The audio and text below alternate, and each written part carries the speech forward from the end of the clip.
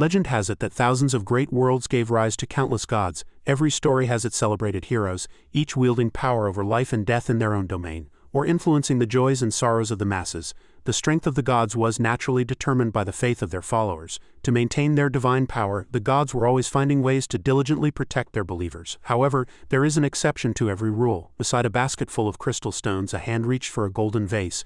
Accompanied by a cackle of laughter, he savored its full smooth texture and slender flowing lines. Its cool, slick touch made him drool with excitement. "Fire of my desire, light of my life." Suddenly, a hoarse roar came from behind him. "Fu Shijin, you scoundrel!" His expression immediately changed, and he turned around with a serious look on his face. "Who calls for me? The great me is here. Allow me to introduce him. This is Fu Shijin, the god of forging. He spends his days engrossed in forging, completely ignoring matters of faith."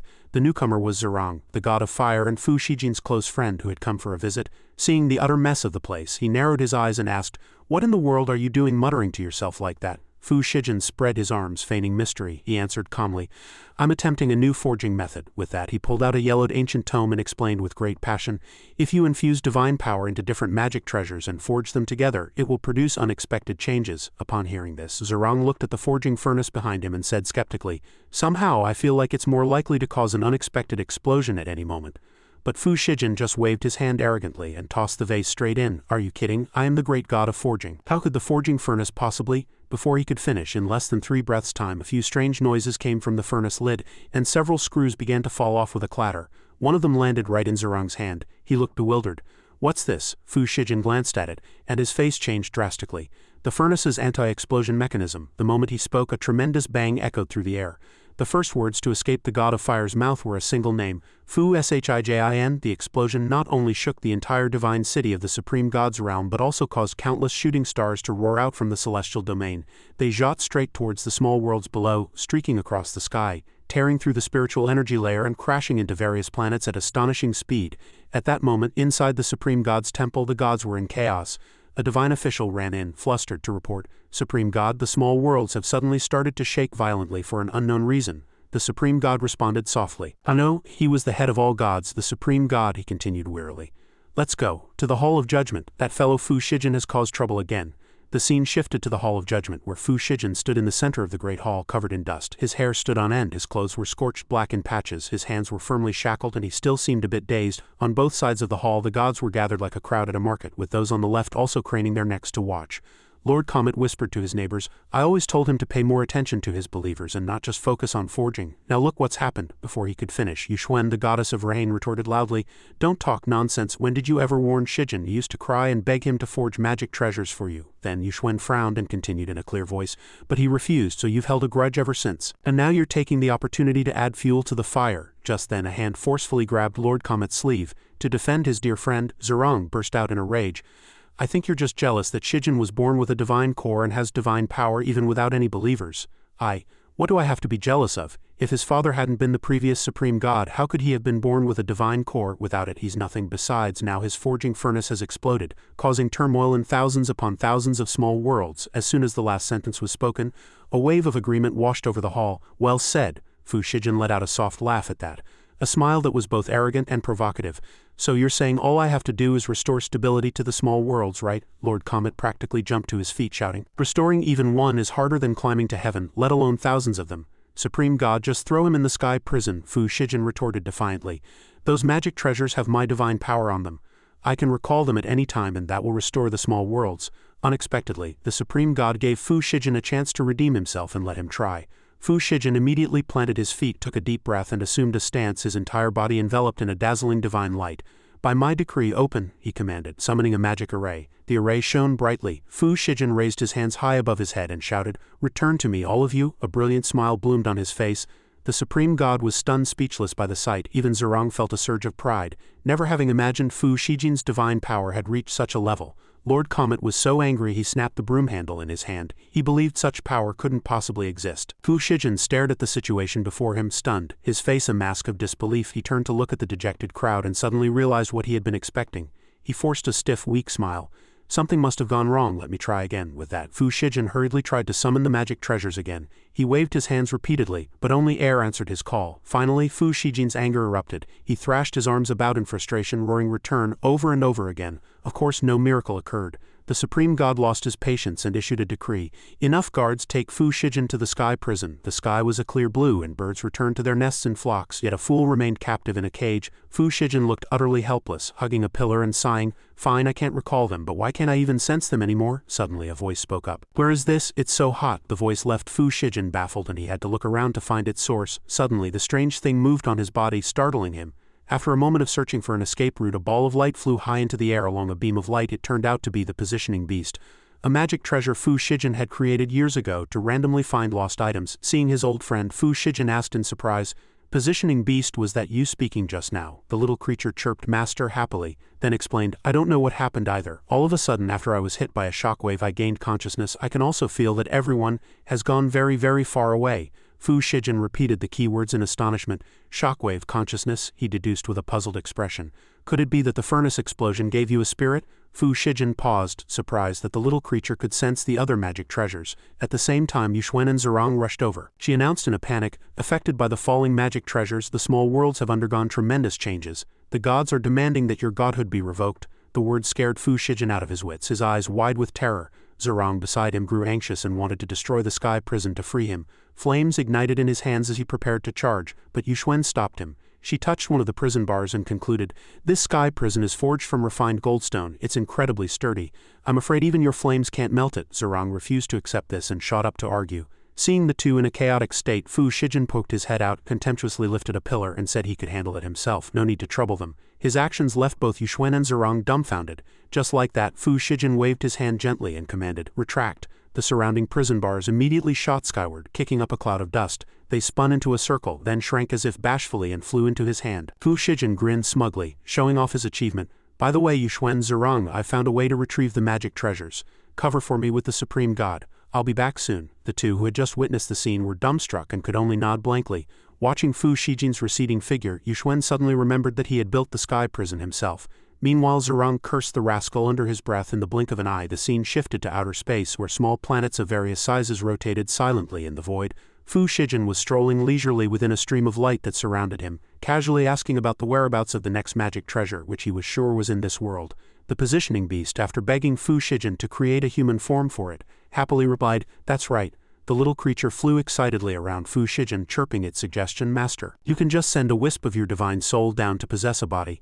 I just sensed a suitable body nearby." "Possess a body? Can't I just go down directly?" Fearing he had misunderstood, the little creature's face instantly filled with panic. It waved its hands and hurriedly explained, "It's mainly because this small world cannot withstand your divine presence, Master. If you insist on going down, I'm afraid the small world will collapse immediately. Please reconsider, Master." In contrast, Fu Shijin accepted this quite calmly. He closed his eyes to cast a spiritual art and instructed the positioning beast to recall him within the time it takes for an incense stick to burn. Then a ball of light appeared and enveloped him, preparing for teleportation. Only the little creature was happy enough to cry, thinking to itself, "Don't blame me.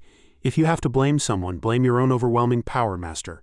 The scene shifted to a desolate forest where vines grew rampant, snaking around every rock. Soft light filtered into a cave where Fu Shijin had just landed. He thought painfully that he never expected soul possession to be so uncomfortable. Just as the thought crossed his mind, he felt a soft touch which sent him into a fluster. Fu Shijin quickly reached out to check, and then his eyes flew open in horror. A beautiful woman had been knocked unconscious by him, the idiot, and was letting out a dreamlike murmur. While he was at a loss, he was thankfully saved by the positioning beast's call of "Master." The little creature flew majestically before Fu Shijin like a small angel, not forgetting to praise him on his success. However, all it got in response was a cold face and an endless stream of questions. "Where is the magic treasure?" The positioning beast was long used to this attitude and simply ignored it. It excitedly told its master to wait a moment while the world's data loaded. "Got it." Instantly, countless fragments of information appeared before the little creature.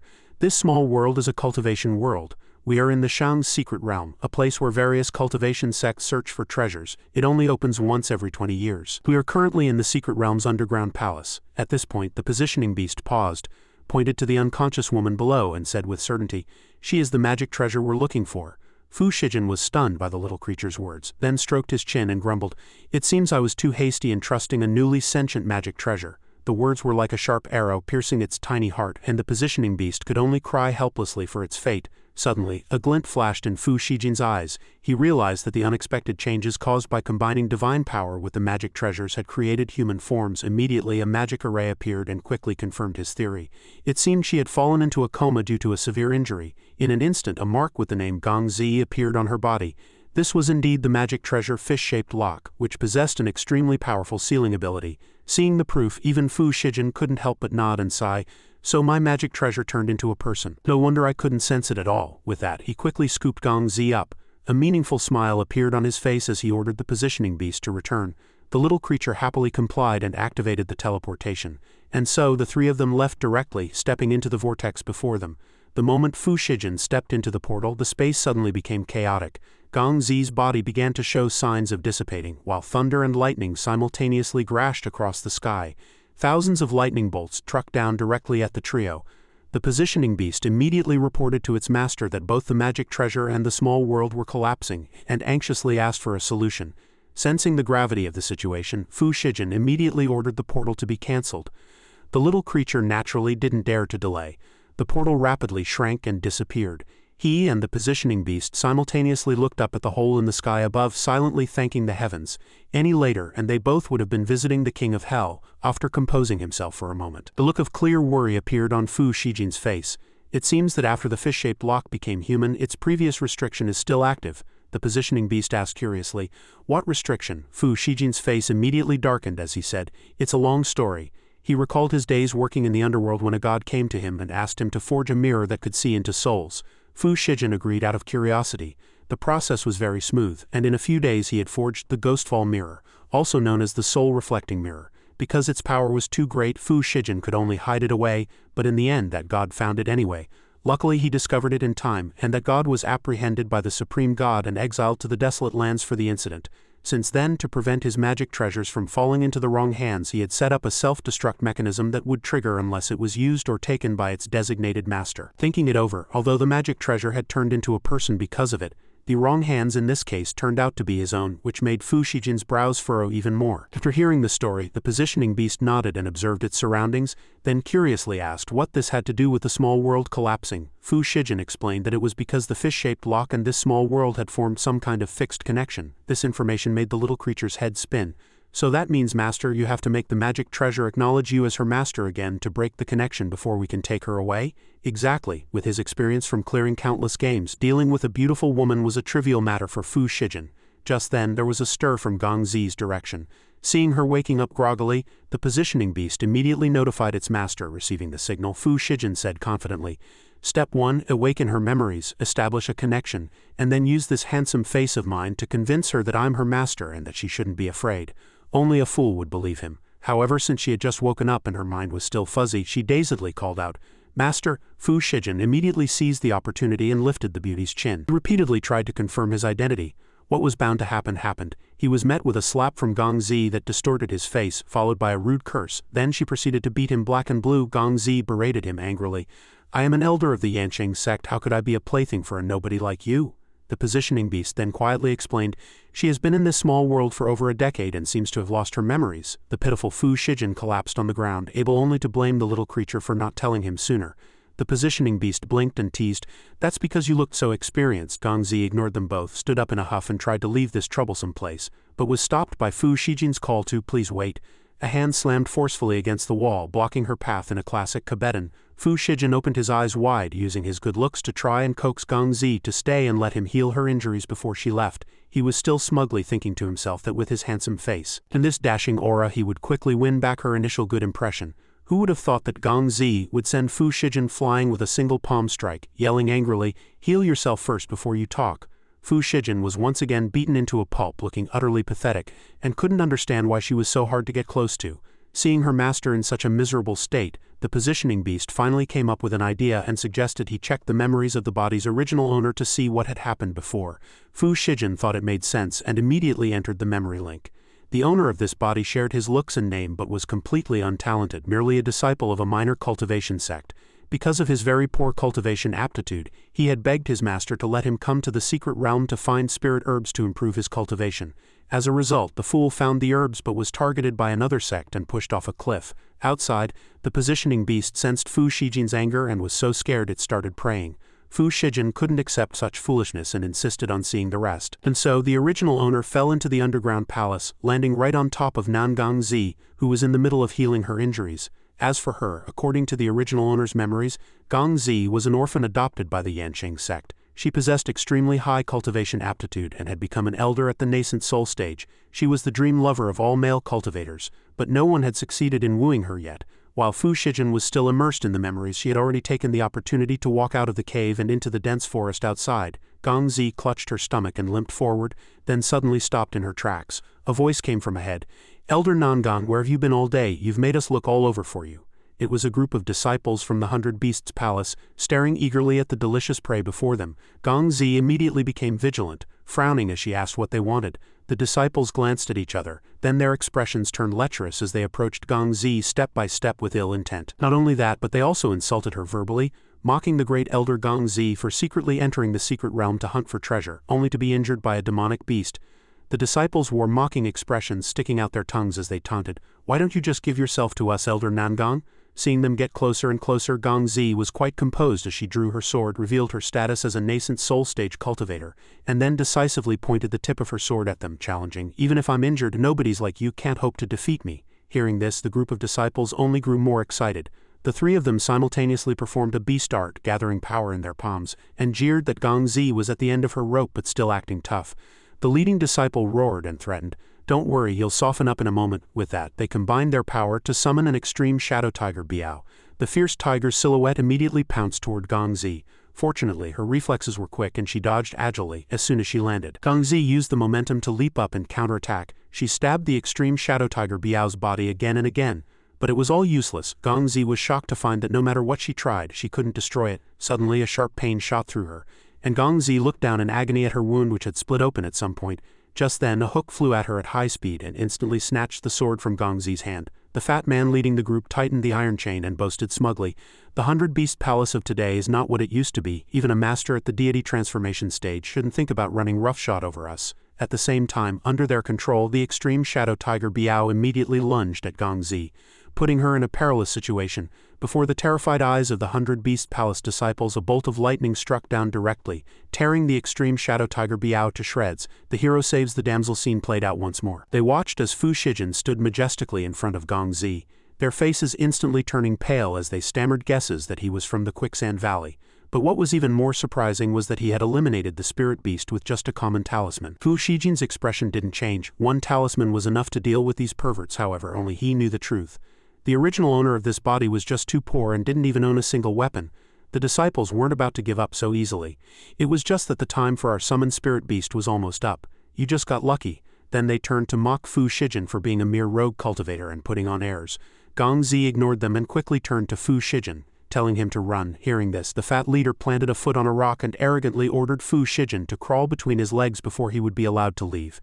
The only response to this humiliation was Fu Shijin's contemptuous gaze. He slowly extended a hand toward Gong Zi, a gesture that immediately made her blush. In broad daylight, Fu Shijin calmly pulled the beauty into his arms. He ignored her protests that he was being a rogue and happily held her, telling her not to move. With that, Fu Shijin wrapped an arm around Gong Zi's waist with great interest, saying he was going to teach her a move. A powerful stream of spiritual energy was injected directly into the sword, creating a dazzling halo. Countless bolts of lightning were summoned, violently tearing across the entire sky. Seeing this, they showed no fear.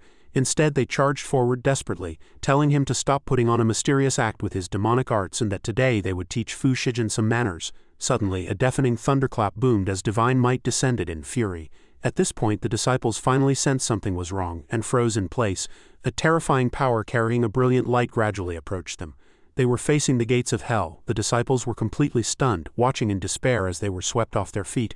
Immediately after, thousands of lightning bolts poured down, striking them directly. It was as if they had gone through a hellish ordeal, and the vibrations grew more and more intense. The power exploded, sweeping through the entire forest. Dust filled the air, then gradually dissipated, leaving behind a clear blue sky and a fissure so deep it seemed bottomless. Even Fu Shijin and Gong Zi were stunned as they watched what had just transpired, their mouths agape in disbelief at the chaotic scene before them. Realizing the problem, Fu Shijin immediately turned around and complained angrily, "The effect was weaker than I expected." The positioning beast could only explain with a wry smile, "That's because most of your divine power has been poured into the magic treasures, and the rest is sealed by the supreme god, so this is all that's left." Gong Zi, however, was completely unaware of this. She blushed and secretly admired that this power was comparable to the Mahayana stage, which made her even more curious about Fu Shijin's origins. Just then, Fu Shijin moved closer behind her, a devilishly charming expression on his face. Guessing that Gong Zi had been completely captivated by his good looks, this scared the beauty speechless. Gong Zi shyly pushed Fu Shijin's hand away and warned him not to touch her,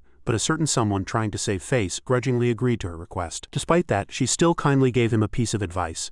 No matter what heretical methods you used to raise your cultivation in a short time, there is always someone better out there. It would be best for you to focus on proper cultivation in the future.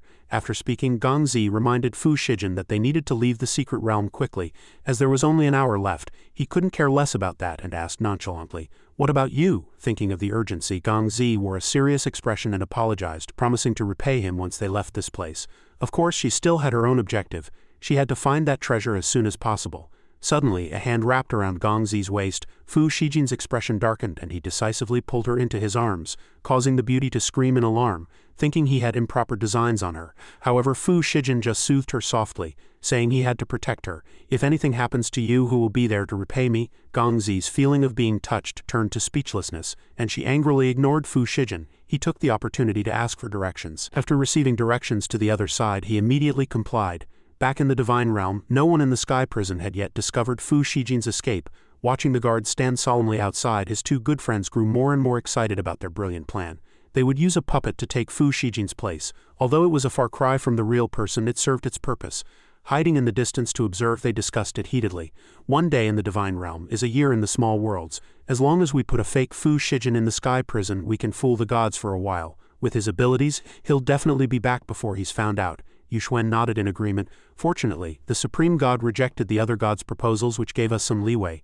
Zerong knew he was busy with the small worlds and wouldn't have the mind for such trivial matters. The two of them exchanged a glance, certain that Fu Shijin would be able to retrieve his magic treasures and return swiftly. Meanwhile, on Fu Shijin's side, they had already moved to another cave. Fu Shijin then learned that the item they were looking for was called the heaven-piercing talisman. The positioning beast immediately explained to its master that it was a teleportation item for the immortal world of this particular small world. Gong Zi led the way while explaining that the heaven-piercing talisman could only be found in the ley lines of the Shang's secret realm. Hearing this, Fu Shijin was a bit surprised and curious about her purpose for going to the immortal world. But all he got was the beauty's cold reply, "It's none of your business." Suddenly, Gong Zi's eyes widened in alarm as if she had sensed something. She quickly pushed him into a corner, covering his mouth to signal him to be quiet. Nearby, a green figure slithered nimbly through the rock crevices. A venomous snake flicked its tongue, emitting a threatening hiss. Just as Gong Zi had expected, it was the great python Fuyan. Its massive body exuded a dangerous aura as it gradually approached their hiding spot. It leaned forward inquisitively, and the surroundings instantly fell silent. Gong Zi and Fu Shijin had no choice but to hold their breath and nervously observe the situation. Suddenly, the great python unexpectedly flicked its tongue out to attack Gong Zi. Fortunately, he reacted in time and quickly pulled her away. Tightly held in Fu Shijin's embrace, Gong Zi felt a wave of shyness. Seeing that it had left, Fu Shijin finally relaxed, turned around and comforted Gong Zi with a brilliant smile. Who would have thought he'd be slapped into oblivion by her and accused of being a rogue? It was a good while before he mustered the courage to ask about the identity of that thing, only to learn that it was the spirit beast responsible for guarding the talisman. Looking at the glittering treasure in the center, Gong Zi said that the spiritual energy in the Shang's secret realm was rich, and the Fuyan python had been guarding this place for 100 years. Thus its cultivation had reached a profound level, and in addition, the physique of a phoenix demon was far stronger than that of an ordinary cultivator. The great Fuyan python coiled its body, guarding the spot. Its crimson eyes flickered with a chilling light that could see through everything. Below were the skeletons of countless challengers. To this day, no one had been able to obtain that treasure. As soon as she finished speaking, Fu Shijin confidently pointed to himself and proposed to fetch what Gong Zi wanted within the time it takes for an incense stick to burn. The condition was that if he succeeded, she must call him master. Of course, Gong Zi didn't believe him and disdainfully told him to stop bragging. No one had ever succeeded before, not even people 10,000 times stronger than her. But she was instantly startled. Fu Shijin, unafraid of death, actually stepped forward to challenge it, ignoring the beauty's angry calls for him to come back. The positioning beast asked with some concern how to handle this, as all of Fu Shijin's divine power had been sealed. But the man said calmly, "No need, just to scare that silly girl." Facing the great python's glare and the disparity in their sizes, Fu Shijin said nonchalantly that it was just a snake. He suddenly looked down at his feet. Just as the Fuyan python opened its mouth wide to pounce, the man picked up a piece of a hand bone with great interest. He decided to use it. Just as Gong Zi shouted a worried reminder, Fu Shijin's eyes immediately changed. He fixed his gaze on the target, then decisively gave the great python a resounding slap with the hand bone, causing it to struggle in pain and spit out a mouthful of blood. Seeing this, Gong Zi was instantly stunned. However, for the sake of its thousands of years of dignity, it refused to admit defeat and was even more determined to take revenge. But before the python could strike, Fu Shijin had already warned it with a sharp gaze, threatening that if it persisted he would put it into submission. It was immediately intimidated by his murderous aura and suddenly felt that saving its life was more important, and so it transformed into a docile little dog to fetch the item for its master. The great python, covered in cold sweat, timidly handed the talisman to Fu Shijin. He praised it as a good boy, and even Gong Zi, hiding behind, couldn't believe her eyes. She thought in astonishment, did that python just obediently hand him the talisman? Even with the treasure in her hand, she was still in shock, asking if he had really gotten it. Seeing that time was almost up, Fu Shijin hurriedly urged Gong Zi to leave this place. These things were nothing to him. Outside the secret realm's entrance, the members of the various sects had already gathered. An elder from the Yanqing sect began to praise. As expected, the disciples of the Yanqing sect have obtained the most resources again this year. Truly worthy of a great sect, so impressive, Elder Li, from the side, not wanting to be outdone, retorted. In terms of strength, our quicksand mirror sect is number one. It's just that our sect has more men than women, so we don't bother competing with the female disciples of the Yanqing sect for the top spot. Elder Hong, with great elegance, sarcastically jeered. Is that so? Then during the last Immortal Sect Grand Competition you lost even with a 7-to-1 advantage. Was that also because you didn't deign to compete with us for the ranking? This left him speechless. Just then the figures of Fu Shijin's group of 3 appeared faintly. He followed Gong Zi out of the secret realm, constantly nagging her about her promise to call him master, which made Gong Zi so embarrassed she wanted to find a hole to crawl into. She hastily argued that she hadn't agreed yet, then huffily said she wouldn't go back on her word while telling Fu Shijin to stop following her. He could only helplessly coax the beauty not to be angry. Suddenly someone called out Fu Shijin. He blankly looked back in the direction of the voice. A group of people stood menacingly opposite them. It was Bug and 2 of Fu Shijin's female sectmates. He put on a show of authority and jeered. Lima, what is this thing? Just a dog raised by our quicksand valley, and he dares to pester Elder Nangang. How shameful. The junior sister beside Bug seized the opportunity to mock. Is this the person who said all his fellow sect brothers listened to him? Fu Shijin was at a loss, not knowing what to do. Lima, at this point, everyone laughed triumphantly, but the next second his expression suddenly changed, his sharp gaze fixed on them. The moment the man met this gaze he was scared and retreated 3 steps, thinking to himself, how come this Fu Shijin guy feels different from before? Is it my imagination? The positioning beast asked about the identity with a scrutinizing expression. Master, who is he? Fu Shijin simply introduced that Bug was this body's junior sect brother, the only son of the Quicksand Valley's leader, ill-mannered and accustomed to fawning over others and bullying people. He knew better than anyone how much the original owner had suffered under his feet. The earlier wariness seemed to flash by like an illusion. Bug revealed his true nature again, putting on a lecturing posture, advising Fu Shijin to be sensible and stay away from the beautiful Gong Zi. Just then a reminder interrupted their argument. The people from the Yanqing sect are here. Leading them was the confident Elder Hong, followed by Gong Zi, who was as shy as a young girl. She asked her disciple, is this the young man? Gong Zi frankly confirmed. It's him. The idle onlookers around started to get excited, as there was a good show to watch. Someone had seen Fu Shijin and Gong Zi arguing earlier. Bug, without waiting for orders, presumptuously acted first. Restraining his wrist, he was sweating profusely, shifting all the blame onto Fu Shijin and even proactively handing him over to be dealt with. The danger hidden beneath Elder Hong's beauty became more apparent as she approached. But the one who got hit was Bug. How audacious, I came to thank my benefactor. How dare you insult him at will? The surrounding people murmured among themselves, not believing that Fu Shijin could save the nascent soul stage Gong Zi. Even his own expression of doubt was more real than ever. As if to slap the faces of everyone present, Elder Hong and her disciple respectfully clasped their hands and said, Thank you, fellow Taoist Fu, for saving my life in a time of crisis. The Yanqing sect owes you a favor. But Gong Zi muttered to herself that they should just give him some reward, as the other party might not be a righteous gentleman. Unfortunately, Elder Hong did not listen, feeling it was not sincere enough. Contrary to her suspicions, he behaved very seriously and principled. Elder Hong, you're too kind. As a cultivator, my heart is dedicated to the Tao. Helping others is a joy and I seek no reward. Although I, Fu Shijin, am not a disciple of a famous sect, I know how to repay kindness. This also surprised her, and she couldn't help but ask herself, could it be that I misunderstood him? But just a second later, Fu Shijin's greedy expression was exposed. However, if the senior sincerely insists, how could this junior possibly refuse your good intentions? The elder happily agreed as long as it was a reasonable request. Gong Zi, however, was secretly disgusted. His next move was beyond everyone's expectations. Just now, my junior sect brother berated and insulted me, which I believe everyone witnessed. It's clear that the Quicksand Valley doesn't easily accept a rogue cultivator like me. And Bug doesn't understand what got into him today. Fu Shijin stopped beating around the bush and got straight to the point. Let me be clear. I want to join the Yanqing sect. As soon as he finished, the smiles on his and the positioning beast's faces gradually soured. The moon is easiest to get when you're close to the water tower. Sooner or later I'll pluck that moon down. The positioning beast praised its master to the heavens. Elder Hong began to regret her generosity from a few minutes ago. If that's the case, just then another voice spoke up, advising against it. Hold on. The Quicksand Valley's sect master, Wei Daozi, calmly stepped forward and reminded Elder Hong, don't listen to Fu Shijin's angry words. He spoke gently to defuse the situation for Bug, trying to salvage things, while secretly comparing the other party to the dead fish-faced person from back then. This kid seemed a bit off. Similarly, he also began to secretly size up the other party. This Wei Daozi was no good either. What jokes, his son's daily insults and even attempts on the original owner's life. Only now did Daozi think of compensating for the mental and physical damages. After we go back, I will slowly discipline your junior sect brother. As for your monthly allowance, I will double it for you. No, how about triple? The positioning beast teased smugly. Master, it seems your master doesn't want you to leave either. But Fu Shijin was very confident in himself. Don't worry, he can't stop me. He ignored him as if nothing had happened and continued the discussion. Elder, is the request from earlier still valid? Elder Hong still kept her promise. Of course it is. Leaving your sect is your personal choice. I believe the sect master of Quicksand Valley is a man of high prestige and will not interfere with the departure of a junior disciple. After speaking, she even turned to seek his opinion. Sect Master Wei, am I right? He didn't dare say no to this powerful force. Yes, my Quicksand Valley is optimistic and tolerant. If a disciple has a better choice, I will naturally support them firmly. Elder Hong quickly finalized the matter.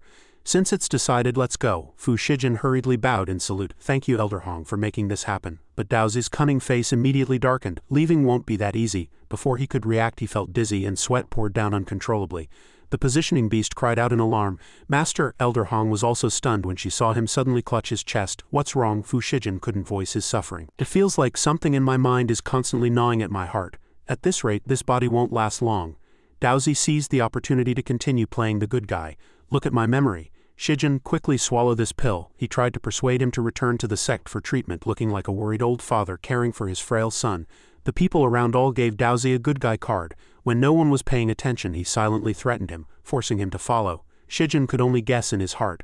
The pain really did stop after swallowing that pill, but his lifespan was still slipping away. Could it be that the original owner was controlled by this, unable to leave the Quicksand Valley? Even the positioning beast couldn't help but worry. But it was powerless. Master, there is no more suitable body to possess than this one at the moment. Besides, we've finally made contact with Nangang Zi. If the body is too busy, we'll have to start all over again. He fell into a long, silent contemplation.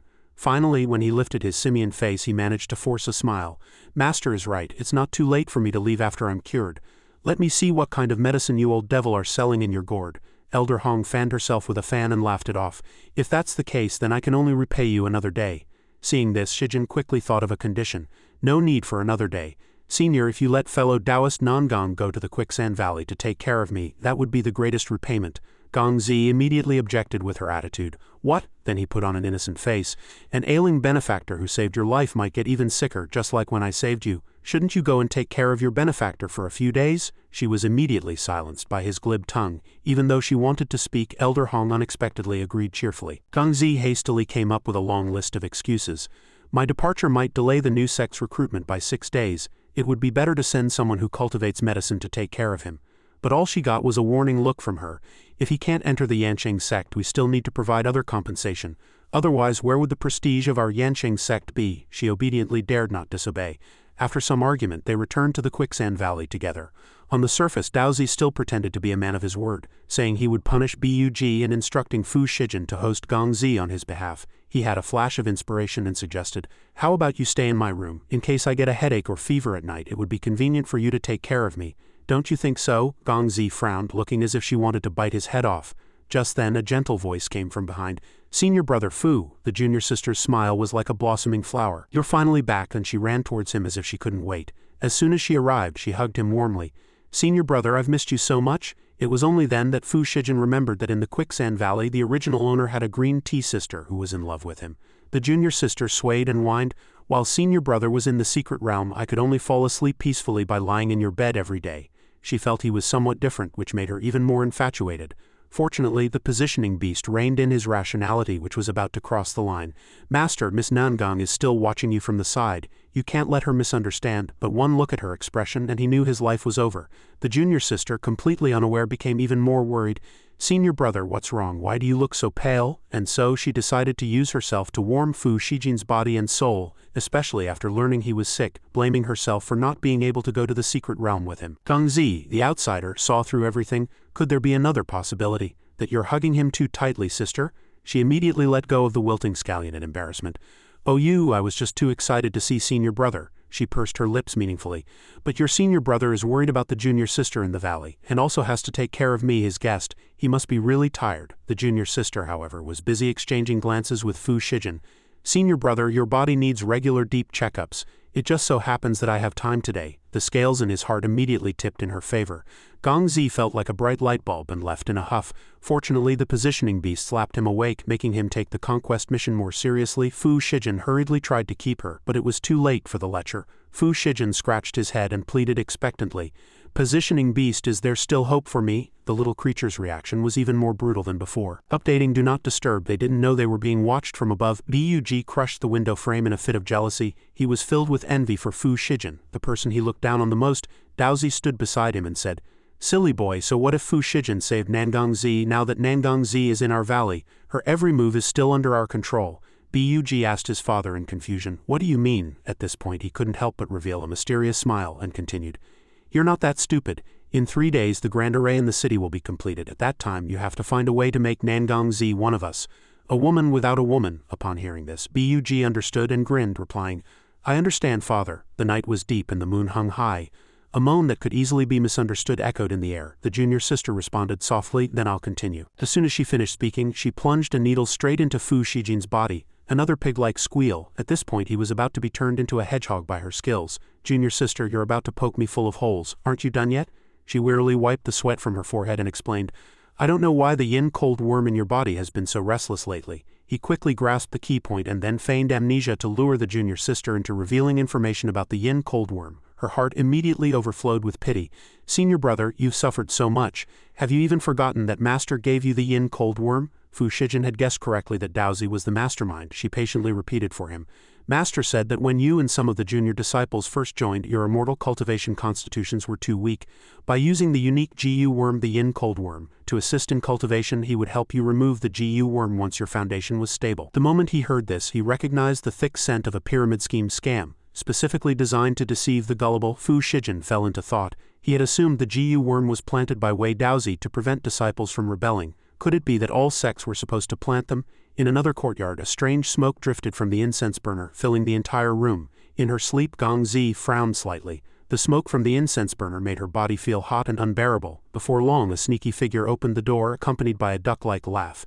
He had spent a lot of money to buy the Rapture butterfly powder, a colorless and odorless aphrodisiac. Bug had a simple mind, thinking that as long as he possessed her body, he wouldn't have to worry about not getting her heart.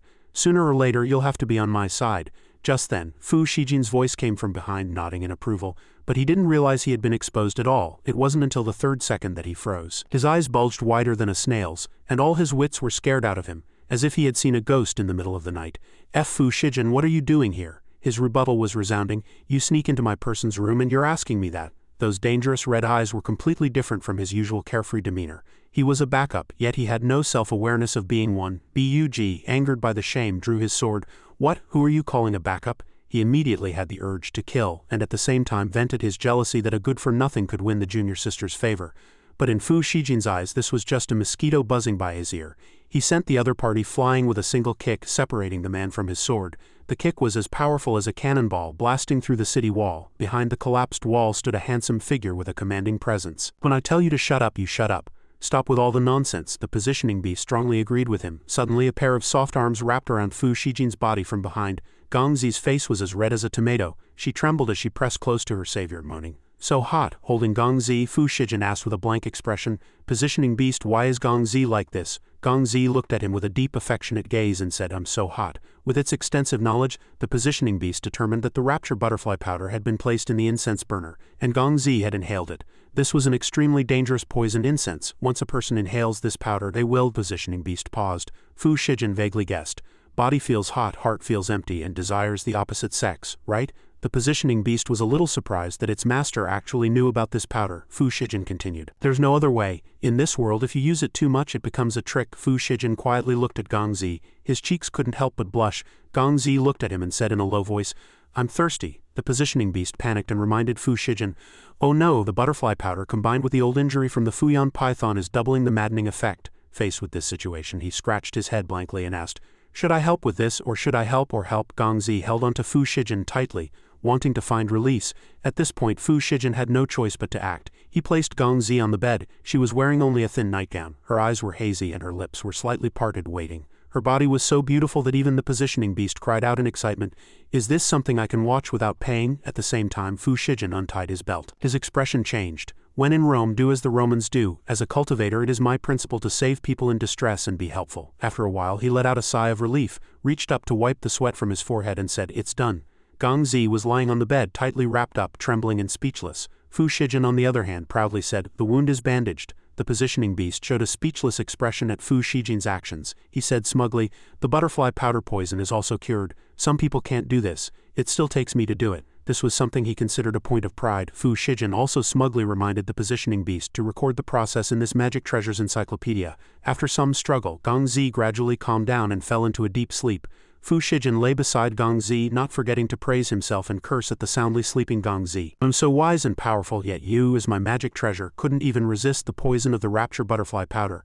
How disgraceful. Everything fell into the quiet of the night with the moonlight illuminating the entire sky. Fu Shijin felt it was necessary to keep watch in case of any unforeseen circumstances. He decided to stay and guard Gong Zi throughout the night. The next morning the dawn's light streamed through the wooden window and birds chirped under the eaves. Fu Shijin was still sound asleep, one arm wrapped around Gong Zi, who lay peacefully in his embrace. In his dream, Fu Shijin unconsciously murmured, my treasure, my precious treasure, you've all come back. At the same time Gong Zi slowly opened her eyes. When she noticed the unfamiliar space and the familiar scent beside her, she furrowed her brow slightly. She asked groggily, what's that sound by my ear? Realizing her current situation, Gong Zi woke up in a panic and shouted, Fu Shijin. Fu Shijin yawned and asked, you're awake so early? She noticed her clothes weren't as neat as before and, both angry and wronged, pointed at his face and scolded, you, how are you here and where are my clothes? Fu Shijin put on a victimized expression and stammered, you've forgotten everything. Last night you were drugged, as passionate as fire, completely lost in the moment. It was my first time. Her face immediately turned beet red and her whole body trembled in shock, unable to believe what he had just said. Seeing her extreme panic, Fu Shijin smirked and then admitted that he had only helped her bandage her wound and detoxify the poison. After hearing this, Gong Zi's blood rushed to her head. She stared at him with wide eyes, then kicked Fu Shijin out the door. He landed headfirst on the ground, crying out in pain. It was just a joke. Was it necessary to be so rough? Fu Shijin still felt wronged. It was a fact that Gong Zi was drugged and he did help her, didn't he? Just as he was grumbling, the positioning beast appeared and reported to him. Gong Zi's favorability towards him had already dropped to -8. The little creature urgently reminded him, you should be more serious about your conquest next time. Fu Shijin asked in confusion, favorability? The positioning beast then explained, as long as Miss Nangong's favorability reaches 100, it means our conquest is successful. In a flash, the little creature had changed into a professional outfit that showcased its personality and seriously set a goal. I will assign daily KPI tasks to ensure you recover all your treasures as soon as possible. Fu Shijin curiously asked it, why the sudden switch to corporate drone mode? Suddenly the positioning beast noticed something unusual. It pointed angrily and shouted, someone's peeking. Xiao Lu had just poked his head out when he was discovered. Startled, he quickly turned and fled in a panic. Fu Shijin looked at the little fellow's retreating back and guessed, given his age and attire, he must be a newly initiated disciple. Not wanting to miss the opportunity, Fu Shijin ordered, after him. At this moment Gong Zi stood quietly under the eaves, muttering angrily, Fu Shijin, you bastard, if you dare show your face again I'll kill you. From a distance a messenger paper crane flew over on the wind. Gong Zi recognized it at a glance as a messenger crane from the Yancheng sect. The paper crane delivered a message. A cultivator had accused disciples of the Tyrant Beast sect of robbing several other cultivators during their time in the Shang's secret realm. The Tyrant Beast sect was not far from the Quicksand Valley, so Elder Hong ordered her to investigate first. Upon receiving the news, Gong Zi's expression immediately darkened as she thought to herself, it really does need to be investigated. The disciples of the Tyrant Beast sect were too shameless in the secret realm. There must be more to this sect. Without delay, she immediately flew on her sword to find the leader of the Quicksand Valley. Upon arrival, she hurriedly clasped her hands and reported, I have an order from my master. I need to leave the valley for a while. Seeing this, Daozi agreed, all right, go ahead. There's no need to rush back.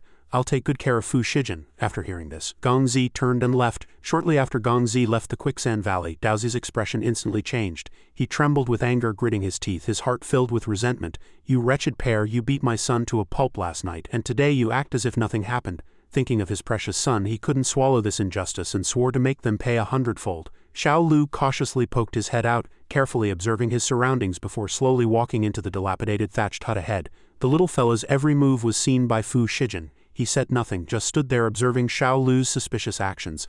Only after the other party had fully entered the hut did Fu Shijin make an inference. In the original owner's memory, this desolate and remote place was rarely visited by anyone. What is this child doing here in broad daylight instead of focusing on his training? The positioning beast agreed with its master, thinking that his furtive behavior must mean something was amiss. Not wanting the situation to escalate, he quickly ran over saying, "Let's go take a look." At the same time as Fu Shijin, a young girl also ran over from an unknown direction. As if by prior arrangement, they both rushed forward at the same time, their foreheads colliding with a loud bang, causing them both to clutch their heads and cry out in pain. He looked up in surprise and exclaimed, "Junior sister." Hearing him call out, she also responded, "Senior brother." Before Fu Shijin could say another word, the junior sister had already sat up, moved closer, and hugged him tightly with a very shy expression. She grabbed his shoulders and said, "To run into senior brother here, it must be fate bestowed upon us by the heavens." Fu Shijin hurriedly pushed her away and asked, "Why are you here?" She subconsciously answered in one breath, "I followed Xiao Lu. Every time after he gets the antidote for the GU worm, he runs over here. I was worried he wouldn't take his medicine obediently, so I came to check on him today." The scene shifts to inside the thatched hut where Xiao Lu is giving a pill to his senior brother. His senior brother was extremely weak, seemingly drained of all strength. Xiao Lu said, "Senior brother Guang, hurry and eat this. It's an extra painkiller I got for you." Moved by his junior brother's kindness, he said, "Thank you, Xiao Lu. If it weren't for you, senior brother Guang, so you're here." Just then, the two of them also arrived at the hut. Junior sister walked ahead, moving very briskly. She stepped forward and pushed open the door. The sight that greeted them was a startled Guang and Xiao Lu. Guang could hardly believe his eyes, stammering in fear, Junior sister." That strange expression was fully witnessed by Fu Shijin, making him wonder silently, why that look? What is this person named Guang afraid of? The next second, the junior sister's expression changed. Her face became visibly sinister as she said in a threatening tone, "Senior brother, you can't be here. Master and I have been looking for you for a long time." Hearing this, Guang immediately clasped his hands together and pleaded in panic, "No, I don't want to go back. Let me go, junior sister. I'm begging you." Seeing his senior brother in such a state, Xiao Lu couldn't hold back either. With tears in his eyes, the little fellow did his best to plead for his brother. "Senior sister, please let senior brother go. If you hand him over to master, he'll die." Seeing the two of them like this, she quickly explained, "Xiao Lu, what are you talking about? I just want him to go back and handle the sect's daily affairs." Hearing this, both of them were stunned. Not to be outdone, the junior sister raised her hand to wipe away her own tears and sobbed, "Without senior brother Guang to share the workload, I'm about to be worked to death." And he saw everything that happened clearly. It's just that Fu Shijin was a bit confused and asked, "What did you guys mean by what you just said? What do you know?" Guang quickly chimed in, explaining, 3 years ago a senior brother named Li was implanted with the yin cold worm. After he came of age, he mysteriously disappeared." Recalling that period, he said, "I still remember master telling us that the senior brother left the sect of his own free will." The deeper he spoke, the worse Guang's expression became, but he didn't stop and continued, "If an ordinary person were to leave, how could they just go without even packing their luggage? The night before senior brother Li disappeared, I clearly saw master take him to the back mountain." And he continued, trembling, "Not long after, I unintentionally glimpsed a mark on master's back that was identical to the one senior brother Li had." Fu Shijin looked at him with a puzzled expression. Guang clutched his head and continued to tremble. "Actually, I discovered it long ago. Every 3 years or so, master gets sick and his behavior becomes like that of an old man in his 70s or 80s. Once a disciple comes of age and leaves the sect, master starts to regain his vitality." Xiao Lu quickly comforted his senior brother. "Senior brother Guang, don't be afraid." Xiao Lu continued, "This year is the 3rd year again. I'll be of age in a few days. I'm so scared it's going to be my turn soon." The little fellow was also scared, but he still tried his best to explain, "Senior brother Fu Shijin, I didn't mean to peek at you. It's because senior brother Guang said you were also about to come of age like him, and I was worried master would target you, but I didn't dare tell you directly." Hearing this, Fu Shijin finally responded, "I'm afraid Wei Daozi isn't worried about this getting out at all. He has already controlled our bodies with the yin cold worm. He believed that this entire quicksand valley was likely an experimental site he set up to possess others' bodies." The scene shifts to another space, a campsite. Countless liberated corpses lay on the ground, scattered every 5 steps as if a fierce battle had just taken place. Then Gong Zi appeared and she couldn't help but exclaim, "What on earth happened here?" Gong Zi began to examine the people lying on the cold ground. She looked at each one carefully and then concluded, "From the wounds, these people all killed each other, but their faces showed terror as if killing each other was not their intention. More like they were being controlled." She crouched down, and the closer she looked, the more unusual things Gongzi discovered. This tyrant beast sect matter is truly bizarre. I must report it to the other sects for a thorough investigation when I get back. As she crouched down to observe, it seemed someone had spotted her. That person looked over from a window, his eyes suddenly turning bloodshot, seemingly filled with hatred. At this moment a loud shout came from the thatched hut. It's body possession. They were sitting together, discussing matters, with Xiao Lu and Aguang listening intently. But the junior sister felt the situation was not optimistic and turned to Fu Shijin to suggest, "Senior brother, let's escape quickly, before Wei Daozi finds out." Before they could leave, a loud shout echoed. Disciple Fu Shijin, he seemed not at all flustered but rather unusually calm. Then Aguang clutched his head and shouted, "It's his voice transmission." At this moment time seemed to stand still. Because the voice was so loud, the surrounding scenery was affected. Heaven and earth trembled from that sound. "You have come of age. The yin cold worm can no longer aid your cultivation. Come to the back mountain at once and I shall remove it for you." The next second, upon hearing this, the junior sister covered her mouth to keep from making too much noise. She stammered, "Back mountain." While Fu Shijin was filled with excitement, he stroked his chin and said, "After waiting for so long, I can finally resolve the problem with this body." Back mountain. The scenery was shrouded in an eerie atmosphere. Between two mountain peaks stood a temple surrounded by an array. Daozi sat majestically on the ground performing numerous techniques. Divine soul covering light, fake tyrant, profound spirit. 10,000 ghosts protect my true spirit. He concentrated all his power, his eyes growing more sinister. This was re-inviting the primordial spirit. Body possession successful. Just then, Fu Shijin walked over from a distance unhurried and leisurely, saying, "To possess a mere junior disciple, you need to set up such a grand formation." Hearing this, his eyes seemed to have lost their humanity as he said excitedly, "It seems you already know." In response to his excited demeanor, Fu Shijin was unusually calm. Fu Shijin raised a hand to scratch his nose and said, "The runes for body possession are so big even the readers can see them.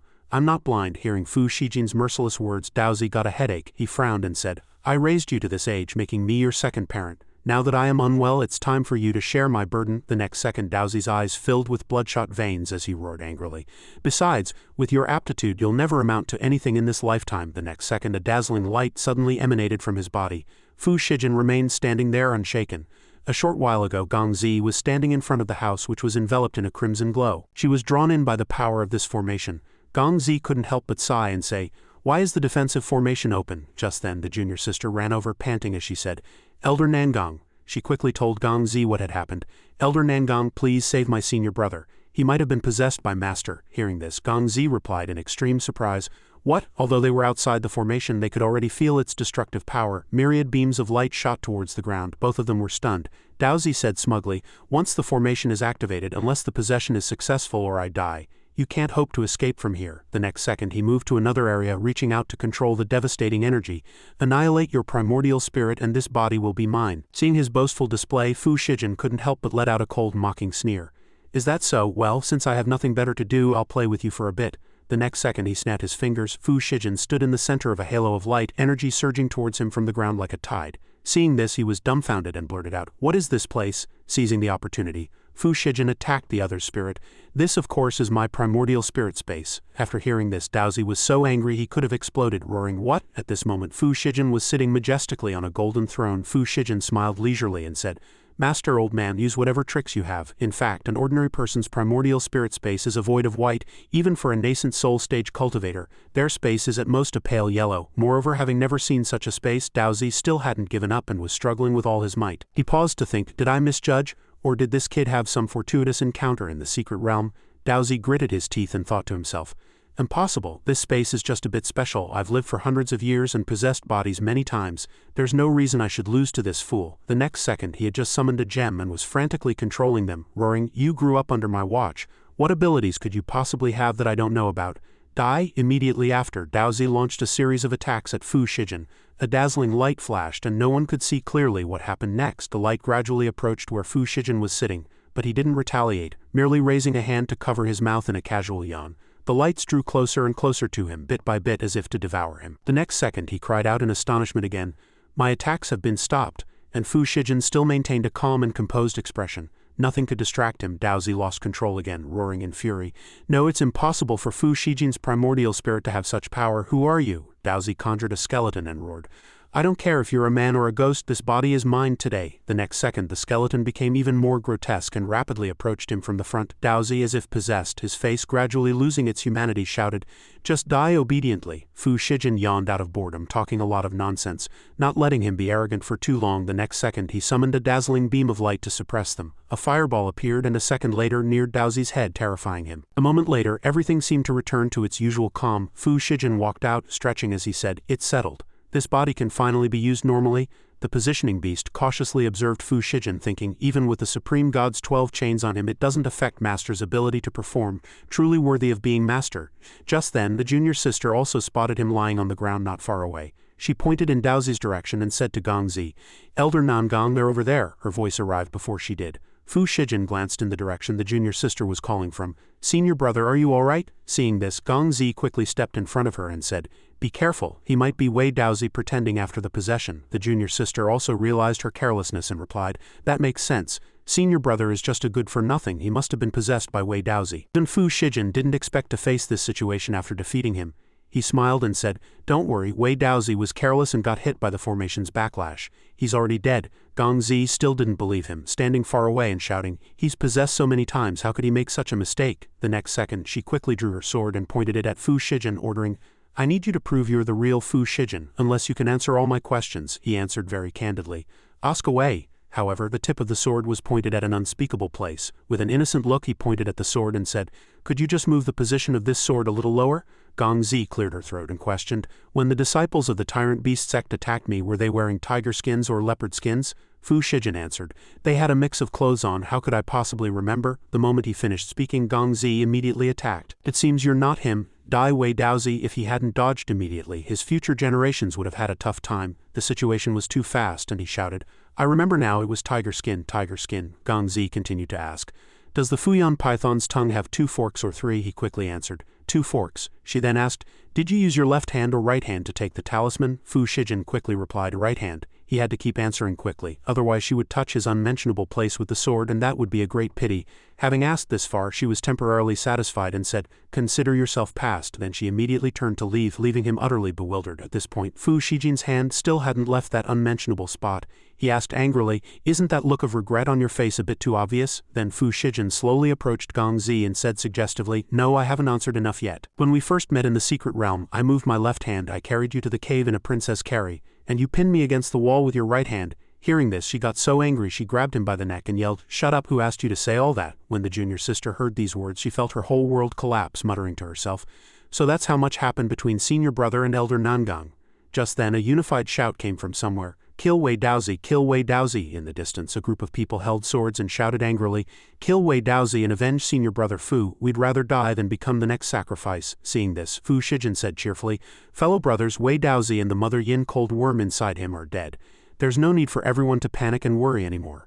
Hearing Fu Shijin say this, everyone immediately breathed a sigh of relief, lowered their weapons and began to discuss in low voices. "Come to think of it, the yin cold worm in my body seems to have stopped moving just now." This person also said happily, "Mine too." Another person chimed in, "Me too." Then they all knelt on the ground and thanked Fu Shijin in unison for his kindness. "Thank you, senior brother Fu, for helping us resolve the yin cold worm. We are willing to make you our sect master." In that instant the junior sister also lost control of her emotions, hugged him tightly and said, "This is great, senior brother. With you as the sect master, we will surely live a peaceful life in the Quicksand Valley." Fu Shijin said with some difficulty, "Thank you for your kind intentions, everyone, but I have already decided to go to the Yancheng sect with Elder Nangong." As soon as he finished speaking, Gongzi's eyes widened in surprise and everyone was dumbfounded. "What?" Fu Shijin raised a hand to touch his hair and added embarrassedly, "I came back this time to say goodbye to everyone and to resolve the yin cold worm issue along the way." Hearing this, the junior sister seemed to lose her composure, lowering her head and blaming him. "So you intended to leave with Elder Nangong and betray us from the very beginning, didn't you?" The positioning beast immediately became vigilant. "Master, the junior sister is emitting a terrifying power." Seeing this, Fu Shijin also got scared, even he could feel that special effect. Things were not looking good. Noticing that something was wrong, Gongzi walked over and asked, "What's wrong? Why has her aura changed? And what's with that junior brother?" The little boy was hiding behind his senior brother's leg and said, "Senior sister, what's going on?" Just then her face darkened. the junior sister said with certainty. The thing I hate most in this life is betrayal. Then she shouted, do you think senior brother is doing this for himself? However, the next second the junior sister's face fell and she began to sob, but senior brother, Fu Shijin quickly interjected, not wanting to make things worse. Senior brother is going to the Yanqing sect for everyone's sake. He stepped forward, took her hand and explained, only when senior brother becomes stronger can he protect everyone from being bullied. Hearing this, the junior sister could no longer hold back the tears welling in her eyes, silently repeating in her heart, senior brother. Fu Shijin said firmly, the Quicksand Valley is in a difficult situation right now, and it's inevitable that other sects will covet it, but as long as I go to the Yanqing sect and complete my studies, I will definitely return to be everyone's strongest pillar of support. He clenched his fist, took a step forward and displayed a man's steady demeanor. Hearing this, the junior sister burst into tears, blaming herself. Yes, I was wrong, it's all my fault. His story also moved everyone deeply, and they couldn't help but shed tears saying, Fu Shijin, senior brother Fu. Gong Zi glanced at the crowd with a judgmental look in her eyes. Fu Shijin reached into his pocket, pulled out a secret manual and held it up high. The junior sister was full of admiration. Golden core in 3 years, nascent soul in 5. Fu Shijin instructed everyone that he would not be around in the future, so they must cultivate diligently. As long as they followed the cultivation method recorded in the book, it would no longer be a dream for every one of them to reach the nascent soul stage. Taking this opportunity, she also spoke her heart. To think senior brother would give us such a precious secret manual. The junior sister took the manual, holding it tightly to her chest, and said to Fu Shijin, I will do my best to lead everyone and not fail senior brother's trust. He quickly responded, I believe in you. Afterward, amidst the excitement and determination of the crowd, the junior sister took the manual back with her. He turned around in satisfaction, smiling as he gave a thumbs up. After the matter was resolved, the journey began on a flying boat that sailed through the air with Fu Shijin at the helm. But after a long time had passed, he turned and asked, how much longer until we reach the Yanqing sect? She answered succinctly, 2 more days. Hearing this, Fu Shijin seemed to have exhausted all his energy, collapsing onto the flying boat with a sigh. But we haven't eaten or drunk in a day. I'm protesting this 007 work schedule. I need a break. She could only shake her head helplessly. Gong Zi explained, this area is completely deserted. I'm afraid there's no suitable place to stop. Before Gong Zi could finish her sentence, he was already pointing into the distance. Isn't that an inn over there? Hearing him, she followed his finger and looked. The two decided to rest at an inn by the roadside. It consisted of only a few patched-together huts, looking desolate with hardly anyone around at the inn. Just as the two reached the entrance, a beautiful proprietress came forward to greet them enthusiastically. Welcome, welcome. Beside her, a man also said warmly, a hearty welcome to you. Fu Shijin looked bewildered and asked, who are you? With the mindset of a businesswoman, Zuo Ni approached him, put on a cute expression and said, very well, since you've asked with such sincerity. Just then, Wei Ruan, having procured a rose from somewhere to hold between his teeth, chimed in, then I shall mercifully tell you. He then stepped forward, lifted Zuo Ni's chin and said, to create a brand new world of fantasy and to provide a rich and free experience. She, in turn, gently touched Wei Ruan's chin and said, to protect nobility and entertainment and to become the cute and charming leader of the industry. Her figure swaying, she stepped forward to introduce herself. I am the proprietress of this inn, Ju Zuo Ni. When it was his turn, he conjured countless golden cards in his hand and introduced himself. With attentive service, you can enjoy multiple exclusive privileges. I am the second manager, Wei Ruan.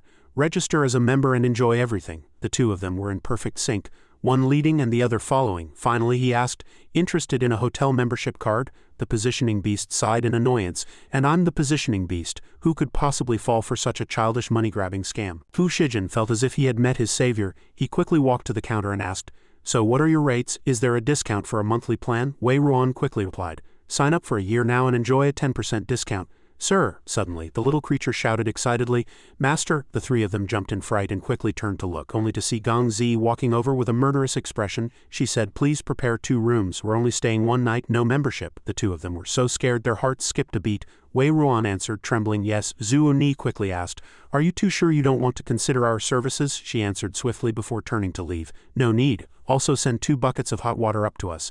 Don't disturb us if it's not important. After dealing with the difficult customer, Zuo Ni said politely, yes, esteemed guest, your rooms are upstairs. The hot water will be sent up shortly. Fu Shijin walked beside her, incessantly pleading with her to get a small package deal. He was so earnest he was practically begging, but she couldn't be bothered with him, only coldly snapping at him to shut up. After the two left, the innkeepers revealed their true colors. Zuo Ni laid out their plan.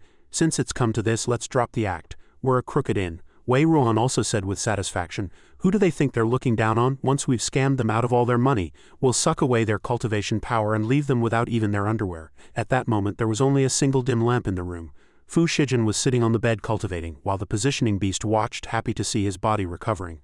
The little creature said, "Ever since Master neutralized the yin cold worm, this body's speed of absorbing the spiritual energy of heaven and earth has increased." Then he slowly opened his eyes, and the little creature continued, "Your 5 senses have also become sharper. You can hear the voices of those 2 downstairs crystal clear." Soon, the positioning beast discovered something amiss. "Why is there a wisp of black turbid energy here?" Fu Shijin quickly waved his hand to disperse the black energy, explaining to the little creature, "A minor world isn't like the God realm where the spiritual energy is kept so pure. It's normal for there to be some impurities." By now the moon was high in the sky. After finishing his cultivation, Fu Shijin went to bed and slept soundly. For the first time in days his back could lie flat on a soft bed. He slept so comfortably and deeply that he murmured in his dream, "My treasures don't fight over me." One at a time. Suddenly, there was a knock at the door. Fu Shijin woke up groggily and said, "Who is it at this hour?" But before he could get to the door, a hand had already pushed it open.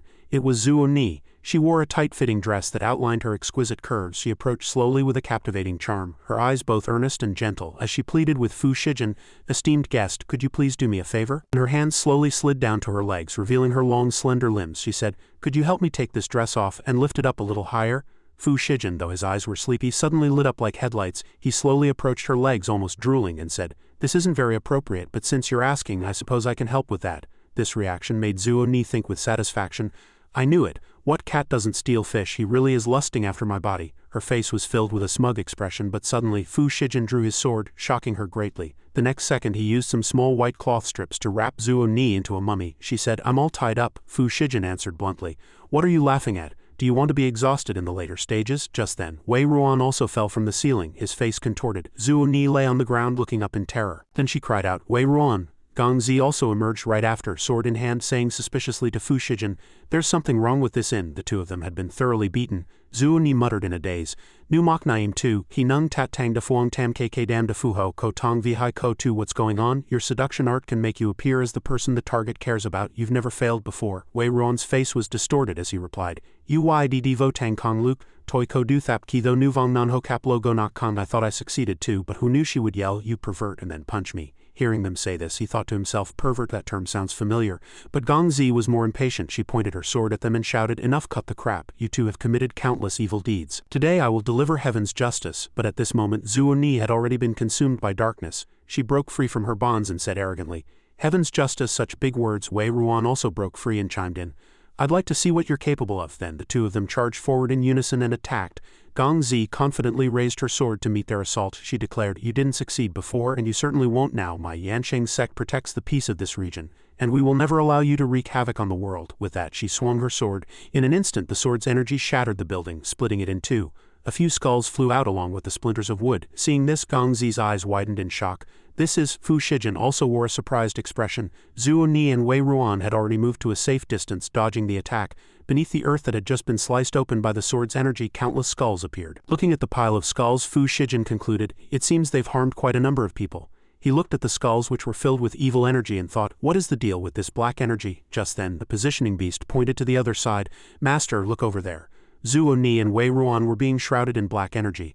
The positioning beast warned, "The black energy on their bodies has suddenly grown much denser." At this moment, Zuo Ni and Wei Ruan had transformed into 2 incredibly bizarre monsters. They advanced, saying, "You destroyed our inn and seriously injured us. We will never forgive you." With that, they combined their power to cast a formation and charged forward.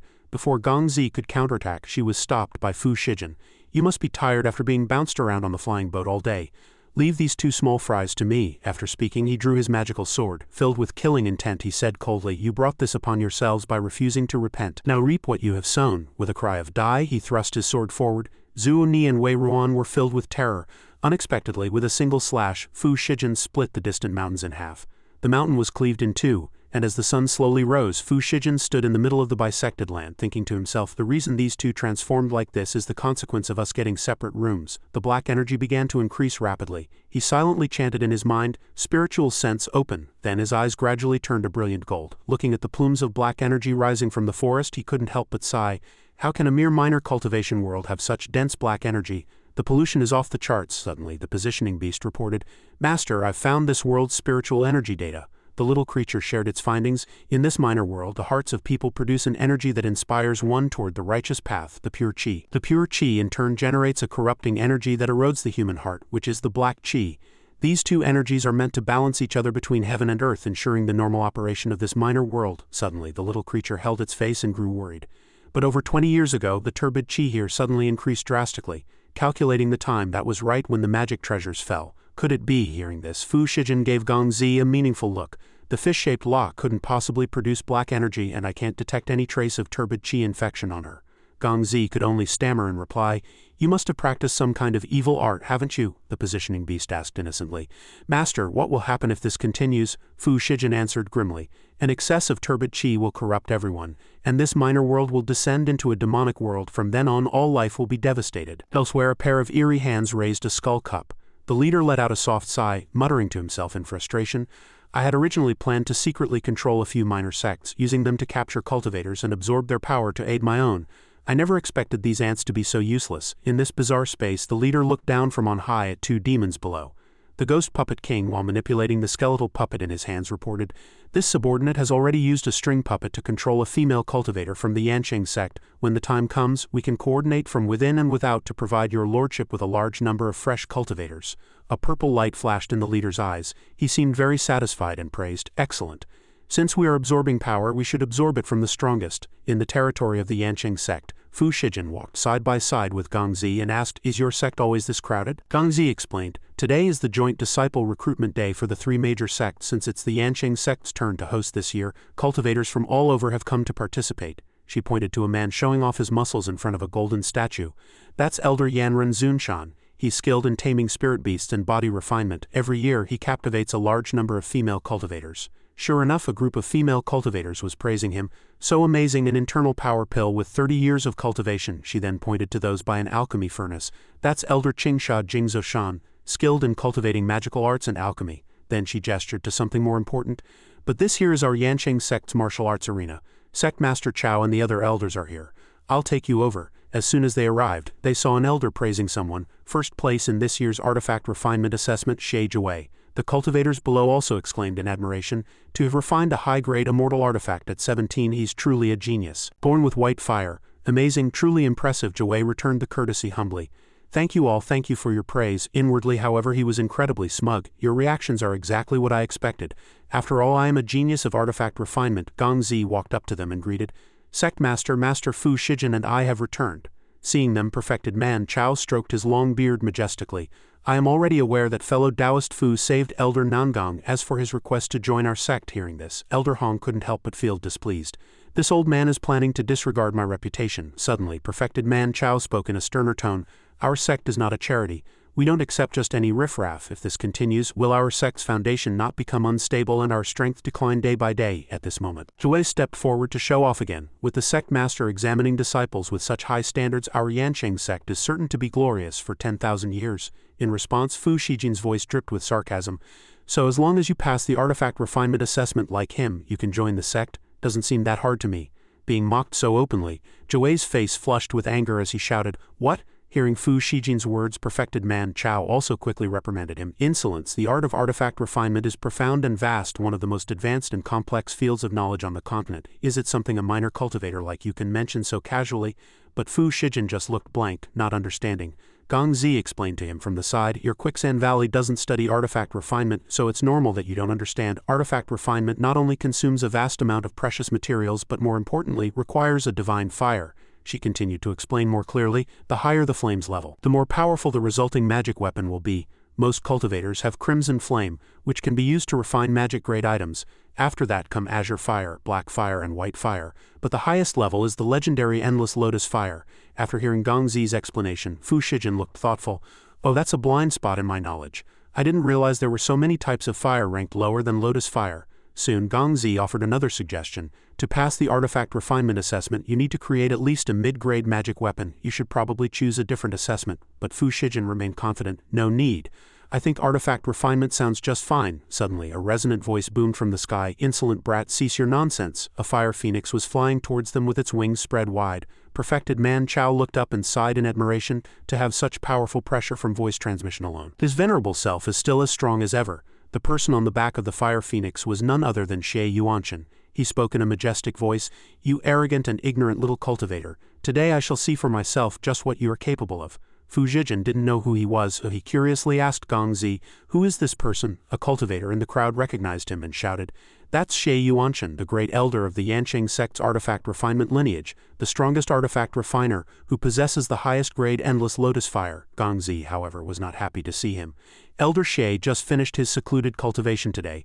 Of all the luck, why did we have to run into him?" Xie Yuanshan approached step by step. He drew his magic-filled sword and announced solemnly, "My heaven-measuring sword needs only to exert a sliver of its mountain-moving, river-parting energy to slay gods and exterminate ghosts. As long as the magic weapon you refine can simulate 1/10 of this sword's power, you will be considered to have passed the assessment." But inwardly, a vicious look crossed his face. "Come on, let this venerable one hear the sound of you trembling and begging for mercy." But Fu Shijin's calm words were his response. "The materials used for this weapon could have refined 10 immortal-grade items. It's a pity you blindly pursued power for power's sake, wasting so many materials. Such a reckless waste of precious resources." His attitude enraged Yuanshan, who roared. "What?" Burning with rage, he threatened. "Fine, you're quite something, little cultivator. As you say, if you cannot refine a weapon more powerful than the heaven-measuring sword, I will ensure you can never achieve immortality." Gong Zi quickly tried to ease the tension between them. "Elder Xie, please calm your anger." Elder Hong also chimed in. "Fu Shijin has never practiced artifact refinement before. You are the master refiner in everyone's eyes. Why lower yourself to bicker with him over a moment of pique?" But Fu Shijin remained fearless, instead challenging. "And what if I can do it?" Yuanshan was even more defiant. "If you can do it, I'll walk on my hands from now on." Fu Shijin remained calm. "You're the one who said it. I didn't force you." At the judges' table, the elders and the sect master were all waiting intently for Fu Shijin's performance. But Fu Shijin said confidently, "Using fire is just the basics. The most brilliant artifact refinement is about the concept. One shouldn't be conservative. Blindly accumulating power will only make something brittle and easy to break.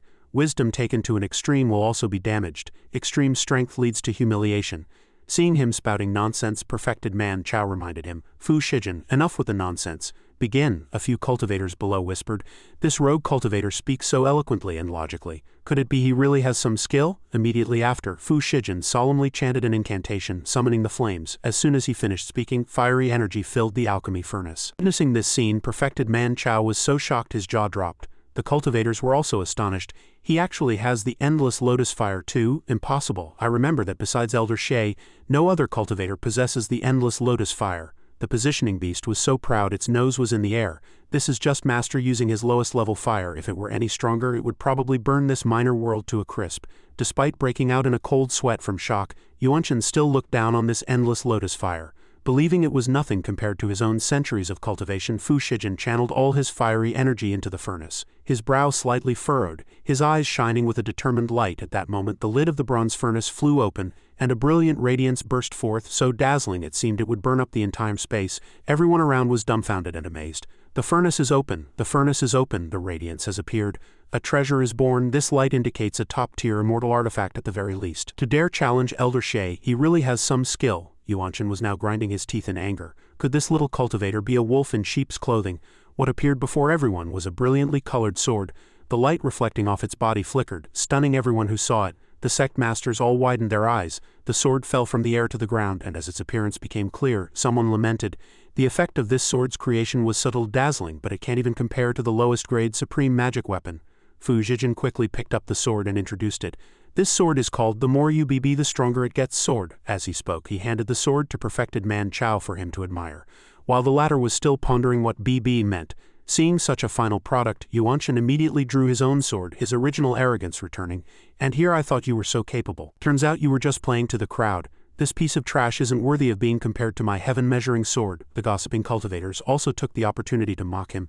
"Yeah, I got all ready for this, so thrilling, not interested."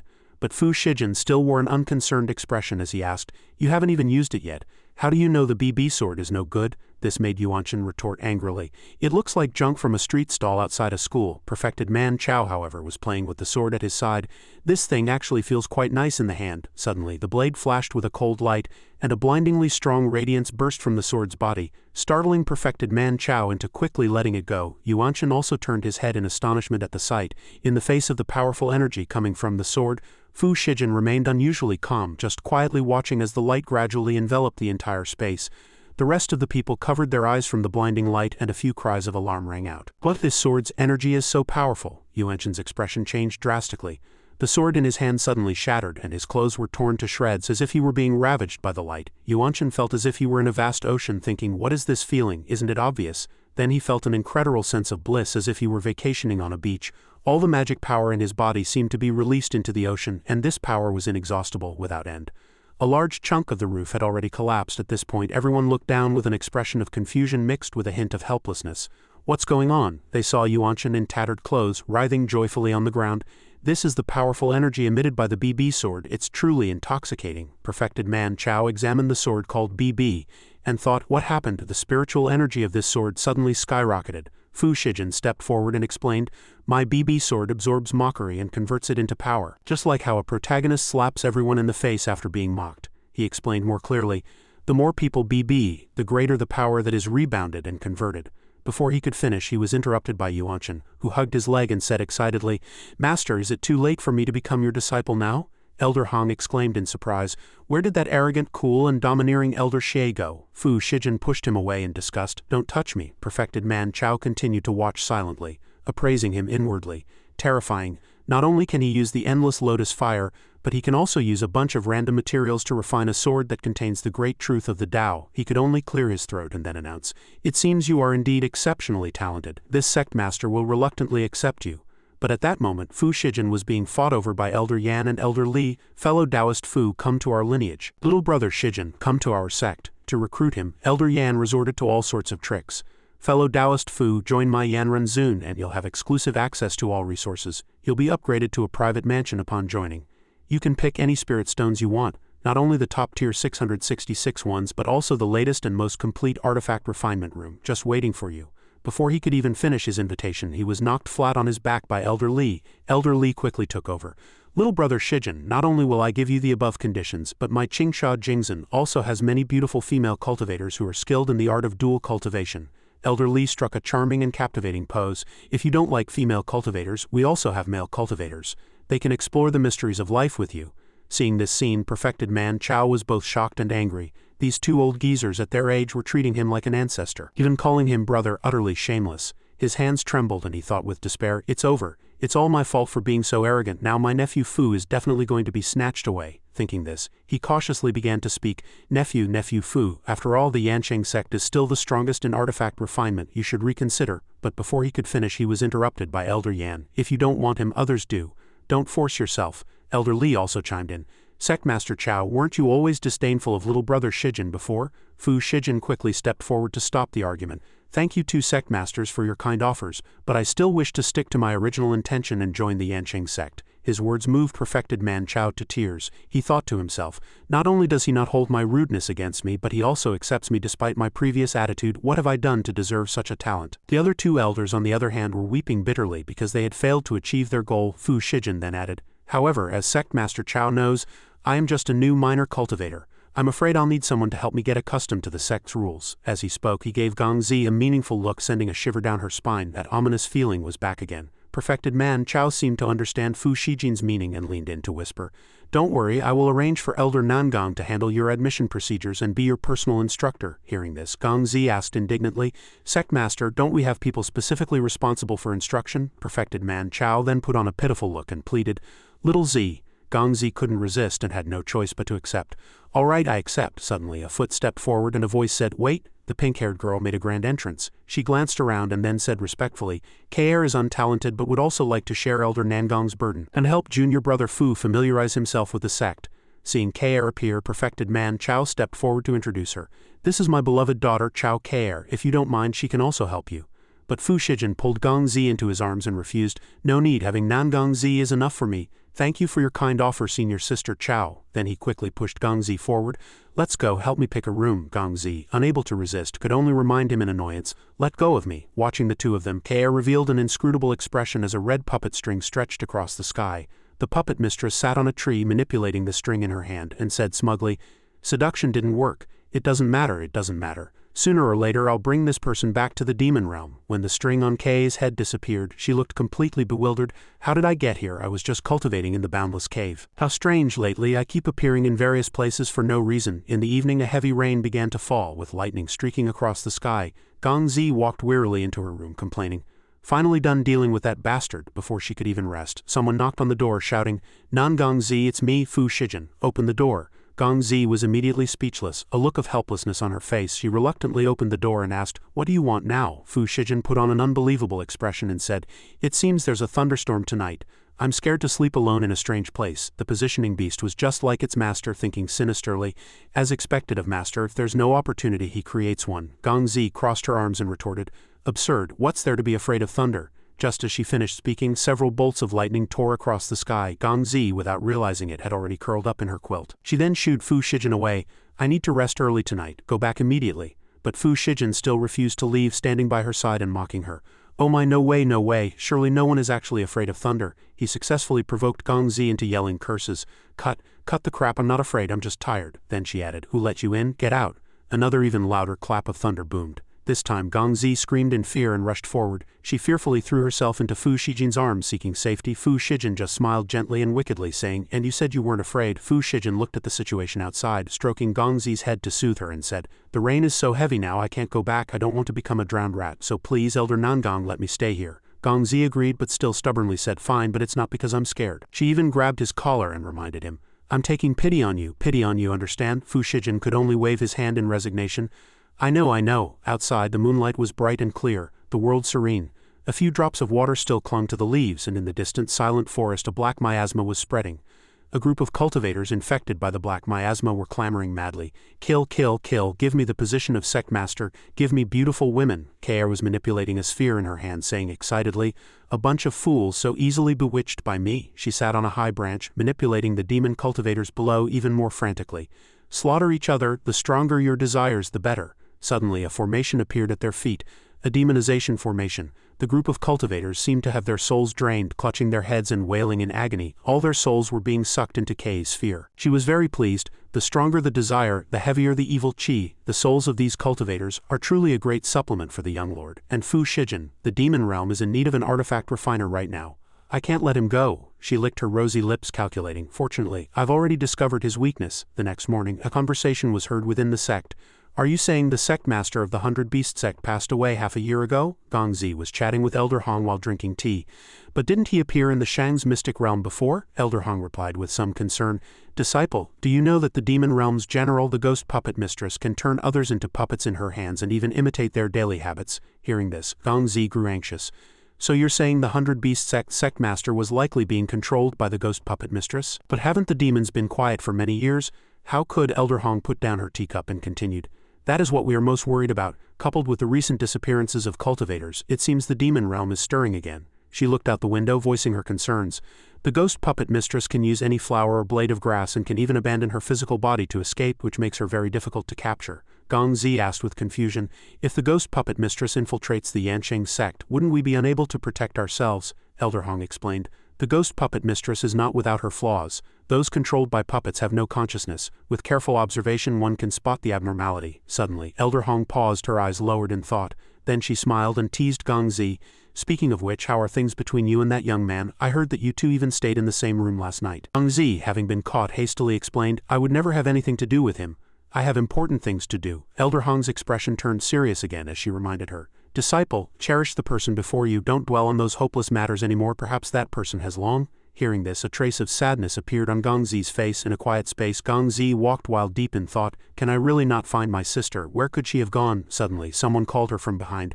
"Elder Nangang." Hearing the call, Gongzi immediately turned around and asked, "What is it?" Kaer, who had just called her, immediately smiled like a flower and replied, "The sect master asked me to call you over. It seems to be related to the newly arrived Fu Shijin." Hearing Fu Shijin's name, Gongzi couldn't help but frown in frustration. What trouble has he caused now? Never mind, I'll see the sect master first. Immediately after, a sinister look appeared in Kei's eyes as she urged, "Come with me quickly." In the afternoon, a flock of birds returned with wings outstretched. It was also time for Fu Shijin's class to end. He stretched lazily, complaining, "Sigh, school is so tiring." The positioning beast beside him just crossed its arms indifferently. "Of course you're the one who's tired." Over there, a group of cultivators were shouting happily, "Senior brother Fu must come to class tomorrow." Yuanshan also stood out conspicuously in the middle, shouting loudly, "Fellow Taoist Fu, you must come again tomorrow. I haven't had enough of your lecture." Suddenly, something fell from the sky, catching the attention of the positioning beast. The little creature immediately alerted Fu Shijin. A messenger paper crane is flying this way. Isn't this the messenger paper crane Nangongzi used before? Master, listen, that paper crane from Gongzi was already crumpled and stained with a few drops of blood. It flew over to plead for help. Junior brother Fu. Help, Elder Nangong and I are trapped in the wood spirit forest. Hearing this cry for help, Fu Shijin was immediately stunned. An hour ago, Gongzi had followed Kaer into the forest. The forest was pitch black and Gongzi asked anxiously, Kaer, are we there yet? But Kaer quickly soothed her. Elder Nangong, don't worry. My father and the others are just ahead. She revealed a sinister smile. Just a little further. Suddenly, Gongzi noticed something on Kei's foot and realizing something was wrong, immediately drew her sword, holding it to Kei's neck and asking, Who are you? But Kaer was not afraid at all, instead appearing very calm. Exposed so quickly, how boring. Immediately after, one of Kei's hands was controlled by red threads while the other conjured a spiderweb and attacked Gongzi. Gongzi nimbly swung her sword, blocking several spiderwebs that came at her. She attacked fiercely, drawing a long line on the ground with her sword as she spoke. Chao Kaer is the most delicate, yet the wound on your leg was cut by a branch. And yet you said nothing. It's less like you're enduring pain and more like you feel nothing at all. As she spoke, Gongzi plunged her sword fiercely into the ground using the earth-shattering technique. With a fierce strike of her sword, the ground immediately split in two. Just as the crack reached Kei's feet, she had already retreated swiftly to dodge it. Red strings trailing from her head wrapped around a tree branch several times. Kei's feet treated the branch as solid ground as she hung upside down from the tree, revealing a sinister smile and saying, You've observed very well, little girl. It's a pity I can't play with you anymore because Fu Shijin is here. Hearing Fu Shijin's name, Gongzi was distracted and looked around. Instantly, Gongzi's hands and feet were tightly bound by the red string. Seeing herself completely bound by the rope, Gongzi tried to break free but couldn't. At this moment, Fu Shijin had already arrived at the border of the Yancheng Sect, the wood spirit forest. He walked calmly, observing his surroundings. Such strong evil chi, is it afraid I won't know there's a demon cultivator here? Suddenly he stopped, his gaze fixed on what was ahead. That is, seeing Gongzi weakly hanging on a spiderweb, he shouted loudly, Gongzi! Hearing the call, Gongzi immediately woke up and widened her eyes. She hurriedly reminded him, Why did you come alone? Go and report to the sect. The demon realm's ghost puppet mistress was controlling Kaer, preparing to attack, but Fu Shijin remained calm, scratching his head as if it were no big deal. Instantly, several spider silks shot towards the ground like lasers, but Fu Shijin dodged them all. Fu Shijin noticed with a serious expression that Kaer, who had been hiding somewhere, had now reappeared. She descended from a high place, saying, Oh my, you dodged it. She licked her lips as if she had just caught a plump prey. I've been waiting for you for so long. I can't let you run away so easily. Under Kei's enchanting voice, Fu Shijin immediately hugged himself, a look of grievance on his face. What, you covet my body? How shameless. The positioning beast standing beside him also widened its eyes, its expression like a bolt from the blue. This taste is too heavy. Kaer was so angry she pointed a finger straight at his face and shouted, You've misunderstood, I only want your artifact refinement ability. Immediately after, she changed her tone. Surrender, and this woman and Nangongzi will both be yours. From behind a tree, the puppet mistress emerged, a meaningful smile playing on her lips. Not just that. She looked down at him and persuaded, The status you desire, the cultivation you need, I can give it all to you. As she spoke, she raised her hand, the red threads tightening, her voice suddenly turning cold. If you don't obey, I, the ghost puppet king, will kill your little lover. Under the pressure of the red threads, Gongzi couldn't breathe. Her neck was being squeezed, causing her to let out a pained moan. Fu Shijin said nothing, his face gradually darkening. In an instant, he channeled the power in his hand, his tone half smiling and half sarcastic. The strongest in heaven and earth, how truly frightening. Fu Shijin tightened his grip on the hilt of his sword and laughed smugly. Let me see if I can cut it. The overwhelming power immediately changed Kei's expression. The puppet mistress was sent flying before she could react, and Gongzi lost her balance and staggered, about to fall. Just then, Fu Shijin rushed over in time to support her. Looking at the severed red threads, the puppet mistress roared in anger. No, no, my ghost puppet threads. She gnashed her teeth, her hatred soaring, her eyes as red as blood. How dare you harm my ghost puppet true treasure? I will never let you go. Without further hesitation, she slammed her hand on the ground. A formation appeared, blood flowing along the runes. Blood sacrifice, great ghost puppet, heed my command. The puppet mistress's entire body emitted a sky-high killing intent. The spiritual formation at her feet shone brightly, and a skeletal arm broke through the earth, dragging a massive ghost skeleton with it. It stood majestically behind her, carrying a rolling wave of resentment. Gongzi's eyes widened as she exclaimed in surprise, It's the ghost puppet mistress. The puppet mistress stood on the monster's head, laughing haughtily, believing that with a demon general here, none of them could escape, especially not Fu Shijin. Fu Shijin turned to Gongzi and Kaer, his tone calm as he commanded, You two wait for me on the side, this will be over soon. Hearing this, Gongzi said uneasily, Trying to show off again. Before she could say more, Fu Shijin had already flown up. The ghost puppet roared, and the moment he charged over, it immediately swung its huge palm to swat him. It grabbed Fu Shijin tightly with both hands. Seeing this, the puppet mistress laughed triumphantly. Got him, squeeze him to death. However, at that very moment, the ghost puppet's palm suddenly began to tremble violently. Golden spiritual light pierced through the cracks in the bones, and in an instant, with a deafening bang, the skeletal hand exploded. The puppet mistress's face changed drastically as she cried out, "What happened?" As the smoke cleared, Fu Shijin was seen standing unharmed in front of the ghost puppet. Fu Shijin's lips curled into a slight, faint smile as he said, "A pile of bones. Not a bad material for artifact refinement." Seeing this, the puppet mistress cried out in alarm. "What?" He didn't answer, merely waving his hand silently to summon the earth as a furnace technique. The spiritual pressure spread out, shaking the four directions. A massive bronze lid descended from the sky, sealing heaven and earth. The ghost puppet was immediately sucked into the refining furnace, struggling and roaring while the puppet mistress shrieked in panic. "What is this? How? I can't escape." He paid no mind. His eyes filled with killing intent as he commanded, "Ignite!" Flames raged within the earth as a furnace, consuming the roaring ghost puppet. A blood-curdling scream rang out as the ghost puppet's body, along with the puppet mistress, was incinerated in the divine runic fire. Gongzi stood there, stunned. A familiar feeling suddenly echoed in her heart. A distant scene surfaced, shelves neatly arranged with treasures. Whispering in a low voice, "Master is refining artifacts again." They giggled and laughed, always thinking their master was so handsome. She remembered the man standing before the bronze furnace, his tall and straight back. Tears welled up in Gongzi's eyes. She slowly knelt down, her voice choked with emotion as she said, "Master." The battle ended as Fu Shijin had predicted in a short amount of time. The group immediately returned to the Yanqing sect. It was already late. In the main hall, the two sect masters were seated on their grand chairs. After hearing the whole story, Perfected Man Chao was both shocked and enraged. He was especially furious to learn that the ghost puppet mistress had used care to infiltrate the sect. In the end, however, he smiled gently, praising Elder Nangong and Fu Shijin for their timely discovery and intervention, which prevented many future troubles. Below, Care covered her face in shame, her voice delicate as she said, "I still remember junior brother Fu's broad arms and his gentle smile as he woke me up." As she spoke, she imagined the scene of him supporting her, smiling gently. Hearing this, Fu Shijin was stunned. "What?" Beside him, Gongzi helplessly recalled the scene where he had vigorously shaken Kei's shoulders, shouting at her to wake up, not gentle at all. Suddenly, Elder Hong, who was beside them, asked, "Does the ghost puppet mistress also use fire techniques? How did the wood spirit forest get burned like that?" Hearing this, Fu Shijin's face turned pale and he broke out in a cold sweat. He quickly forced a laugh. "Maybe that demon cultivator practiced some evil art?" The positioning beast muttered on the side, "Luckily, Master's fire can be controlled freely, otherwise the sect would probably have been destroyed." Elder Hong didn't pursue the matter further and just told everyone to rest. Late at night in Gongzi's courtyard, the sky was dark and the stars twinkled. She was deep in sleep, vaguely seeing a scene that was both familiar and strange. In her dream, she saw herself transformed into a fish-shaped lock being meticulously carved by Fu Shijin. He whispered softly, "The fish-shaped lock can lock all things, and it can also open all things." This made him sigh with immense pride. "Truly worthy of being my magic treasure. Its ability is top-notch." As his face drew near, he kissed the lock. Gongzi woke up with a start, drenched in sweat. She sat up, comforting herself in embarrassment.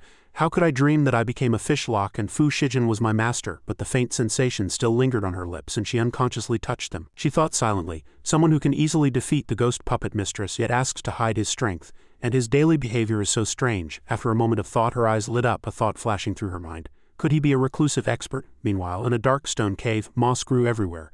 This was the demon palace. No wonder the space was so bone-chillingly cold. In the main hall, the demon lord sat majestically on his throne. Under the flickering blue torchlight, a subordinate knelt and reported, "2 days ago we lost contact with the ghost puppet mistress. Her whereabouts are unknown." He thundered in a low voice, "Useless. Continue the investigation." Just then, the space tore open and the ghost puppet mistress staggered and fell out, covered in injuries. Her right hand had been severed. She struggled to report, "Young lord, this subordinate has returned." Seeing her state, the demon lord asked, "What happened?" Her voice trembling, she recounted how she was severely injured by a cultivator named Fu Shijin and had to abandon her physical body in cultivation to escape. Thinking of Fu Shijin's image, the puppet mistress warned in terror. "He is extremely powerful, on par with him from back then. He might be in existence beyond the reach of the demon clan." The demon lord slowly descended, his deep purple eyes gazing down as he said softly, "You paid a great price to bring back important news. You have worked hard." She was moved, thinking it was her duty as a subordinate, but in the next second the blue ball of light in his hand pierced through the puppet mistress's body. She was stunned, in pain, unable to speak. As she turned to Ash, his eyes were calm, but then his voice deepened. "Failure is failure. No excuses are needed, and you dare to compare him to an ant." As his words fell, a surge of red demonic power erupted from his palm and a golden scroll was summoned, hovering in the air. The powerful force caused his mask to accidentally fall off, revealing a third eye filled with malevolent thoughts. "I knew you trash were useless. Luckily I was prepared." His voice was filled with arrogance, carrying a cold and far-reaching calculation. The next morning a shattering sound echoed through the Yanran sect. In the study, Elder Yan slammed his hand on the table in anger because the 3 major sects had agreed to take turns hosting the recruitment, but this time the Yanqing sect had taken an extra year. Behind him, his wife gently placed a hand on his shoulder, softly persuading him, "Husband, calm your anger." His face gradually darkened, his eyes revealing his unwillingness. If the Yanran sect's strength always ranked behind the other 2 sects, they would never be able to hold their heads high. Before he could finish his thought, something fell straight down. Bang, the entire hall shook, bricks and stones flying everywhere. Elder Yan became even more furious, demanding who it was. The dust gradually settled, revealing a demonic figure standing on the back of a demon dragon. The demon lord's eyes were filled with mockery, his smile laced with contempt. Sect Master Yan, long time no see. From below he had already drawn his sword and charged up, shouting, "Audacious demon cultivator, how dare you trespass into my Yanran sect?" His wife followed in a panic, trying to stop him. In the face of Elder Yan's agitation, the demon dragon roared, spewing a jet of purple flame that swept towards him like a gale, forcing him to stumble back, crying out in pain as the sword in his hand shattered. Despite his injuries, he still showed a resolute attitude. "Even if I have to sacrifice myself here, I will not let you take a single step into the Yanran sect, nor will I let you harm a single person." His wife worriedly asked about him. However, the demon lord was seen landing gently on the ground, a faint smile on his face. Sect Master Yan exaggerates. This lord is here to help. As he spoke, he slowly waved his hand and immediately, shiny spirit stones fell down. Mountain of spirit stones left the two dumbfounded. Without hesitation, he summoned the sun, moon, mountain and river painting, a gift he intended for Sect Master Yan. With just one glance, Sect Master Yan could already feel its artistic conception and abundant spiritual energy, for it was an immortal-grade artifact, capable of easily enhancing a reader's cultivation. As it continued to expand, a wicked smile appeared on his face. He believed that with this treasure, dominating the three sects or becoming an immortal in a short time would be no problem. Seeing this, although Elder Yan was delighted, he still cautiously asked, "What do you really want from me?" Before he could answer, Mrs. Yan stepped in front of him. She believed her husband was upright and chivalrous and would not be tempted or deceived by him. As she spoke, she gave him a look from behind, wanting him to refuse to his face. Unexpectedly, Elder Yan was already blinded by the benefits before him and fiercely pushed her away. Roaring, "What business does a woman have meddling in men's affairs?" He then took back the sun, moon, mountain and river painting, not forgetting to console himself. "This is a matter of life and death." Holding the artifact, he appeared heroic and gladly accepted his gift. Faced with his resolute decision, the demon lord was somewhat surprised but also relieved, thinking, the righteous path is nothing more than this. The ship carrying Shijin and his group was also heading towards its next destination. Discussions began within the sect as Elder Yan generously shared the heavenly and earthly treasures he had obtained with everyone. However, some speculated that he intended to revive the Yanran sect's prestige. After speaking, they left. As long as they benefited, why bother with others? Gong Zi listened from beginning to end, growing more suspicious of Sect Master Yan's true intentions.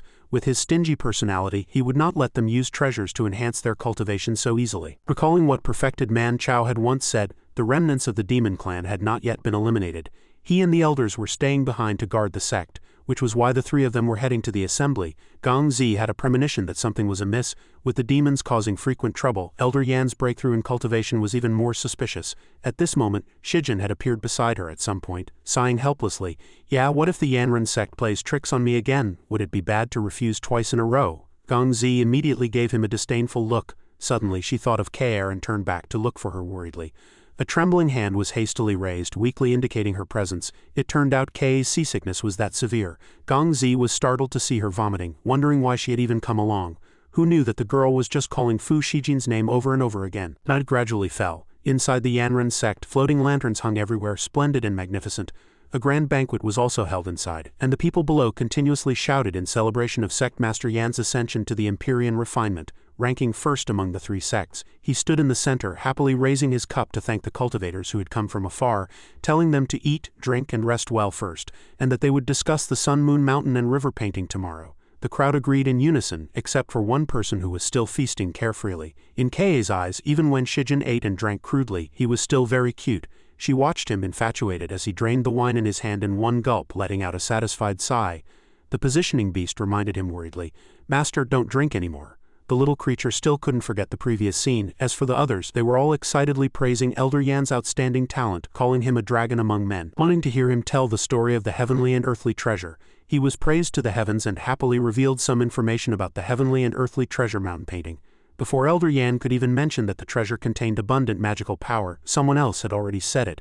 But he didn't notice at all, continuing to immerse himself in showing off. The voice still echoed in the space, and in the formless world it seemed as if one could see the arrangement of fate. Only then did Elder Yan suddenly realize, thinking, "How did you all know?" What met his eyes was Shijin ceaselessly dancing and chanting the philosophy of the spirit realm, instantly making himself redundant. He shouted in anger, "What is this guy doing?" Shijin continued to drink, his spiritual power surging uncontrollably. No matter how much Gong Zi tried to persuade him, he refused to come down, instead shaking off her hand. He swayed, and a dazzling halo appeared, directly pulling everyone around him into a mystic realm. Standing before them was another cultivator. The waters of the Yellow River come from the heavens, rushing to the sea, never to return. Kaer and Gong Zi were also brought here. Both were dumbfounded, never expecting to fall into a Dao realm opportunity. That cultivator walked towards them step by step. As the world had heard, have you not seen the sad white hair in the bright mirror of the high hall? In the morning like lax silk, in the evening it becomes snow. The abundant spiritual power seemed to tear through the original work. His temperament was elegant and refined. He walked coolly amidst the terrified gazes of the crowd, then happily drank and chatted with Shijin. One must enjoy life to the fullest when one is proud and not let the golden cup be empty against the moon. Under the astonished gazes of the crowd, a huge ball of spiritual power appeared with a dazzling light, representing, "Heaven has given me talent. It must be used. 1,000 gold coins spent will come back again." It instantly exploded due to overload, and the powerful force blew them away, yet the crowd was moved to tears. What a fine one must enjoy life to the fullest when one is proud. What a fine heaven has given me talent. It must be used. Every word seemed to dance on my dantian. Every tiny stream of air felt like it was impacting my 8 extraordinary meridians. Suddenly the crowd became excited in unison, their bodies bursting with spiritual power, directly ascending to the core formation stage, breaking through to fire god and nascent soul. The positioning beast was completely flustered, hastily covering Shijin's mouth. Otherwise everyone would enter the immortal realm, and the small world would descend into chaos. He was already drunk, nodding with a flushed face, unable to remember anything anyway. Shijin looked around blankly and asked curiously, "Why are so many people surrounding you?" Their eyes were filled with tears, completely regarding Shijin as the reincarnation of an immortal. Elder Yan witnessed the scene just now, immediately petrified, and angrily crushed his wine cup, resenting him for stealing all his thunder. A long time later in the banquet hall, the food was gone and the feast had dispersed, leaving only a fool sleeping soundly at the table. Kaer took the opportunity to approach, proposing to help Shijin back to his room to rest, but her intentions were clearly written on her face. If it weren't for her seasickness in the morning, Kaer would have been by his side long ago. Although it was a bit embarrassing, now was a good opportunity for her to seize. Before she could do anything, Gong Zi beat her to it. While supporting him, she advised Kaer not to bother. Letting her send Shijin back was enough. Neither of them would give way, both wanting to snatch him to their side. No matter how many reasons she gave, Gong Zi just smiled and replied, "It's a small matter." Shijin was caught between the two beauties, at a loss. In fact, he could go back on his own. Shijin was momentarily bewildered by the seduction arranged by Gong Zi and Kaer. "Let my sister do it." The bald old man was so surprised he couldn't believe his eyes and questioned it. The famously cold-faced elder Nangang would actually come to support him. The precious daughter of Sect Master Chow was also so concerned about him. The short-haired old man next to him also chimed in. This must be a big shot. After waiting for a while, he gritted his teeth, suppressed his anger, and began to scheme. "After I get back, I'll have my daughter prepare as well. After the assembly, I will immediately visit the Yanqing sect." As his words fell, a puzzled look appeared on his face. "Wait, don't you have a son?" On the other side, she kept tempting him, pretending to make excuses, burying his face in her ample chest. "Shijin, let sister take you back to your room. You saved sister's life, and sister hasn't thanked you yet." All her actions were clearly seen by her, and the anger in her heart had already reached its peak. Why was she holding him so close? Then Gong Zi held a cup of water in her hand and shyly tempted him. "Come, have some water to sober up. Once you're awake, I'll take you back to your room." Kaer was very dissatisfied and annoyed, the meaning in her eyes obvious. She waited for an opportunity, waving her arms wildly and splashing all the water on her. Because it happened so quickly, Gong Zi didn't have time to react, and her upper body was already drenched. She turned to get angry, but Kaer just played dumb, speaking in a provocative and arrogant tone. "Sister Kaer didn't do it on purpose. Elder Nangang won't be angry, right?" Shijin completely ignored the two women's quarrel, immersed in the beauty, his lecherous nature thinking, "What a fresh tea scent." Then she quickly pulled him along, smiling as she said, "I guess Elder Nangang has to go back to her room to change. I'll take junior brother Fu away first." Gong Zi used all her strength to shout, revealing a valuable piece of information. "Wait, my room has artifact refinement materials." Kaer didn't care at all, sneering inwardly, "How can artifact refinement materials be better than me?" But in an instant the situation changed. Shijin rushed to the front, walking side by side with her, leaving her stunned on the side. "Why didn't you say so earlier? Let's go see your room." Then the two arrived at Nangang Zi's guest room, which was filled with artifact refinement stones. The puppet mistress left behind some puppet threads. "See if you can use them." He curiously examined the cocoon-like object. "Let me see. By the way, why do you like artifact refinement so much?" Shijin suddenly stopped, a trace of sadness flashing in his eyes. He was silent, at the same time recalling painful childhood memories. "My parents passed away when I was born. I've been used to being with artifact refinement since I was young." Gong Zi knew she had said the wrong thing and could only remain silent in sympathy. "My parents passed away long ago." "Oh no, I said something I shouldn't have." Looking at his expression, he must be enduring the pain, not wanting me to see. Suddenly, Shijin's mood changed, and he frowned as he commented, "The quality of these puppet threads is too poor." She turned her face away, secretly saying, "His parents passed away at birth." Outsiders would probably just say some sarcastic words and leave. and he thought of a very influential figure, highly respected by the world in a previous era, the previous generation's main god. My child will be born inheriting most of my power, becoming the greatest main god. He will surely say some strange things, but I don't care about any of that anymore. In addition to Shijin's difficult and arduous stories of fleeing, people drove him away with brooms. You jinx, you killed your parents, get out. Gongzi couldn't help but shed tears after hearing this. As expected, she asked worriedly, which made him very embarrassed. Your childhood must have been very hard, right? It was all right, mostly just trouble with social interactions. The positioning beast suddenly appeared, trying to confirm this with memories. Master, was it hard? The moon god heard this and said, today is a divine day, it's your turn to take care of little Shijin. I've been looking forward to this day. To be able to take care of the son of heaven is the moon god's fortune of 3 lifetimes. Before he could get out of character, Shijin spoke some sensible words with annoyance. Actually, I can tolerate all of this, but what I hate most is when they want to capture me. Gongzi was shocked, not believing he had been forced into a corner. They wanted to capture you? We raised you for so many years. You have to be our beast of burden. The little girl naively inquired about those days of luxury. Shijin was surrounded by servants. You are the son of the previous main god, destined to be the next main god. Please ascend to the throne of the main god. I refuse. Master was under some restrictions in his early years. Then the positioning beast pouted, annoyed by this laziness, thinking, luckily he resisted, otherwise wouldn't so many tasks be fatal? Suddenly, Gongzi held his hand, 2 streams of tears on her face. She was completely moved. You've worked hard all these years. In the future, if there's anything, I'm willing to share the burden with you. Strange, what's wrong with her? At the same time, the little girl's eyes sparkled as she excitedly looked at the gradually increasing favorability on the system panel, which had suddenly increased a lot. Time passed and the sky gradually darkened. Turning to Kei's room, she seemed to be concentrating on an important matter at her desk. Kei finished writing the letter, her handwriting clear and the brush neatly placed. I wish you a harmonious life together, and to grow old together. A fate that cannot be held, it is better to let go. This is what Kei wanted to convey. She cried silently in sadness, and then understood many things. Love is just a game arranged by fate, and in the end I was the only one stubbornly loving you. Unexpectedly, Kei immediately rushed out the door without looking back. Dad, my heart is broken. I'm going back to the Yanqing sect. Under the expectant gazes of the crowd at the exhibition, Elder Yan was about to announce a very special artifact to the world. He looked a little nervous with beads of sweat on his forehead. In the center of the main hall, all the cultivators' eyes were focused on that ancient treasure. Someone couldn't help but say curiously, this artifact hasn't been opened yet, but I can already feel a surge of magical power. Others were also unusually excited, shouting, an immortal grade item, an immortal grade item. Shijin and Gongzi were also present, waiting to see what this treasure was. The auspicious time had arrived, and an unprecedented spiritual light shone in the sky. Amidst the rolling waves of chi, Elder Yan's voice sounded, unfurl the heavenly and earthly treasure mountain painting. Instantly, the scroll slowly unfurled with 10,000 rays of light. The scene in the painting seemed to descend upon the human world. The space trembled, and everyone was attracted by the scroll. Someone couldn't help but exclaim, is this the heavenly and earthly treasure mountain painting? With just one look, it was as if one's body, mind, and primordial spirit were drawn into it. Ruan, even the Tao child, he couldn't resist the temptation of the scroll. The Tao child's face showed no attempt to hide his joy. This is truly profound, the magical power is exquisite. My body and mind are immersed in it, unable to resist. Let me pass, let me pass. The cultivators were in a chaotic mess, all wanting to touch the scroll. The scene was very chaotic. But only Shijin, Gongzi, and the positioning beast remained very calm, as if they were outsiders. Gongzi showed a displeased expression and said, it's more reliable to improve one's own strength than to rely on external forces. Looking at the people fighting, the positioning beast thought with boredom, as expected of my artifact, it has as much backbone as I do. Shijin seemed to have read its mind, thinking expressionlessly, you don't need so-called backbone at all, until a terrified cry rang out. Help, it's holding on so tight. A cultivator's arm was tightly sucked by the scroll, but he was enjoying it.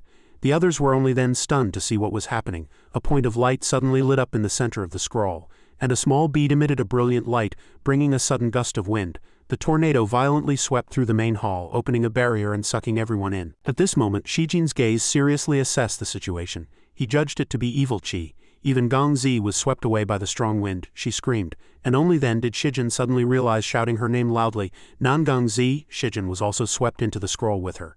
The space gradually quieted down, the barrier had closed, and the scroll had rolled itself up. Elder Yan held the scroll tightly with malicious intent. Once you enter this painting, no matter who you are, you can only wait for death. His voice was filled with resentment. Inside the scroll was an unprecedentedly desolate scene without a single green tree or flower. Everything was just earth, stone, and scattered animal bones. As if it were an ancient space buried millions of years ago, the entire group was pulled into the space of the scroll. Some had woken up while others were still unconscious. They were trapped here, looking around at the endless desert. Gongzi cried out, "Who is it? It hurts so much," she said shyly. You get up quickly. Seeing Shijin's head pressed against her, she was a little flustered. Shijin had a look of confusion. He raised his hands to defend himself. "It's clearly you on top of me." The sharp pain left Gongzi at a loss. Only then did she realize she was pressing on Shijin. So she became even more ashamed. Both of them stood up. Gongzi covered her face with her hands to hide her embarrassment. She stammered, trying to say something but couldn't make any excuses. Shijin didn't pay much attention. He looked around and then asked in a deep voice, "To be serious, where's this place?" The other cultivators were all at a loss, not knowing what to do. Gongzi saw everything that had just happened, the barrier, the desert, all kinds of ancient weapons, and she speculated, this seems to be the battlefield of the last immortal demon war. A hint of worry flashed in Gongzi's eyes. A cultivator asked, "What exactly happened in the immortal demon war?" Gongzi said in a deep voice, "Master told me that more than 20 years ago, demon cultivators tricked people into a certain barrier to plunder it. The major sects planned to annihilate the sect. At first the cultivators could resist, but that barrier could shake the mind, and their true essence was infected by evil chi, turning them into demons to slaughter their fellow disciples within the team. At the critical moment, a spirit stone suddenly fell from the sky, alleviating the symptoms of the demonized cultivators, and at the same time alerting the immortal realm. Immortal Wangchuan arrived in time, broke the barrier, shattered the demon cultivators' plot, and saved everyone." Hearing this, another cultivator's expression became solemn, and he said softly, "Immortal Wangchuan is a good immortal." Another cultivator's eyes were filled with admiration as he nodded in confirmation. Although no one had ascended for hundreds of years, that immortal was the hope for everyone's cultivation. The person next to him also nodded in agreement. Gongzi had already guessed something. Perhaps they were now in a similar barrier within a painting. A forbidden formation that simulated the battlefield of that year. Her gaze was as sharp as a sword. "It seems Sect Master Yan has colluded with the demon realm." Suddenly, from the edge of the desert, a black spiritual chi attacked, and a voice echoed, "You little cultivators are doomed." The demon cultivator's axe flew over. An explosion sent the cultivators flying. The demon cultivator appeared with his soldiers, his body filled with murderous intent, his eyes blood red, unable to distinguish good from evil. A wave of fear enveloped the entire space. The demon cultivator roared fiercely and madly, "Charge, kill them!" Gongzi calmed everyone down. She commanded, "All cultivators, listen to my command, form a human wall immediately. Defend the perimeter, and attack the barrier from the inside." The situation was sudden, and everyone was still in a panic, staring at each other motionlessly. Suddenly the light dimmed and a long shadow circled on the ground. The cultivators cried out in terror. "Wait, what is that? Is it a dragon?" All the cultivators looked up, their faces changing drastically. A giant dragon appeared in the void, 100 jong long, with black and purple scales, sharp claws, strong wings, and hard horns. A second later, the black dragon opened its mouth and spat out a bead full of destructive power aimed directly at the cultivators. This strike shook the heavens and the earth, an unstoppable force of destruction. While everyone was still in shock, a figure slowly appeared on the black dragon's back. He stood there smiling faintly, then sneered, "You can't even withstand a single blow." It was none other than that elder. He was the demon lord. The elder slowly raised his hand to cast a spell, and immediately after, a handprint suddenly appeared in his palm, condensing into a transparent sphere. That light spread in all directions, not with the usual killing intent, but with a life-taking aura, calm and cold. Before the cultivators could react, they felt their minds go blank. Their souls seemed to be pulled out of their bodies inch by inch. Amidst the mournful wails, the elder laughed up at the sky, cruel and merciless, without a trace of compassion for all living beings. Gongzi's face was extremely panicked. She never thought he could directly extract a cultivator's soul. In a world filled with darkness, mournful screams, one figure after another fell. The cultivators' bodies trembled, their hands tightly clutching their heads, fear seeping into every cell. "I shouldn't have come here, I really regret it. We can't win. Run, run." Their will was wavering, yet another thought flashed. "No, I can't. I must avenge my brothers." The spark of resistance flickered somewhere, though weak it was fervent. The elder held great power, standing proudly in the sky, his eyes filled with determination. "Last time you were lucky to escape. This time no one will come to save you." His voice was filled with killing intent. "Come, let this lord help you enter the abyss of despair." The elder laughed arrogantly. Just when the outcome seemed certain, a hey sound echoed in the sky, and an unidentified object whizzed through the air, heading straight for the elder's mouth. His subordinates didn't even see what happened. "What? Where did that high-top boot come from?" The speed was terrifying. Those eyes were filled with suspicion and surprise. The elder angrily grabbed the boot from his mouth and roared, Who threw it?" The entire space seemed to freeze for a second. Before anyone could react, an arrogant voice resounded through the clouds. "It was me, your daddy." Shijin appeared, sitting in the back observing everything, 1 foot without a boot. He waved his hand, looking bored as if he had just been woken up from a nap, and lazily uttered, "It's either body-snatching or soul-sucking. Can't you come up with something new?" Shijin's eyes were lazy, his expression clearly annoyed to the extreme. He managed to say one more sentence, "Even for a villain, imagination is important." He looked at ease, without a trace of fear. Shijin had just casually thrown a shoe into someone's mouth, and in return he got a heavy punch directly to his head. Gongzi quickly reminded him seriously, "Fu Shijin, I know you're powerful, but he's the demon lord. This is different from before, don't try to act tough." Shijin rubbed his swollen head and turned his face away, aggrieved. So what? I'm a godlord. On the other side, the elder's gaze grew darker. Filled with killing intent, he immediately circulated his demonic energy. So you're Fu Shijin. It seems you've already decided how you want to die. As soon as his words fell, he attacked. A swarm of venomous snakes shot out like arrows under his command. The elder roared, "You refuse the path to heaven and insist on breaking into the gates of hell." As soon as the king of 10,000 poisons finished speaking, a swarm of venomous snakes charged straight at Shijin. Seeing the decorations flying towards him, Shijin merely raised his hand lazily and set up a magical barrier.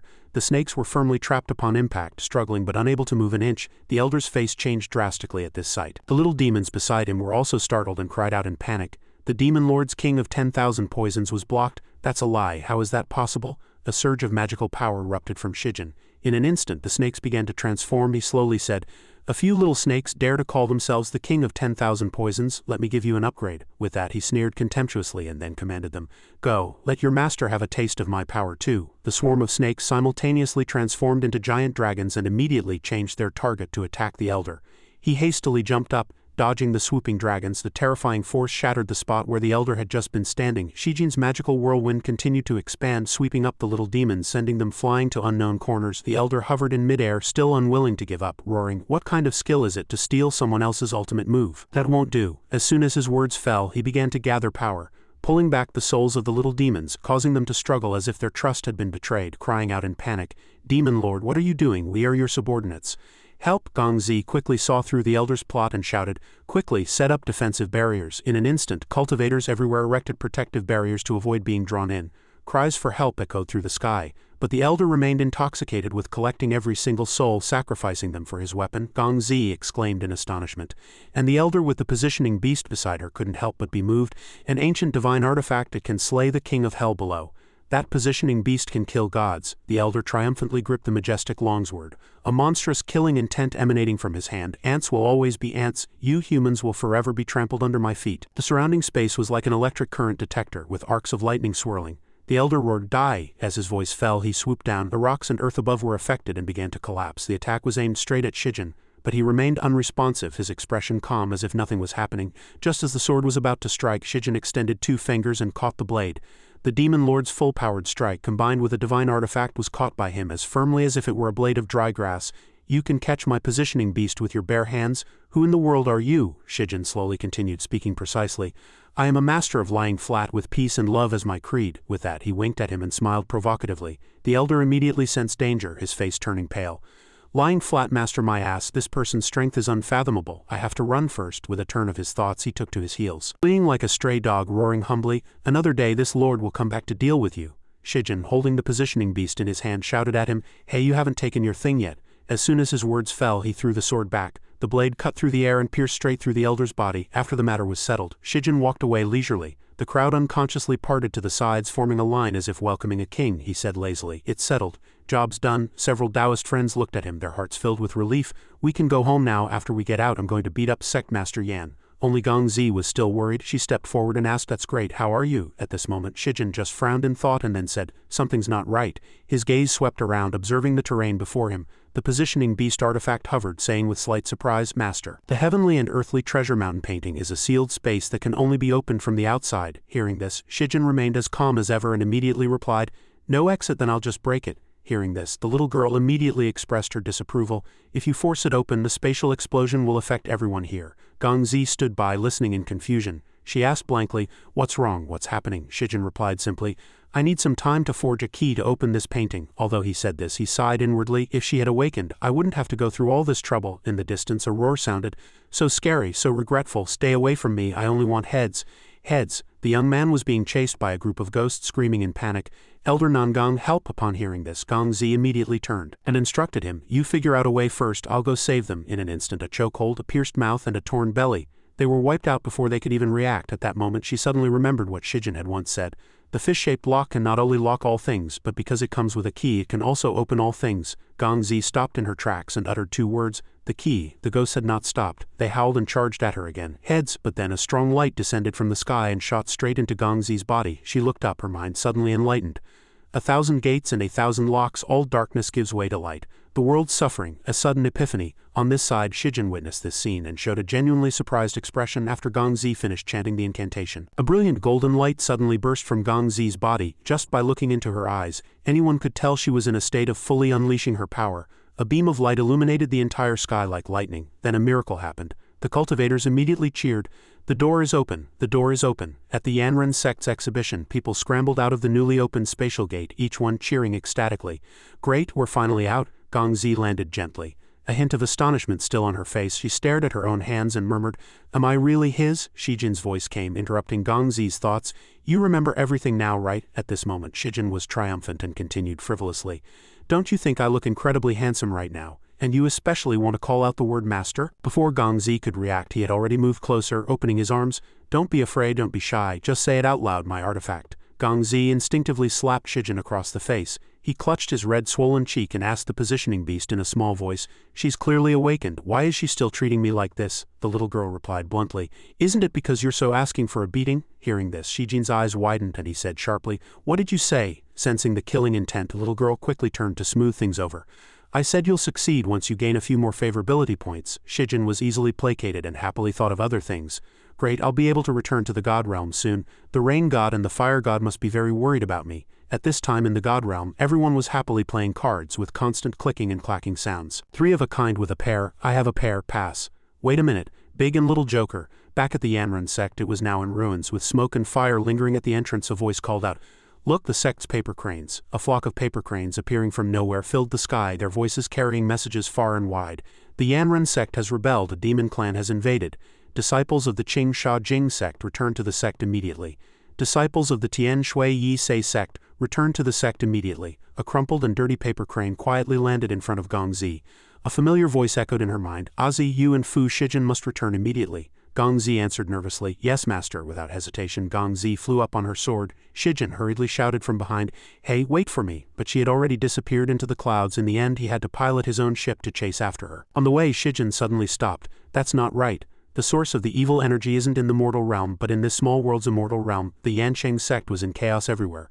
With cultivators struggling to fight the demon clan, Elder Hong took a blow to her abdomen. Blood fumed out and she cried out in pain. Elder Yan's sharp, sarcastic voice sounded as he gripped his sword hilt and thrust it deep.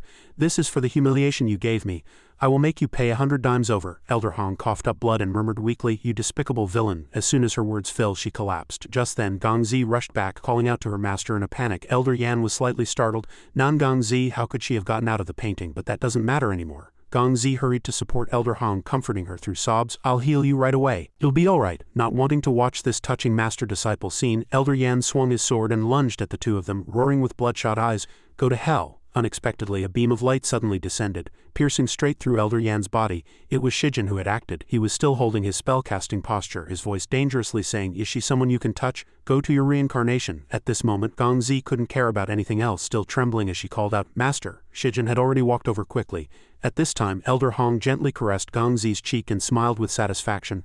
"Ozzy, for you to have met him, Master can rest assured. You've relied on Master since you were young." At that moment, memories flooded back, memories of Gongzi's childhood. Elder Hong asked gently, "Ozzy, have you finished practicing your spells? Why did you run back?" Then Gongzi had replied coquettishly that Ozzy hated being alone. Hearing this, Elder Hong just smiled and gently stroked her little disciple's head.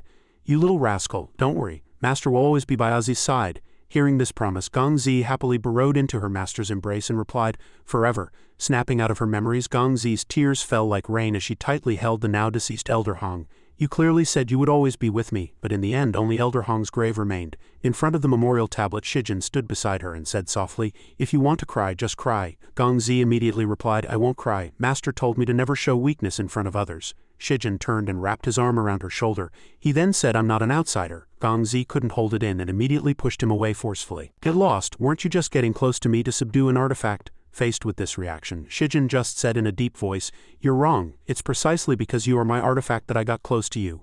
Gongzi asked him what he meant, puzzled. Shijin pondered for a moment and replied, "I've been without parents since I was young and only you artifacts have accompanied me. Your significance to me far surpasses that of family." With that, he extended his hand to Gongzi and continued sincerely, "What Elder Hong left unfinished I will complete for her. I will always be with you." Gongzi was stunned. In the depths of her memory, she and other artifacts hid behind Shijin, quietly watching him refine artifacts. Sister, he's always so serious when he's refining artifacts, another person gently corrected her, and that sister changed her words. Not he, it's master. Back then Gong Zi had asked innocently. What is a master? Can you eat it? Gong Yu had just answered vaguely. Master is not food, he is family. Family. Hearing this, Gong Zi just murmured these two words, family. Just then the positioning beast's eyes sparkled. She flew over from somewhere and happily announced, Master, Gong Zi's favorability is full. We can go back to the god realm. Shijin turned his head in surprise and asked her, you remember everything? Gong Zi gently confirmed. Without another word, Shijin gripped her wrist tightly. Great, I'll take care of the evil energy right away and then I'll take you out of this small world. However, Gong Zi replied decisively, no, my sister is still here. Shijin's face contorted as he asked sharply, what? Sister. Gong Zi revealed the portrait on her chest and answered, actually I am just the key to the fish-shaped lock. In a distant corner of the sky the scenery was beautiful, with mountains and rivers shrouded in mist. Gong Yu smiled coldly. Sister, I've finally found you. After all the hardships the sun shone again, so brilliantly it was as if no war had ever happened. Shijin, Gong Zi and the positioning beast walked out of the ruins together. Suddenly Gong Zi's voice sounded with a hint of forbearance. I've always had a faint feeling of my sister's presence, but Master and the others didn't believe me. Shijin was slightly taken aback, a rare look of contemplation on his face. He replied, I didn't expect the key to be separated. Gong Zi took out a yellow talisman which glowed with golden light. She continued, her tone firm. I've searched this entire continent but found no news of my sister. She might have fallen into the immortal realm. We can use the talisman. You actually took out a yellow talisman. Shijin took the talisman from her hand, then casually threw it on the ground and the talisman shattered. Shijin said openly, we don't need this. I'll take you up directly. With that he smiled confidently. Open for me. Shijin raised his hand and his magical power swirled upwards. The sky suddenly darkened and thunder rumbled. The light in his hand shot up to the clouds, opening a path straight to the gate of heaven. Gong Zi looked up in surprise and said, the path to the immortal realm has been opened directly. A huge stone gate carved with divine script appeared among the white clouds. Perfected Man Chao saw it and was dumbfounded. It's the gate to the immortal realm. Even the ghosts from underground swarmed up, scrambling to be the first. The immortal realm, here I come. The savage also jumped up excitedly. Everyone move aside, I'm at the tribulation transcendent stage. I'm the most qualified to enter the immortal gate. A large group of people from cultivators to ghosts all scrambled to fly up. But before they could touch the gate they were all sent flying by a magical force descending from the sky. A scolding voice came from above. How dare you? Who dares to force open the path to the immortal realm? The immortal gate guard said sternly. Is the immortal realm a place for you mortals to enter? Suddenly a voice sounded. Lan Fan, move aside a bit. Just then, Shijin, holding Gong Zi's hand, flew up calmly. The older guard became vigilant, frowning and thinking to himself, strange, how did this person just dodge the attack? Before he could react, the other person had already rushed over, swinging his axe to strike. How dare you try to sneak into the immortal gate without a heaven-piercing talisman? Shijin just clamped the metal axe blade with 2 fingers. A crisp sound rang out. We came here openly and honestly, how can you call it sneaking in? The 2 guards' faces turned pale, thinking in unison, his aura is terrifying. The path to the immortal realm was opened by him. Immediately both of them knelt down at the same time, kowtowing for them to pass, saying tremblingly, it was our negligence. My lord, please enter. In the immortal realm the palaces were magnificent, the mountains majestic and the white clouds drifted like silk ribbons. At this time Gong Zi stood by the side, able to feel it very clearly. She spoke first. I never expected that under this splendid appearance lies the source of the evil energy. Suddenly, immortal Wang Chuan laughed heartily. It's been a long time since I've seen a cultivator ascend. Let this old man show you around. With that he turned and walked away. Gong Zi hesitated for a moment and called out from behind, Thank you, immortal. We are here to find. Jijin smiled and interjected, Since the immortal has said so, let's go take a look first. Hearing this, Gong Zi had no choice but to obey and agreed. All right. The positioning beast secretly whispered in praise. Master is still the smartest, knowing to pretend first and observe the situation. Shijin replied smugly, Isn't that obvious? I was planning to observe anyway. Arriving at the ginseng garden, there was only one ginseng tree with cherry blossom-colored leaves. An immortal was there, picking gourd-shaped ginseng fruits and placing them in a bamboo basket. Immortal Wang Chuan pointed to the ginseng tree and introduced in a loud voice, This is the only ginseng tree in the world. Eating one slice of its fruit can extend one's life by 300 years. He didn't forget to show off, having the immortal maidens bring a platter of wine. This is immortal wine brewed from ginseng fruit. Drinking a pot can even grant you the same lifespan as heaven and earth, and the same brilliance as the sun and moon. The immortal maidens were holding platters of immortal wine. He thought to himself, how could a mortal possibly see such a divine object? Did he call him here today just to open his eyes? At this moment he poured out the immortal wine and said a few more words. I'm a bit thirsty too. Shijin saw through his intentions at a glance and played along. I am a bit thirsty. After speaking he didn't drink the immortal wine but reached into his robes. Seeing this, immortal Wang Chuan asked curiously, You brought your own drinks for your ascension? He took out a small gourd. Shijin tilted his head back and took a big gulp. His expression immediately changed as he confirmed, This spiritual energy is 1,000 times that of my immortal wine. He pointed at the bottle in his hand and slowly asked, "Is it fruit wine?" A smile appeared in his eyes as he replied with a hint of regret, "It's not as precious as your ginseng fruit. It's just some fruit produced by workers in the god realm." Hearing this, Immortal Wangchuan's attitude immediately changed. He hurriedly cupped his hands in a salute. "I've heard before that there is a god realm above the small world, so it's true. I wonder what your status is in the god realm, my lord." Shijin still maintained a humble posture and replied, "I'm just an artifact refiner." This answer made him even more confused, but he continued respectfully, "You are an artifact refiner? That's great. The conversion cauldron can be saved." Hearing this, both Shijin and Gongzi were stunned. He asked in return, "Conversion cauldron?" He didn't let them think too much and led the two into the hall. A large incense burner with intricate carvings of dragons and phoenixes was solemnly placed in the middle. Immediately, Immortal Wangchuan stroked his beard and said, "I believe you two have already heard about the imbalance between pure qi and evil qi." According to him, after the Immortal Demon War, the pure and evil qi became imbalanced. An immortal maiden created this conversion cauldron to convert and stabilize the two types of qi. He looked up and continued, "But for some reason the amount of pure qi released by the conversion cauldron has been decreasing in recent years." With that he turned back to look at Gong Yu and reminded her, "Speaking of which, that immortal maiden's appearance is very similar to yours." Gong Zi was slightly startled and then said, "I wonder if I might have the honor of meeting that immortal maiden?" Immortal Wangchuan smiled leisurely and immediately replied, "I need to report to the immortal maiden about the conversion cauldron. We can go together." After speaking he turned to Shijin, his tone carrying a hint of reverence. "Master, we're counting on you for this conversion cauldron." Shijin smiled lightly and agreed without hesitation. "No problem, you two go ahead, I'll be there shortly." So Immortal Wangchuan and Gongzi left first. Only after their figures disappeared did Shijin immediately approach the conversion cauldron, touching it curiously.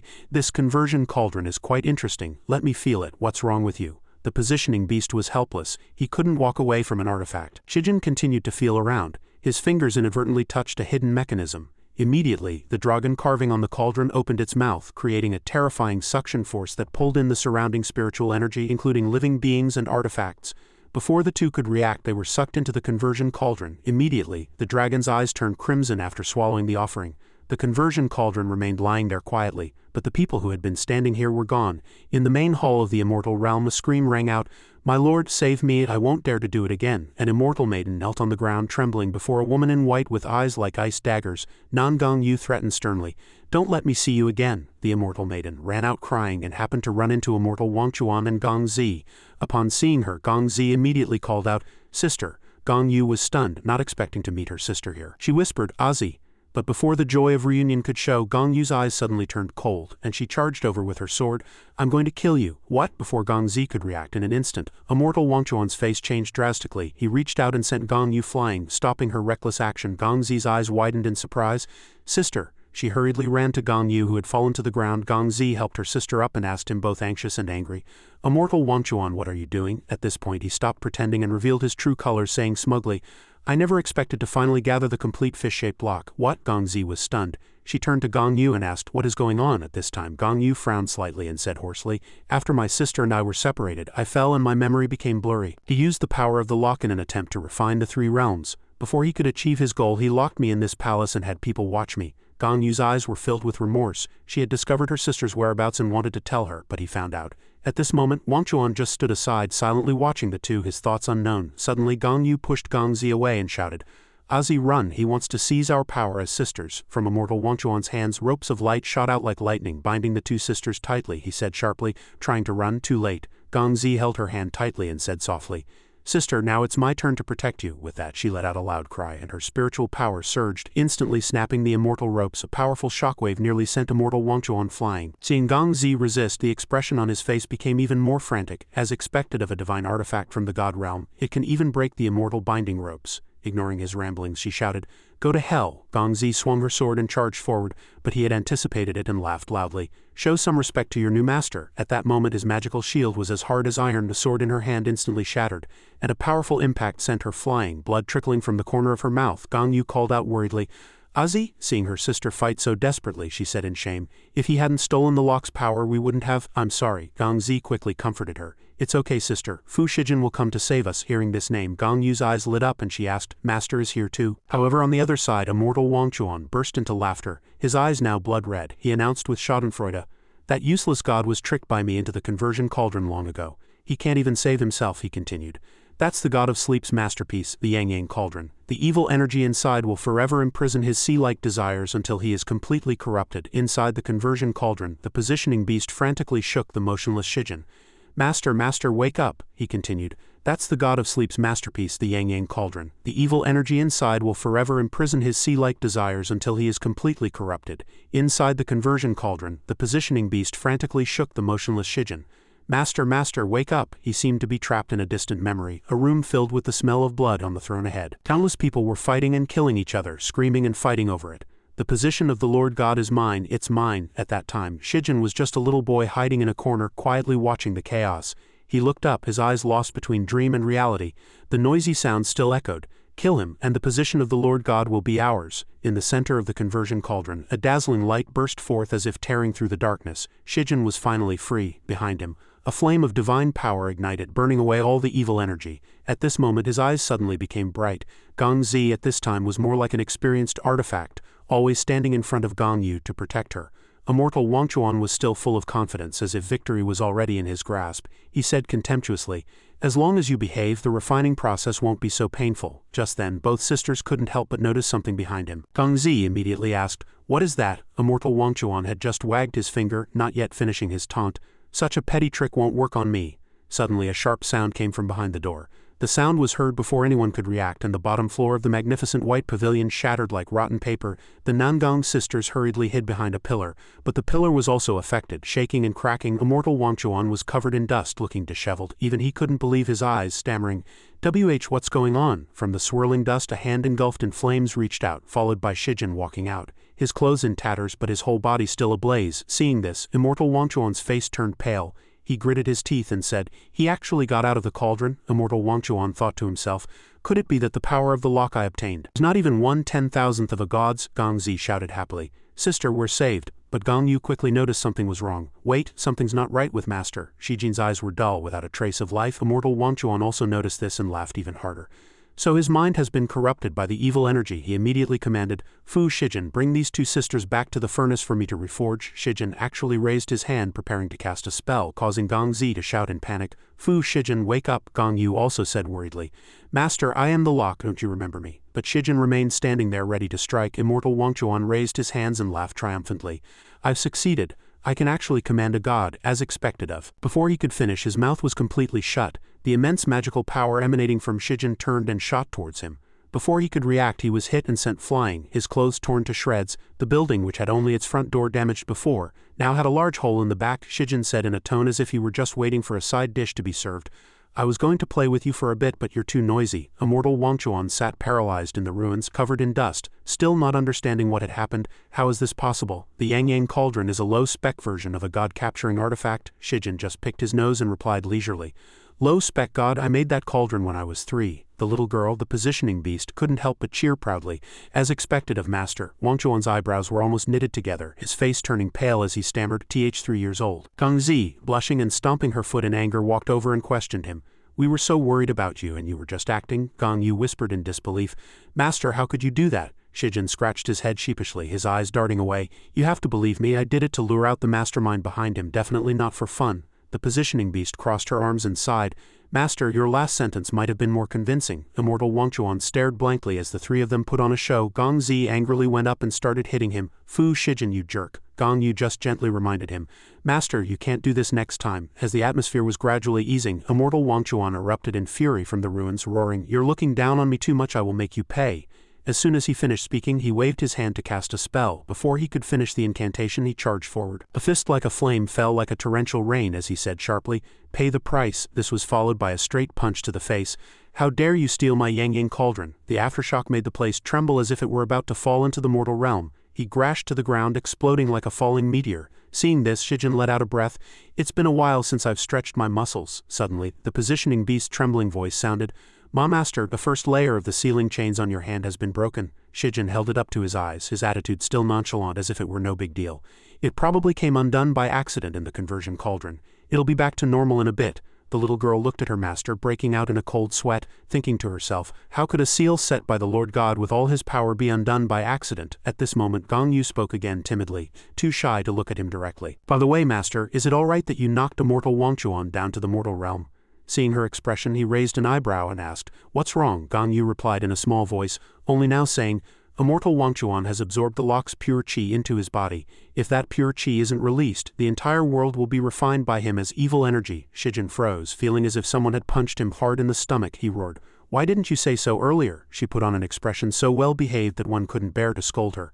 I thought you knew." On the ground, a bottomless crater suddenly appeared, with black smoke billowing out, obscuring half the sky. The surrounding commoners were still in a panic, not understanding what had happened and discussing among themselves. "What is this? Did a meteor fall?" Someone else said with schadenfreude.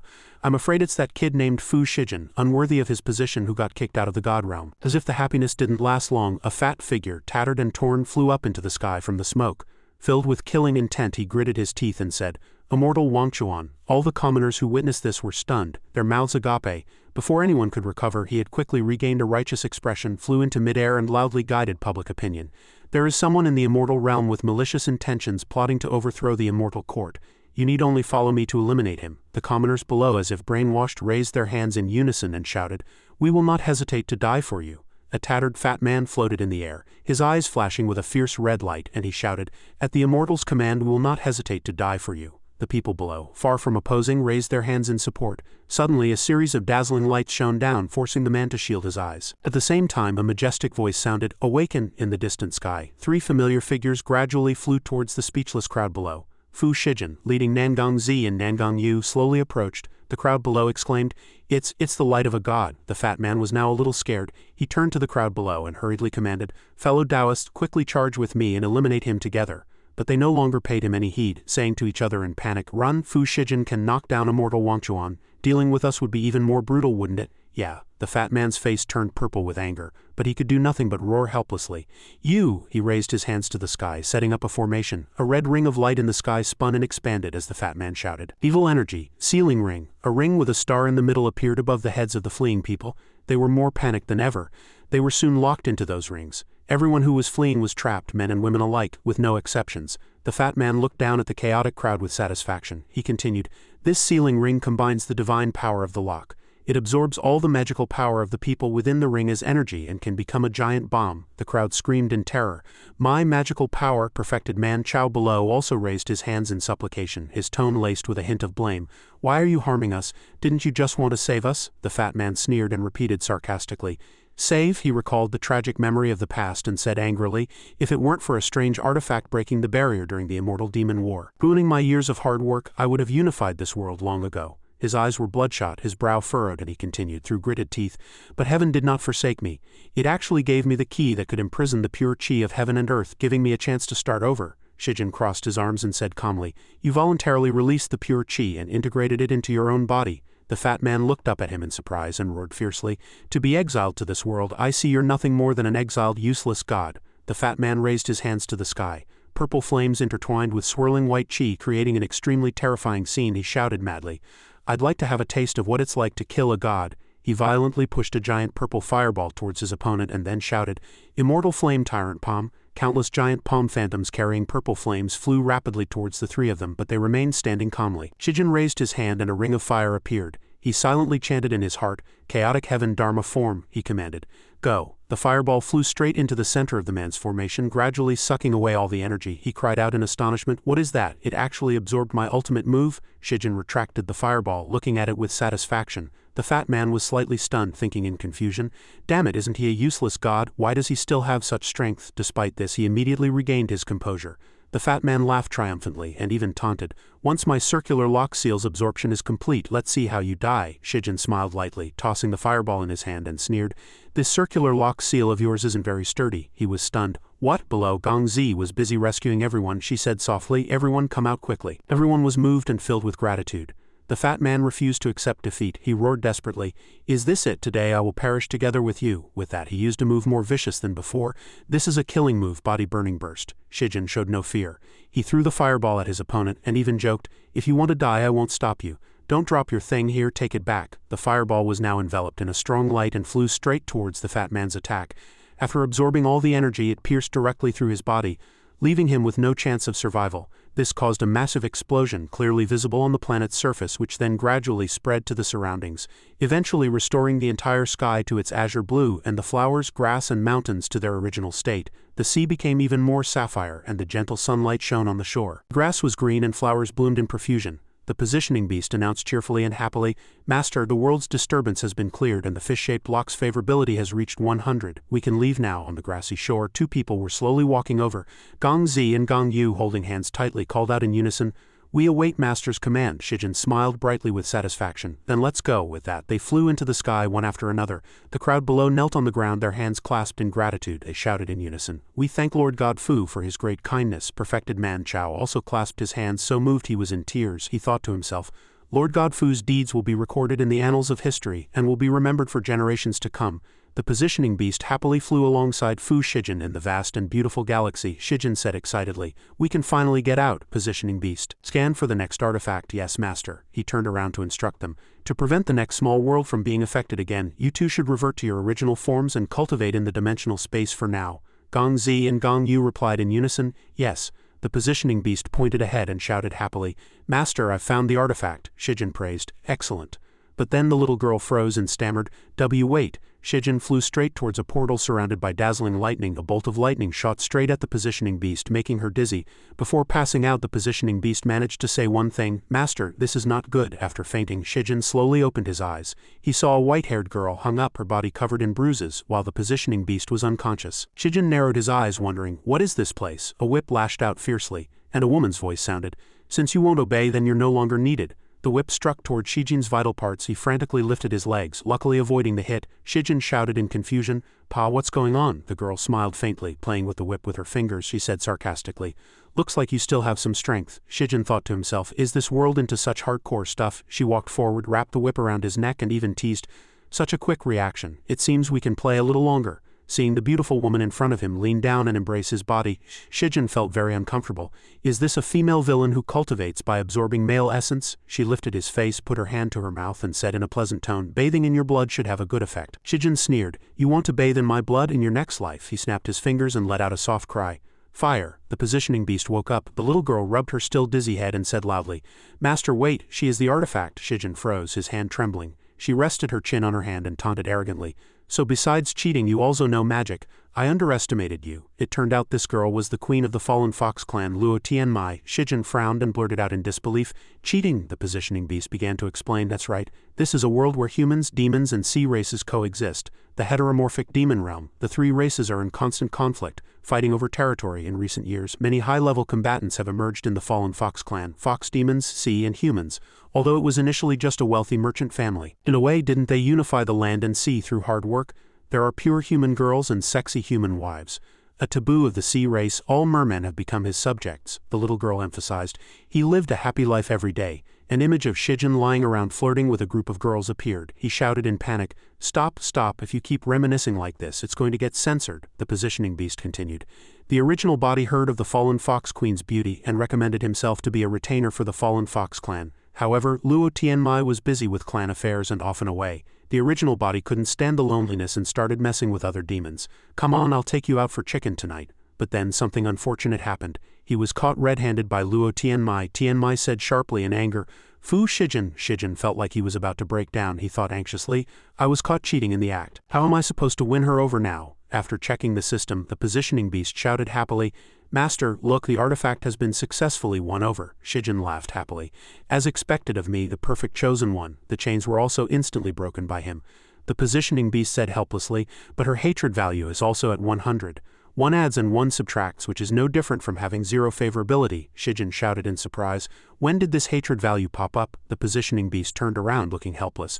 "And because the original body didn't take care of himself, he's severely worn out with only 1 hour left to live." Shijin held his head and wailed. Tianmai tightened her grip on the whip and walked over with a grim expression. "You can still run like this? It seems your punishment wasn't enough." The killing intent she brought with her sent a chill down Shijin's spine. Tianmai gently hugged him from behind, her long fingers tracing over his skin, drawing blood. Her voice was icy. "How about I turn you into a puppet and keep you by my side forever?" Shijin despaired and lamented to himself. Definitely a huge pervert. He thought that if he were to be killed, it would be a headline, "God's shocked master artifact refiner dies at the hands of an artifact." Is this a moral decay or a distortion of human nature? Shijin made up his mind. I absolutely cannot let my lifelong reputation be ruined here, he pondered. In that case I can only use my ultimate move. Seeing something, the positioning beast blushed and covered her mouth to keep from making a sound. Just then a cunning smile appeared on Shijin's lips. He had already devised a plan in his mind. Even if she only believes one, with full favorability plus the favorability bonus, she won't have the heart to kill me. Luo Tianmai rested her chin on her hand behind him. Her voice as cold as ice. Does finding information require two people to be alone in a room? Shijin clutched his chest, feigning weakness, and proposed a condition. First, promise me that you won't despise me after I tell you the truth. Tianmai crossed her arms and replied curiously, Go on, tell me. Seeing that the other party was gradually taking the bait, Shijin was secretly pleased, thinking, as long as I build up the suspense well, her heart will be led by me. Then he pretended to be exhausted. I closed the door because I have a congenital disease and I didn't want you to. Finally, he collapsed to the ground with a thud. Tianmai was surprised by this. To avoid being deceived by Shijin, she even used a spell to check and found that he wasn't faking it. Tianmai thought for a long time, and a vague guess arose in her mind. Could it be that he and that woman were secretly discussing buying medicine and he didn't want me to know for fear that I would despise him? She hurriedly bent down and comforted him in a soft voice. I misunderstood you this time. You go back and rest and recuperate. I will compensate you in the future. Hearing this, Shijin smiled to himself, having escaped a close call. Yes, looking up he thought in surprise.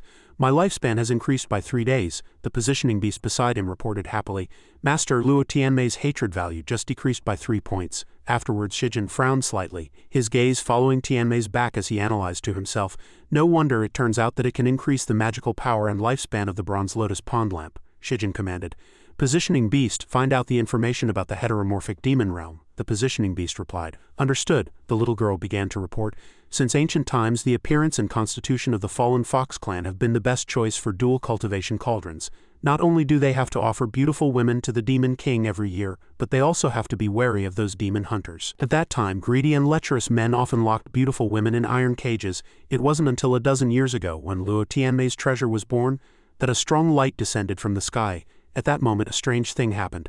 The lifespan of the fallen Fox clan suddenly increased, and their combat power surged, making them the second most powerful force after the Demon King. Tianmai then slaughtered countless vicious men. Shijin sat by the window, resting his chin on his hand as the positioning beast continued. It seems this is the effect of the Bronze Lotus Pond Lamp on this world. Then the little girl continued. Master, it is rumored that Tianmai is suspicious and cruel by nature. Having massacred the city's inhabitants in her childhood, would she easily let go of someone like that? Hearing this, Shijin nervously covered his mouth.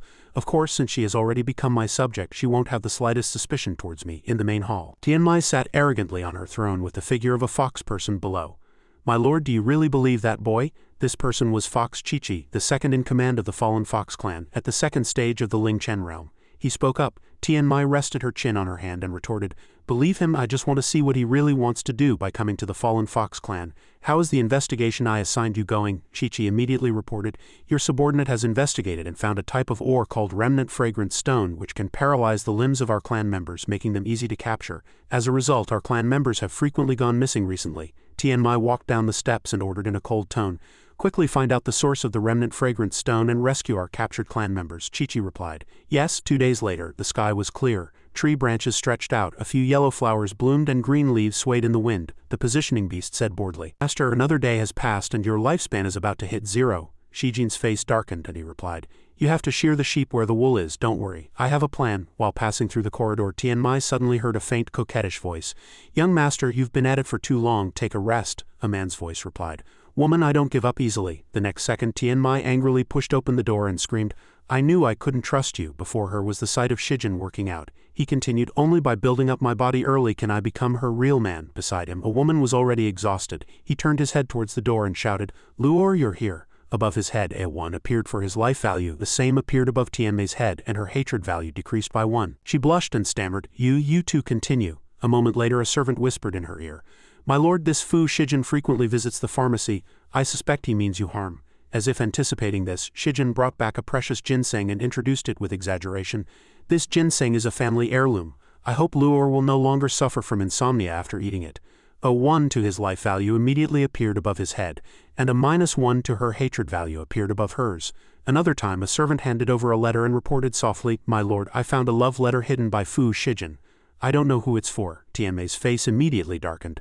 Opening the letter, she found her portrait inside with a line written, Luor, I love you. Tianmai blushed, and her hatred decreased significantly again. She shyly reprimanded in a low voice, "What a shameless fellow." The positioning beast cheered happily. "Congratulations, master, we've increased our lifespan by 8 days, and the hatred value has dropped from 100 to 92. Shijin leaned back and replied smugly, "At this rate, winning over Luo Tianmai will be no problem." However, when the little girl looked at the system, her face fell.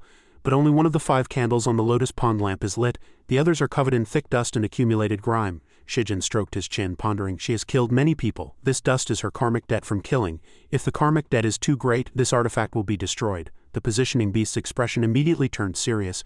"So does that mean we also have to help the artifact clear all its karmic debt and do more good deeds?" Shijin replied. "That's right." The next day in the Fox Clan's council hall, the weather was still clear. Inside the hall, Chi-Chi knelt reporting with his hands clasped. "Your subordinate was incompetent and failed to find the source of the remnant fragrant stone. I only discovered that some clan members were captured in the human city of Fallen Leaf." "On the throne," she murmured. "The human race." Tianmai clenched her fists in anger and declared decisively, "Perfect, will settle old and new scores at once. Set out for Fallen Leaf City. I want them to pay in blood." Shijin had a book covering his face and was sound asleep when suddenly the door was pushed open. The positioning beast rushed in frantically, crying out, "Master, this is bad. Luo Tianmai is going to massacre the city." He shot up, the book falling to the floor with a thud. He asked blankly, What happened?" The little girl quickly replied, "The people of Fallen Leaf City deceived and sold a batch of fallen Fox Clan members." Shijin frowned, resting his chin on his hand in thought.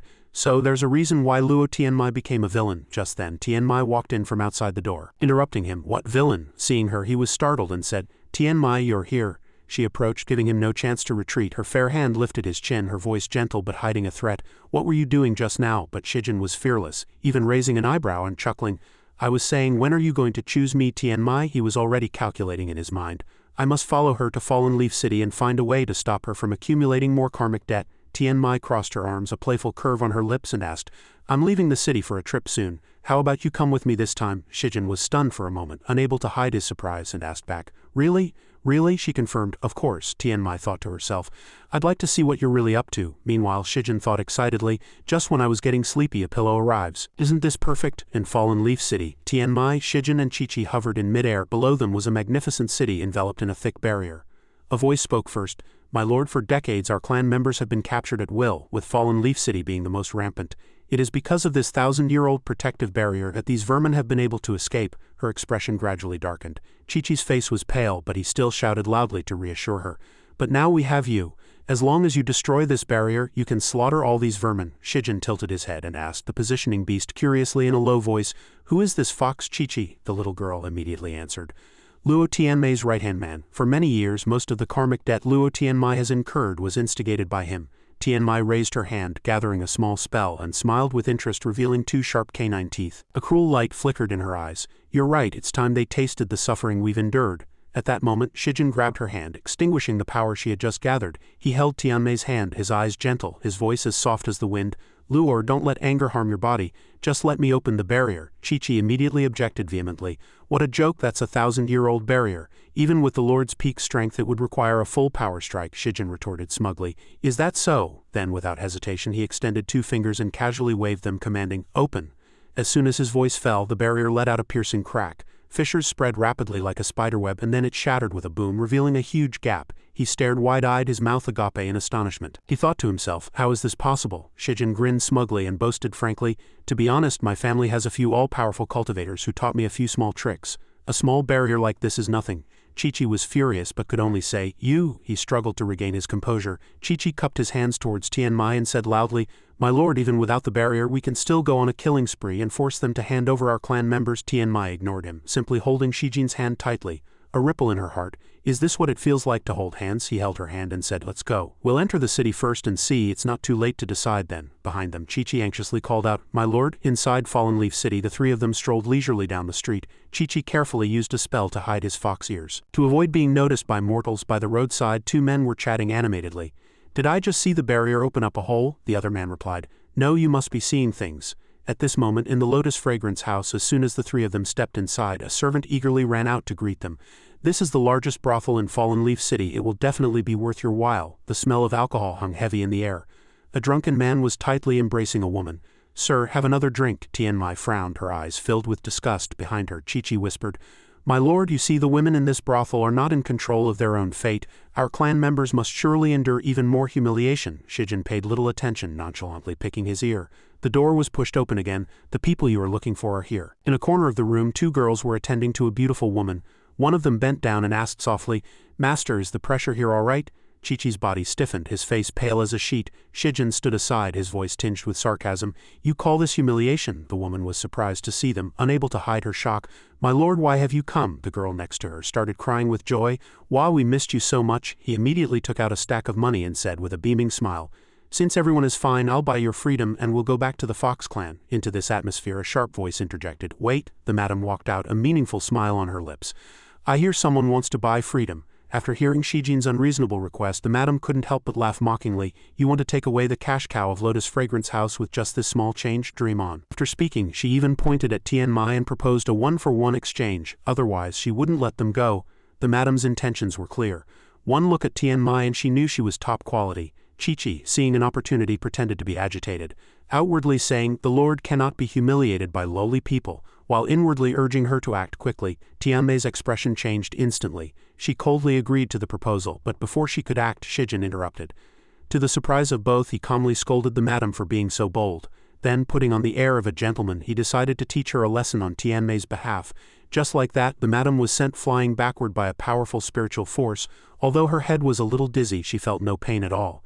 Shijin immediately grabbed Tian Mai's hand and caringly assured her that with him around, she would never have to get her hands dirty with anything. Seeing her shy and moved expression, the positioning beast was speechless. Only the little girl knew that her master was doing this to prevent the artifact from accumulating more karmic debt. Of course, at this moment, besides Chi-Chi, who else could be more resentful? He didn't understand why Shijin kept ruining his plans. Just then, the sound of footsteps came from outside and a group of people aggressively stormed in. The owner of the Lotus Fragrance House led the way and asked, "Who dares to cause trouble on my territory?" He was about to show off his power when he suddenly stopped, his face turning pale. Recognizing Shijin, the owner froze and said in terror, "Isn't this the president of the National Chamber of Commerce?" He yawned, only then remembering his identity as the president of the Chamber of Commerce, and then slowly admitted it. Seeing her backer arrive, the madam immediately cried out in grievance. After receiving the owner's rest-assured reply, the madam was convinced that the owner would not yield to power. The atmosphere between the two sides became tense as they glared at each other. Who would have thought that in the next second he would decisively kneel and apologize? "I was blind not to recognize you, and let my subordinate offend you, sir. I have decided to hand over the position of the guild hall to you." This made Chi-Chi and the madam want to vomit blood. They were thunderstruck. One was frantically calling the owner's name, the other was almost driven mad by his mortal identity. However, Shijin didn't care about those positions. If he wanted to, he could buy them himself. He thus rejected the owner's kind offer and instead asked him to do one thing: pass on my order to the other merchants. If anyone dares to trade in fallen Fox clan members again, they can expect their families to be ruined. Tian Mai stood aside, completely moved by his words, never expecting this person to be so thoughtful. The owner was also a bit helpless, and explained the situation with difficulty. "But sir, the trading of fallen Fox clan members is authorized by the city lord. Our small city lord's mansion has no way to restrict it." After receiving the news, the two immediately set off for the city lord's mansion. Tian Mai asked in confusion why they had to sneak in. Wouldn't it be better to just resolve it in front of the city lord? Shijin was a little helpless, not expecting her to be so heavily influenced by Fox Chi-Chi. Fortunately, his plan to leave him at the Lotus Fragrance House had worked smoothly. Now he could only use the excuse of wanting to spend more time together to appease the beauty. Tian Mai was immediately immersed in the sweetness of love, forgetting her earlier intentions. Fortunately, she came to her senses in time and reminded him to be mindful of his actions outside. Meanwhile, not far away, guards loudly announced the arrival of the city lord's wife. She lay leisurely on a carried sedan chair and teased, "What a fine mood you two are in, coming to my city lord's mansion to flirt." This woman with beautiful features and an elegant yet charming temperament was none other than Yi Mei. She also knew the reason for their appearance here, but she jumped off the sedan with interest, promising to tell everything she knew and to never capture the Fox clan again. But she had one condition, and then she stood frankly before him asking for help. Suddenly, Tian Mai rushed forward and directly choked Yi Mei by the neck. Her face was full of contempt, believing that her lowly status was unworthy of making conditions. Yi Mei, on the contrary, was even more pleased. She told Tian Mai not to be so rough, but was choked even tighter by Tian Mai, who threatened her to tell everything she knew. The people behind saw that the situation was not good and shouted, "Madam," while Shijin's face was grim, determined not to let the artifact harm people again. Tian Mai was quickly attracted by his call. Shijin took the opportunity to step forward and push Yi Mei away, his hands firmly on her shoulders. Why don't we listen to her request first? Only by finding the root cause as soon as possible can we avoid future trouble. Tianmai thought it made sense and decided to listen to him for the time being. Who knew that Yi Mei would bring up the past, teasing Shijin about how he had managed to make the Fox Queen so obedient with just his charm back then, causing Shijin to panic and immediately retort, "Don't talk nonsense, I don't even know you." Hearing the words, "don't know," she found it somewhat amusing and deliberately admitted, "So the one who played bondage games with me back then, I must have remembered wrong." As soon as she finished speaking, Shijin felt that disaster was imminent. He had forgotten that Yi Mei was the original Bati's lover, and wished he could clear his name. It was clearly the original owner who willingly offered himself to her. But now he had to take the blame. Of course the most dangerous one at this moment was Tianmai. Seeing her filled with killing intent, Shijin was startled and stammered his explanation into a lame excuse, directly cornering himself. This was something she couldn't accept, and she angrily raised the green sword in her hand. Shijin's face turned pale. Feeble as he could only think of one way. Seizing the right moment, he grabbed Tianmai's wrist, then leaned in and kissed her deeply. Tianmai looked up at Shijin, a trace of unease in her eyes. Shijin did not shy away. He placed his hand on her shoulder to soothe her, but his heart was in turmoil. I should be able to coax her now, right? Unfortunately, before the thought could take shape, Tianmai suddenly swayed and fainted softly, leaving Shijin, who was reaching out to support her, stunned. Why did she faint? Yi Mei didn't miss the opportunity. She walked out gracefully, smiling charmingly. Our guest is unwell. Why don't you rest in the guest room first and we can talk when she wakes up? She then moved closer to Shijin and invited. My mansion has a natural hot spring, a good place to clear heat and detoxify. Yi Mei then took his arm and said quizzically, "Why don't you go and rest too?" In the God Realm's celestial prison, it was a magnificent golden cage, particularly conspicuous among the clouds of the divine domain. At this time, Star-Lord Broom was walking towards that conspicuous cage, saying in a shrill voice, "Hey Fu Shijin, I've come to see you today." Looking at the silent figure in the cage, he sneered sarcastically, "If you could just beg me, I might be able to put in a good word for you before the Lord God." But the Shijin inside just shook his head firmly, indicating it wasn't necessary. This stubborn attitude made the Star-Lord almost spit blood from anger. He narrowed his eyes and shouted, "Disaster is imminent, yet you're still so arrogant." The fire broom in his hand ignited with flames. The Star-Lord raised it above his head and said sourly, "It seems a harsh lesson is in order." He immediately swung it fiercely, and a raging fire swept toward Shijin. The flames devoured everything, but what appeared was only a crude puppet. Only then did the Star-Lord realize, this is a fake. Looking at the burnt puppet, he finally came to his senses. Fu Shijin has escaped. A sinister thought immediately flashed through his mind. If I report this to the Lord God, there will surely be a great reward. You're dead, aren't you? Then we should congratulate you first. But the joy didn't last long. Zerong and Yuxuan suddenly appeared before him, making the Star-Lord's hair stand on end. He trembled and backed away, hugging himself defensively, stammering, "What do you want?" And on Shijin's side, he was currently leisurely soaking in the hot spring, saying comfortably, "This is simply heaven." The positioning beast was equally happy on a floating board, enjoying the rare pleasure. Suddenly, the little girl noticed something and hurriedly called out to Shijin, "Master, the rain god is looking for you." The positioning beast projected a holographic image showing Yuxuan's hasty report. "Shijin, this is bad." He wasn't too alarmed, slowly rising from the water, and asked calmly, "What's wrong?" As soon as Yuxuan saw him through the screen, her face turned red and she stammered to herself, "Strange, how did Shijin get more handsome?" Before she could be narcissistic for long, Zerong's voice came from a distance, fiercely urging the Star-Lord, "Get in there." Yuxuan quickly coughed to compose herself and explained, "That Broom Star found out the celestial prison was a fake, but we can hold him off for now." She then reminded him, "We can't hold Broom Star off for too long, you have to come back quickly." But the signal was intermittent, the voice cutting in and out. Shijin could only sigh helplessly. "The signal here is too poor." Just then, a pair of fair legs slowly stepped into the spring water, making Shijin instinctively look up. It was Yi Mei, casually draped in only a thin cloth, her posture shy, yet a hint of cunning hid in her eyes. "I'm sorry, there's only one hot spring in the mansion. I'm afraid we'll have to bathe together." Seeing this, Shijin put his hands on his hips, feigning displeasure. "This city lord's mansion is too stingy. I don't want to share a bath with others." With that, he turned to leave. "I'm done washing, you can have it." Yi Mei was stunned, looking at his back in confusion. What's going on? Does he not like this type? Immediately that hand shot out, blocking Shijin's chest, trying to hold him back. "Don't worry." She pressed herself close to him seductively. "You know this, I know this, that woman will never know." Meanwhile, in the mansion, a finger gently slid over rosy lips, then spoke, "Kiss me." At that moment, as if immersed in a dream, Tianmai murmured softly, "You're already mine, don't ever think of leaving me." But the beautiful dream didn't last long, as the atmosphere was shattered by the sound of discussion outside. "I heard the madam and young Master Fu are playing in the water together again." In the spring, Yi Mei continued to deliberately press closer, smiling bewitchingly, but was resolutely pushed away by Shijin. "Madam, there's no need for this. I came here to bathe, not to hold you." Rumors spread like wind. From behind a rock, Tianmai secretly peeked out, her eyes fixed, which was noticed by Yi Mei, who smiled even more sinisterly. "The next part will be even more fun. Over here." Tianmai's heart burned with fire. "I'd like to see what you two are planning behind my back." Yi-Mei pushed her luck even further, her soft body pressed against Shijin's back, the warm touch making his spine stiffen. Before he could compose himself, the positioning beast's urgent reminder sounded in his ear. Master, Luo Tianmai is nearby. Hearing this, Shijin's face immediately turned pale. What? Without waiting another second, he decisively pushed Yi-Mei away with force, deliberately raising his voice to declare, "Even so, I will never be seduced by you." To emphasize, his voice grew louder. "From the moment I met her, I knew what true love was. I will not betray her." Behind the rock, her gaze involuntarily froze. Yi-Mei had already scrambled up, looking disheveled and taunted with her head in her hands. "Who are you pretending to be so pure for? Don't think I don't know your purpose for getting close to her is to hunt foxes." These words were like a bolt from the blue. Shijin wailed inwardly. "What? So that's what the original owner was like?" On the other side, after hearing this, the killing intent in Tianmei's eyes erupted violently. "So this is his purpose for getting close to me?" Seeing the situation was bad, the positioning beast quickly shouted, "Master, think of something quick. The hatred value is about to go out of range." There was no other way. Shijin could only say loudly, "That was the old me." His voice cracked with emotion, and he put on a sincere and pitiful expression with tears welling in his eyes.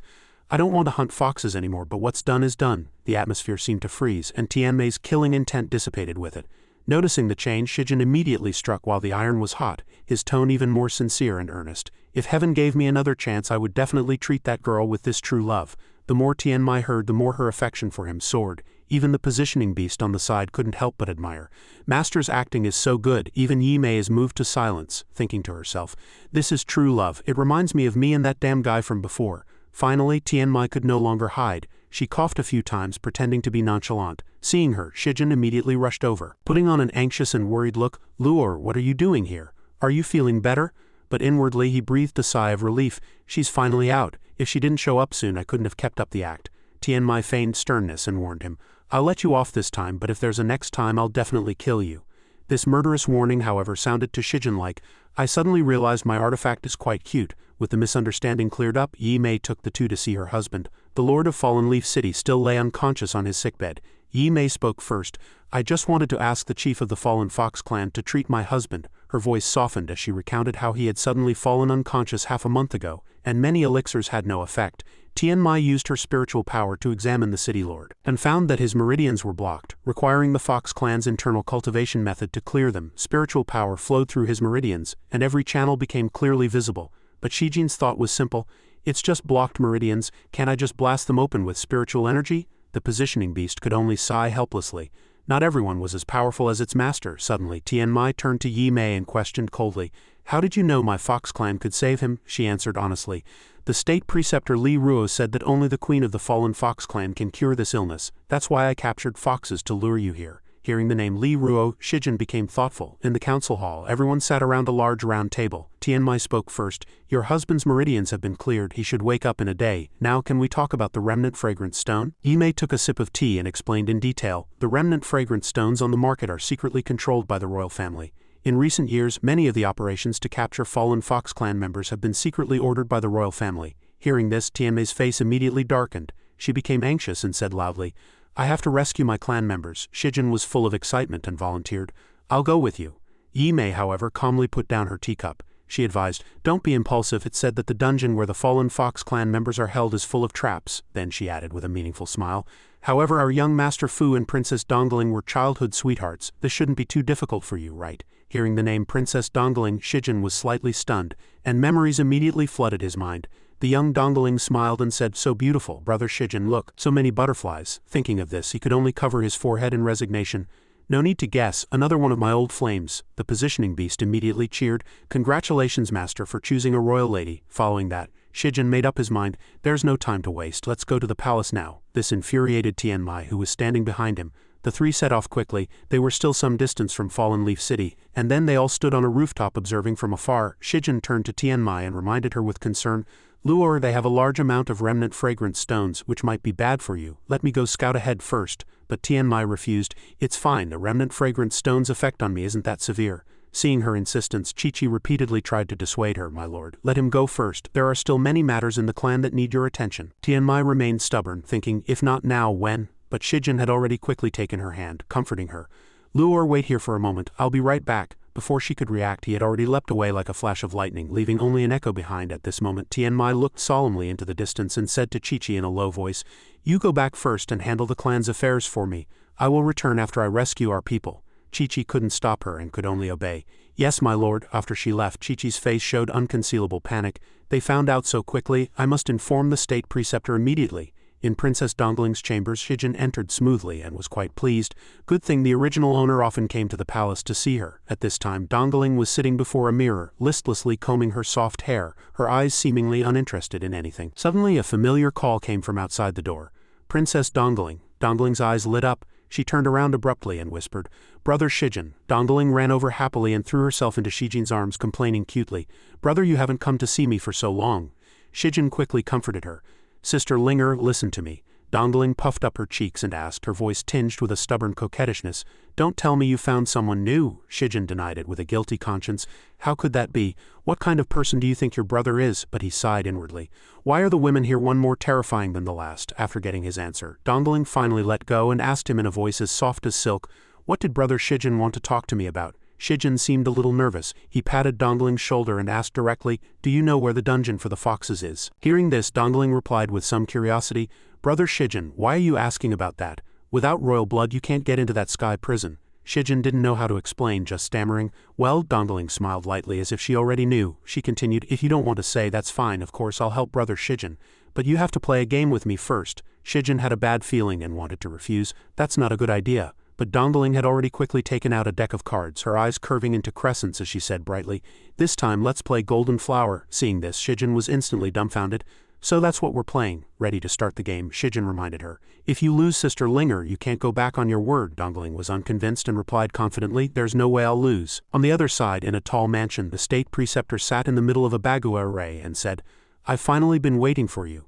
Li Ruo's face was grim. He ordered his subordinate, "Go and spread the news that the queen of the fallen fox clan possesses the secret of longevity." The man immediately replied, "Yes," he added, "Tell the two princes that the queen of the fallen fox clan, Luo Tianmai, is in the palace right now." Back in Dongling's chambers, the card game was coming to an end. He said faintly, "You agreed to my request if I won." At this moment, Shijin held up a small dudu, a traditional Chinese undergarment, and said triumphantly, "I even won your dudu."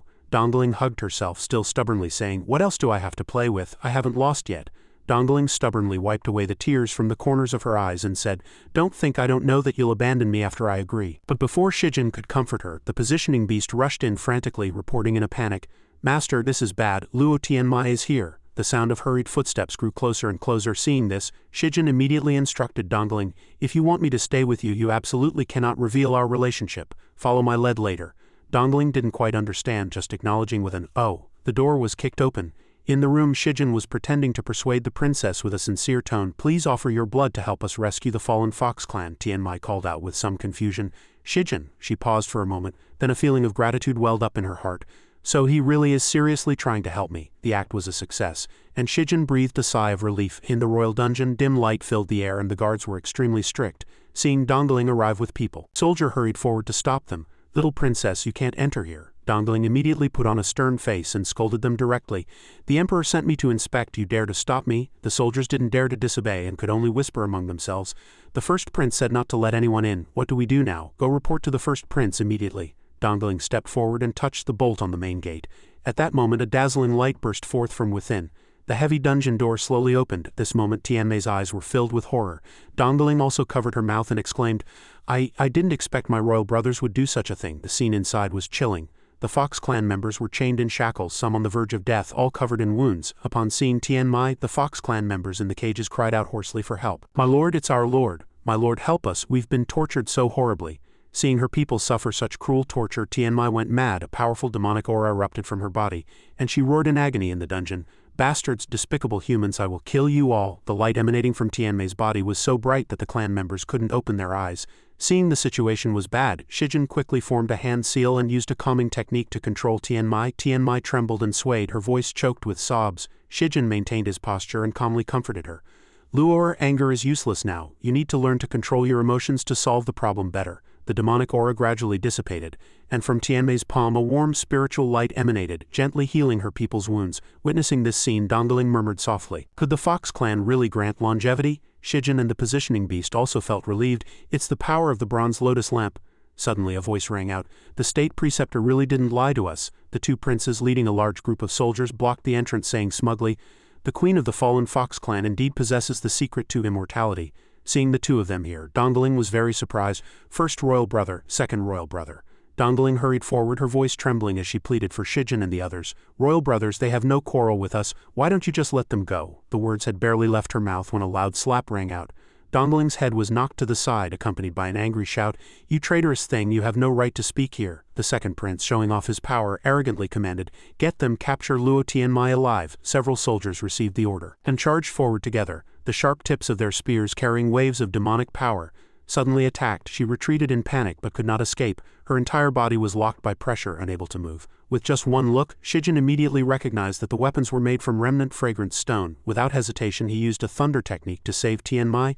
Lightning rolled down, scattering the group of soldiers. People and horses were sent flying, and spears were scattered on the ground. Although Tianmai was rescued, she had exhausted her strength and fainted. Seeing their soldiers annihilated, the two human princes were silent for a moment, but they quickly regained their tough stance and charged forward themselves. The sharp edge of a sword slashed directly at Shijin. Unfortunately, as soon as it touched his body, it shattered into pieces, leaving the two stunned. Before they could recover, a verdant green formation appeared behind Shijin, and his energy surged. A violent burst of spiritual power erupted, instantly sending the two flying.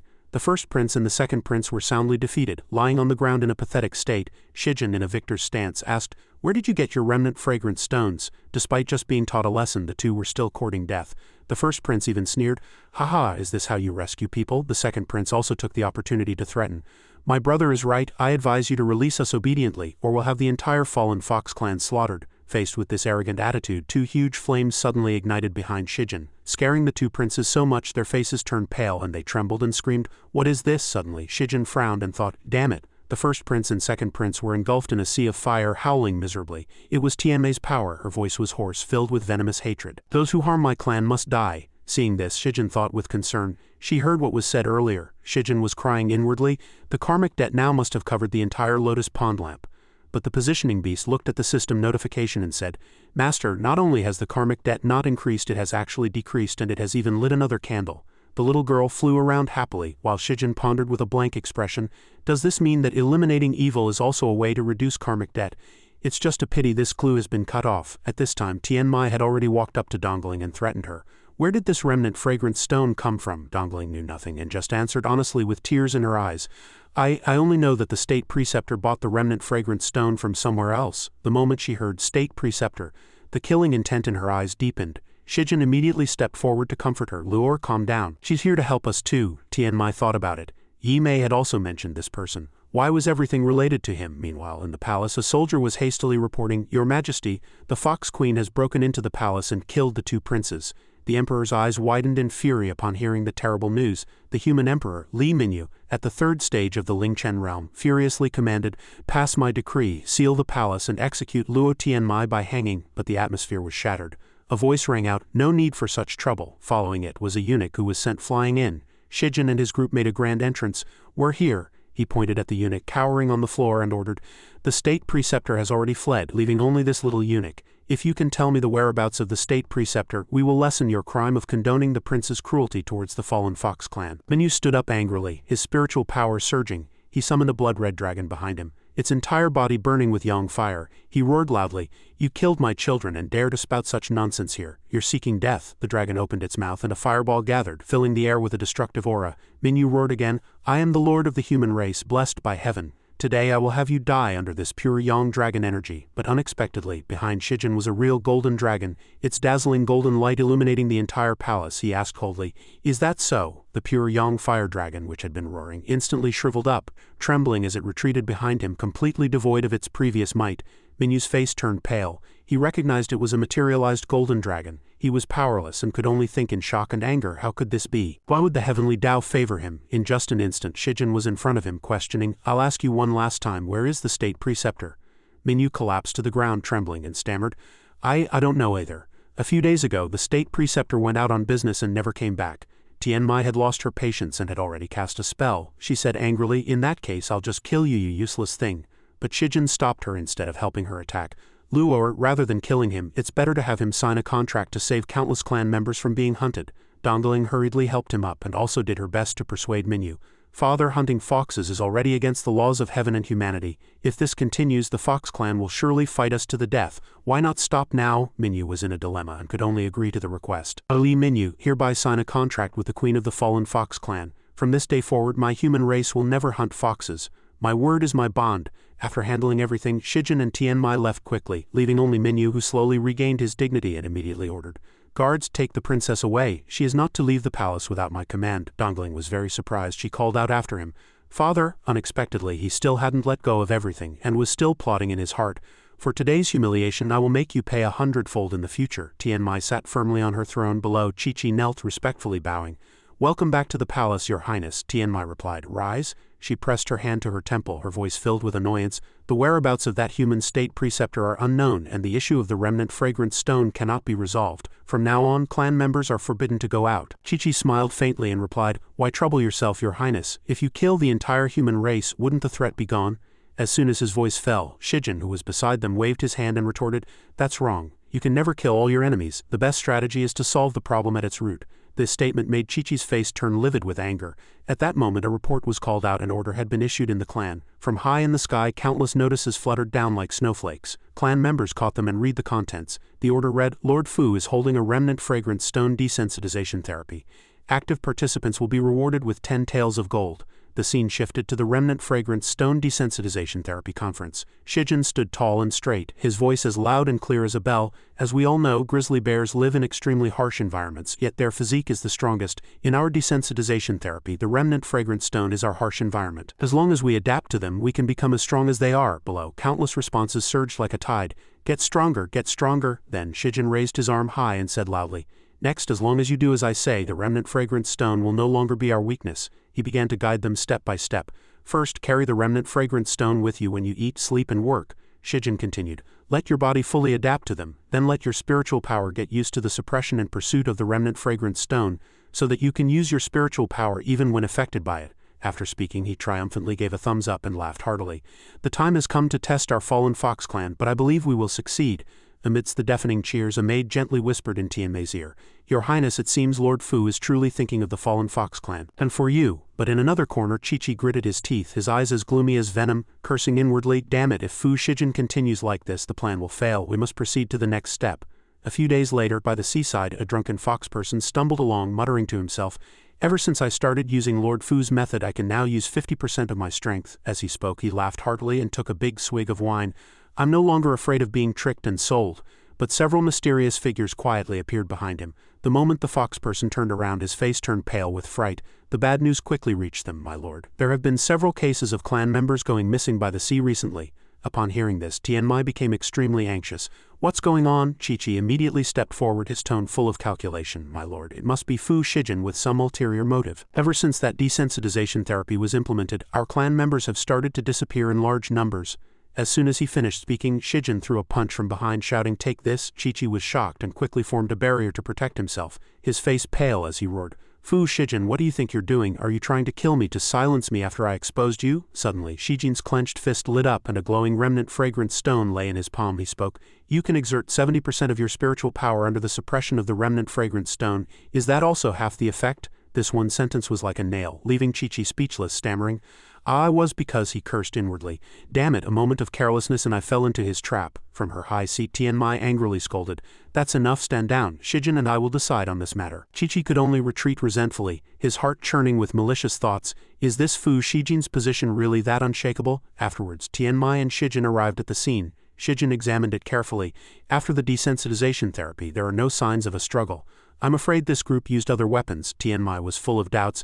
"The sea clans have numerous races. It will be difficult to investigate." Hearing this, Shijin shared his idea. "Then let's have them come to us." She was a bit surprised and asked back, "You mean on the shore where the sea breeze howled?" The two sat side by side on a rock like a couple on a date under the moon. This move really worked. Soon the two were surrounded. They whispered to each other, "There are two lovebirds on a date." On the other side, Shijin noticed and smiled to himself.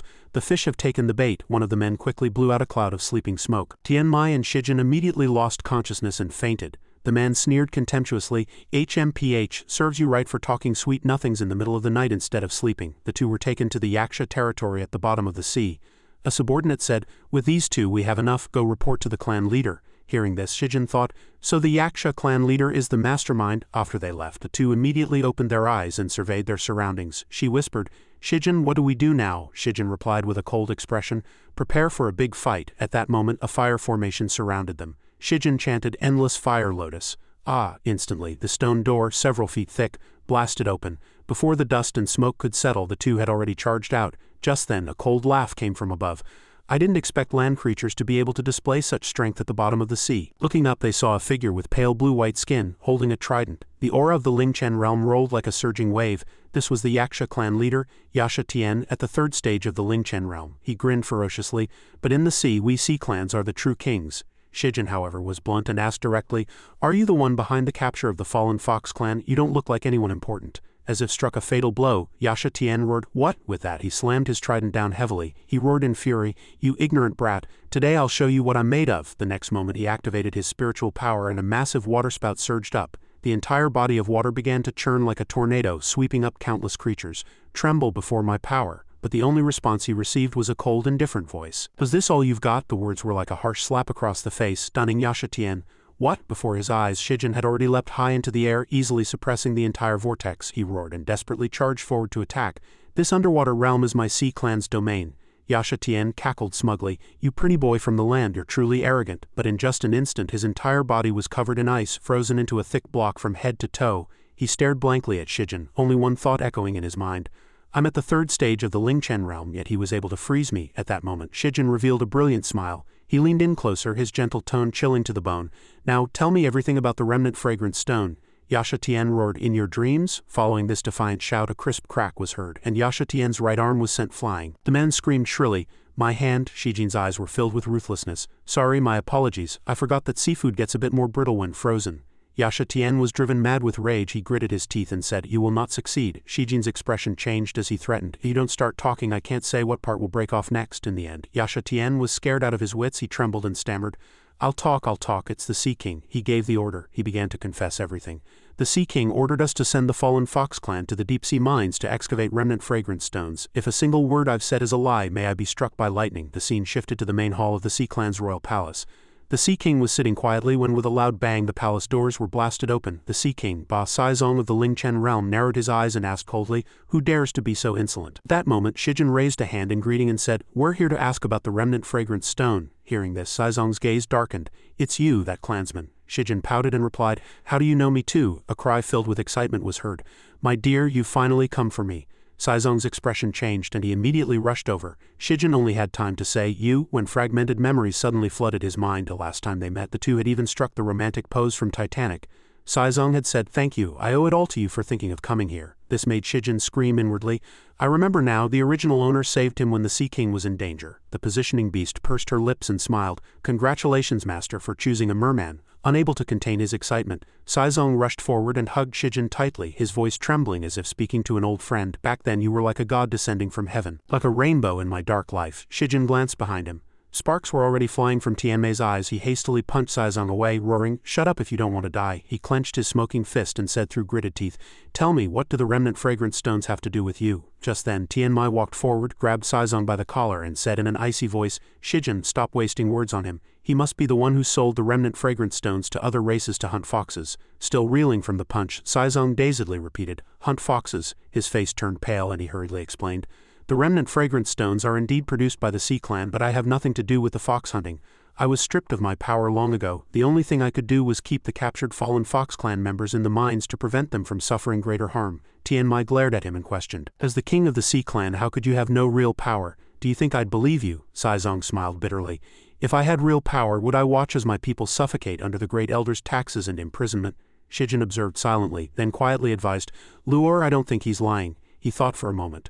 According to the original owner's memories, he had indeed been made a figurehead. An idea suddenly came to Shijin, and the corners of his mouth turned up. How about this? We'll help you deal with the Great Elder and seize real power. In return, the Sea Clan will hand over the source of the remnant fragrant stones. The scene shifted to the Sea Clan's harvest festival. In the deep sea, thousands upon thousands of Sea Clan members gathered to offer sacrifices. Someone stepped forward to report, the Sea Clan has suffered frequent natural disasters this year. This is all we could harvest. We beg the Great Elder for mercy. The Great Elder of the Sea Clan, Ruohai of the Dixu realm, stood majestically on the highest step. His gaze was like frost as he berated them. When heaven is about to confer a great responsibility on any man, it first visits his heart and mind with suffering, and his bones and sinews with toil. If you can't even endure this little hardship, how can you be worthy of being part of the Sea Clan? You might as well go do hard labor like the fallen Fox Clan. Suddenly, a resonant voice rang out, startling him. You're the one most suited for hard labor. Saizong, followed by Shijin and Luo Tianmai, broke through the water, their killing intent palpable. Saizong raised his trident high, its chill biting to the bone. Ruo Hai, you have oppressed the people of the Sea Clan.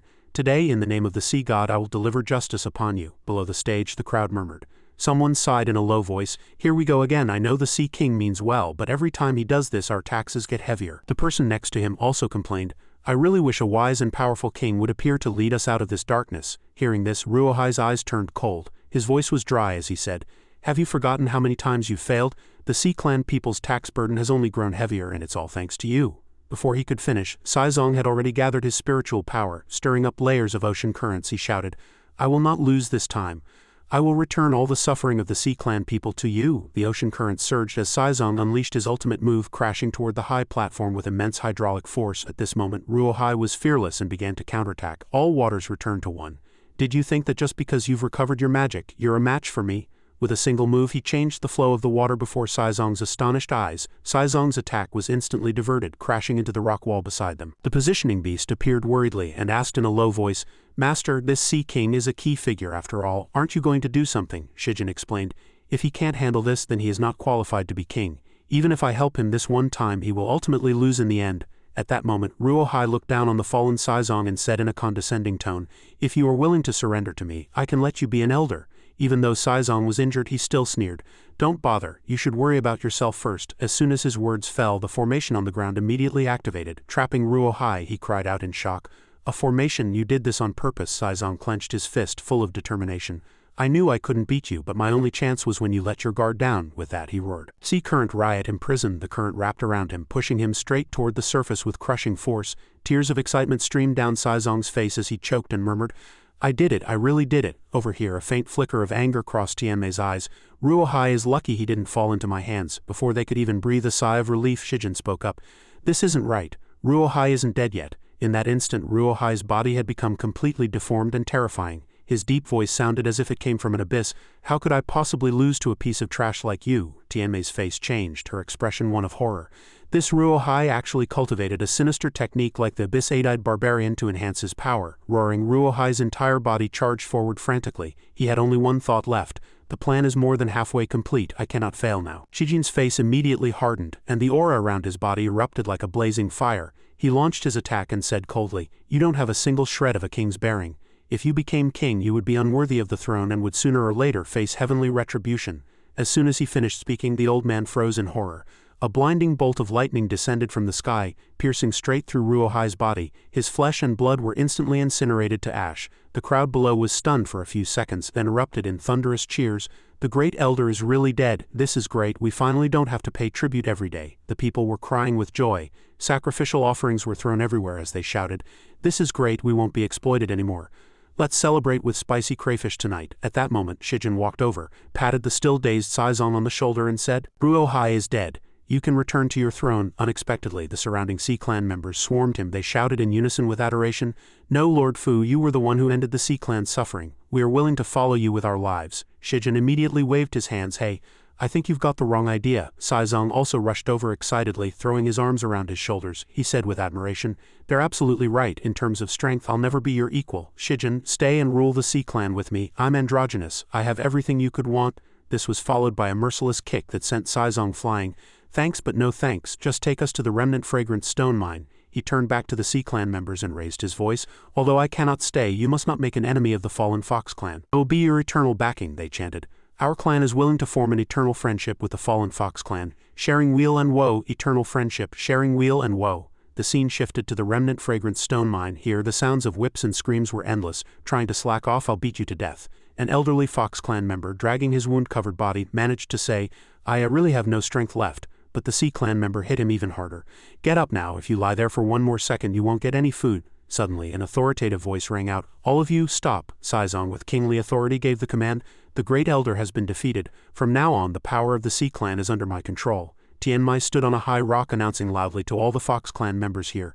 The remnant fragrance stone mine is about to be destroyed. From this day forward no one will ever be able to use remnant fragrance stones to persecute you again. Now you are free." The Fox clan members were moved to tears. They stood up and shouted, "Long live the queen!" The positioning beast appeared to report, "Master, the third candle has been lit. The hatred value is down to just 53 points. Shijin replied with satisfaction, just as expected. Suddenly an earthquake struck the remnant fragrance stone mine. Shijin hurriedly asked, "What's going on, an earthquake?" Only then did Saizong remember. He reported in a panic, "This is bad, I forgot to tell you. Ruo Hai imprisoned a 1,000-year-old great demon in this mine." Just as he spoke, the 1,000-year-old snake demon appeared in the distance. She looked at the crowd before her and threatened in a low voice, "What little mice are you, daring to disturb my sweet dreams?" Meanwhile, in the Demon King's Grand Hall, Minyu strode in, filled with towering rage. "Luo Tianmai is a member of your clan, yet she led people to break into my royal palace and kill my 2 sons." He looked up at Zhang Quan on the high throne and continued, "I wonder how the Demon King plans to deal with her." Upon hearing this, Demon King Zhang Quan said nonchalantly, "She's just a little demon who's gained some power. Killing her would be as easy as blinking." At this he revealed a sarcastic smile. "On the contrary, for the human emperor to be troubled so easily is truly laughable."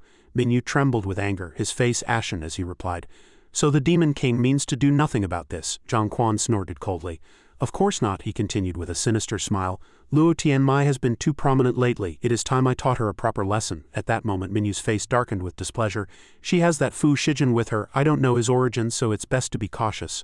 Before he could finish, a figure walked out from the inner hall. Prime Minister Zhu Ding bowed and said, "There is no need for the human emperor to worry. They can't even save themselves right now. That 1,000-year-old snake demon's petrification ability is extremely potent. Once the stone statues are shattered, their souls will be crushed along with them." As he spoke, a profound killing intent flashed in his eyes. Even a god wouldn't be able to save them. He then turned to Zhang Quan, his voice like a blade laced with ice. "Your Majesty, I hear that Luo Tianmai is not in her clan at the moment. Why not strike the snake where it's most vulnerable and go after what she cares about most?" Zhang Quan's interest was piqued. He waved his hand and ordered, "Send my decree, assemble the demon army and march on the fallen Fox clan immediately."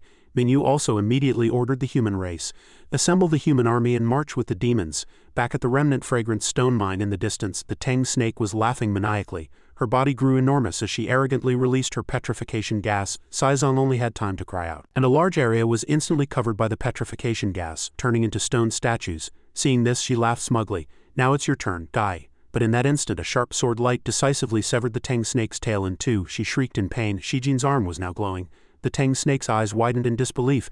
"No one can resist my petrifying eyes, even gods are affected. Why can you still move?" As Shijin removed the petrification from himself, he explained, "Petrification only seals the soul. If the soul is powerful enough, does your petrification still have any effect?" Then he released his hand seal and launched an attack. Faced with that power, she retreated in terror, her mind reeling. "This terrifying power, I have to run." But just as she turned to flee, she was caught by Shijin's light. Under the mountain-like pressure, she had no choice but to use the laws of heaven and earth to forcibly devolve herself.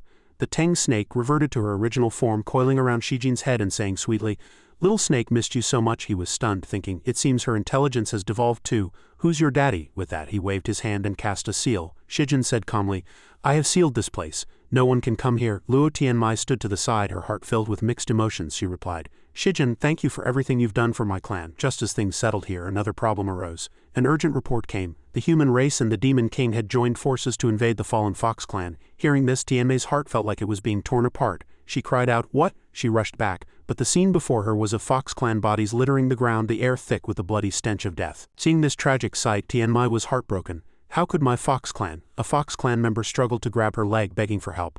"My lord, save us, save us." This scene seemed to pull Tianmei back into her memories of the past. The image of her family's extermination reappeared before her eyes. She saw Chi-Chi walk over, dark shadows of blades behind him. Yet he opened his mouth to accuse her. "My lord, you are the cause of all this." Tianmei trembled all over, an inexplicable fear rising in her heart. She stammered, "It was me." Seizing the opportunity, Chi-Chi swung his blade. He laughed maniacally. "Let me push you into an even deeper nightmare." Instantly, the cold blade pierced through her chest. Tianmei looked down at the wound on her chest and said in disbelief, "Fox Chi-Chi, you?" It turned out he had been bought by Zhu Ding long ago. The old man had given Chi-Chi a one-eyed blade, saying, "As long as you stab her with this dagger which has a nightmare seed attached to it, she will never be able to wake up again." Chi-Chi laughed triumphantly. "The fallen Fox clan will soon be mine." His happiness was short-lived as a sword pierced through him from behind. Shijin's cold voice boomed, "I knew you were treacherous from the start. I only spared you because Tianmei trusted you, but you showed no gratitude." Chi-Chi, now in a frenzy, roared, "Master will surely resurrect me and Luo Tianmai will live in her nightmare forever." Not letting him say more, Shijin waved his hand and a ball of fire engulfed Chi-Chi's body, burning him to ashes. Resurrection not necessary. At this moment Tianmai had already collapsed. The positioning beast hurriedly reported, "Master, the karmic debt of the lotus pond lamp is doubling and the candle flames are about to go out." Saizong had caught up, and when he saw what was stuck in Luo Tianmai's chest his face changed drastically. He said anxiously, "It's a nightmare seed." Without hesitation he said in a deep voice, "You must find the demon queen Lan Yu quickly. Only she has a solution. If you wait longer than half a day, Luo Tianmai can never be saved." Saizong added in a low voice, "The nightmare seed will merge with a person's most terrifying nightmare, the one they are most unwilling to wake from." As soon as he finished speaking, a smug laugh came from the right. Minyu slowly walked out. "The demon clan has long since allied with me." His eyes were filled with venomous hatred as he continued, "If you want to save Luo Tianmai, then bow your head and admit your mistake. Perhaps I can be lenient." Hearing this, Shijin stood up and said loudly, "Help me take care of Tianmai." Saizong hurriedly supported her and called out to him. Seeing him walk over, Minyu became even more smug. His eyes filled with contempt. A wise man submits to circumstances as expected. But to his surprise, Shijin just sneered and retorted, "Was that so?" Then like a bolt of lightning he shot out his fist, grabbing him by the throat and lifting him high into the air. He continued, "Then you've really misjudged me." Instantly the dragon energy around Minyu erupted like a great dragon roaring between heaven and earth. He said smugly, "I am the human emperor protected by dragon energy." Shijin's eyes darkened slightly as he replied, "Human emperor, it's time for a change of dynasty." In just an instant the protective dragon energy was crushed by Shijin's grip. Before Minyu could even scream, he decisively ended his life. Just as he finished, a bone chain suddenly attacked from behind as if trying to tear space itself. Shijin frowned slightly. He tapped his toes on the ground, his figure leaping up like a wisp of green smoke to dodge the attack. Looking up, he saw Zhang Quan standing proudly in the air, a haughty smile on his lips. "Kid, you're new here. It's best not to be too reckless." Shijin smiled faintly. "Reckless?" He then threw a punch. "Then let's see how you like this fist of mine." Seeing this, Zhang Quan quickly transformed, roaring, "You overestimate yourself." Then with another roar, Zhang Quan shed his human form, revealing his massive true body, his dark scales like steel. Over here, Juding observed through a magic sphere and sneered, "The Demon King's true form is a demon crocodile. His skin is like a divine weapon, impenetrable to blades and spears and impervious to fire and water." Zhang Quan stood still, waiting for Shijin's fist to come, saying contemptuously, "Fool, trying to hit a stone with an egg." Before his laughter faded, Shijin's fist had already smashed into him, sending him flying. The crocodile's skin tore apart like rotten paper. Over here, even Saizong was affected by the aura and raised his hand. Shijin retracted his fist, raising an eyebrow in mockery. "Is this your defense?" At this moment, Zhang Quan climbed out of the rubble in a sorry state. He suddenly roared, his power erupting once more.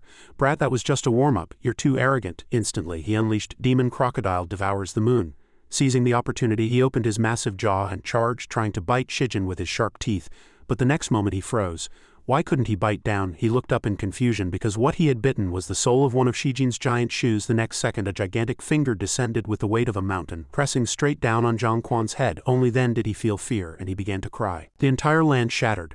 Before Zhang Quan could even scream, he was crushed like an ant. Seeing this, Juding's face turned pale. Even the Demon King couldn't stop him, but soon he began to laugh again. A cruel glint flashing in his eyes, Juding whispered, "Fortunately, I've stalled for long enough. Luo Tianmai is surely beyond saving." The scene shifted to the Demon Queen's Grand Hall. Shijin, carrying Luo Tianmai, rushed in like a hurricane. "I am Fu Shijin. Where is the Demon Queen?" A gaze flickered inside the hall upon hearing his name. Lan Yu slowly walked out. At that moment, Shijin was stunned. Could it be? Memories of the past flooded his mind. The Lan Yu of that time was a gentle woman who had once said to him, "If I could rule a land, I would surely make the demon race stronger and more prosperous than it is now." As she spoke, Lan Yu rushed forward and hugged him. She held him tightly. "When that time comes, I will surely fly side by side with you, my brother." At this moment, the corner of the positioning beast's mouth twitched, and she muttered under her breath, "Master, it seems to be another one of the original owner's old flames." Lan Yu looked at the unconscious Luo Tianmai, her voice gradually turning cold. "You brought another woman to see me." Shijin quickly changed the subject with a smile. "Time is of the essence. Why don't we save her first?" Hearing this, Lan Yu suddenly sneered. "Don't you know I never do business at a loss? If you want to save her, you'll have to trade yourself for her." Cradling Tianmai, Shijin said, "Instead of me, why don't you listen to the generous terms I have to offer?" With that, he snapped his fingers and the sturdy cage instantly exploded into fragments. Lan Yu dodged to the side, stunned. The birdcage, forged from 10,000-year-old refined steel by the Demon King, had been shattered in a single blow. Shijin continued to persuade her. "As long as you save Tianmai, I promise I'll never mess with this broken cage of yours again." Lan Yu secretly weighed the pros and cons. "The power he's shown today is far beyond mine. I might as well go with the flow and make a deal with him." The positioning beast held up a congratulatory sign. Master Fu, who sees through human nature. Shijin was also secretly pleased. After they agreed, Lan Yu channeled her power to heal Tianmai, who was lying on the bed. She frowned and sighed. This is not good. Too much time has passed. The nightmare seed has already taken root and sprouted, trapping her in a dreamscape. Now only by killing the nightmare demon and resolving her inner conflict can we wake her.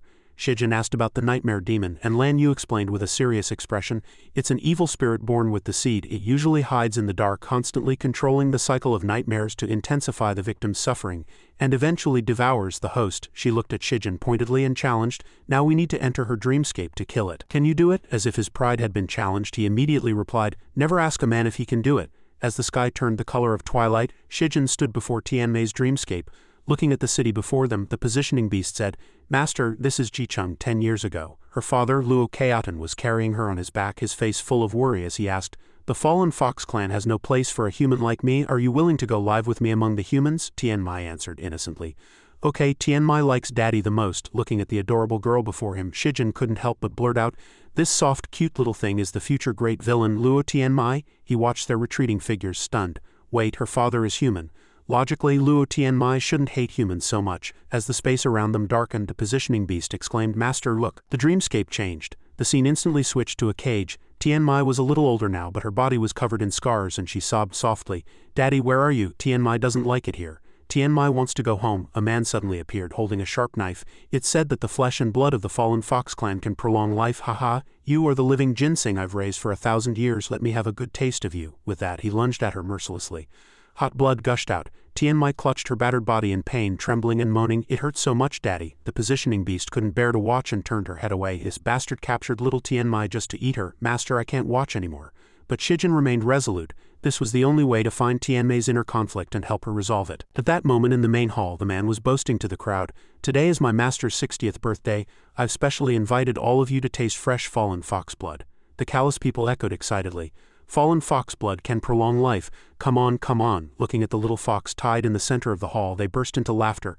Haha, I heard this fallen fox has extremely strong self-healing abilities.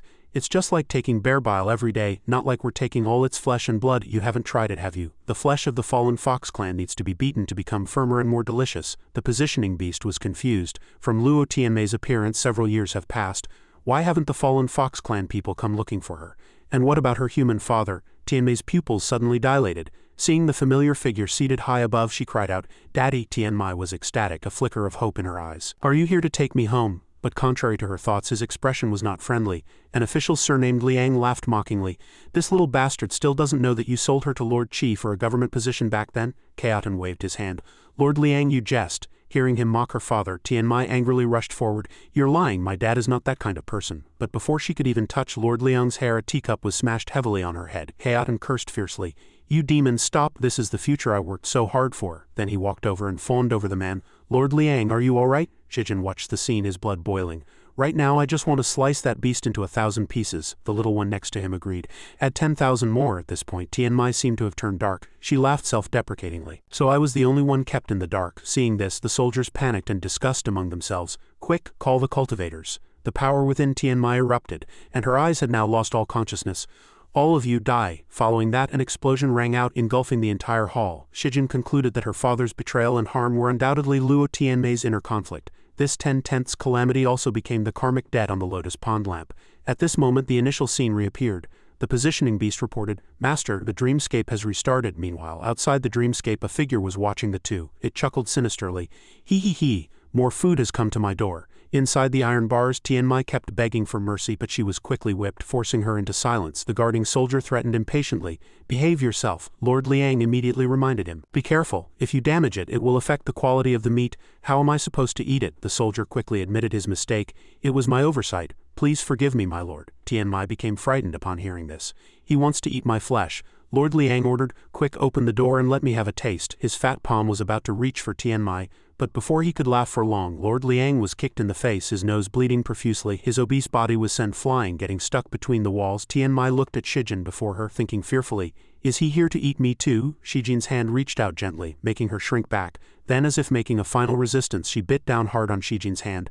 But he didn't care at all and even praised her. Not bad, you've got quite a bit of spirit when you bite. Realizing he meant no harm, Tianmei immediately let go. Looking at him with sparkling eyes, you're not a bad person. Shijin opened the little girl's shackles and said, isn't that obvious? Tianmei seemed to break down at that moment, crying loudly.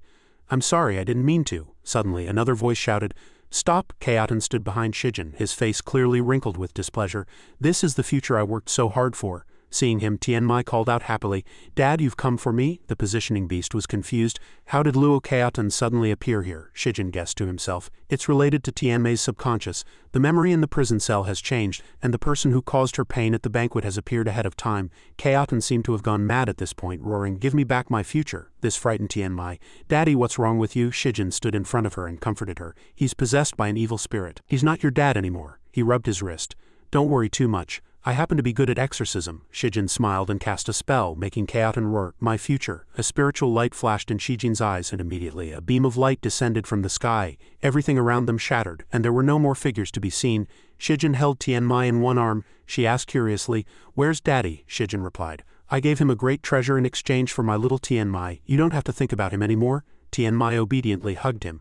Okay, then the two left together. Shijin thought, this is so that when she remembers this city in the future it won't be filled with only heart-wrenching sorrow and tears, but also warmth and happiness. Just as he said, Tianmai immersed herself in the various joys of the bustling market, cotton candy, sugar-coated haws. I want the little bunny too, I want them all. She happily tasted everything in her hands. Suddenly Tianmai was lifted up by a hand. Shijin frowned. Did you pay for these things? But she just shrugged, shirking responsibility.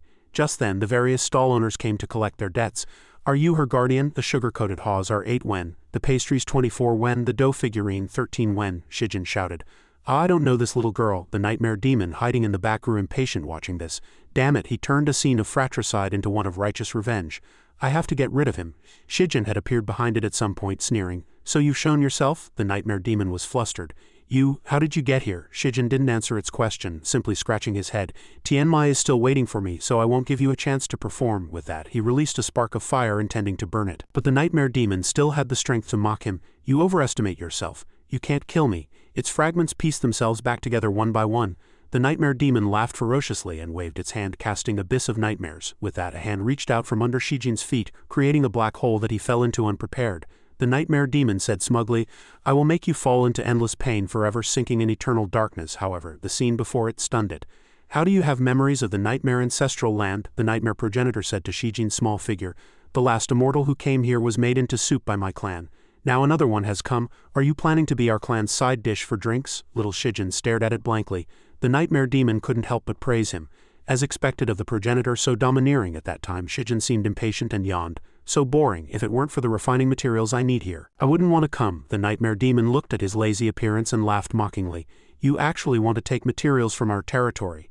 It immediately cast a spiritual spell. It extended huge tentacles, attacking Shijin. The nightmare demon's expression was as if victory was already in its grasp. Here, my word is absolute. However, the formation diagram surrounding Shijin blocked it.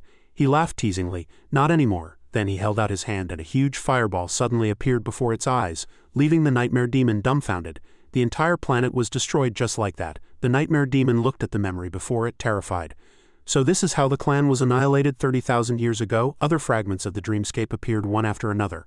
Watching everything Shijin had done, it trembled and scratched itself. Who is he? Who? Don't kill me, don't kill me. Shijin's eyes were hazy. Looking at the terrified body, he let out a long yawn. I haven't had enough fun yet, and he's already done for. And he still asks if I'm a demon. The positioning beast looked at the statistics. Master, the artifact's hatred value has reached 0. Your memories are about to be fully awakened. Hearing this, Shijin smiled faintly. A perfect ending. Tianmai slowly woke up. The dream she just had gradually surfaced in her mind from when he was a child until he diligently studied as a teenager. Tianmai was stunned. It's all because I watched your back that I can finally stand by your side. She smiled. Shijin spoke. Tianmai, have you remembered everything? She shyly covered her mouth. I remember, Master. Something else has taken your attention, but it's fine as long as we resolve it quickly. He nodded. In that case, you'd better be prepared. The last bit of karmic debt should be delivered to our door soon. Tianmai bowed and replied softly. The sky suddenly turned pitch black. Dark clouds rolled in, carrying a chilling aura of death, Oxhead said in surprise. I've never seen such a strange sight. Horseface next to him agreed. It feels like something terrifying is about to appear. Stones cracked one by one and the gates of the Nether Ghost Palace suddenly appeared. A withered hand reached out from within, accompanied by a sinister voice. Luo Tianmai? The ghouls rushed out, repeatedly calling Luo Tianmai's name. They shrieked with hatred, Kill Luo Tianmai, kill! They pulled at each other, tearing apart the obstacles around them. Oxhead was frozen in fear. What is that? Another cat demon had already started running. Run! Even Kaoten, now just an empty shell, emerged from Tianmai's gate. My dear daughter, where are you? The positioning beast immediately recognized them after seeing them. Master, they are the people Luo Tianmai killed in the city during her childhood. It seems this is Tianmai's final karmic debt, Shijin questioned loudly. To cultivate such an army of ghosts for so many years, this kind of power is not something a person from a small world can possess. Who sent you? From within the gate an old figure walked out. Ju Ding looked at Shijin and sneered. A useless god who I've played in the palm of my hand has no right to question me. He immediately frowned and questioned. You mean to say the human race's imperial preceptor, the sea clan's elder, the demon clan's prime minister? These are all your identities, and the remnant fragrant stone was your doing as well? The old man's eyes widened in surprise. How did you know? Shijin stood opposite Ju Ding and explained. Each identity seems different, but the root of the magic power is the same. The old man still roared in disbelief. You're lying to me, impossible. How could anyone distinguish the difference in the root of magic power? Shijin said calmly. My artifact can. This made Tianmai blush. Ju Ding threatened loudly. So what if you guessed? Killing the ghouls will increase your karmic debt, and this artifact will be damaged if you don't kill them. You'll be devoured by thousands of ghouls, leaving no bones behind no matter what you do. I win. Luo Tianmai is right there, having suffered the pain of the ghouls for so many years. Wronged. Why don't you hurry up and take revenge? The group of zombies also rushed forward without hesitation. Their only thought to end Tianmai. Shijin habitually opened his mouth. Tianmai, hide behind me and watch your master sweep the field. But she gently tugged on his sleeve. Tianmai spoke up. Master, let me handle this. My power has fully awakened. Shijin was very satisfied with her confidence. As expected of my artifact, whatever the master wants, I will surely achieve it for the master, Tianmai declared heroically. As she unfurled a formation, Tianmai floated in the air. She cast God's Sigh Purification, and with it, the artifact in her hand emitted a dazzling light, causing the zombies to be scorched, their entire bodies evaporating. They howled in pain, and then, as if purified, they slowly ascended to the sky, their faces showing brilliant and satisfied smiles. The artifact in Tianmai's hand burned even more brilliantly. Shijin exclaimed with joy, My lotus pond lamp has been restored. Tianmai's brow furrowed slightly as she said coldly, Ju Ding, it's time we settled things between us. A powerful magical force surged from the jade heaven lamp. Ju Ding sneered. Do you think you can deal with me just by purifying some evil spirits? The power of the lamp rushed towards the old man's shield. Ju Ding laughed loudly. No matter what powerful move you use, it's useless against me. Tianmai's face was filled with astonishment. How can this be? The positioning beast hurriedly searched for information in her book, but Shijin was quietly assessing, absorbing damage. Suddenly, the little one cried out happily. Found it. The positioning beast read from the book. The figure of a high-ranking deity is the root of jealousy, and one day it will inevitably gain consciousness. Because it spends all its days hiding in the shadows, jealous of others, it has become the god of jealousy. Shijin rolled up his sleeves and sneered. Interesting. It absorbs everything, does it? Without hesitation, he immediately released his seal. The light from Shijin's formation diagram was like dazzling bolts of lightning tearing through the entire sky. The positioning beast looked at him with great worry. Oh no, Master's second layer seal is too powerful. This continent can't withstand it, but Shijin paid it no mind, focusing on his own business. Under the Master's guidance, that power shot towards Ju Ding, but was once again blocked by the old man's formation diagram. Ju Ding mocked, Do you think you can defeat me like this? I can absorb everything. Everything, do you understand? Shijin raised an eyebrow slightly. Is that so? Shijin's spiritual power continued to surge forth. At this moment, Ju Ding's face turned pale, revealing a look of fear. Why do I feel the taste of death? Impossible, I can devour everything. Cracks began to appear on the old man's Bagua diagram. Following that, a loud bang sent everything flying, including Ju Ding, who collapsed to the ground. Ju Ding was now just an old, ugly, withered man. He cried out mournfully, Why is a useless god so strong? Ju Ding asked himself blankly. The positioning beast was surprised on the side. Master, isn't he able to absorb all damage? He patiently explained, Even the largest container has a limit to what it can hold. Just as water overflows when full and the moon wanes when it's at its fullest, Ju Ding suddenly raised his hands high and roared, Fu Shijin, this deity may not be able to win, but I will absolutely not let you win either. The old man cast a spell to summon a shadow monster. A blinding light descended from the sky, shining on their location. The sky suddenly turned as black as ink. People fled in terror. The sun is gone. Help! The shadow opened its massive mouth and swallowed the sun, causing everyone to exclaim, the sun has been eaten. Ju Ding looked at him smugly. Even if you have divine power that reaches the heavens, you can't stop the darkness from devouring the sun. As long as I destroy this small world, let's see how you'll return to the god realm. But Shijin looked at the surrounding scene and just winked playfully at him, saying, It seems your real target is me. He waved his hand and cast a spell, True Sun's Flowing Fire. He created a sun in the palm of his hand, which was soon thrown into the sky by Shijin. The sky once again welcomed the dawn, causing the people to cheer ecstatically. The sun has appeared again. Shijin held the shadow in his hand, his voice terrifyingly cold. You actually wanted to destroy this vibrant little world, no matter who you are. Your crime is unforgivable. The shadow wailed incessantly. I am a god with billions of believers. To be defeated by a useless god like you, I am not convinced. But its resentment didn't last long. As Shijin sent the shadow on its way, he said contemptuously, Believers, is that kind of thing worth protecting? It's destined to have no connection with me. The positioning beast also nodded. "No connection. Master clearly has believers." Then memories of the past flooded his mind. Shijin's statue was erected to commemorate his achievements. Fu Shijin, the god of forging, is the one true faith of my drifting sand valley. I grew up hearing your deeds and resolved to be like you, to save the people from their suffering. Long live, long live, the crowd bowed respectfully in unison. The peace-loving Li Dongling became the human emperor and the demon queen became the demon king as she wished. All races established good relations with the fallen Fox clan and the world was at peace in the distant demon realm. Legends related to the god of forging circulated, never fading. The faith of the people transformed into a golden torrent, continuously flowing into Fu Shijin's body, yet Fu Shijin was completely unaware. At this moment he was still nonchalantly saying to the positioning beast, "Everything is finally back on track. It's time for us to go to the next small world." Tianmai watched his departing back and smiled. "Great, I'm the only one accompanying Master." While floating in the cosmos, Shijin suddenly remembered something. "Oh right, Tianmai, stay with the other artifacts for now, wait for my summons." It couldn't help but complain, "Damn it, in a place called the God-creating realm different races existed. Wars were incessant, and a mysterious girl appeared. On the continent the forces of light magic and the opposing dark magic were in constant conflict. That war has not ended to this day, until the night 15 years ago a celestial phenomenon occurred, and a legend circulated among the people that a god had descended to save the world. The scene switches to the domain of light, a forest in the wild. Bella was covered in dirt, running for her life as an arrow with flames shot towards her. The arrow grazed Bella's calf, making her cry out in pain. Bella fell to her knees and looked up at the soldier before her. The captain of the guard approached, his arms crossed. He was filled with killing intent and said in a mocking tone, "Why did you stop running?" "That's right, my esteemed Princess Bella," a subordinate added from behind, trying to make things more interesting.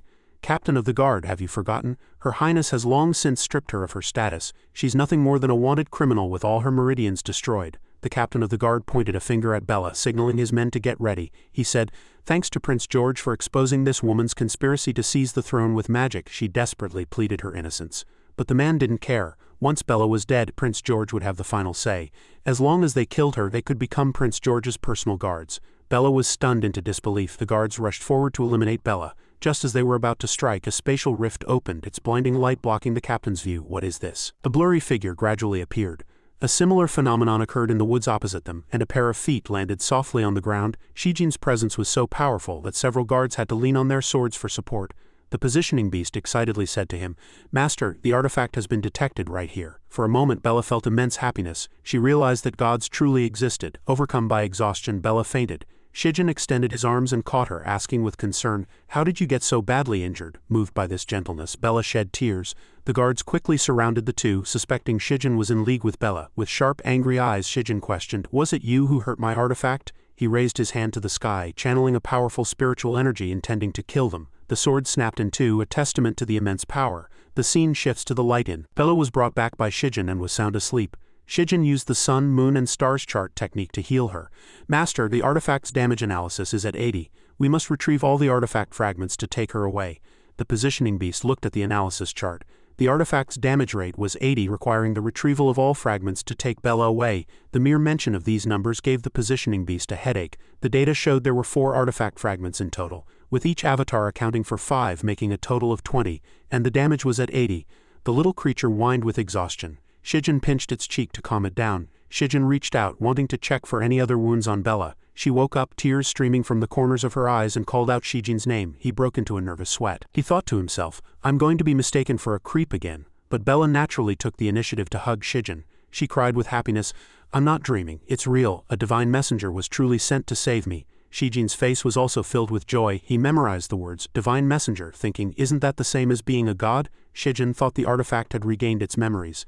The positioning beast beside them also wiped away tears. "She's accepted Master so quickly. This is going smoothly." Bella slumped down, her face still etched with sadness and sorrow. She was now a cripple, and even the arrival of a divine messenger was in vain.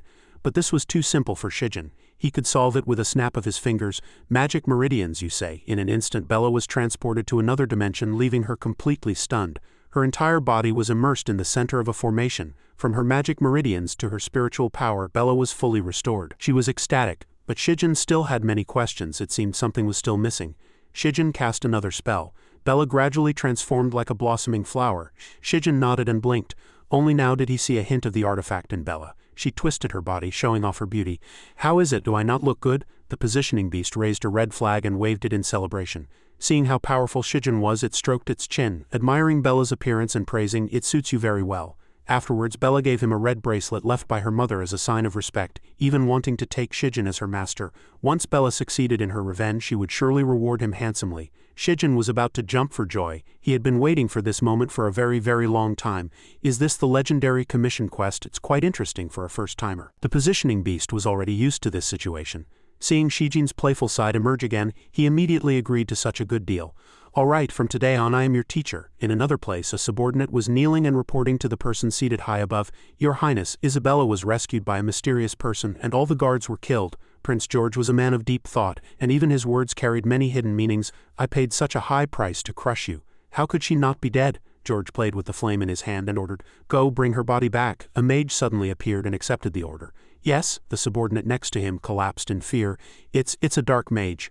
George's voice grew lower as he slowly walked towards the subordinate who had just reported. The subordinate's face turned pale with fear. He grabbed the man's neck with one hand. This will shut you up. In a short while, the subordinate turned into a desiccated corpse and fell at George's feet. The scene shifts to the dark forest. The night was deep as Shijin and Bella walked into the forest. He explained that her constitution needed the enhancement of dark elements to maintain elemental balance, making this place suitable for her training.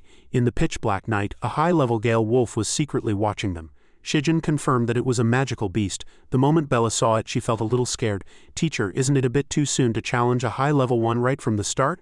And so he threw Bella towards the wolf.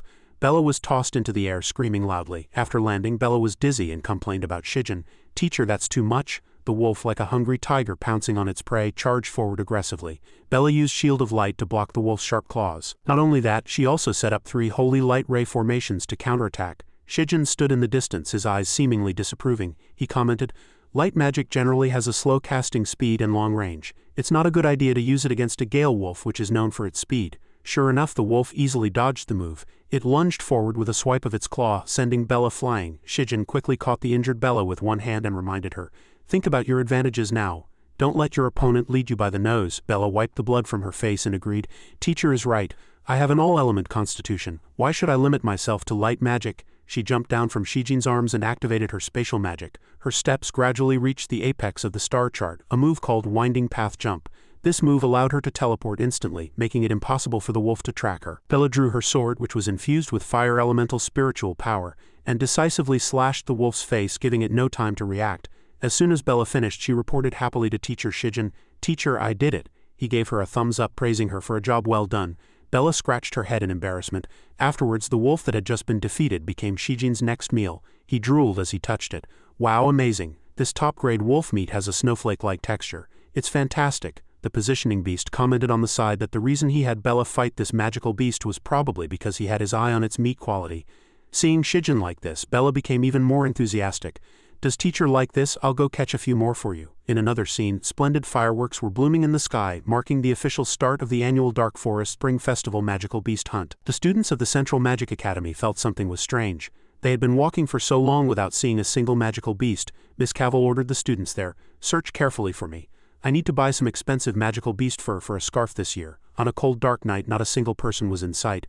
A super high-level snowstorm wolf suddenly appeared with 3 blood-red eyes right under a tree. They immediately screamed, There's a snowstorm wolf here, and its head is injured. They looked at the wolf as if it were a piece of meat served on a platter. Quick, kill it. The group used countless different spells such as Dance of Snow, Spear of Fire, and even Holy Light Ray. The wolf, annoyed by the alternating hot and cold attacks, roared impatiently, but it was completely unharmed, which made Cavil's face turn pale. Then the wolf launched a counterattack, spitting out sharp icicles. They hurriedly defended themselves, but the situation was not optimistic, and they had to signal each other to retreat. While fleeing, Cavil accidentally slipped. She looked back to see the wolf had already raised its claws ready to devour her whole. Suddenly, a golden light shot out, slashing across the wolf's face. The students watched in astonishment, even offering a few words of praise. So strong to take down a snowstorm wolf in one move, her combat power is off the charts. Bella wiped the sweat from her forehead, let out a sigh of relief and said with a smile, Finally got 50. Someone shouted Bella's name. Cavil pointed a finger at Bella's face and rebuked loudly, You traitor, appearing in a place like the Dark Forest, you must be trying to contact the Lord of Darkness. Bella didn't quite understand Cavil's words and asked back if they were the ones trying to contact the Lord of Darkness. Cavil's eyes turned red with anger as she gnashed her teeth. She turned her head away impatiently. Why waste my breath on you? My teacher is still waiting for me. So Cavil signaled the students to block Bella, preventing her from escaping, and also had them send a signal to the magic instructor. Bella was truly annoyed by them. She waved her hand, releasing her power as a warning, If you insist on blocking me, then don't blame me. But before she could make a move, she was stopped by a spell. Isabella, stop. Sure enough, as soon as the signal was sent, Alex and his group flew over. With a dark face, he questioned sharply, Isabella, you were actually trying to kill your classmates. The person who had arrived was magic instructor Alex. Bella said seriously, if I wanted to harm them, why would I have saved them when the snowstorm wolf attacked? Alex didn't believe her and retorted, such a coincidence. I'm afraid you have ulterior motives, don't you? She was rendered speechless by his words and let out a helpless cry. Just then, someone suddenly spoke up. Where is that dog barking from? The newcomer was none other than Shijin. He walked forward, put his arm around Bella's shoulder, looked at Alex and said, oh, so it was you, barking indiscriminately without knowing right from wrong. As soon as she saw him, her face lit up and she called out softly, teacher. Alex was humiliated and gritted his teeth, shouting, you. When Alex and his group recognized the newcomer as Shijin, their faces darkened and they asked, you're Isabella's accomplice. Don't waste time talking to him, just kill this nuisance. Hearing the threats from those guys, he showed no fear and replied contemptuously, kill me, you're not worthy. You're barely good enough for her to practice on. Bella was only one level lower than Alex and the others. She said to Shijin in a slight panic, teacher, it's very dangerous for a mage to challenge someone a level higher and it's 1 against 3. After hearing her, he just calmly replied, there's not much difference, your current strength is enough. At that moment, Alex and his group had already begun their attack. His 2 fellow disciples cast their spells simultaneously. Earth Shock, Holy Water Spiral. Instantly, countless icicles shot towards Bella. She quickly dodged the previous moves and hurriedly created a shield to protect herself. Alex appeared behind her at this time and said contemptuously, overestimating yourself. With that, he also began to unleash his own attack. Light magic, cutting art. Several strands of holy light wrapped around Bella's shield. Alex said smugly, the holy light strands can cut through anything. Die, Isabella. Her face had already been scratched by the holy light strand. Seeing that the situation was not good, she thought to herself, this is bad, the defensive shield is about to be shattered. At this moment, Shijin finally spoke to comfort and guide her. Isabella, don't panic, think about the properties of light. Hearing his words, Bella seemed to understand something and shouted, reflection, it's reflection. She immediately counterattacked, yelling, ice wall. An ice wall appeared in front of Bella, and the holy light strands were instantly reflected by it, bouncing back towards Alex. He cursed angrily. Damn it! The 3 of them surrounded Bella from 3 directions and shouted in unison, let's attack together. Shijin spoke up again to guide her. To catch bandits, first catch the king. Bella understood his meaning and thought, teacher, I get it. With that thought, she quickly ran toward the depths of the forest. The group also chased after her, saying, you realized you can't win, so you're trying to hide in the woods? You're seeking your own death. Seeing that they had taken the bait, she sat down and cast Winding Path Jump. Seeing this, Alex and the others exclaimed in surprise. At the same time, it's spatial magic. While they were still surprised, she had already appeared behind Alex. Clenching her fist, she asked, what, never seen an all-elemental magic constitution before? As soon as her voice fell, she delivered an upward fist of flame straight to his face. After taking care of him, she ignited flames in both hands and continued to deal with the remaining people. The 2 balls of fire transformed into 2 fire phoenixes and charged forward, burning the other 2 until they howled in agony. After the battle ended, she said in disbelief, teacher, I won. But before she could finish her sentence, a person in a cloak suddenly appeared and ambushed her from the shadows. Luckily, Shijin blocked it in time. Seeing this, the man laughed with interest. What a loving master and disciple. You can die together. He was the Grand Magic Instructor, Camille. Shijin looked at him with contempt and sneered, taking advantage of someone's weakness, how shameful. With that, he shot out a flame, blocking the man's attack. Soon Camille was engulfed in flames. He screamed in both pain and unwillingness, I've only been on stage for 3 seconds. On the other side, in the palace of the Lord of Darkness, shrouded in night, in the castle, a woman was leisurely lying beside her pet when someone ran in to report, Your Highness, this subordinate has something to report.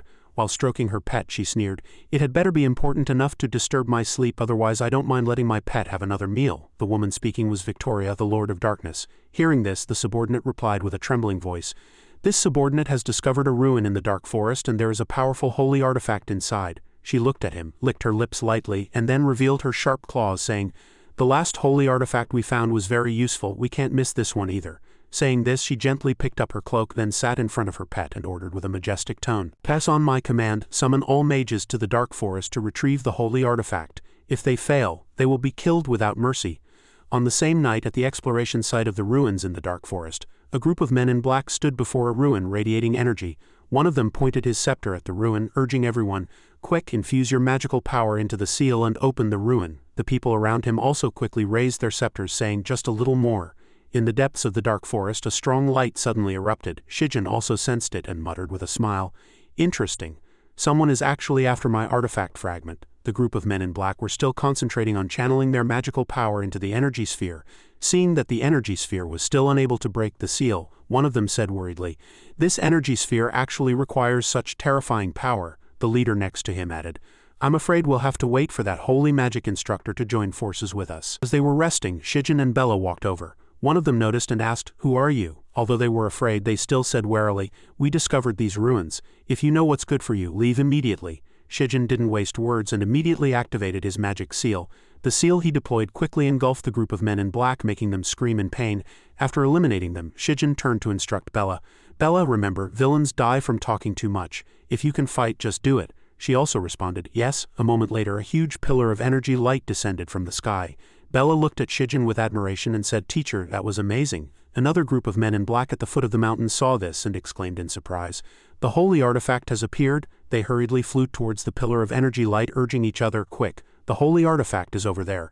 Let's get it before it gets stronger." As Shijin and Bella were about to step into the portal, someone stopped them. "Stop right there." It was the same group of men in black from before. They commanded, "Get out of the way. This holy artifact is ours." Bella looked at Shijin worriedly and asked, "Oh no, the light pillar just now attracted all the nearby mages. Teacher, what should we do?" He looked at her and smiled. "Don't worry." Before he could finish his sentence, a giant axe slammed onto the ground, startling Bella. The one who threw the axe was Grand Magic Instructor Fumin, also known as the Tyrannical General. She said arrogantly, "The ruins are already in my grasp. Everyone else, please make way." After hearing her, Shijin just smiled and replied, "I'm afraid you can't make me move." Fumin looked at him haughtily and said, "Whether you can or not is not for you to decide." With that, she raised her battle axe high with pink lightning crackling around it. Fumin laughed excitedly and added, "Although this man is quite handsome, the ruins are mine for the taking." "Excuse me." With that, she began to form a seal and shouted, "Wrath of the Thunder God." Countless bolts of lightning shot toward Shijin. He showed no fear, just let out an "oh," and then absorbed the power. The next second, Shijin struck back at her with the same power.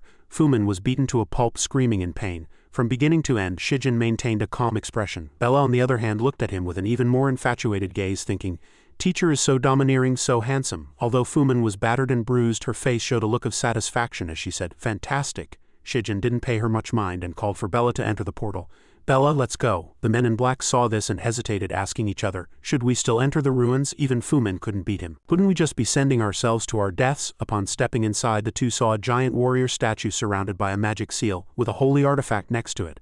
That holy artifact was the Staff of Origin. Shijin looked at the staff and explained to Bella, "Bella, that staff is one of your fragments." Suddenly, the giant statue's eyes lit up. Gradually, it began to move. It looked at Shijin and the other and said, "Intruders, if you want the holy artifact, you must defeat me with all your might or you will die here."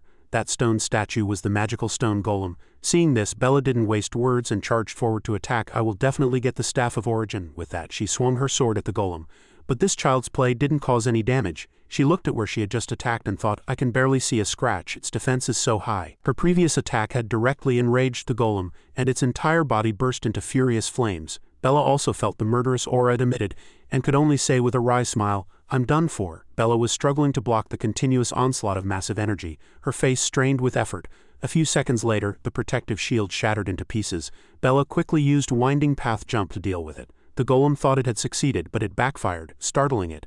She appeared behind it and froze the golem with an ice shield. Only then did it slowly turn its head. Bella had already flown near its shoulder. With confidence and determination, she raised her flaming sword, ready to deliver the final blow. "It's time to end this." Bella formed a seal with both hands and a cutting art sword. She slashed countless devastating cracks across the golem's body. Stones crumbled and fell with a clatter.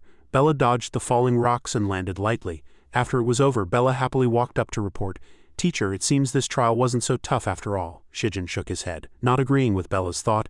"You've underestimated the enemy." Sure enough, just as Shijin had said, the golem was reassembling from a pile of ashes.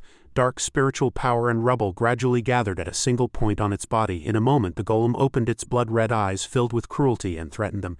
"Challenger, you cannot harm me." This seemed to be the first time Bella had encountered such a situation, and she couldn't help but wonder, it can reassemble even after being broken into so many pieces? Does it have no weaknesses at all? The golem was countless times larger than Bella. It clenched its fist ready to strike and declared, "No one has ever." She didn't let the golem finish its sentence. A small magic circle unfolded in Bella's palm and she launched an attack called Holy Light Revelation. The light from the magic circle was so dazzling that the golem couldn't help but cry out. Bella moved swiftly, dodging attacks while searching for a way to destroy it. "To destroy this giant's body, I need to find the restoration formation." Bella circled the golem, observing the way it swung its fists, her mind pondering the location of the formation. Suddenly, her eyes widened. "Perhaps I've found it." Meanwhile, the positioning beast and Shijin were enjoying a lavish feast of sugar-coated haws. The positioning beast crunched on the hawthorn in its mouth and praised Bella profusely. Woo woo woo woo, so touching. Bella has grown so much. Shijin took a sip of water, not feeling the beast's emotion at all, but instead just kept chewing. On the other side, Bella was fighting hard. She jumped onto the golem's arm and ran forward. Her eyes held an unusual firmness and resolve. The stone golem tried to shake Bella off with its other hand, roaring incessantly. Get off, get off! She drew her long golden sword, gathering power behind her. Bella immediately seized the opportunity, feeling that this was the perfect moment. Shijin was also watching with great interest. As the battle reached its climax, Bella desperately jumped onto its head and decisively and fiercely pierced one of the stone golem's eyes. This time, the stone golem shattered again. A ray of light flashed from within. Thanks to Bella's ingenuity in finding its weak spot, it immediately turned to dust and dissipated into the air. After the battle, she had many scratches on her body. Bella rubbed her head with her hand and said, "Teacher, I didn't disappoint you this time, did I?" Shijin was so moved that tears welled up in his eyes, feeling incredibly proud. As expected of the artifact, I refined, but to maintain his image as a very serious teacher. Shijin coughed a few times, then perfunctorily praised Bella and told her to go get the item. At that moment, a scepter appeared in the air right in front of Bella. It emitted a splendid halo. The scepter shrank into a gem and slowly fell into Bella's hand. She merged with the gem, and a very familiar feeling enveloped Bella. The positioning beast sat on Shijin's head, raising its hand in celebration. 1/4 of the fragments had been successfully recovered. He agreed with the positioning beast's assessment. Shijin turned to tell Bella to leave, but she stood still and asked him to wait. Shijin turned around, a look of bewilderment on his face. Bella swayed like a violet in the wind and gently reported to Shijin, "Master, this fragment has unlocked most of my memories from the god realm. I remember everything now." Shijin once had to rummage through everything to find what he needed. Strange, the little affection map is missing again. But he didn't know the little affection map was right under his butt. Bella waved her fist in front of him. She was always the one being ignored. To live up to Shijin's expectations, Bella had to give it her all. Shijin stood in the distance, smiling gently. "It must be a very beautiful memory because I treat all of you equally." In another place, Winterfell City under the blue sky was luxurious and magnificent. Shijin brought Bella with him. She followed behind, her heart full of questions. "Master, why have we come here?" He pointed to the distant mountain range shrouded in clouds and mist, explaining to Bella. "Because the next fragment is in Dragonfire Volcano, not far from here." Bella had heard a lot about that place, especially about the powerful ancient dragons there. However, the ancient dragon king was wild and untamable and had been sealed in Dragonfire Volcano by her father, the emperor. Shijin wore a somewhat dazed and puzzled expression. He wondered confusedly, what does wild and untamable mean? Their figures gradually receded and grew smaller while someone was secretly watching them. The assassin revealed a cunning smile. "Found you." This was an assassin sent by George. At the level of a grand magic instructor, he aimed at Isabella, eager to eliminate her. At Dragonfire Volcano, the volcanic activity was intense, with lava flowing like streams. Camille held a skull staff and looked up. He was waiting for the Lord of Darkness's command to cooperate with the ancient dragon clan. As soon as his voice fell, lava splattered everywhere, and everyone covered themselves in fear. Just then, a light shone in the valley. A woman sat on the throne of power, not understanding the meaning of the word cooperate. That woman was the queen of the ancient dragons, Dragon Natalie's phantom spine. Camille made no secret of his intentions. He directly admitted that the holy artifact ruins had opened today, breaking the balance, and they would help the noble clan break the seal. Talai rested her head on her hand. She didn't seem to want to cooperate, but still asked him to state his conditions. Camille looked at Talai with an ambiguous gaze. "The condition is to help us attract some attention and help us take the holy artifact." Talai's face darkened after hearing this. To her, this was a deal with little benefit. Isn't attracting attention just for the sake of revenge for the seal? Breaking the seal today is the most important thing.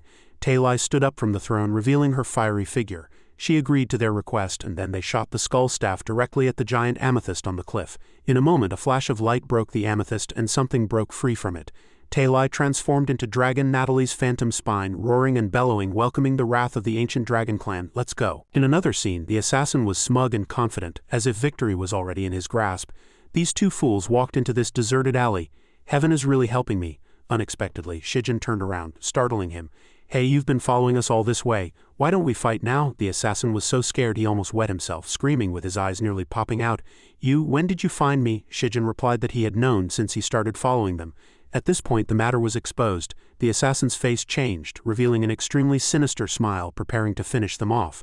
The assassin flew into the air, emitting a demonic spiritual power. He wanted Shijin and Bella to witness the dark magic that combined romance with the aesthetics of destruction. The assassin no longer hesitated and launched an attack with the powerful three-ball black flame path.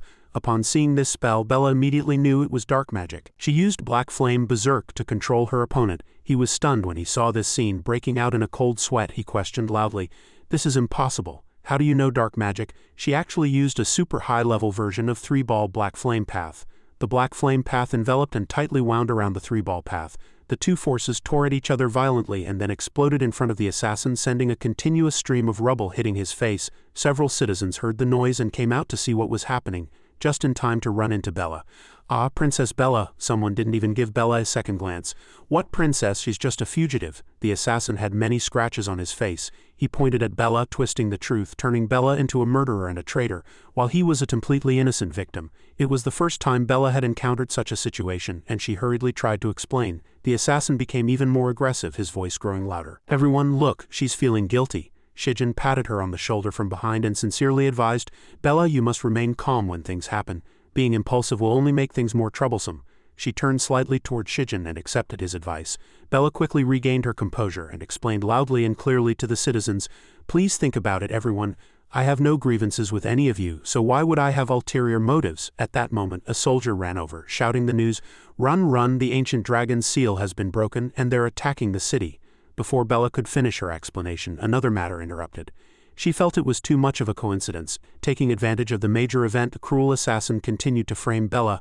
As soon as she arrived, the ancient dragons went berserk. This must have been arranged by her and the Lord of Darkness, right? He incited everyone to seize Bella and hold her accountable. Sure enough, the assassin's words completely incited the crowd. Hundreds of people surrounded them, shouting, "She must have released the ancient dragons. Maybe she secretly entered the city to coordinate with the dragons from the inside."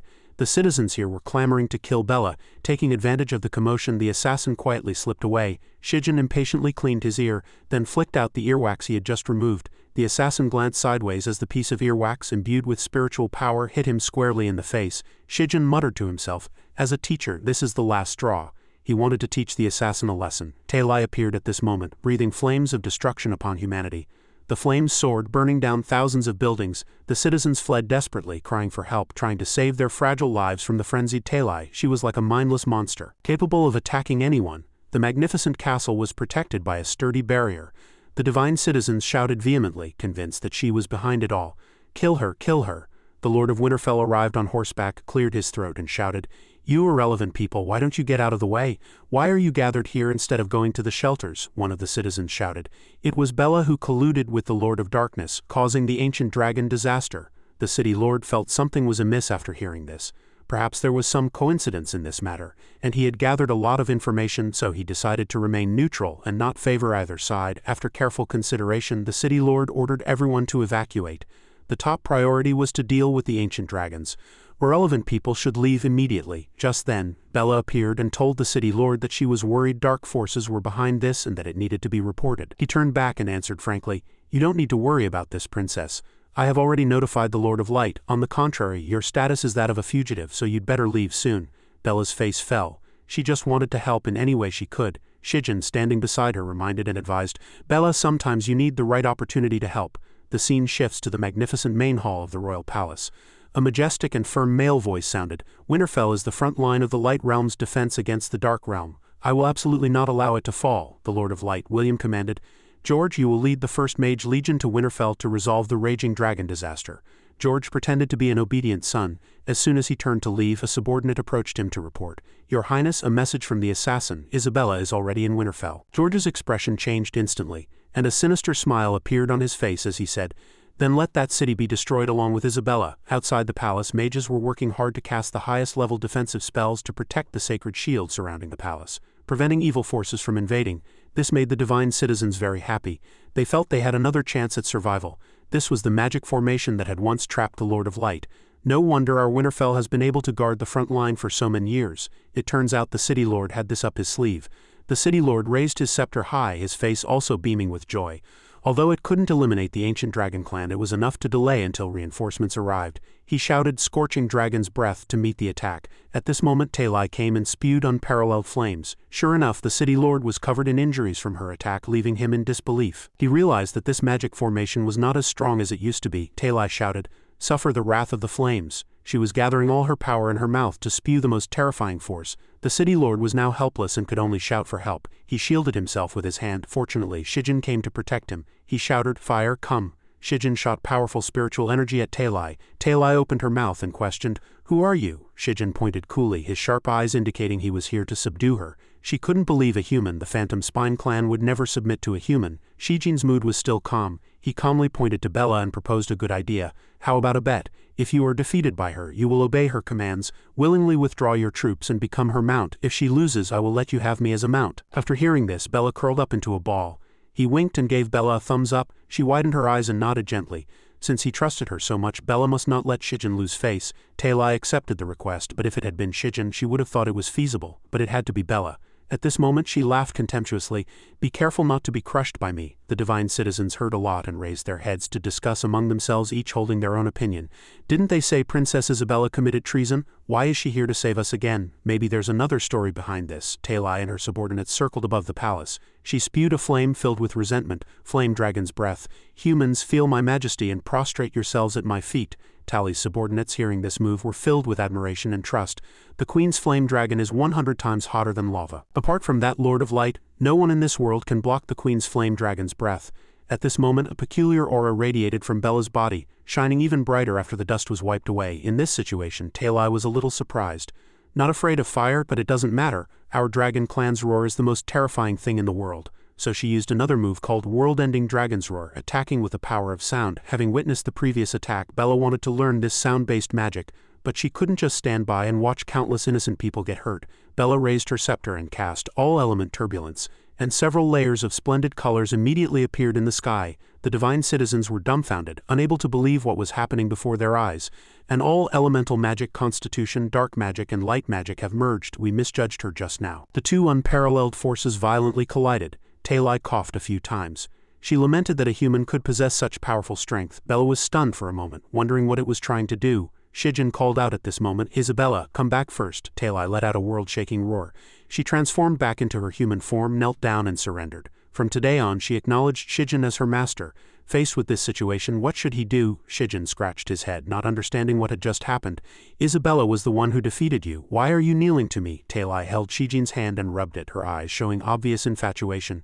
She asked if he was Bella's master, which meant he was much stronger than Bella and suitable for the ancient dragon clan to follow. Bella and Talai looked at each other, showing intense rivalry. She warned Talai not to harass Shijin because she was an unreliable person, but Talai only thought this was simply a way of expressing affection. The teleportation circle in the Imperial City was operating very stably. A servant approached and reported, Your Highness, the teleportation circle has been restored. George was pleased upon hearing this, thinking Bella was finished, so he decided to make an appearance. He ordered the servant, Let's go. The subordinate obeyed and activated the formation. A beam of light shot straight into the sky. This scene could be clearly seen from Winterfell. George appeared before the people and confidently announced in a loud voice, Subjects of Winterfell, Prince William, I have come to save you from the clutches of the evil dragon. He had no pity in his heart and even hoped they would despair. At the same time, Bella cast chains of light. Bella wrapped Tally's body with ropes of light.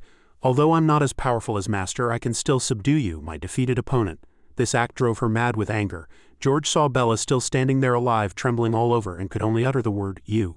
He didn't expect Bella to still be alive. Fearing that Bella would affect him, George immediately ordered, Mage Legion, hear my command, capture this fugitive Isabella for me. The city lord suddenly appeared and shouted, Your Highness. He stood in the middle and pleaded for Bella. There must be some misunderstanding. Princess Isabella definitely did not collude with the Lord of Darkness.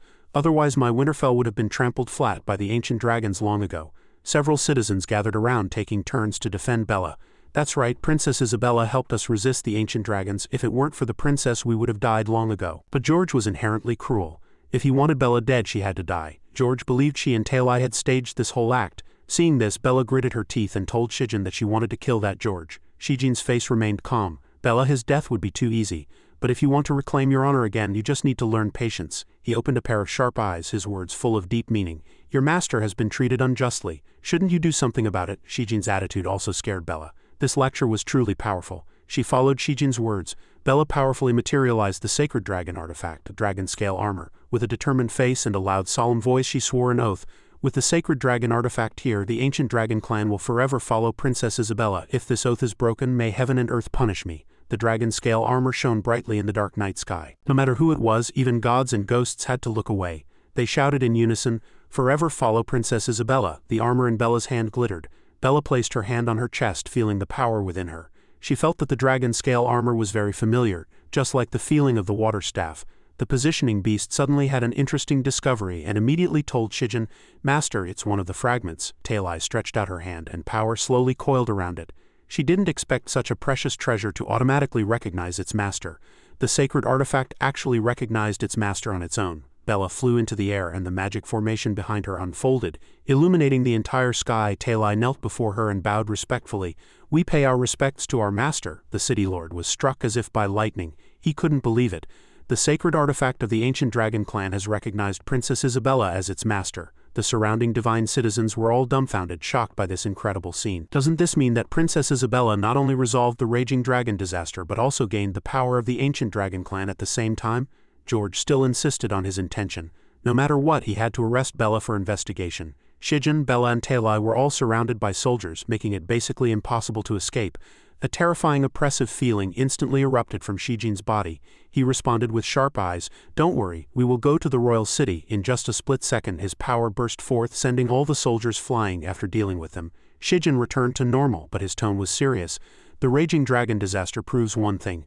The accusation of Isabella's treason is purely fabricated. We will naturally return to the royal city to find the person who framed her." The surrounding divine citizens cheered, raising their fists in agreement. "Yes, find the culprit who framed Princess Isabella, and clear Princess Isabella's name." Fortunately, with Master around, things didn't go as George had wished. His eyes turned red with anger, and he could only spit out the word, "Damn it." In the palace, a servant immediately rushed to report to William. "Your Highness, a message from the Lord of Winterfell. Princess Isabella has resolved the raging dragon disaster and has also subdued the ancient dragon clan." He turned his face, and when Bella's name was mentioned, he widened his eyes at the servant. The servant's face showed a hint of fear as he confirmed with William again. "Yes, Your Highness. The people of Winterfell are very emotional and are requesting a reinvestigation into the matter of the princess colluding with the Lord of Darkness." William stroked his chin in thought.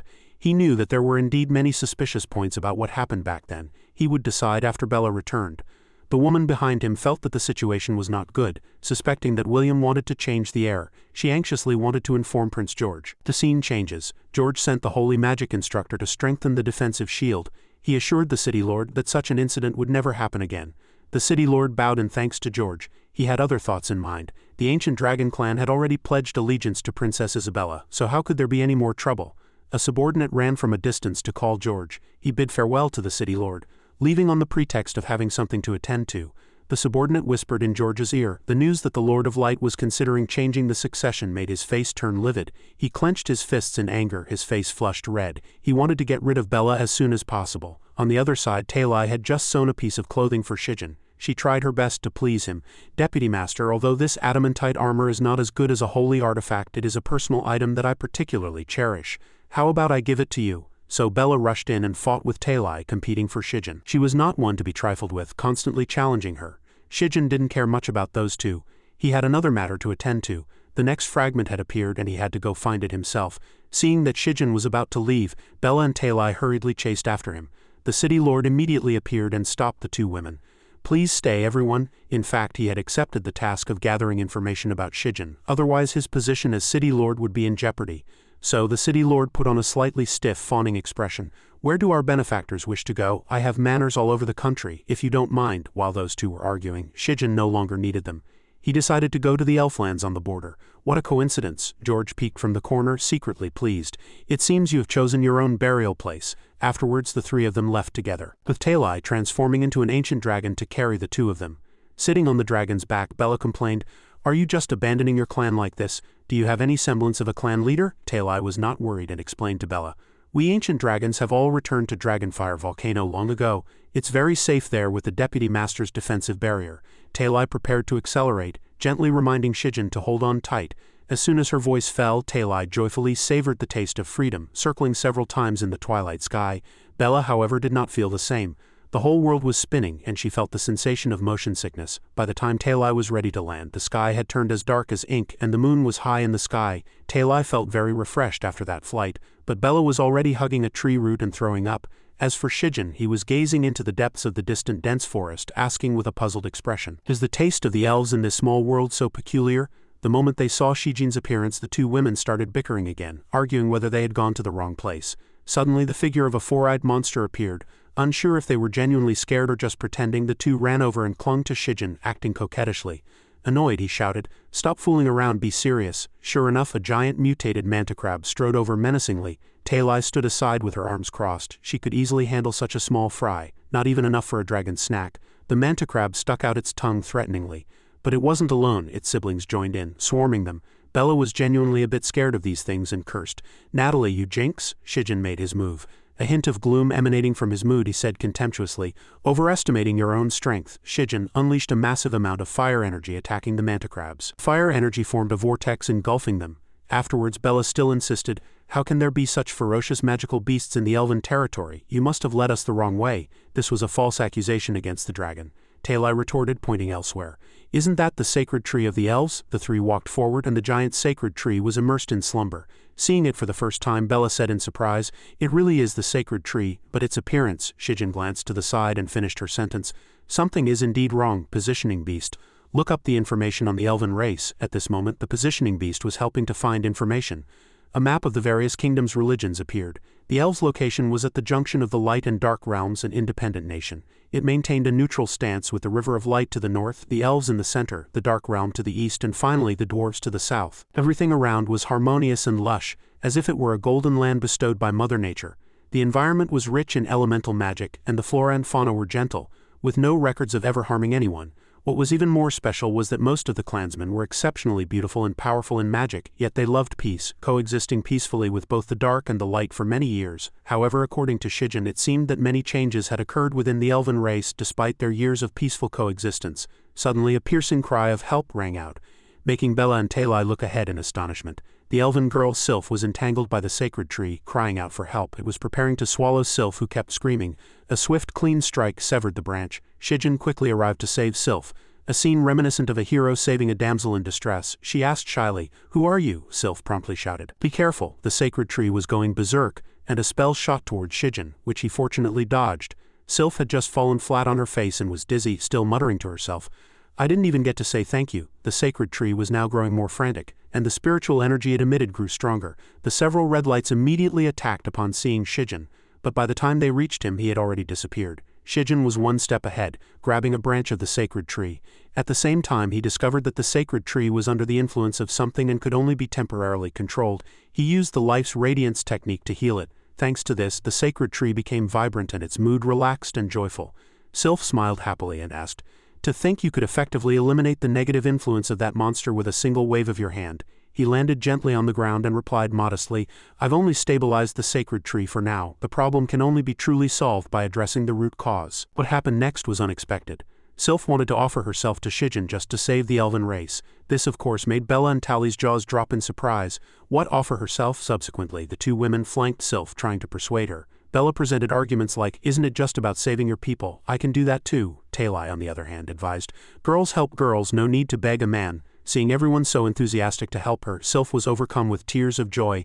"This is wonderful." Bella immediately covered her mouth and forced a laugh. She couldn't let her master be infected by such purity. The two women said in unison, "Not at all, not at all." Talai, however, thought Sylph was a potential threat to be wary of, and it was better to be on guard. Then Shijin asked sternly from behind, "What exactly happened?" Sylph held nothing back. She immediately poured out her story. "One day our elven race suddenly lost control over the suppression of the rotting demon."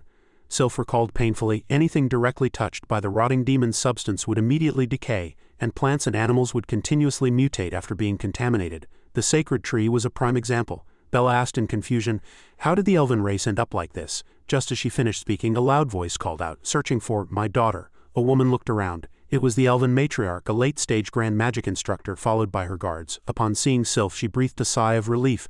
"By the elven god, thank goodness you've returned safely." Sylph ran over to her mother and explained, "Mother, the sacred tree has also been affected by the rotting demon's mutation. Fortunately, this lord managed to control the demon. If it weren't for him, I'm afraid I would have been corrupted too." The matriarch looked at Shijin with some doubt. How could an unknown boy possibly restrain the power of the rotting demon? To test Shijin's courage, she waved her scepter and made a move. Bella and Talai shouted, "Master!" Sylph covered her mouth in shock and cried, "Mother?" Sensing the power coming towards him, he calmly waved his hand to block it. Bella and Talai were furious, thinking they were repaying kindness with enmity. They rushed forward to retaliate, determined not to let it go. Fortunately, Shijin stopped the two of them, explaining that the matriarch was only testing him, Afterward, Sylph bowed low, expressing her apologies repeatedly.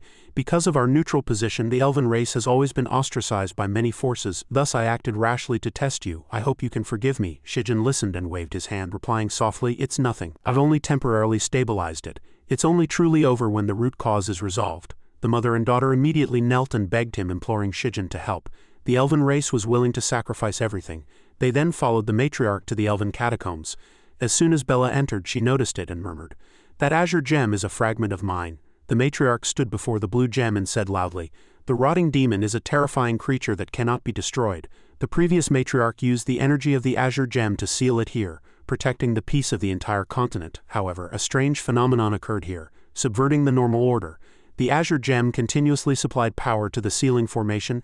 After years of peaceful coexistence, the rotting demon broke through the seal and escaped 3 days ago. The previous matriarch left a prophecy that only someone who possessed both the highest tier dark and light magic and could merge them could completely destroy it. The corners of Shijin's mouth lifted slightly. He thought it would be something complicated. The infinite fire lotus could sweep it all away. Shijin said to them, I can solve this matter, but I want that gem afterward. Seeing the opportunity, the matriarch immediately agreed.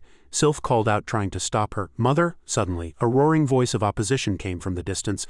I disagree. A middle-aged man walked over angrily. It was the elder guarding the azure gem, Tassi. He reiterated, I do not agree to using the azure gem as an object of exchange. Tassi would not allow anyone to touch the gem. He said with a cold face, I am the guardian of the azure gem, without my consent. Don't even think about it. Bella grew a little anxious and called out softly to Shijin. He signaled her to remain calm and not be impulsive. He started to play tricks, reaching out as if to touch the gem, making an excuse. Before this matter is resolved, I need to put the azure gem away to prevent anyone with ill intentions from coveting it. However, just as Tassi was feeling smug, his face turned pale in the next second. Tassi's entire body was being burned in a sea of fire. He had nowhere to run and could only scream in despair. Damn it, that guy actually tricked me. Tassi's figure gradually turned to ash. Sylph covered her mouth in shock and exclaimed, Elder? The matriarch was equally astonished. Why would the azure gem harm the elder? A mysterious smile played on Shijin's lips. He felt things were getting more and more interesting. The group stood before a magic formation emitting a strange energy. Even the experienced matriarch was shocked. What happened? The rotting demon began to break through the ground, appearing before them. The scene was so unbelievable that she couldn't help but show a look of astonishment. How can there be a rotting demon here? Before everyone could react, it seized the opportunity to devour and corrupt the azure gem. Just then, 2 beams of light suddenly appeared from behind the demon, striking it head-on. Shijin subdued it with a single effortless move. Get back, you can't handle this. The matriarch and Sylph both marveled at this heroic rescue. He calmly assigned tasks to those behind him. Bella, this is a good opportunity.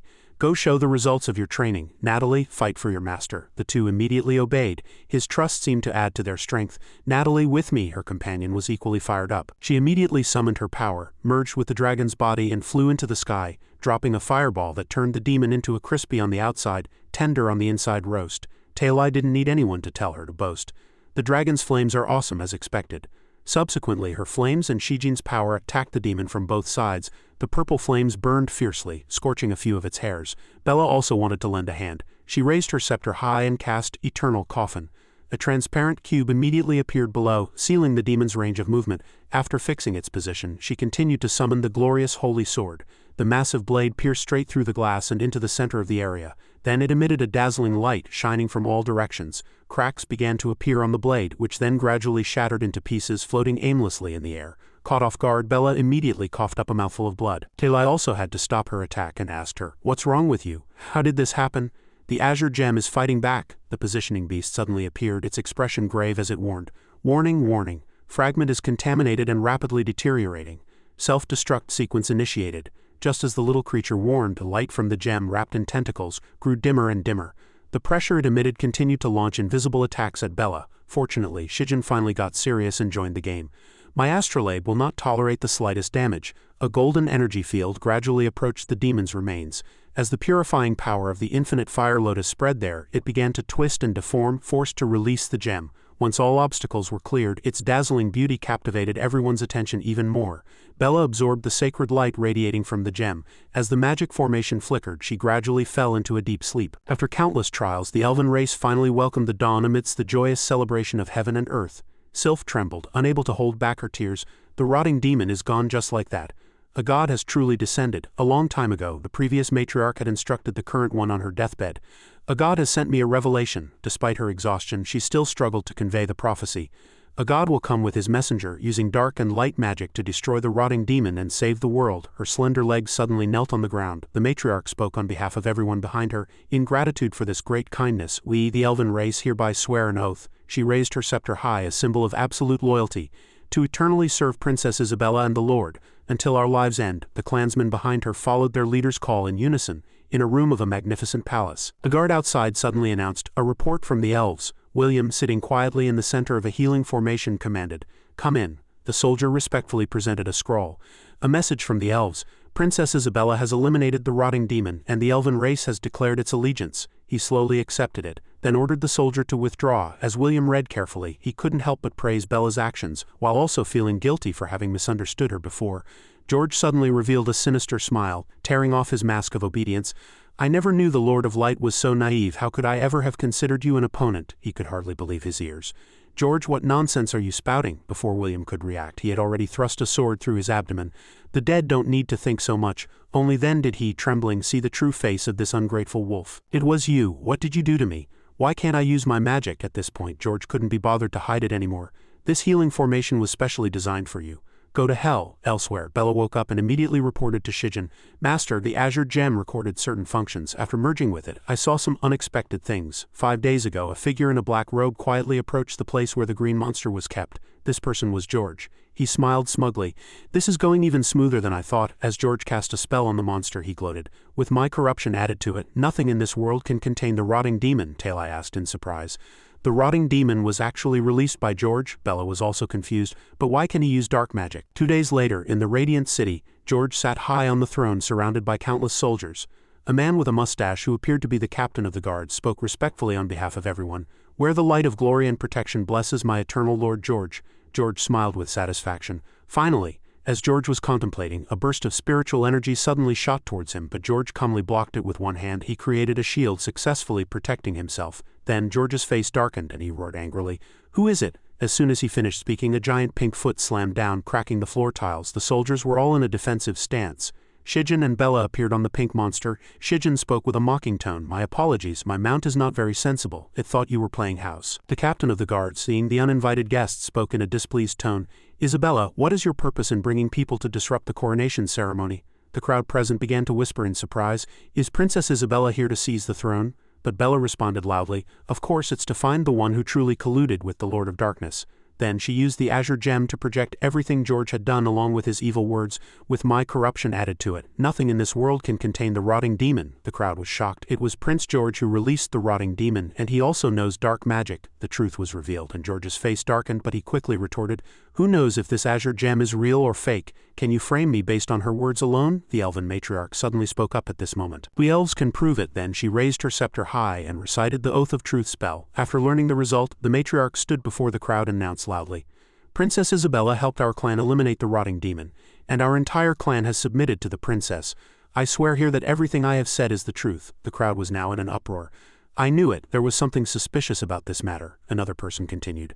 "Princess Isabella stopped the dragon disaster, and now she has subdued the elven race." "I support the princess," others chimed in. "I support the princess too." Exposed, George became furious and dropped his pretense. He raised his scepter high and created a huge energy ball. "You want to kill me? Not a chance. Go to hell." George directed the attack at the crowd. The blue vortexes rushed towards everyone. Of course they couldn't dodge, thus everyone was poisoned. They clutched their necks, groaning in pain. Bella covered her nose with one hand, indignant. "Damn it, to release poison gas without regard for the safety of the people." The captain of the guard raised his scepter and joined the battle. He used the wall of light technique, but the people were still struggling to breathe due to the poison gas. The captain pleaded, "Your Highness, the citizens in the city are weak and cannot resist. Please retract your magic." Bella, however, was different. She said, "Instead of persuading, it's better to suppress him directly." Bella wasted no time and directly created a huge shield for everyone, Guardian of Light. Seeing this, he exclaimed, "What powerful elemental magic!" Bella commanded, "You all quickly take the people and leave. I will deal with him." But George suddenly smiled smugly. "You fell for it." As soon as he finished speaking, a giant poisonous spider appeared. It seemed to have a preset target, charging straight for Bella. She, however, showed no fear, tightly gripping the scepter in her hand, ready to counterattack. "You underestimate me, George." Without flinching, Bella used the dark flame technique, causing the spider to gradually dissipate in the intense light. George began to worry a little at this point, to be able to merge and simultaneously cast both light and dark magic, but he refused to admit defeat, raising his scepter for the next round of attacks. "But you don't know yet, I am not the same person I used to be." As he spoke, immense power emanated from George's scepter. It sped forward, its power so great it seemed to tear through space. Divine retribution, darkness. Bella immediately focused to counterattack. Nirvana ground, a massive beam of energy shot from Bella's scepter towards George. He didn't have time to react, only managing a few screams before being sucked in. Bella also breathed a sigh of relief. "Finally got my revenge." Tailai shouted happily, "We beat that bastard," but Shijin did not feel happy.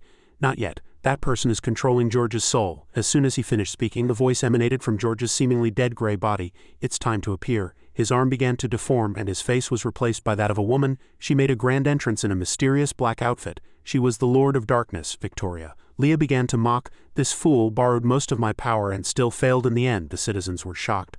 The Lord of Darkness? How could the Lord of Darkness come out of Prince George's body? Hearing these discussions, Leah felt annoyed. She created an energy ball in her palm. "You ants are not qualified to know." As soon as she finished speaking, that powerful magic energy shot directly at the citizens. But unexpectedly, it was blocked by a sturdy shield. Bella had blocked the attack. She retorted mockingly, "Was that so?" As she spoke, Bella created two intertwining bands of blue and orange spiritual energy.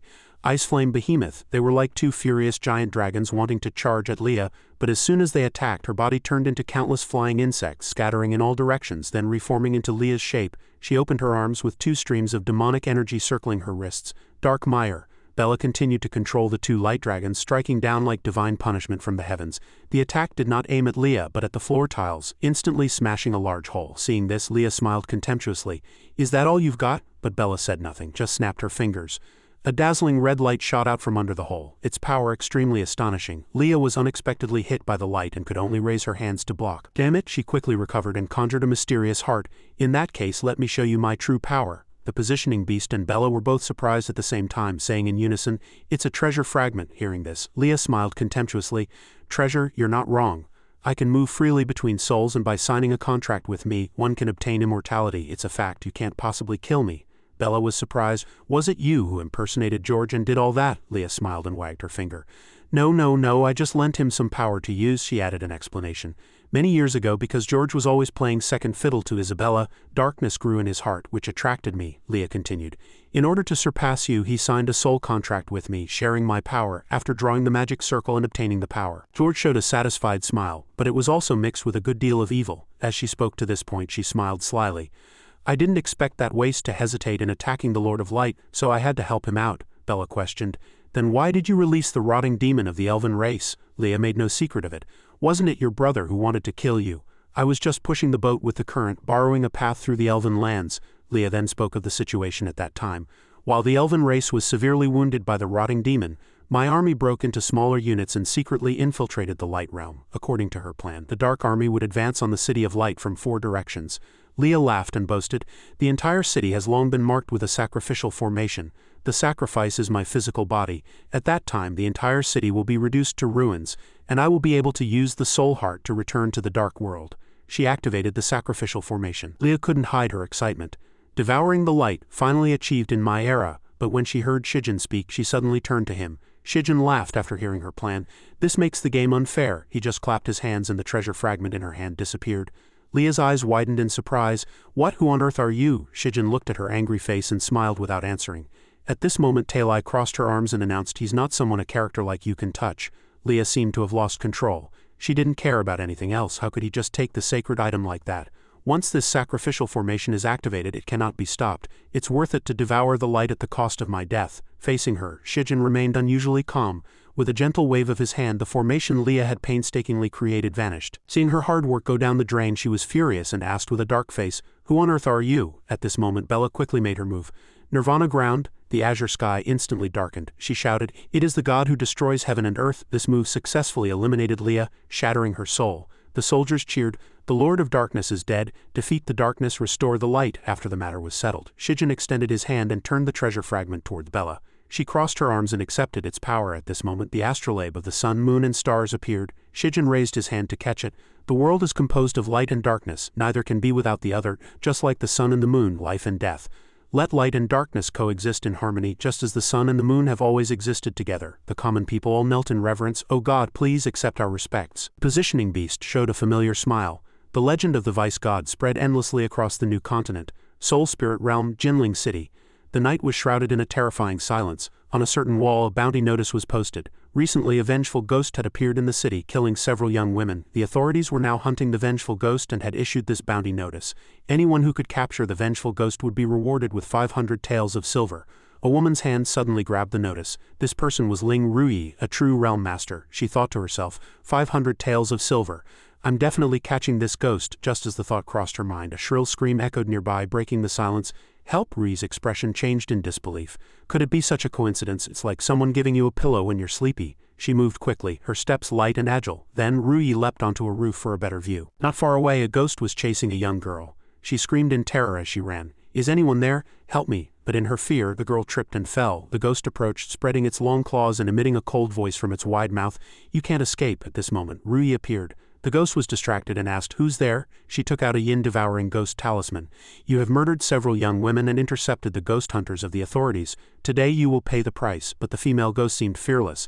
A mere junior Taoist dares to stop me. Rui immediately threw her talisman-imbued sword at the ghost. Enough nonsense. The yin-devouring ghost was shocked when it saw the power of the sword, but it was perhaps too late.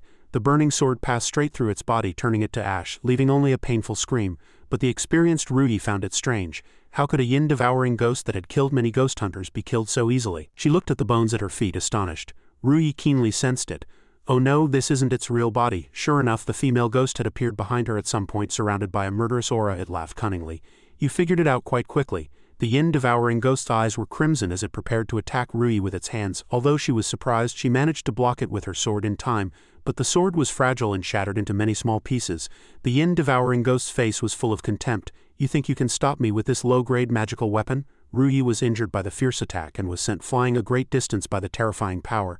The female ghost walked towards Rui with angry steps. Stop struggling. You are destined to die here today. Rui was temporarily unable to stand up due to the intense pain. The yin-devouring ghost now revealed its true form, a monster with a human body and a wolf's head. Just as it opened its large mouth to bite Rui, a familiar voice rang out. Devour! A beam of light immediately shot towards the yin-devouring ghost. It screamed and struggled in pain, trying to resist but to no avail. The yin-devouring ghost reverted to a human head. It clutched its neck in agony. The yin-devouring ghost strained to ask the source of the light. Who is it? Shijin appeared and said calmly, My apologies, please don't bully my treasure. The yin-devouring ghost was surprised. What happened? I can't move. Immediately after, it was stomped on the head by Shijin. The yin-devouring ghost then exploded like a bomb, its eyeball flying out, seemingly the only thing left. The positioning beast was very excited. Master, is your entrance always so bloody? Won't the treasure be scared by you? Shijin replied. She might be a little scared. Rui's eyes shone like stars as she spoke, so handsome. Then she knelt on one knee. Benefactor, please accept this humble girl's respects. While Shijin and the positioning beast were still surprised, Rui continued, Meeting you is fate, Benefactor. Would you consider taking me as a disciple? She thought to herself. My Xuanwang sect needs a powerful expert like him. Shijin was puzzled. What's going on? Has the treasure learned to answer before being asked? The clever positioning beast next to him said, Master, I've found the information. The little creature provided the details. This world is the soul spirit realm where humans and ghosts coexist, the positioning beast said. Because the treasure's true form is the profound yin copper mirror, it naturally has the trait of attracting ghosts. Its birth is a common occurrence in this small world. Then the little creature spoke of the past. The treasure's parents were both master ghost hunters who established a ghost hunting sect called the Xuanwang sect, but they mysteriously disappeared when the treasure was 10 years old. The positioning beast continued. Ling Rui was still young and couldn't command respect, so the large sect split, leaving her with only a single house and courtyard. The properties left by her parents have also been losing money for her. The little creature then summarized. The second elder led most of the Xuanwang sect disciples to leave and establish the Dianian sect, becoming a competitor to the Xuanwang sect. The positioning beast smiled meaningfully. The treasure wants to find a backer, so she took a different approach and wants to become your disciple. Shijin's expression also became quite dangerous. At this moment Rui spoke. Benefactor, you are willing to be my master, right? Shijin snapped his fingers and said, Good disciple, lead the way back to the manor. Rui was overjoyed. She clasped her hands together. Thank you, master. Rui brought Shijin to the Xuanwang sect. She turned to him and said, Benefactor, we're here. This is the Xuanwang sect. He seemed a bit weary, thinking to himself, I didn't know that restoring the Xuanwang sect was a condition for acquiring the magic treasure. The positioning beast shrugged. Master, you guessed right. Suddenly the gate fell down with a bang, leaving Shijin speechless, while Rui beside him gave an embarrassed smile. He scratched his head in dissatisfaction. We might as well tear it down and rebuild it, Rui explained softly. Benefactor, although the sect is a bit small, my disciples are all very promising. She introduced her disciples one by one. The eldest disciple, Yuniang, although she had an unfortunate marriage, she is very easygoing and sincere. She handles the sect's finances. At this moment she was biting her pen, her mind in a mess. 4 wen for noodles, 2 wen for rice cakes, 1 liang and 4 wen for cauliflower. Oh no, I get confused with more than 3 items. How much did I spend in total? A sword gently sliced through a leaf that was in free fall. Next to be introduced was the second disciple, Bai Qingqing. She is diligent and hardworking. Although she doesn't get close to people, she is highly skilled in martial arts and has great potential. Not far away a wild goose flew by. Qingqing's eyes locked onto the target. She swung her sword with incredible precision. In a flash the animal was plucked clean. The wild goose had only squawked a few times before it was already lying peacefully in a pot. A pair of small hands quickly covered the pot lid. A little girl's voice was very excited. Senior sister, do I get a share of today's roast goose? Qingqing pinched the little girl's cheek.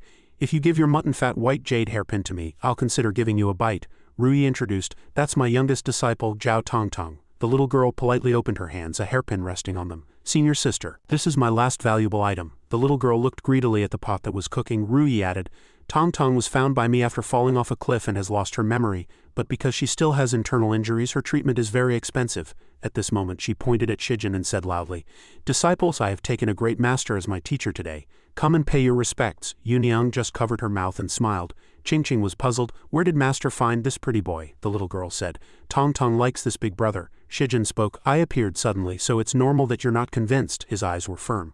But I want to tell you that a declining and decaying sect like this, and disciples like you who just get by, you don't even have desire, let alone the right to judge those who do. Qingqing angrily brandished her sword. What right do you, a pretty boy, have to say that about us? Shijin remained unfazed. With a gentle wave of his hand a powerful golden light shot out. The light quickly passed by Qingqing and hit the wall behind her. Qingqing turned around in surprise to look at the hole in the wall. She exclaimed, What strong inner force? Shijin simply said 3 words, I am strong.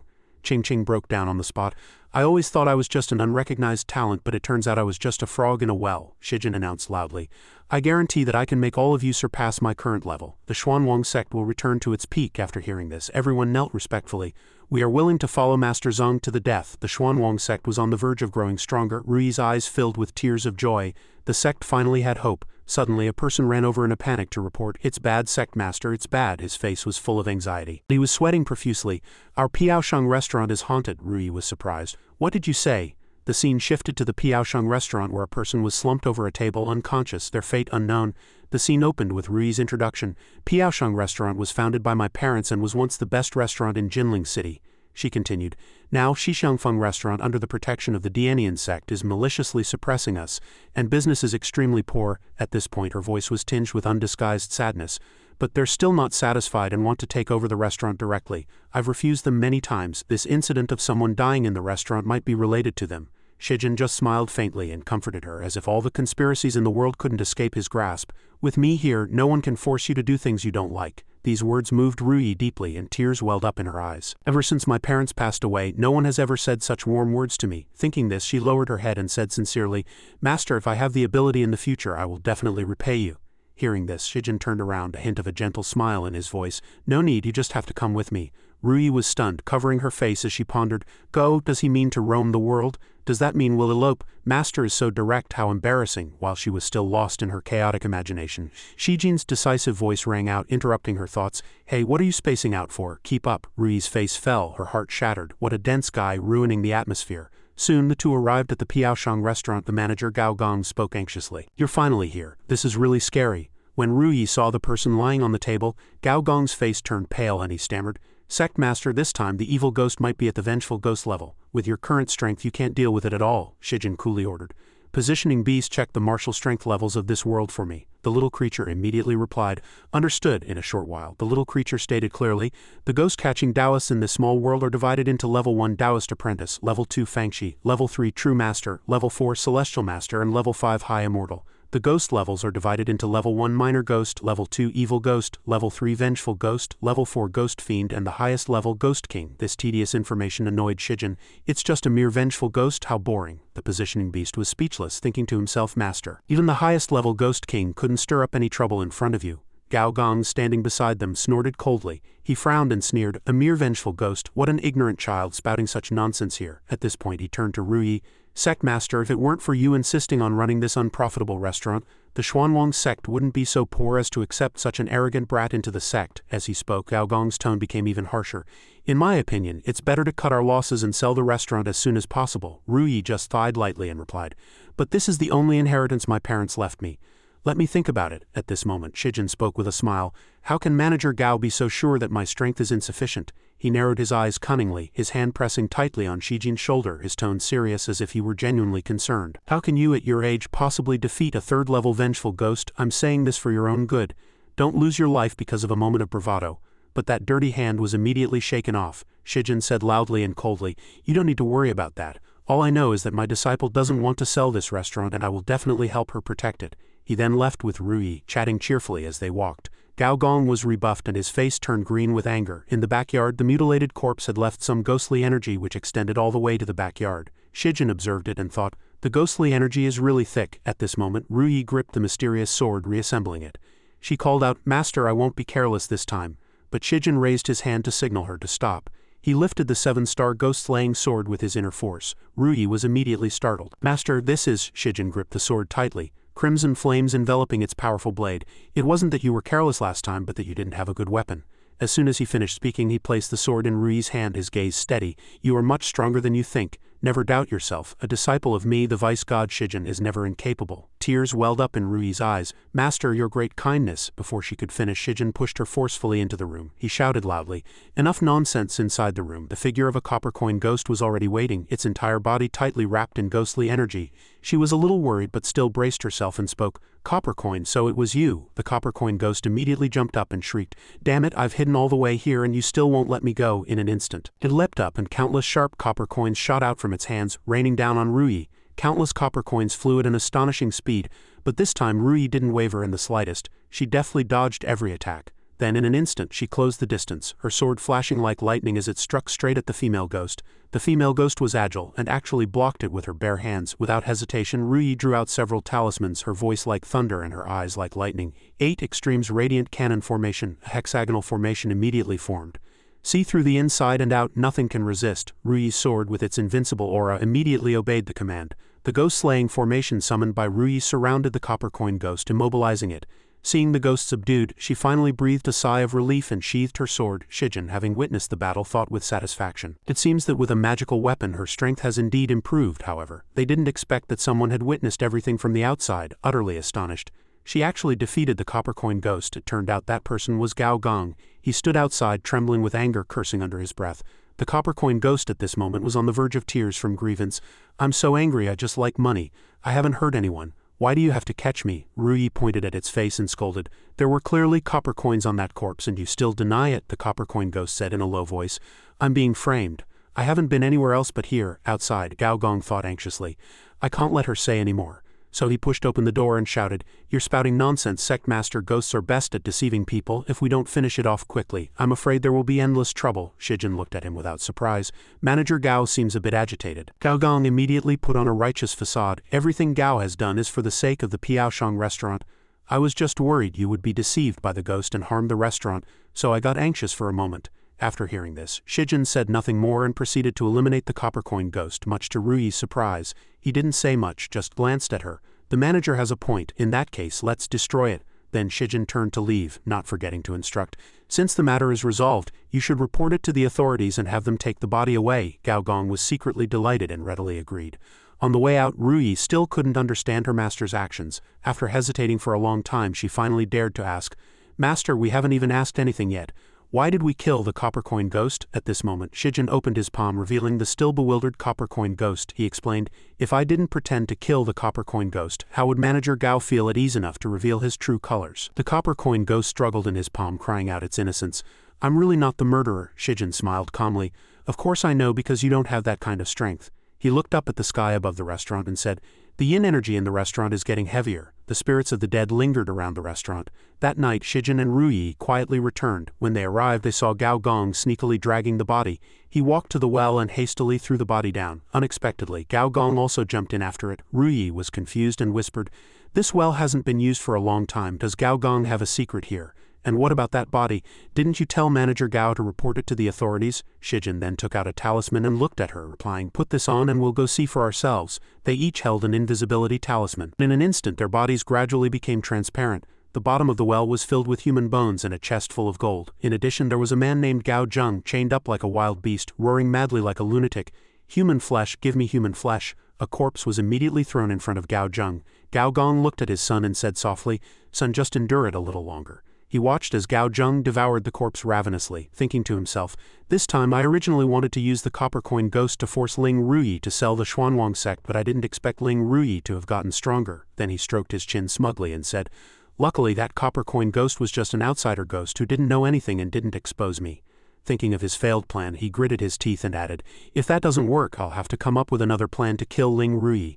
Only by letting the Shixiangfeng restaurant get the Piaoshang restaurant. Will the sect master of the Dianian sect help me, and we can be free from the pain of the evil ghost's soul?" Perhaps Gao Gong never expected that Shijin and Ruyi, hiding outside, heard everything. Hearing his despicable words, Ruyi could no longer hold back and rushed out, scolding, "Damn you, the Xuanwang sect has treated you well, yet you do this to me?" When Gao Gong saw Ruyi, his face turned ashen, and the copper coin ghost on Shijin's shoulder also angrily questioned, "You want to frame me, Grandma? You're not worthy." Gao Gong angrily charged at them to attack. "You schemed against me, I'll fight you to the death." As he charged, he summoned his Taoist magic, Thunder Talisman Sword. Ruyi fearlessly drew her sword and unleashed the 7-sword formation. As soon as she spoke, the sword formation appeared, illuminating everything around. Her sword formation easily broke Gao Gong's Taoist magic. This counterattack from Ruyi was something Gao Gong could not withstand. Gao Gong was instantly knocked backward. Seeing his father injured, Gao Zheng's killing intent surged and he roared, "You hurt my father." The prayer beads controlling him also shattered at this moment. Gao Zheng completely erupted. A greed devil ghost, a high-level vengeful ghost, was now surrounded by a murderous aura. He quickly pounced on Ruyi, roaring, "The delicious taste of a living person is truly mouth-watering." Ruyi reacted in time, but she dodged his attack, so Gao Zheng bit into empty air over here. Shijin sternly instructed her, "Use your full strength." Ruyi looked at him hesitantly and replied, "Master, Gao Zheng's body, if I use my full strength, Gao Zheng will die." As she spoke, she had to jump again to dodge his sharp claw, Shijin loudly reminded her. The current Gao Zheng's consciousness has been completely devoured by himself. He is no longer Gao Zheng. As a ghost hunter, you can't be swayed by personal emotions. Hearing these words, Ruyi no longer hesitated. She followed Shijin's instructions, taking out her talismans and sword. Ruyi threw the talisman and shouted, unleashing the Thunder Talisman Sword. Instantly, a golden flame shot towards Gao Zheng, enveloping him and making him scream in pain. Suddenly, thousands of faces grew out of his body. Those faces were absorbing the surrounding yin energy and injecting it into Gao Zheng's body. He became stronger, revealing his fangs and laughing arrogantly. Greed devil ghost, 100 ghosts in 1,000 bodies. Ruyi was somewhat surprised by this scene. "What?" Gao Zheng and the faces on his body roared in unison. "Mere human, die!" This murderous aura was hard for her to resist, and she fell backward. Shijin knew she couldn't fight back, so he took out a ball of light and gave a soft command. The ball of light flew swiftly towards her, enveloping Ruyi and helping her resist the influence of the murderous aura. With a loud boom, the wellhead and everything around it exploded. After the incident, a weakened Ruyi admitted her mistake. "Master, I've let you down." Shijin didn't answer her, but just looked at the hole beside them and whispered, "I was originally planning to deliver your soul." Gao Zheng jumped up from below and stood arrogantly before him. "What are you bragging about here?" Intent on destroying Shijin, Gao Zheng swung his fist. "Greed devil ghost, the power of 10,000 hooks, still have time to worry about others? Die!" Shijin remained expressionless, merely raising his hand gently to block the attack, which greatly surprised Gao Zheng. "What?" Shijin grabbed his fist and said calmly, "There's something more interesting." Then his arm was crushed by Shijin. Only then did Gao Zheng revert to his weak original form and beg Shijin for mercy. Don't kill me. I was also deliberately used by someone. It was all that person. He guided me step by step into this downfall." Shijin pointed at him with a stern face and questioned, "You couldn't resist temptation yourself, yet you blame others. Go to the cycle of reincarnation." Then Shijin mercilessly sent him on his way. Seeing the wronged souls from Gao Zheng's body floating in the sky, Ruyi couldn't help but ask, "Master, those souls imprisoned by the evil ghost are unfortunate. What should be done about them?" Shijin didn't answer, but simply snapped his fingers. A light appeared in the sky, accompanied by Shijin's words, "Go to the cycle of reincarnation." Those spirits also departed, silently thanking him at the end. "Thank you, my lord." The copper coin ghost appeared at this moment and asked, "My lord, what about me?" Shijin stroked his chin and thought for a moment. Although the matter of the greed devil ghost is resolved, the news of the Piaosheng restaurant being haunted has already spread. In order to get customers to come back, I've decided. As he said this, he smiled cunningly. The next day, Piaosheng restaurant was bustling with people. Piaosheng restaurant had reopened and was now renamed God of Wealth Restaurant, guarded by the harmless copper coin ghost. Realize your dream of getting rich. The copper coin ghost had been transformed into a beautiful young woman by Shijin. Seeing such a beauty, the men called out in fascination, "So beautiful, I love the god of wealth. The god of wealth loves me. Protect my god of wealth." The copper coin ghost wasn't happy, and was even a bit annoyed. "For the sake of his handsome face, I'll help him for now." Across from the god of wealth restaurant, someone was watching. It was the people from the Shixiangfeng restaurant. The fat man from Shixiangfeng said angrily, "That good-for-nothing Gao Gong, he really let the meat that was right in his mouth slip away." The young man next to the fat man smiled with interest. "There's no need to waste any more effort on the restaurant. Isn't there a rule that a sect with fewer than 3 disciples will be delisted?" The one speaking was the steward of the Dianian sect, Xu Cheng. After hearing this, the fat man bowed respectfully and replied, "You are brilliant, my lord." In the restaurant, Shijin was waving his hand to set up a barrier formation. A formation appeared in the sky outside, shining directly onto his restaurant.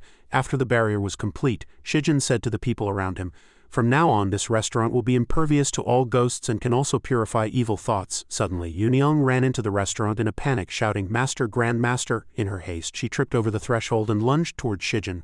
Ruyi, who was beside them, was also very flustered. However, instead of helping Yuniang, he quickly dodged, letting her hit her head on a pillar, and said, "Agile positioning, take no damage from any skill." Yuniang clutched the bump on her forehead and said with teary eyes, "Master, Grandmaster, Tong Tong ate something wrong and her internal injuries have relapsed." Over here, Tong Tong was lying in bed, groaning in discomfort. In her delirium, the little girl seemed to see her father scolding her. "Tong Tong, you've disappointed me." Hearing this, Tong Tong cried and hugged the arm of the person opposite her, shouting, "Daddy, Tong Tong was wrong. Don't abandon Tong Tong." The positioning beast appeared out of nowhere and set off a party popper at him. "Congratulations, Master, you've become a father without ever being in a relationship." Shijin ignored it, turned to Yuniang and asked, "What did she eat wrong?" She replied, "High-proof white liquor." Hearing this, he didn't ask any more questions but just gently comforted Tong Tong, who was still murmuring in her unconscious state, "Daddy, Tong Tong misses you so much." Ruyi, standing beside them, secretly wished with envy, "I want to hug Master like that too." Soon she slapped herself and warned herself, "No, how can I have such a disrespectful thought?" At this point, Shijin had already begun to channel his internal energy into the little girl to sober her up. Tong Tong's body was gradually purified, and after a short while the little girl slowly regained consciousness. Seeing this, Yuniang happily rushed over and held the little girl's hand.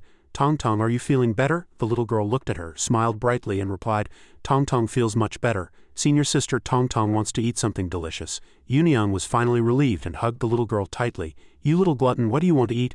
Senior sister will go buy it for you." Tong Tong drooled and rattled off, "Steamed lamb, steamed bear paw, steamed deer tail, roasted flour duck, roasted spring chicken, roasted gosling, braised pork, braised duck, soy sauce chicken."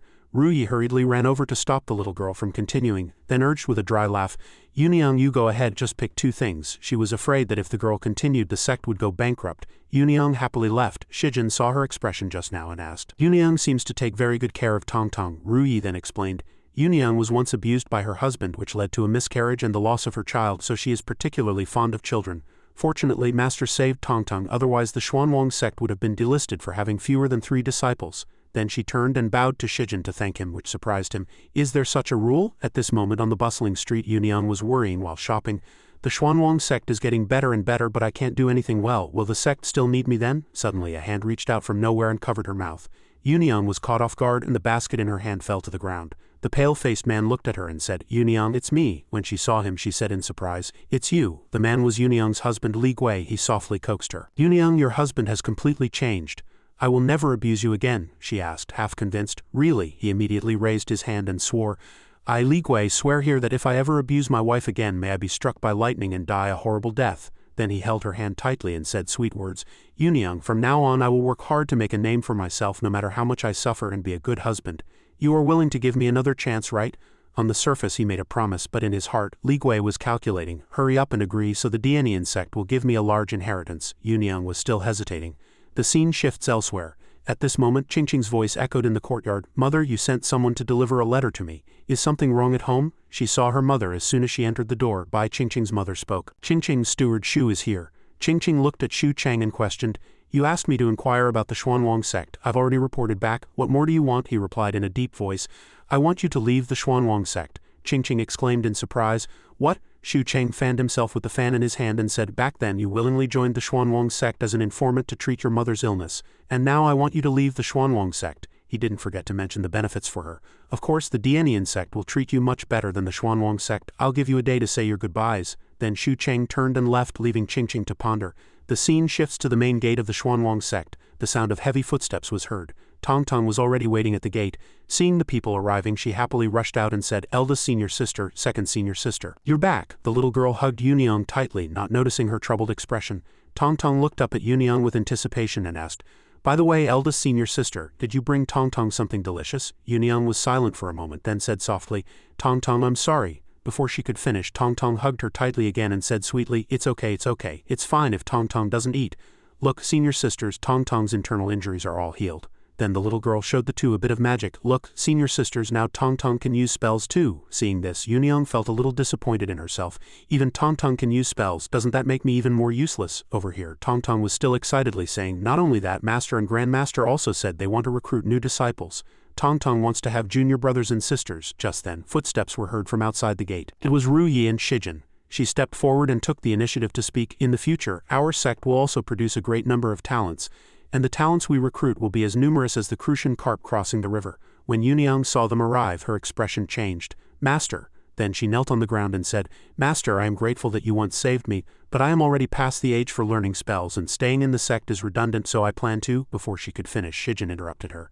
"So I plan to transform you into a martial arts prodigy and make you the living signboard of the Xuanwang sect." Yunyang was at a loss for words. At this moment, Shijin began to transfer power to her.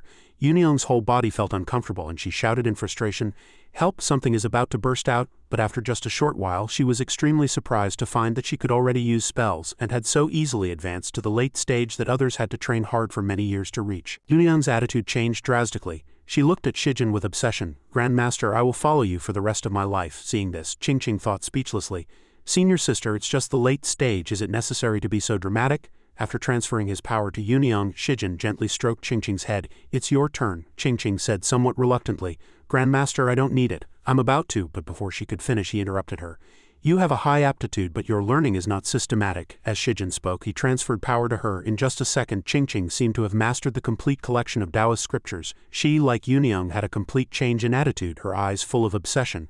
"This is a long-lost top-tier martial art," Shijin sighed and replied. "I optimized it a bit on the side. If you practice according to it, becoming number one in the world is just a matter of time." Hearing this, Qingqing became even more obsessed. She shook his hand coquettishly and shouted, "Grandmaster, from now on, I am your person." Ru Yi hurriedly shook her head and reminded, "Disciple, don't speak nonsense." Shijin suddenly stepped forward, stroked Ru Yi's head and said softly, "And you are the most important person to me in this world. I have also prepared a set of sword techniques for you." When she heard the words, "most important," she couldn't help but feel elated.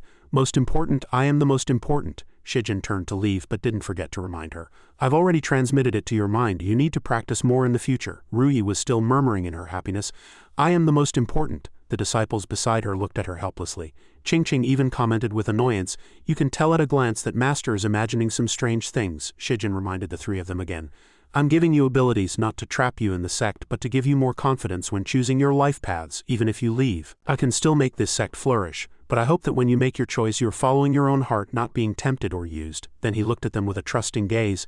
After hearing this, Ru Yi's three disciples all bowed respectfully. "We will follow Grandmaster's teachings." Suddenly, the gate of the Xuanwang sect was kicked open. It was Li Gui who arrogantly burst in to find Yunyang. "Wife, I've come to pick you up." "Didn't you say you wanted to come home with me and live a good life?" Yunyang said fearlessly and directly. "I've decided to stay at the Xuanwang sect. Let's get a divorce." Seeing that she wouldn't obey him, he reverted to his old ways and raised his fist to threaten her. "You're really stubborn. It seems I can only use violence to wake you up." As if expecting this outcome, tears welled up in Yunyang's eyes. "As expected, you haven't changed at all." Li Gui didn't care and rushed forward to attack Yunyang. She showed no weakness either, using the jade body technique. In a short while, he was beaten black and blue, covered in injuries, and begged her for mercy and fear. Spare me, I'll agree to anything you say. I'll never dare to do it again." Over here, at the Dianian sect, Xu Cheng was happily drinking wine. "The Xuanwang sect is sure to close down today." Suddenly, a person from outside ran in hastily with a package to report, "This is what Bai Qingqing asked me to give you." Inside the package was a pile of gold, silver, and jewels. The person added, "Bai Qingqing asked me to give you a message. She wants to stay at the Xuanwang sect." He relayed Qingqing's words to Xu Cheng with a trembling voice. "She said the Xuanwang sect doesn't mind that she's an informant. They also helped pay off her debt and took her mother away, so you should stop plotting any more evil ideas." He was furious when he heard this, crushed the wine cup in his hand and gritted his teeth as he muttered the name Bai Qingqing. At this time, in the Xuanwang sect, 3 chests filled with gold appeared. Ru Yi and her 4 disciples looked at the money and shouted happily, "So much money, this is the profit from the God of Wealth restaurant. We finally don't have to eat chaff and husks anymore." Rui looked at Shijin gratefully. Master, without you we couldn't have changed anything. This money is yours to decide. After hearing this, Shijin stood up and announced, then let's start renovating the sect and recruiting disciples. The 3 disciples were excited and cheered. What? Make it bigger and stronger, create a new glorious chapter. Rui was also moved to tears. If my parents were still here, they would be very proud. The positioning beast appeared again and whispered to Shijin, Master, the strengthen the sect main storyline has progressed to 30, but there's no progress on the magic treasure parents' disappearance part. After hearing this, Shijin asked Rui, do you remember anything about before your parents disappeared? She replied, I remember. Right, they went to the capital city. The scene shifts to the capital city, the imperial palace. In the main hall, the Minister of Justice, Zhao Xian, was reporting with his hands cupped. Recently, incidents of ghosts and monsters harming people have been frequent in various places, especially in Jinling City. This humble servant believes it is necessary to conduct a thorough investigation, he suggested. A minister behind him heard this and spoke up to dissuade him. Impossible, this is completely unnecessary, he loudly objected. Recently there have been natural disasters in the north and bandits on the border. Which of these isn't more important than exterminating ghosts? Minister Zhao, don't put the cart before the horse. Another minister continued his words. His Highness has already established the ghost hunting department, adding a huge amount of manpower and resources. Why is Minister Zhao in such a hurry? Zhao Xian still insisted on his own view, knelt down and said, Your Highness, eliminating ghosts is also related to the livelihood of the common people. If this is not investigated, I will not be able to sleep or eat in peace. On the throne, Emperor Zhao Yitong looked at him with satisfaction. My dear minister is concerned about the people. I am very pleased, approved. He added, however, with many people involved in this matter, it's easy to alert the enemy. It would be best for you, my dear minister, to conduct your investigation in disguise. Zhao Xian was so happy to get the approval that tears welled up in his eyes. Your servant obeys the order. Your servant will definitely find out the truth and live up to your highness's trust in me. That night in Jinling City, flirtatious voices came from the Yanxiang brothel. Master, come and play. Inside the brothel, men were having fun, enjoying fine wine and beautiful women. Outside the brothel, Zhao Xian had already changed into plain clothes and said to the person beside him, That's right, we'll stay here tonight. Taoist Master Duosun said with a righteous air, My lord, isn't this inappropriate? People of high moral character like you and me. How can we spend the night in such a vulgar place? Zhao Xian, being served by 2 beautiful women, replied, If you weren't holding one in each arm, I might have believed you. Unexpectedly at this moment, 2 beautiful women were also sitting on Taoist Master Duosun's lap, feeding him grapes. A girl even praised, Master, your thighs are so comfortable to sit on. Zhao Xian's expression suddenly turned serious. Don't look down on this place. In fact, the most common intelligence exchange centers are brothels. He recalled the crowd in the brothel and continued. All sorts of people from all walks of life gather here, and all kinds of information circulate here. As long as we stay here for a day, we will surely get a complete picture of Jinling City. Taoist Master Duosun, while eating the grapes fed to him by the beauties, asked, My lord, what do you want to inquire about? Zhao Xian also answered seriously, The biggest ghost hunting sect in Jinling City is the Dianian Sect. The Dianian Sect specializes in talismans, magical artifacts, and formations. The second strongest is the Sanqing Sect, which specializes in exorcising ghosts with holy water. The third is the Taishang Laojun Sect, which specializes in inviting gods to possess them. The fourth is the Xuanwang Sect, which was once the strongest sect. Even the Dianian Sect split off from it. But now it's no longer what it used to be. Thinking of this, he smiled thoughtfully. Tomorrow we will investigate these sects one by one. We must find out the real reason why ghosts are becoming increasingly rampant. That night, while Zhao Xian was still sound asleep, a stream of yin energy sneaked into his room from the window. Its sticky tongue gently touched Zhao Xian's face. Only then did he wake up groggily. What is it? Just as he became a little more awake, he saw a corpse ghost which specializes in sucking corpse energy and feeding on humans right in front of him, about to pounce on him. Zhao Xian was terrified. He shouted in panic, Ghost! The corpse ghost opened its bloody mouth and began to attack Zhao Xian. Suddenly the door was kicked open from the outside. From outside, Taoist Master Duosun jumped in, holding a flaming sword, and said loudly, I smelled your ghostly aura long ago, you monster. Die! He thrust his sword fiercely at the corpse ghost. Pure Yang ghost slaying sword. Despite being struck hard by the sword, it was completely unharmed, which surprised Taoist Master Duosun slightly. At this moment, the corpse ghost roared at him, making his heart tremble with fear. Then, Taoist Master Duosun took out several talismans from his bosom. Those talismans turned into fireballs and flew towards the corpse ghost to attack, exploding in a short while. He grabbed Zhao Xian's clothes and ran, shouting as he ran, My lord, this ghost is a bit strange. Run! Despite such a huge explosion, the corpse ghost was unharmed. It chased after Zhao Xian and Taoist Master Duosun. Zhao Xian looked back while running and asked anxiously, Why does a ghost want to kill me? Have I been exposed? Taoist Master Duosun's inner monologue, I just wanted to earn some money. Am I going to lose my life here? Suddenly, the two of them stopped, both staring at the sky in astonishment. At this moment, a huge magic formation appeared in the dark night. Seeing this, Taoist Master Duosun couldn't help but be overjoyed. Heaven is on my side. I actually encountered the advanced defense formation of a major sect. The corpse ghost was close behind. Seeing the formation, the two of them ran into it with all their might. It followed behind as well, but when it touched the boundary of the formation, a magical energy repelled it. The corpse ghost fled in pain. Witnessing this scene, Zhao Xian couldn't help but exclaim, "This formation actually has such powerful strength." The two of them opened a room door. Inside the room, Rui asked, "Who are you? How did you trigger our sect's ghost-proof formation?" Behind her, a sleepy Shijin continued, "The Xuanwang sect is under construction. I wanted to come here for some peace and quiet, but I was woken up in the middle of the night." The two of them bowed respectfully. Zhao Xian spoke first. "My surname is Zhao. I am a wealthy merchant who just arrived in Jinling City yesterday. I didn't expect to be chased by a corpse ghost. Fortunately, with the help of your esteemed sect's formation, we were able to survive." Shijin yawned and replied, "It's just a small ghost-proof formation." Rui was surprised and said, "Corpse ghosts? How did you get involved with them? They will haunt their target to death. You must be careful." Zhao Xian hurriedly asked, "You two seem to be extraordinary people. May I ask if you are ghost hunters?" Rui pointed at Shijin and replied, "This humble girl is not talented, but I am the sect master of the Xuanwang sect, and this is my master." Hearing this introduction, the two of them thought with a dry smile, "The Xuanwang sect, the fourth-ranked sect in Jinling City, is so powerful. We can just hand this mess over to them." After a moment of silence, Zhao Xian made a suggestion. "I would like to stay here for a night. In addition, I have another request. I am willing to pay a hefty price to ask your esteemed sect to help me catch the ghost." After listening, Shijin turned to Rui and smiled. "It's like sitting at home and having money fall from the sky. We'll take this job." At this moment, the formation in the sky also gradually disappeared, and the night returned to silence. At this time, Zhao Xian was already sound asleep. The corpse ghost came again, its hands and feet beginning to stretch into his room. As if sensing the evil aura around him, he sweated a lot. Shijin keenly sensed, "The corpse ghost is here, let's go." He kicked the door open with Rui following behind him. She stretched out her hand. She began to cast her spell. The third form of the seven emotion sword, a blade, appeared above the corpse ghost's head, the heaven and earth swords combining. Dozens of swords materialized, attacking the corpse ghost. As the swords gradually shattered, the corpse ghost roared, "Kill!" and lunged for Zhao Xian. He collapsed to the ground, raising his hands to shield himself. As Shijin immediately waved his hand, he conjured a massive spell that swallowed the corpse ghost. "It seems someone wants Zhao Xian dead. In that case, I'll make sure he lives." After destroying it, both he and Rui looked at Zhao Xian with suspicion. "Who exactly are you? Why did that evil ghost repeatedly try to kill you?" Zhao Xian replied, "To be frank with you both, I am an official of the Imperial Court.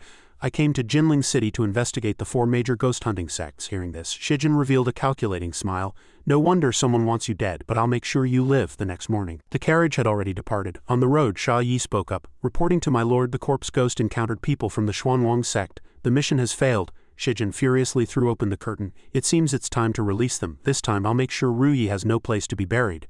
Seeing his fury, Sha Yi fearfully replied, "Yes." Suddenly Shijin frowned and shielded his face with a fan. Sha Yi also covered his eyes with his hand, frowning. "What's so bright?" It was the sunlight reflecting off a plaque, creating a dazzling glare. At this moment, the real Shijin was happily waving as he and Rui walked towards Qingqing. Yuniang and Tongtong knelt outside the gate, congratulating the sect master and grand master. The reconstruction of the Xuanwang sect was complete. It was time to start recruiting. Inside the carriage, the other Shijin saw this bustling scene and thought to himself, "They get a little money and have no idea how to spend it. How tasteless." The carriage drove past. Tongtong pinched her nose. "Why does it smell like a temple?" Just then, Tongtong happily ran over and hugged Shijin.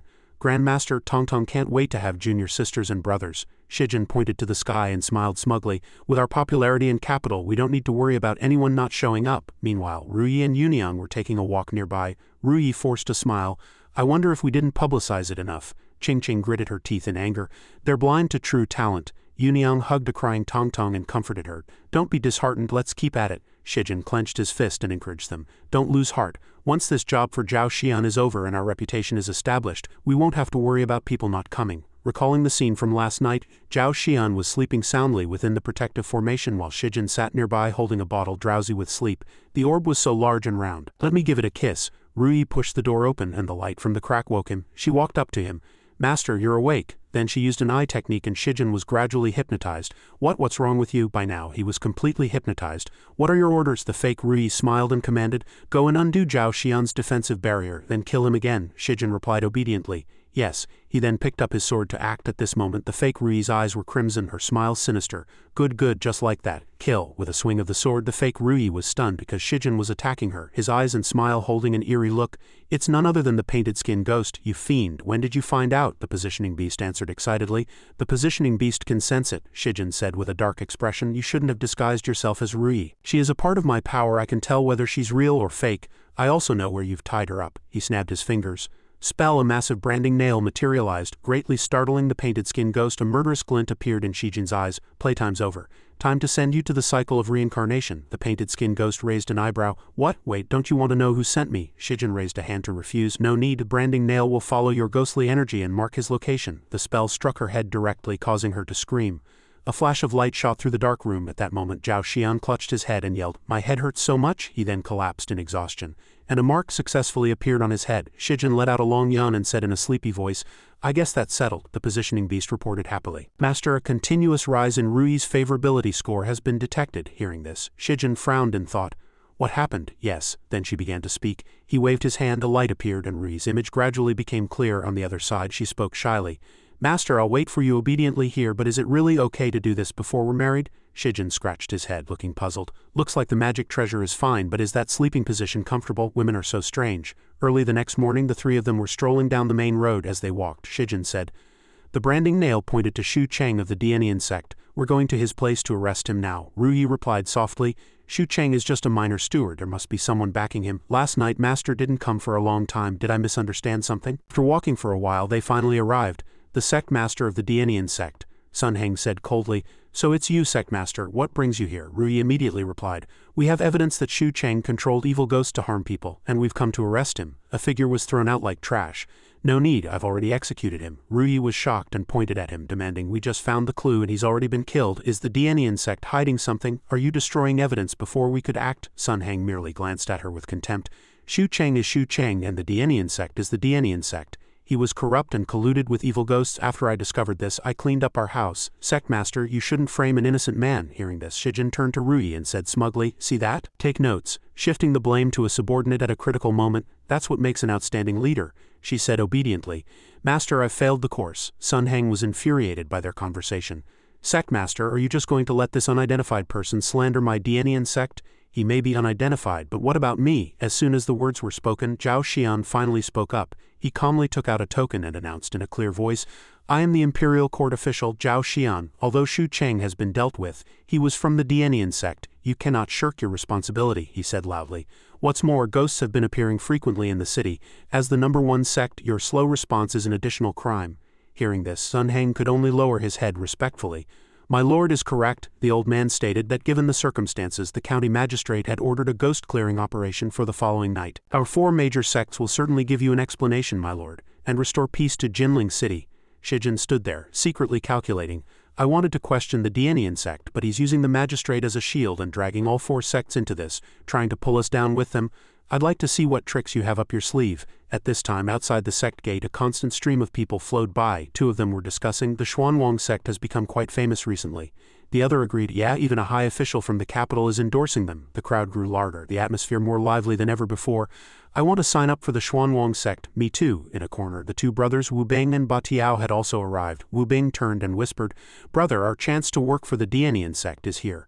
Bati replied resolutely, "Brother, we must seize this opportunity." Inside, Shijin said happily, "It's all thanks to Lord Zhao's active promotion." Zhao Xian replied humbly, "What I did was insignificant. The Xuanwang sect owes its success today to you, Lord Shijin. Speaking of the ghost-clearing assembly tomorrow, I feel something is wrong." "What do you think?" Shijin replied thoughtfully. "It's best if there's a problem.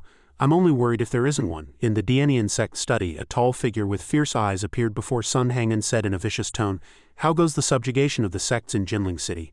Sun Heng knelt on the floor in fear, his head bowed. "Sect Lord, only the Xuanwang sect remains in Jinling City.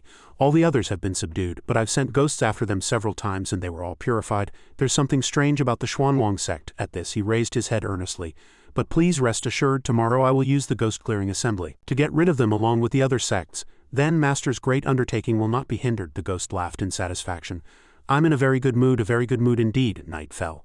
Each sect was responsible for a district of Jinling City, tasked with purifying all the ghosts within their area. The night was quiet when suddenly Zhao Xian shouted, "The ghost-clearing operation begins now." In the sky, Shijin led the way, flying at the front. He ordered, "Disciples and grand disciples, let's go." Sun Heng stood aside watching, an eerie, unconcealable smile on his face. In a corner of Jinling City, Shijin and his disciples were walking. Tong Tong hugged his leg and asked timidly, "Is this Jinling City? Why is the ghostly energy so thick?" Behind them, the figure of a Vajra ghost, a high-level ghost fiend, had appeared at some unknown time. It roared like thunder. "I was about to go mad. They finally let us out." It stomped heavily, roaring as it walked. "After being locked up for so long, we can finally smell the living again." Rui whispered suspiciously, Locked up, Shijin and his disciples walked towards the horde of monsters, their posture casual yet imposing. He said, "I've taught you quite a lot during this time." Shijin's voice echoed through the heavens, "Let your master see your progress." Ching-Ching, Tong-Tong, Yuniang and Ruyi answered in unison. "As you command." They all moved at once while Shijin stood quietly aside to observe. Ruyi attacked first, then Tong-Tong took her turn. One after another, figures charged into the battlefield. Shijin watched with satisfaction, thinking proudly, "As expected of the disciples I trained." In the blink of an eye, the area assigned to the Taishang Laojun sect was engulfed in demonic fire. Monsters swarmed in, madly attacking the cultivators. The sect master of the Taishang Laojun sect gritted his teeth in anger and roared, "You evil ghosts, I'll fight you to the death." Before he could even charge, a dark figure slowly emerged from the smoke. An immovable ghost, a ghost fiend, chuckled. "So there's another one here." He only needed one glance before his face turned deathly pale and he screamed, "Disciples, run!" Immediately he stomped the ground, flicked his sleeves and fled for his life with none of the dignity of a sect master. "These are not Jinling City's ghosts at all. Where did these ghosts come from?" the sect master yelled as he ran. "Help!" Amidst the cries, the sect master of the Sanqing sect, who was some distance away, frowned and looked over. "Even you can't beat them," he replied frantically. "Can't beat them, they're too terrifying." Shijin merely glanced up, listening to the chaotic sounds from afar. At this time, everyone was still fleeing in panic, their cries for help echoing through the sky. "Help us?" Ruyi was startled, looked back and blurted out, "That's the Sanqing sect and the Laojun sect." The two sect masters were beyond tears. "Sect Master Ling, the ghosts we've encountered this time are extraordinary. We beg you to intervene." Shijin calmly raised his hand and commanded coolly, "All of you kneel." At his command, the ghosts under his power immediately roared, their bodies struggling under a dazzling beam of light that shot down on them. The light exploded, and a loud bang echoed through the sky. Everything fell silent, everyone was stunned. Someone whispered with a trembling voice, "What kind of power is this?" Another person added, "I've long heard that Ruyi has a master guiding her." So it was him. In no time, one person after another was hugging Shijin's leg, weeping and wailing, "Celestial Master Shi, please accept us. We can even offer ourselves to you." He was speechless, replying with a helpless look, "That won't be necessary. I will clear all the ghosts here. You may leave." Meanwhile, a disciple ran in frantically to report, "Sect Master, they've all been killed." Sun Heng, who had been leisurely sipping tea a second ago, said, "Have someone collect the bodies for the Xuanwang sect. Give them a decent burial." The man quickly corrected him. "No, it was the ghosts we released. They've all been killed." Hearing this, the old man was stunned. The next second, Sun Heng was seen gritting his teeth. "What's going on? Send them out to stop them." Over here, Shijin was still strolling leisurely, while Ching-Ching and Yuniang were arguing nonstop. "Those two sects may not be as bad as the Dianian sect, but they've bullied us plenty in the past. Right, Grandmaster, you should have taught them a good lesson." Just then a voice echoed in Tong-Tong's mind, "Tong-Tong, do you want to know who your father is?" The little girl's eyes immediately glazed over. As if hypnotized, she followed the invisible voice step by step. "If you want to know, come with me." Shijin suddenly sensed something was wrong. "There's ghostly energy." Everyone became alert at once. "Senior sister Tong-Tong is gone." In a dark cave, a group of small ghosts huddled in a corner, trembling. In front of them were hundreds of giant round eggs, faintly emitting a sinister aura. Among them, Tong-Tong sat quietly, enveloped in a pink hazy bubble as if in a dream. A tentacle wrapped around the little girl, and a voice, gentle to the point of being creepy, said, "Good child, good, now sleep." The ghost mother chuckled, "You will become my most beloved child." Shijin used the third eye on his forehead to search. After a moment he said he had found her. Immediately, Shijin opened a spatial window to shorten their journey. As soon as she saw the group, the ghost mother welcomed them loudly. "Welcome home, my dear children." Shijin then replied nonchalantly, "No need to claim relatives you don't have." At the same time, Ching-Ching roared angrily, "We're here to kill you. You'd better get your position straight." Yuniang also chimed in, "Be careful or you'll get a beating." By the time it was Ruyi's turn, all the lines had been taken and she could only say helplessly, "There's nothing left for me to say." Faced with their provocation, the ghost mother laughed excitedly. "Naughty children want to be punished." She clasped her hands together, emitting a mysterious power. "I punish you in the name of your mother." Then she opened her arms and said loudly, "My children, come out." As soon as she finished speaking, the ghost mother showed them the egg she possessed. After the ghost mother said, "Go and play to your heart's content," the small hands of several monsters emerged, and a few slimy creatures slowly crawled out of their eggshells. Surprisingly, Tong-Tong also hatched from one of the eggs. Seeing this, Yuniang covered her mouth in terror and cried out the little girl's name, "Tong-Tong." Shijin immediately stepped in to help and reassured everyone, "Don't worry, Tong-Tong is fine." He used his magic to restrain the little girl, preventing her mind from being controlled by the ghost mother. Then Shijin immediately commanded everyone, "Go, my disciples, let her see how we discipline her good children." The three who accompanied Shijin all replied in unison, full of excitement, "Yes." First, Ching-Ching used her blade slash. Yuniang used a 5-segment whip, while Ruyi used the 10,000 swords technique, and just like that they eliminated quite a few monsters, seeing her precious children being destroyed. The ghost mother screamed in fury, "My children!" Enraged, she roared, "How dare you kill my children? Go to hell!" As she spoke, she extended several crimson claws towards them and said in a hypnotic tone, "Come to mother's embrace." A mother's embrace is the most wonderful thing in the world. No one can escape this attachment. Shijin quickly stood in front of them and replied very calmly, "That line of yours is indeed useless. Unfortunately for you, I was born of a father god, so I can't experience it." As he spoke, he used his power to create a barrier, protecting everyone from the Ghost Mother's attack. After her attack was suppressed, the Ghost Mother glared at Shijin.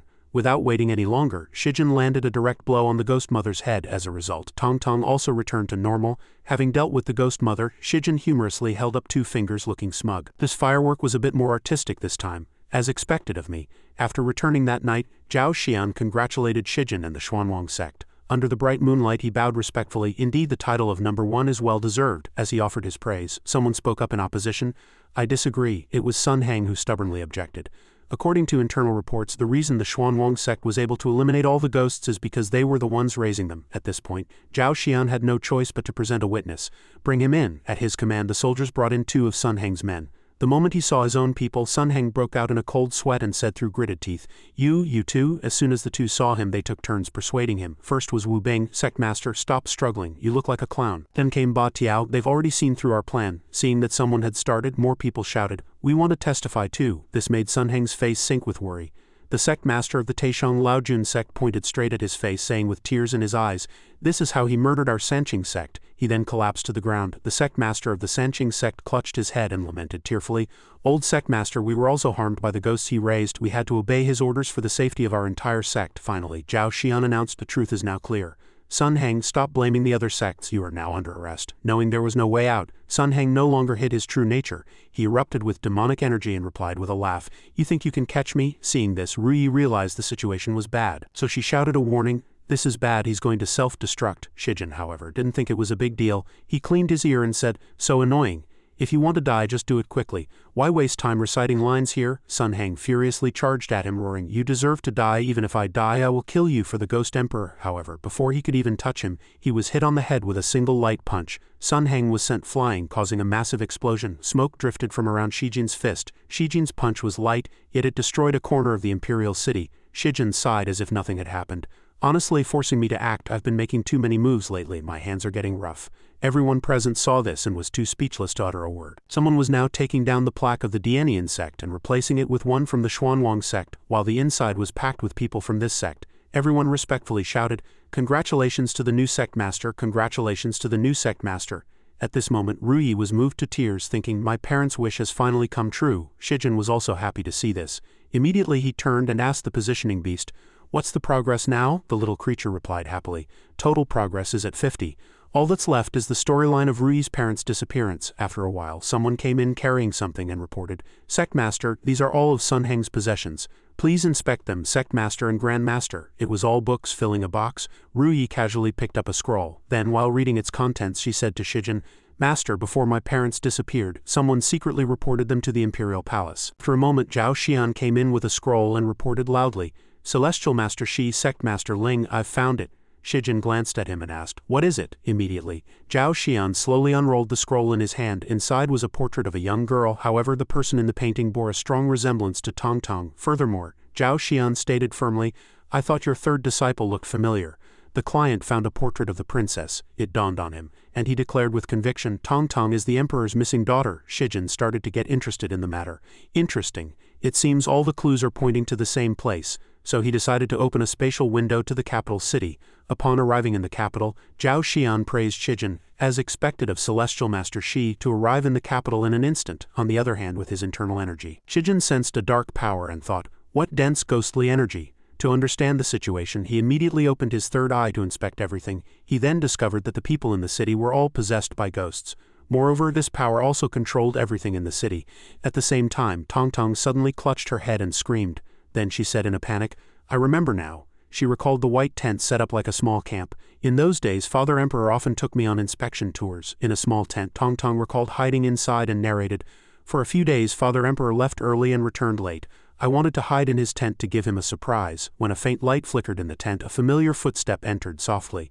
However, the person who walked in was no longer the one Tong was waiting for, but the Ghost Emperor who had taken over Yitung's body. At that moment, he was looking at his own clawed hands and said, "After eating so many people, why haven't I recovered 100% of my power?" Seeing this, Tong was so scared she covered her mouth, not daring to make a sound. She was terrified, crying as she closed her eyes and told herself, "He's not my Father Emperor, he's a ghost." but the next second the Ghost Emperor discovered her. He threatened to eat Tong Tong, recalling it now. Tong Tong said, still afraid, "Later I ran out of the tent, fell off a cliff in a panic, hit my head and forgot everything." Yunyang then stepped forward to hug and comfort her. Afterward, Shijin brought up what Sun Heng had said. Sun Heng said the Ghost Emperor was that emperor. The Divine Realm. In the Divine Realm, after the Chief God learned of Shijin's escape, he summoned everyone to hold him accountable. I had thought Vice Shijin was reflecting earnestly. I was planning to release him today. The Chief God was still holding Shijin's fake doll, which was laughing happily and saying, "Poke your butt." Its cheeky appearance enraged the Chief God. He threw it on the ground and bellowed, "Vice Shijin, where is he?" Zhu Rong quickly interceded. "Chief God, please calm your anger. Shijin only went down to the mortal realm to find the magic treasure. He wants to personally end the chaos he created." Wu Zan added, "Yes, Chief God, please give him another chance," but these words didn't make the Chief God forgive him. "If everyone acted like him, what use would I be as the Chief God?" Hearing this, the other gods chimed in. "To ignore the laws of the Divine Realm with such arrogance, he must be taught a lesson, taught a lesson." Finally, the Chief God ordered, "Divine soldiers and generals, bring Vice Shijin back to me." Hearing his name, Zhu Rong and Wu Zan's faces turned pale with fear. At the same time, the divine soldiers and generals appeared. The leader bowed and replied yes. After leaving, Wu Zan said to Zhu Rong, "Quickly inform Shijin." Then she quickly used her divine power to send a message, "Hello, hello, hello." But Wu Zan received no reply. Then she shouted in anger, "Vice Shijin, what are you doing? We're doomed." In the Soul Spirit Realm, the Imperial Palace was magnificent. Shijin used his divine power to bring everyone into the palace. They had come to find the Ghost Emperor, the king of 10,000 ghosts. As soon as he saw their group, he smiled as if he had long expected them. "You finally arrived." Meanwhile, Tong Tong questioned him while crying, "What have you done with my father, Emperor?" Ruyi also questioned him from the side, "And my parents, you harmed them too, didn't you?" Shijin at the side threatened him, "I'll give you a chance, explain everything clearly." The Ghost Emperor showed no fear, simply stating calmly, "I am innocent, you know. It was all caused by that meteorite." This made Shijin ask in confusion, "What?" According to him, a long time ago in the Soul Spirit Realm, 19 years ago, a meteorite fell and broke the barrier between humans and ghosts. As it happened, an apple was just about to fall from a tree. At the very moment the meteorite broke the barrier, the Ghost Emperor was also revived, full of vitality. The king of 10,000 ghosts, the Ghost Emperor was resurrected. But unexpectedly, the apple that had just broken off the branch happened to fall right on the Ghost Emperor's head. He narrated honestly, "I had intended to make my mark on this world, but I was defeated by an apple." He then recounted his actions from back then. "Later, I took the place of the human emperor and implemented a plan to turn all living people into ghosts. But unexpectedly, I was recognized by the husband of the Xuanwang sect's master. Left with no choice, I had to summon them to the palace and devour them completely." As he spoke, he recalled every detail of that year. Hearing this, Shijin had a sudden realization. It was all his fault. He could only think helplessly, "How could it be me who let him out? I guess I'll have to be the one to deal with him." The positioning beast made a similar expression and said, "Perhaps it's a special kind of fate." Meanwhile, Ruyi gripped her sword tightly. Thinking of what happened to her parents, she cried out in anger, "Ghost Emperor, you harmed my parents and disbanded my sect. Today you will pay for what you've done with your life." Hearing this, the Ghost Emperor showed no fear and instead provoked her. Big words. The next second he made the fires of hell rage, and with them countless evil ghosts awakened. Seeing this, Shijin asked Zhao Xian, "Is this a swarm tactic?" Zhao Xian replied respectfully, "Yes, my lord." As soon as he finished speaking, Zhao Xian fired a signal flare to notify everyone. Soon, the sect master of the Taishang Laojun sect charged over with his men shouting, "The fate of our nation is at stake, everyone charge!" Everyone rushed forward to fight the evil ghosts, each one battling with all their might. But the Ghost Emperor found it amusing and laughed loudly. "I am the core of all ghosts. As long as I exist in this world, they will continue to appear endlessly. They can never be completely eliminated." He wasn't smug for long before Shijin appeared before him and replied, "In that case, all I have to do is take care of you." The Ghost Emperor looked down on Shijin again. "What are you bragging about, young man? I am an evil ghost who has existed for as long as this world." As soon as he finished speaking, Shijin used his magic to conjure a giant apple. On seeing his nemesis, the Ghost Emperor was terrified. An apple. Just as Shijin was about to destroy the Ghost Emperor, a huge beam of light suddenly descended from the sky to stop him. "Shijin, stop!" Hearing this, Shijin stopped in shock. The divine soldiers and generals acting on the chief god's orders had arrived. They were here to capture Shijin and take him back. "Shijin, you escaped the celestial prison without permission. Your crime is unforgivable. Return with me to the divine realm immediately to face your punishment." Shijin looked annoyed and casually pushed the magic apple behind him. The apple happened to fall right on the Ghost Emperor's head again. Defeated by an apple once more, and a bigger one at that, the Ghost Emperor was utterly stunned. Then the Divine General accused Shijin of his crimes again. "You have committed a grave error and show no remorse. Surrender yourself at once and return with me to the Divine Realm." With that, the Divine General reached out to grab him. However, Shijin just flicked his hand and said, "Too much nonsense." With a single move, he knocked down the giant Divine Soldier.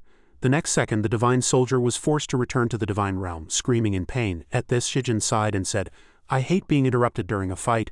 I'll naturally go back once I've recovered the magic treasures. Meanwhile, after the Ghost Emperor was defeated, his army's souls scattered. Having won so easily, the sect masters of the Taishang Laojun sect and the Sanqing sect embraced and wept. It's finally over. After everything was resolved, the people held an enthronement ceremony for the empress, installing Tongtong as the new ruler. The civil and military officials knelt and congratulated her.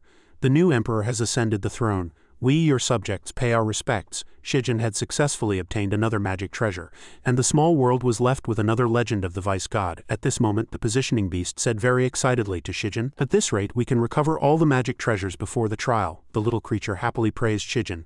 "With you here, master, it's a sure thing." Then the little creature's eyes lit up as it reported, "Movement from the magic treasure ring of holy light has been detected in the small world ahead." Then the two of them excitedly headed for the Tianyan Xuanjing small world. Shijin said, "Let's go, time to retrieve it." The positioning beast obediently replied, "Yes." Finally, Shijin arrived in Nanyan's Lian family city. After a while he slowly opened his eyes and woke up. Seeing the new clothes he was wearing, Shijin happily showed them off to the positioning beast. "Look at this outfit. My identity this time must be extraordinary." As he walked out, however, he overheard the maids gossiping. "Our family head is so beautiful and powerful, why would she choose such a piece of trash who's all looks and no substance? Who knows, someone who idles around all day with no ambition is completely unworthy of our family head." The two of them looked at Shijin at the same time as if talking about him. "To be able to marry into our Lian family is a blessing he must have earned in a past life. No wonder his own family doesn't like him." Just as they finished speaking, Shijin popped up from behind them and asked in surprise, "Marrying into the family?" This scared the two maids so much their faces turned pale. They immediately turned and ran. Meanwhile, the positioning beast comforted him. "Master, there's no shame in marrying into the wife's family." However, Shijin wasn't upset. Instead, he laughed with great interest and said, "I've never been a live-in son-in-law before. I've only read about them in books. This is a perfect opportunity to experience it." This attitude left the positioning beast stunned. Then Shijin quickly ordered, "Positioning beast, show me the data, quick." The little creature replied with difficulty, "Master, for some reason the download speed for this small world is abnormally slow. Only one of the content has been downloaded so far." Additionally, according to the positioning beast, Tianyan Xuanjing is a world of Zon cultivation. Decades ago, its spiritual energy was nearly depleted until the ring of holy light fell into it, causing the spiritual energy to erupt once more and giving rise to cultivators. The Lingyun family of the East Sea. Currently, Tianyan Xuanjing has the Lingyun family of the East Sea, the Jin family of Shilin Hane, the Tang family of Baikeng, and the Lian family of Nanyan. The cultivators from these traditional cultivation families are known as the four great families of the Xuanmen, with the Nanyan Lian family being the head of the four. The positioning beast then provided another interesting piece of information. "And your wife is the holder of the Ring of Holy Light, the head of the Lian family, Lian Qianheng." Hearing this, Shijin showed his true colors again, clapping his hands in praise and saying, "I bet we're incredibly close." However, the positioning beast reminded Shijin of one thing. "This is all the data that has been downloaded so far." This made him click his tongue in displeasure. Shijin then said, "Find out where the Ring of Holy Light is. I have to meet my wife after all." Soon the positioning beast found it and shouted, "Over there, I can sense its fluctuations, but there's a barrier around the library pavilion." Seeing this, Shijin asked in surprise, "Oh, restriction spell, that's no challenge for me." Despite this, the two of them went in. After they entered, the positioning beast praised Shijin. "Master, you're amazing," he responded with a thumbs up. A few seconds later, just as Shijin picked up a book to read, he heard a sound he immediately noticed and turned around. There's someone else in the pavilion, and they're setting up a formation. This formation is all-encompassing. Open after the person cast the spell. A secret door opened. Seeing his success, the person became smug. "After lurking in the Lian family for so long, I finally found the entrance to the secret chamber." Shijin hid behind a bookshelf, peeking. Shijin wanted to go out, but the positioning beast stopped him. "Master, don't get any closer." He didn't listen to the little creature and walked out anyway. The positioning beast could only remind him, "Those are magical traps, be careful." Shijin quickly replied, "Okay." Hearing the noise, the mysterious person was startled and turned around. He quickly cast a spell to attack, but Shijin dodged it. After seeing him, the person froze for a moment and called out Vai Shijin's name. He then said, "I didn't expect to run into you here. Don't blame me for silencing you." Shijin retorted in confusion, "You know who I am and you still dare to attack." At this moment, the man in black charged at him, shouting, "So what?" Furthermore, Shijin provoked the other party. "Kill me in your dreams." As the person got closer, the formation at Shijin's feet activated. A series of attacks from the formation then struck the other party, causing him to immediately spit up blood. Meanwhile, the person thought to himself, "Damn, the formation has activated. The elders will be here any moment." In the end, the person quickly fled. Seeing this, Shijin said calmly, "He runs pretty fast." He then wondered curiously, "What's in that place?" He wasn't happy for long before he was surprised to find himself suddenly tied up by a rope. "You're Lian Zan," the person tying Shijin with a whip said.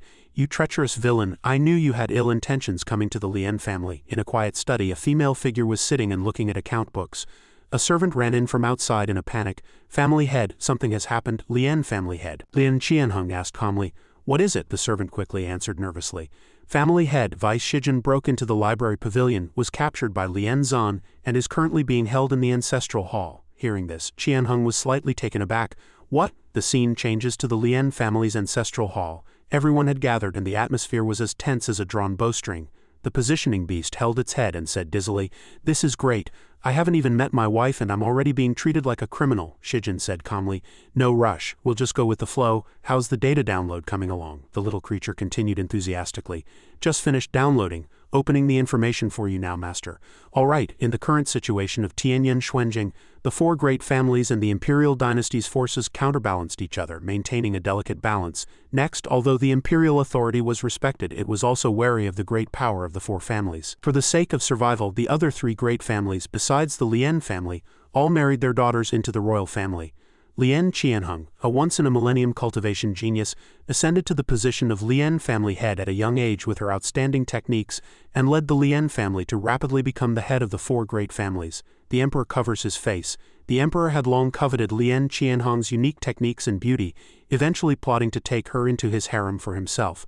Subsequently, to prevent the Lien family from being forced into a marriage by the imperial court, Lien Qianheng carefully selected the original Bati, who had no background, to be her husband in name only. The positioning beast then spoke up. "That man in black who opened the secret chamber in the library pavilion is very likely a spy sent by the imperial court." Hearing this, he replied with some apprehension, "It seems this wife I got for free is in a lot of trouble." Just then the crack of a whip split the air. Lien Zan approached, roaring angrily. "Still in the mood to daze off? Trespassing in the library pavilion's secret chamber is a serious crime. You seem quite relaxed. I bet you don't even know how to write the word death." But Shijin just smiled contemptuously.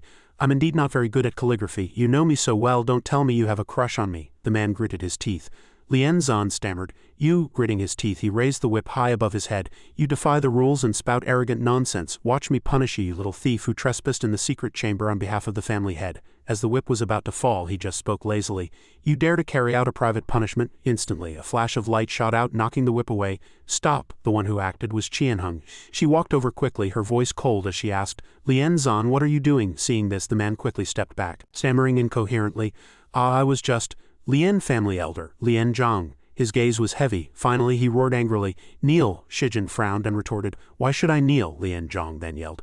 "You trespassed in the library pavilion." Lien Zan saw it with his own eyes. "The facts are clear. How dare you deny it? Opening the forbidden area of the secret chamber is punishable by death according to family rules." Then Shijin, with an innocent look, calmly replied, "I was just passing by and saw that the restriction sign on the library pavilion had disappeared. So I went in to check. I ended up finding a man in black and was almost killed by him. Luckily, the defensive spell unexpectedly injured him, and I managed to escape." At this point, he glanced at Lien Zan. "I didn't expect Lien Zan to suddenly appear and tie me up without a word." Hearing this, the man retorted furiously, "It was clearly you who I caught red-handed trespassing in the library pavilion, and you dare to falsely accuse me." Shijin's gaze suddenly turned grim.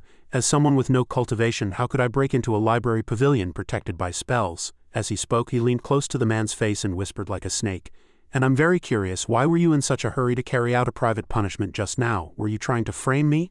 Lien Zan was at a loss for words, stammering, You're slandering me. I hope the family head will investigate clearly."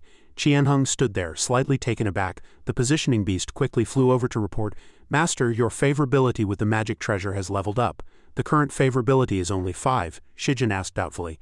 "How did it level up?" Qianheng smiled lightly, a meaningful look in her eyes, thinking to herself, "I didn't expect him to be so eloquent." Lien Zan took the opportunity to step forward and cup his hands. "Family head, I was just handling some business nearby when I heard a noise from the library pavilion and rushed over." He immediately scoffed, "If someone else hadn't shown up, I'm afraid I would already be dead at your hands. If you were that man in black, all the evidence could have been pushed onto me." "What a great scheme," the man immediately retorted. "Nonsense." Qianheng stood aside listening, her expression wavering slightly. An elder whispered, "What Vice Shijin said makes sense," another agreed. "Yes, Lien Zan's appearance was indeed too coincidental. Wasn't he supposed to be going to his concubine's family's home to propose marriage today?" Lien Zan was furious, clutching his head in frustration. "Elders, don't listen to his nonsense. I really did just happen to come by." The atmosphere grew more chaotic, and Qianheng finally spoke. Silence. Then she stared, her spiritual energy coiling around Shijin, her voice turning noticeably colder. Vice Shijin, why did you enter the library pavilion? He thought to himself knowingly. Is she trying to test whether I have any cultivation? With this thought, Shijin maintained a cool demeanor on the surface and replied, I haven't been in the Lien family for long, and I don't know enough about the family rules and taboos. I truly didn't expect there to be a forbidden area hidden in the library pavilion. It was my negligence. After speaking, he lowered his head with a regretful look. I know my own talent is limited and I cannot cultivate, so I have no interest in cultivation manuals. If I had known, I would never have trespassed. I am willing to accept any form of punishment. Qianheng was silent for a long time, finally looking at everyone present and saying loudly, As you can all see, Vice Shijin indeed has no cultivation. I was the one who chose him to join the family, and I know his background best. Today's matter must be a misunderstanding. The most urgent task is to track down that man in black as soon as possible. The two elders cupped their hands together and said, The family head is absolutely right, we should go back and investigate immediately. Only Lien Zan remained, gritting his teeth and roaring, I refuse to accept this. Unwilling to give up, he pointed angrily at Shijin and said loudly, Family head. Vice Shijin used his ignorance as an excuse to trespass in the library pavilion. There's no guarantee he won't find another excuse to enter other forbidden areas. Qianheng's face darkened, and she asked with a gloomy look, What do you want? Lien Zan now urged vehemently, Execute Vice Shijin to serve as a warning to others. The positioning beast beside them was so angry its face turned purple. It cursed under its breath, This person is so evil he actually wants to kill Master. A vein bulged on Shijin's forehead as he replied, He's trying to frame me as the spy for good. Qianheng took a step forward, her voice bone-chillingly cold. Lien Zan, have you forgotten? Before she finished speaking, a sharp aura erupted from Qianheng, pressing down on the entire room. I am the head of the Lien family. In the face of this astonishing pressure, Lien Zan was terrified, kneeling on the ground, trembling, clutching his chest, his face as pale as paper. Qianheng stared and said, I will take responsibility for the decisions I make. There is no need for you to make a fuss. Her every word was like a nail. Drenched in a cold sweat, Lien Zan trembled and replied, Yes, I have overstepped my bounds. Immediately after, Shijin's eyes widened as he exclaimed, Is this the overbearing CEO vibe from Mortal Realm novels? The little creature, flipping through a book in its hands, replied, I suppose so. At this point, Qianheng slowly withdrew all her pressure. Lien Zan, as if he had just returned from the gates of hell, fell backward, clutching his chest. She turned to the elders and commanded decisively, Vice Shijin will go to the confinement room to copy scriptures. The rest of you may leave. Everyone cupped their hands in unison and obeyed. Yes, family head. The figures of the crowd gradually dispersed. Qianheng walked quietly into the ancestral hall alone. She stood there for a long time, her eyes filled with contemplation. Someone called softly from behind her. What's wrong, Qianheng? Qianheng exclaimed in surprise. Father. This person was the former head of the Lien family. Lien Qianheng's father, Lien Jingfei, he spoke gently. Are you still thinking about what just happened? Qianheng composed herself and replied, This Vice Shijin, I investigated him thoroughly before and there were no issues. I also tested him just now. He wasn't lying. Furthermore, I want to use Vice Shijin to lure out the spy hidden in our family. She paused for a moment, then continued, Father, what do you think of Lien Zan? Jingfei replied, He's the representative of the fourth branch of the current generation. He's skilled and intelligent, considered one of the most outstanding among our younger generation. He tilted his head to look at her and asked, You suspect Lien Zan? Qianheng answered, He is indeed suspicious, but there is no evidence. Then Jingfei crossed his arms and pondered for a moment. I see, so you gave Vice Shijin a light punishment to force Lien Zan to reveal his true colors. She didn't refute it. Vice Shijin is just bait. Even if there's nothing wrong with Lien Zan, the spy will find an opportunity to deal with Vice Shijin. We just need to wait for them to make a move. Scene change. Just as Lien Zan stepped into a room, the door behind him slammed shut. He was startled and looked up. A glowing halo of spiritual energy appeared before him, shimmering. A few seconds later, a blurry figure stepped out of it and questioned in a cold voice, How did it go? Lien Zan nervously cupped his hands and immediately replied, I found the entrance to the secret chamber, but Vice Shijin ruined it. The library pavilion has been sealed off now and is inaccessible. The figure in the halo immediately became furious, forcing the words through gritted teeth, Are you an idiot? You even failed at this. Do you know how much effort we've put in for this day? Hearing this, he fell to his knees in panic, begging for mercy. I know my mistake, please punish me, my lord. The figure couldn't be bothered with nonsense and directly ordered him to find a chance to enter the secret chamber immediately and get his hands on the Lien family's secret technique. At this, Lien Zan trembled in fear, kowtowing on the ground. Yes? He raised his head and asked cautiously, My lord, that Vice Shijin has already started to suspect my identity.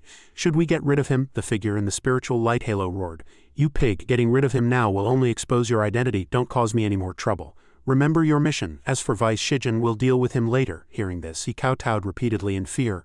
Understood, my lord. In an instant, the figure gradually blurred and then disappeared, leaving only the silent room. Lien Zan gritted his teeth and angrily slammed the table. Damn it. The scene switches to the cell where Shijin is being held on the table. He was using his divine power to make the brush right automatically. Shijin gave a long yawn and said tiredly, "This family has so many rules. If I had to copy them all by hand, wouldn't I die of exhaustion?" The positioning beast asked curiously, "Master, what should we do next?" He smiled and said, "Of course we'll catch the spy to raise my wife's favorability." The little creature asked in confusion, "Master, you're in jail. Are you going to catch the spy out of thin air?" Shijin pointed and said, "Neither the spy nor Lien Qianheng will keep me locked up for long. I'll be out soon. One wants to use me as a shield to clear his suspicion and steal the lost secret technique, while the other wants to use me as bait to catch the spy hidden in the Lien family." Suddenly, footsteps approached and a guard opened the door saying, "The family head summons you. Go to the council hall immediately." Upon hearing this, he stood up and walked over. The positioning beast couldn't help but sigh. Master really called it. He curled his lips into a smile, thinking, "Just watch my first move for now." The scene changes. A servant bows and reports, "Family head, the person has been brought." Qianheng nodded. "I know, you may leave." She sat in the courtyard and said, "Your confinement is cancelled today because the elders have pleaded for you many times. I hope you will be cautious in your words and actions in the future and not cause any more trouble." Shijin bowed and replied, "Thank you, madam, for your generosity." He thought to himself, "She's just making an excuse anyway." Qianheng blushed shyly and said, "Don't call me that. I'm the family head." Shijin immediately replied, "Yes, madam, family head." She sighed and pointed, "Forget it. Remember not to go to the library pavilion on your own after today. If you really want to go, find someone to accompany you." Upon hearing this, he smiled and said, No need, I'll just stay by your side these next few days." Qianheng blushed and glanced at him. "That's fine too, to prevent Lien Zan from causing you trouble again." As the two walked down the corridor, two maids secretly watched and giggled. Lien Zan hid in the shadows, gritting his teeth. "Damn it, why is this Vice Shijin following Lien Qianheng around all day?" He clapped his hands and summoned an assassin. Lien Zan then ordered, "Continue to follow Vice Shijin. Report immediately if there's any movement." The assassin accepted the order. "Yes." The two walked to a small pond and stopped. Shijin then spoke, "Madam, I see you've been busy these past few days. Is there something wrong?" Qianheng answered while feeding the fish, "It's fine to tell you. When you went to the library pavilion that day, you must have known that the restriction spell had failed. Now that the restriction has failed, I'm afraid the Lien family's lost secret technique is no longer safe. We're planning to move the lost secret technique to another place in the next few days," he sneered. "Madam, in my opinion, we haven't eliminated the spy in our Lien family yet. The enemy is in the dark and we are in the light." Qianheng turned her head in surprise. "So your suggestion is," Shijin said with a cunning look, "That's right, a spy would never expect us to hide it in plain sight. What you said makes some sense. Let me think about it again. Although this matter hasn't been decided yet, it must not be spread." The nearby assassin strained his ears to listen. After returning, he immediately reported to Lien Zan, "I heard that Vice Shijin talking to the family head about something hidden in the forest. Hiding in plain sight or something." After hearing this, he smiled crookedly. "Good, that punk Vice Shijin thinks he's being clever, but he's only outsmarted himself." Lien Zan glanced at the assassin. "You may leave now, I have other things to do." The assassin left quickly without hesitation.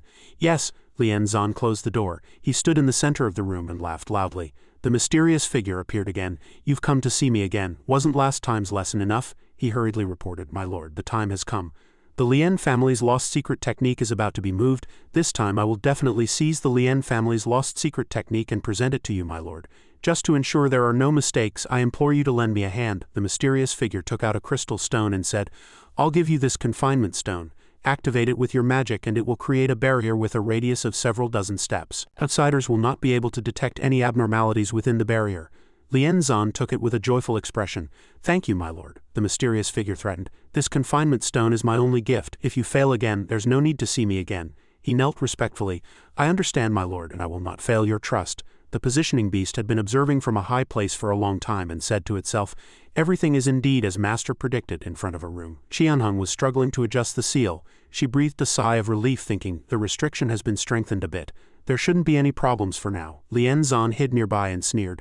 "The lost secret technique is indeed still in its original place." After Qianheng left, he entered the room.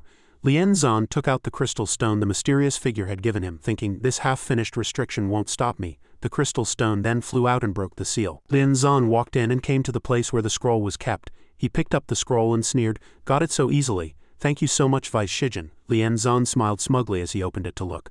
"If it weren't for you, who knows how long it would have taken to get it." When he saw the contents inside, his eyes widened. "Congratulations, traitor of the Lien family, for finding this scroll. Congratulations, congratulations, congratulations." A loud shout startled him.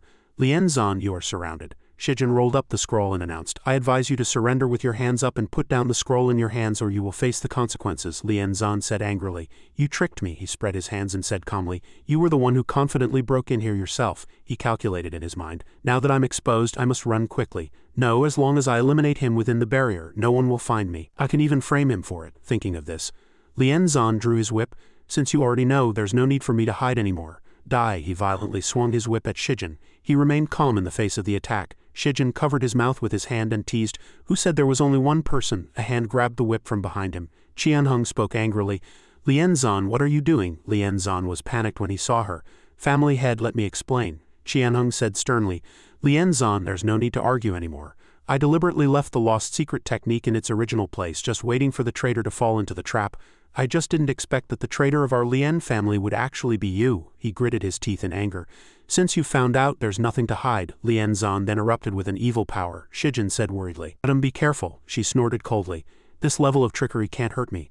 Lien Zan's whip turned into a snake and charged forward. Qianheng then waved her hand and cut it down. Her attack sliced the snake in two and went straight for him. Lien Zan was hit and sent flying into the wall. Qianheng said coldly, "Lien Zan, as a member of the Lien family, you should have been the pride of the family, but your greed and betrayal have turned it all to nothing." She raised her longsword high and shouted, "You have betrayed the trust the Lien family placed in you." Suddenly a voice shouted and appeared, "Don't hurt my son." An old man attacked Qianheng, but she blocked it. Qianheng said angrily, "Elder Bashang, what is the meaning of this? As an elder of the Lien family, you dare to break into the secret chamber's restriction to protect a traitor." He stood in front of Lien Zan, protecting him. Lien Bashang, the elder of the fourth branch of the Lien family. He fearfully called him father. The positioning beast and Shijin hid in a corner. The little creature spoke, "That old man is so fast. If we hadn't hidden earlier, we might have been knocked over by him." He frowned and replied, "He arrived so timely, I'm afraid he came prepared." From outside, a group of people walked in with wooden sticks. On the left was the elder of the seventh branch of the Lien family, Lien Haodong. He pointed and ordered, "Surround the library pavilion. Don't let Lien Qianheng escape." On the right was the elder of the sixth branch of the Lien family, Lien Kongwu. "Follow me, seize the lost secret technique." Bashang smiled smugly. "You can't escape now. If you truly care for the Lien family, hand over the lost secret technique.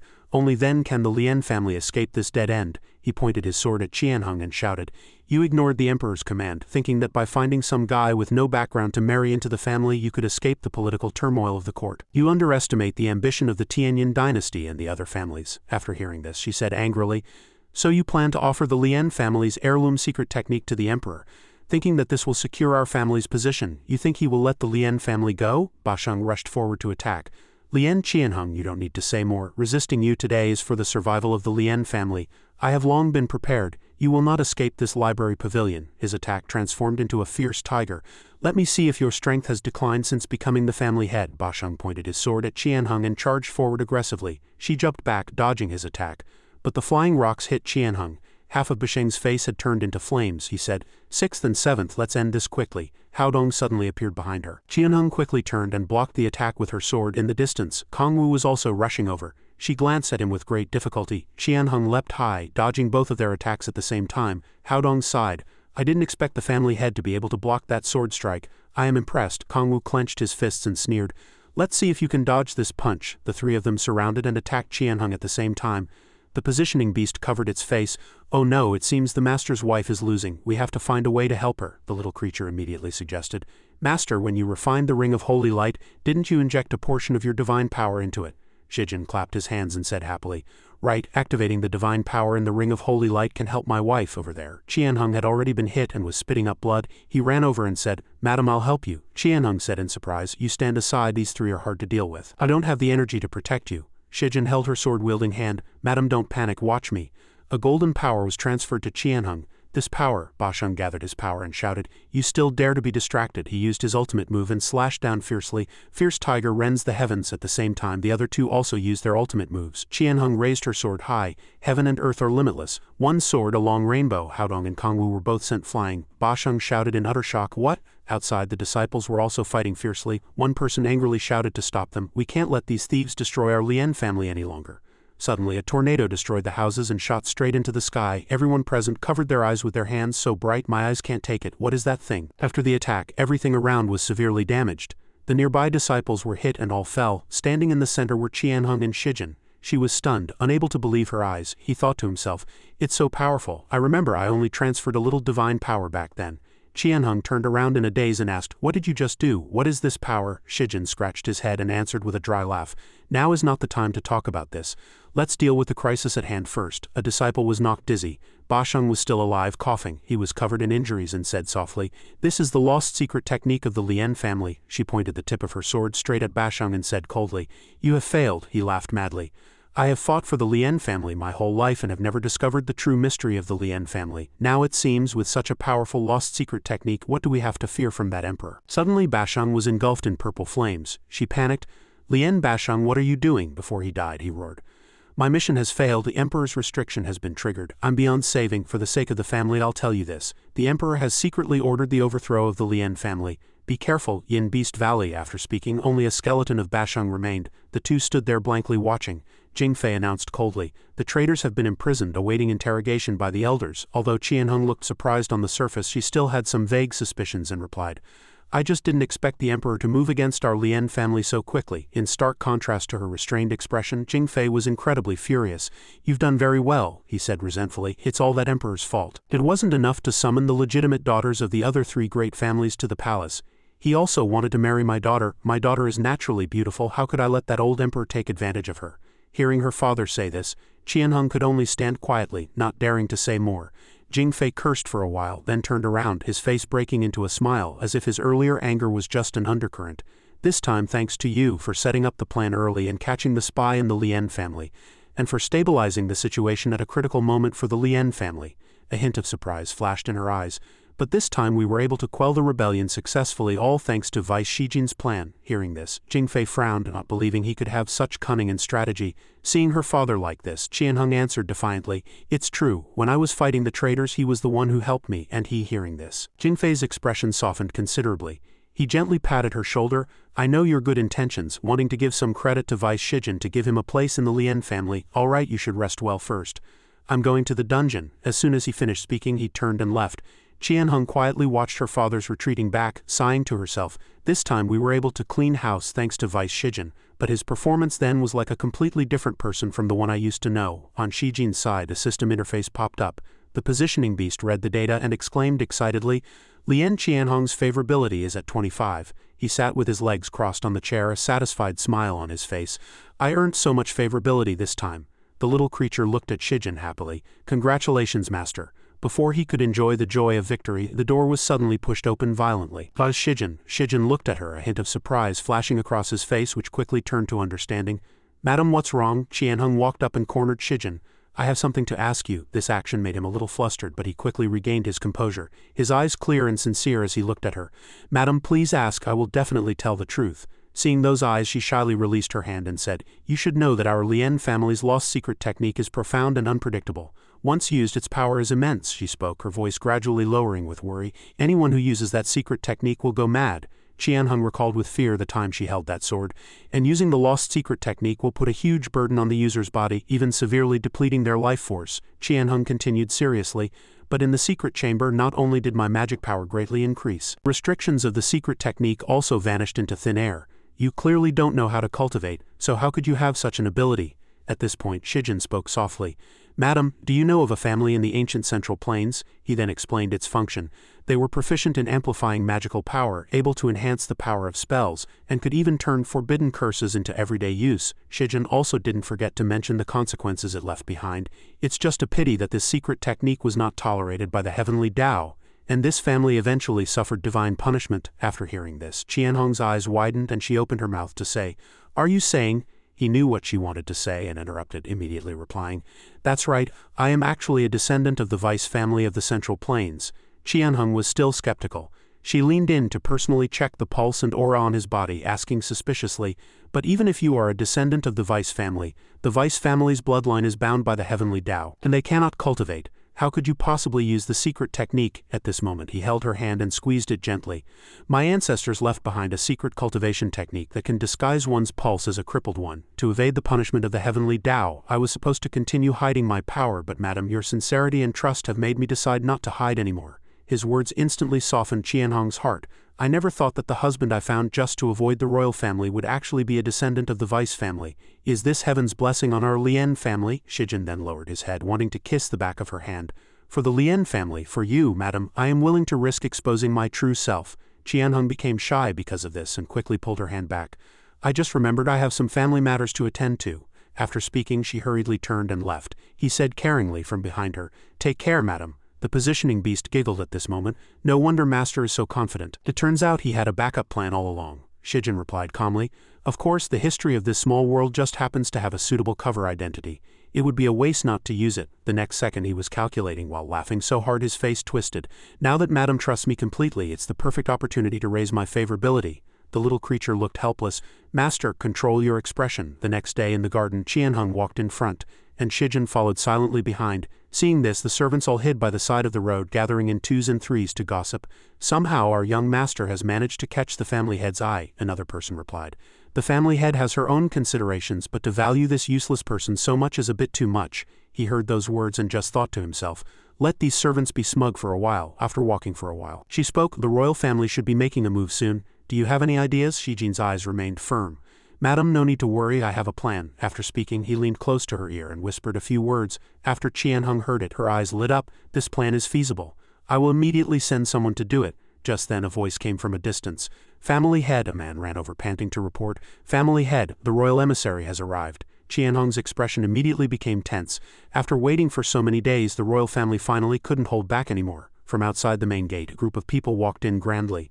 Lien Zhang hurriedly went forward to greet them, respectfully cupping his hands and saying, Emissary Faxing's gracious presence brings great honor to the Lien family. Faxing completely ignored these pleasantries. All right, spare the formalities. Where is Lien Qianheng? Hearing this, Lien Yang's face stiffened, a fire of anger burning in his heart. This emissary was so rude, daring to call the family head by her name directly, but he still maintained a polite demeanor on the surface. The family head is attending to important matters. I have already sent someone to inform her. Lord Faxing, if there is anything urgent, you can tell me first. Faxing sat down on a chair and replied arrogantly, No need, I will wait here for Lien Qianheng to come. The atmosphere in the entire hall became tense. After a while a report came from outside. Emissary, sorry to keep you waiting. He picked up his teacup and took a few sips, then said, Family head Lien has finally arrived. I have been waiting for a long time. Qianheng walked in with a dark face and bowed deeply in salute. My Lien family has just experienced internal strife and our hospitality has been poor. If there is any discourtesy, I hope the emissary will forgive me. Faxing nodded and said magnanimously, All right, I'm not concerned with your affairs. As he spoke, he waved his hand, signaling a servant to bring something up. A servant came forward from behind holding an imperial edict. Faxing opened the edict and read aloud. By His Highness's decree, there has been recent unrest in Yin Beast Valley, causing suffering to the people and damaging the reputation of the sovereign and his subjects. The four great families are now ordered to immediately dispatch troops and join forces with the imperial court to quell the chaos in Yin Beast Valley. Hearing this, Lien Yang's face immediately turned ashen. What? Go to Yin Beast Valley to dispatch troops at this time? A person next to him couldn't help but interject. That Yin Beast Valley is guarded by an ancient fierce beast. Even our ancestors couldn't pacify it. Now it's even more difficult. Faxing glanced at him and replied coldly, It's useless to say that to me. I'm just here to deliver the imperial edict. If you don't accept the edict, you are being disloyal to His Highness. Seeing the crowd begin to stir, Qianheng hurriedly stepped forward to stop them from acting rashly, and accepted the imperial edict. I accept the order. The court officials immediately turned and left. The hall doors quickly closed and a man angrily slammed the table. This emperor is pushing our Lien family too far. He clutched his hand in pain, while on the other side, Lien Zhang seethed with anger. Our Lien family has not yet recovered from the internal strife and now we are ordered to go to war. Isn't this clearly a plot to harm us? Seeing everyone lose their composure, Qianheng spoke to calm them. Elders, there is no need to panic. While dispatching troops to Yin Beast Valley is unavoidable, my father and I have already prepared for the next step. Her words acted like a sedative, and everyone gradually calmed down. As expected of the family head, we must rely on her in times of crisis. With the family head in the Lien family, what do we have to fear? The chaotic scene gradually subsided, and Qianheng's heart also settled a little with the family head here. What does our Lien family have to fear? The next day, she and Shijin came to a secluded residence. Qianheng pushed open the door and entered. She spoke first. I've kept you all waiting. Inside the room, the other two people immediately stood up. One was the elder of the Tang family, Tang Pu, and the other was the elder of the Lingyun family, Lingyun Mu. They bowed in unison. Greetings, family head Lien. Everyone soon sat down. Qianheng got straight to the point. Today an imperial edict ordered my Lien family to dispatch troops to Yin Beast Valley. I believe your families have received the same edict. Tang Pu frowned with an expression that said he had long expected this. He turned to her for her opinion. That's right. A joint expedition to Yin Beast Valley is what the edict commands. Does family head Lien have any concerns that need to be discussed first? Qianheng replied softly. This was originally a matter for the 4 great families to discuss together. But this time I have secretly invited you all here, yet I have not called the Jin family. Do you know why? Both men remained silent, waiting for her answer. She explained grimly, the Duanmu imperial family's primary strategy now is to suppress the 4 great families, requiring the daughters of each family to enter the palace as concubines. Only my Lien family has not complied. The emperor holds a grudge against us for this, so it's not unreasonable for him to want to suppress my Lien family, she continued pensively. Your families have also married into the imperial family, but ever since that young lady from the Jin family became the empress, relying on the emperor's favor, how does the suppression of our families compare to that of the Jin family? Realizing the situation, Tang Bu and Yun Mu exchanged a look, their expressions growing increasingly solemn. The old man asked in confusion, so you specifically called our 2 families here just for this matter? Qianheng's eyes widened, a flicker of anger in their depths. The internal strife in my Lien family has been investigated. The mastermind behind it was the emperor, manipulating things from the shadows. She quickly recounted the situation. That emperor's plans are far-reaching. I'm afraid spies have already been planted within each of our great families. Now, before my Lien family has recovered its strength, the emperor has sent us to Yin Beast Valley. As she spoke, Qianheng recalled the tragic battle of that year. In Yin Beast Valley, countless people were slaughtered by ferocious beasts. If the emperor has a plan in place, it's not impossible that he's willing to sacrifice the main imperial forces along with our families there. After hearing this, Tang Bu also understood Qianheng's concerns. Nevertheless, he said in a placating tone, Family head Lien, isn't it a bit presumptuous to speculate so casually? Seeing his expression, Qianheng was actually pleased. She said pointedly, Elders, your willingness to come here means you must have already sensed something. It's better for us to cooperate than to be divided and conquered one by the imperial family and the Jin family. Suddenly both men stood up at the same time. Yun Mu bowed slightly. Family head Lien, we cannot give you an answer to your proposal at this time. We still need to discuss it further. Tang Pu also chimed in. The same goes for me. She also stood up. I have explained the stakes to you both. I hope you will make your decision soon. After the 2 left, Shijin walked over with a cup of tea, bowing as he offered it to her. He smiled, his eyes twinkling like stars, and said, Madame, what do you think of my plan? Qianheng looked up with satisfaction and replied, You've done very well. Not only did you anticipate the imperial family's move, but you also secretly allied with the Tang and Lingyun families, using the internal strife as a pretext to explain the benefits of cooperation to them. She added, The head of the Lingyun family has always been cautious and suspicious. After he learns the reason for our Lien family's internal strife, even if he doesn't ally with us, at least he won't side with the imperial family. As for the Tang family, Qianheng praised, the Tang family is built on martial prowess and holds considerable prestige in the army. Thinking back to the old case when father went out to investigate, the commander sent by the imperial family was that gluttonous and lazy Prince Han Duanmu Fei. If the Tang family knew the commander was such a good-for-nothing combined with my explanation, they would certainly become suspicious. At this point, Qianheng smiled triumphantly. And once the seed of doubt is planted, things will be much easier later on. She and Shijin walked side by side to a huge scroll hanging on the wall. I didn't realize you had such a strategic mind. Qianheng looked at the painting and said, For now we have stabilized our relationship with the other families, but we must be extremely cautious about dispatching troops to Yin Beast Valley. As she was engrossed in her study, a voice interrupted, To Yin Beast Valley, madam, you can take me with you. Shijin couldn't help but interject in a sweet voice, Going to Yin Beast Valley, madam, can you take me with you? As soon as the words left his mouth, Qianheng flatly refused. No, Yin Beast Valley is too dangerous. If anything were to happen, I wouldn't be able to protect you. Hearing this, Shijin's face paled slightly. He thought to himself, the more dangerous the place, the more I can increase her favorability. I can't be left behind. He didn't give up and continued to plead. Madam, I have my own ways to protect myself, you don't have to worry. Besides, Yin Beast Valley is so dangerous. With my enhancement spells, you'll be safer on this trip. Then he leaned close to her ear and whispered a few words. And even with the secret assistance of other families in Yin Beast Valley, we still need to be extra careful in the face of the imperial family's suppression. This is when you'll need someone as clever as me to help you. Qianheng replied in annoyance. Are you implying that I'm not as smart as you? Realizing his mistake, Shijin quickly explained. Not at all, not at all. Madam is much smarter than I am. I just want to help share some of your burden. At this, her face flushed and she said, You smooth talker. I see I can't win an argument with you. A few days later, the army was assembled. Qianheng, clad in battle armor, walked onto the training grounds with a heroic air. Jingfei looked at his daughter, his head aching. We have to go to war right after quelling the internal strife without even having time to properly deal with it. It's all because we old folks are useless. Old memories flooded his mind, making his face turn pale. I went to Yin Beast Valley once when I was young. The beasts there are exceptionally ferocious. Jingfei recalled the image of a fierce bear emerging from the undergrowth. Not only do they travel in packs, but they can also use the dark environment to hide themselves. They can also release a miasma that paralyzes a person's will. Before his daughter's departure, Jingfei repeatedly warned her, "In any case you must protect yourself." Qianheng was getting dizzy from Jingfei's shaking. She reassured him, "I'm not a child anymore. I can handle this. While I'm away, I'll leave the Lien family in your hands." He smiled and replied, "Don't worry, Qianheng. Uncle Zhang is still here in the Lien family. Nothing will go wrong." The farewell ceremony ended, and the mighty army set off with a murderous aura. At this moment in Yin Beast Valley, it was pouring rain. Qianheng led the way, with the group following silently behind, advancing step by step. The ground beneath their feet was muddy and treacherous, the wet cold seeping into their bones. Shijin looked up at his surroundings, thinking that this place was a bit strange. He turned to the positioning beast, trembling, and whispered, "What the hell is this Yin Beast Valley? It's so hard to walk, my butt hurts from all the bumping." The little creature pointed to the sky and explained, "Master, this Yin Beast Valley was originally a fertile valley in the Tianyan mystic realm." At this point, the positioning beast briefly explained its origin.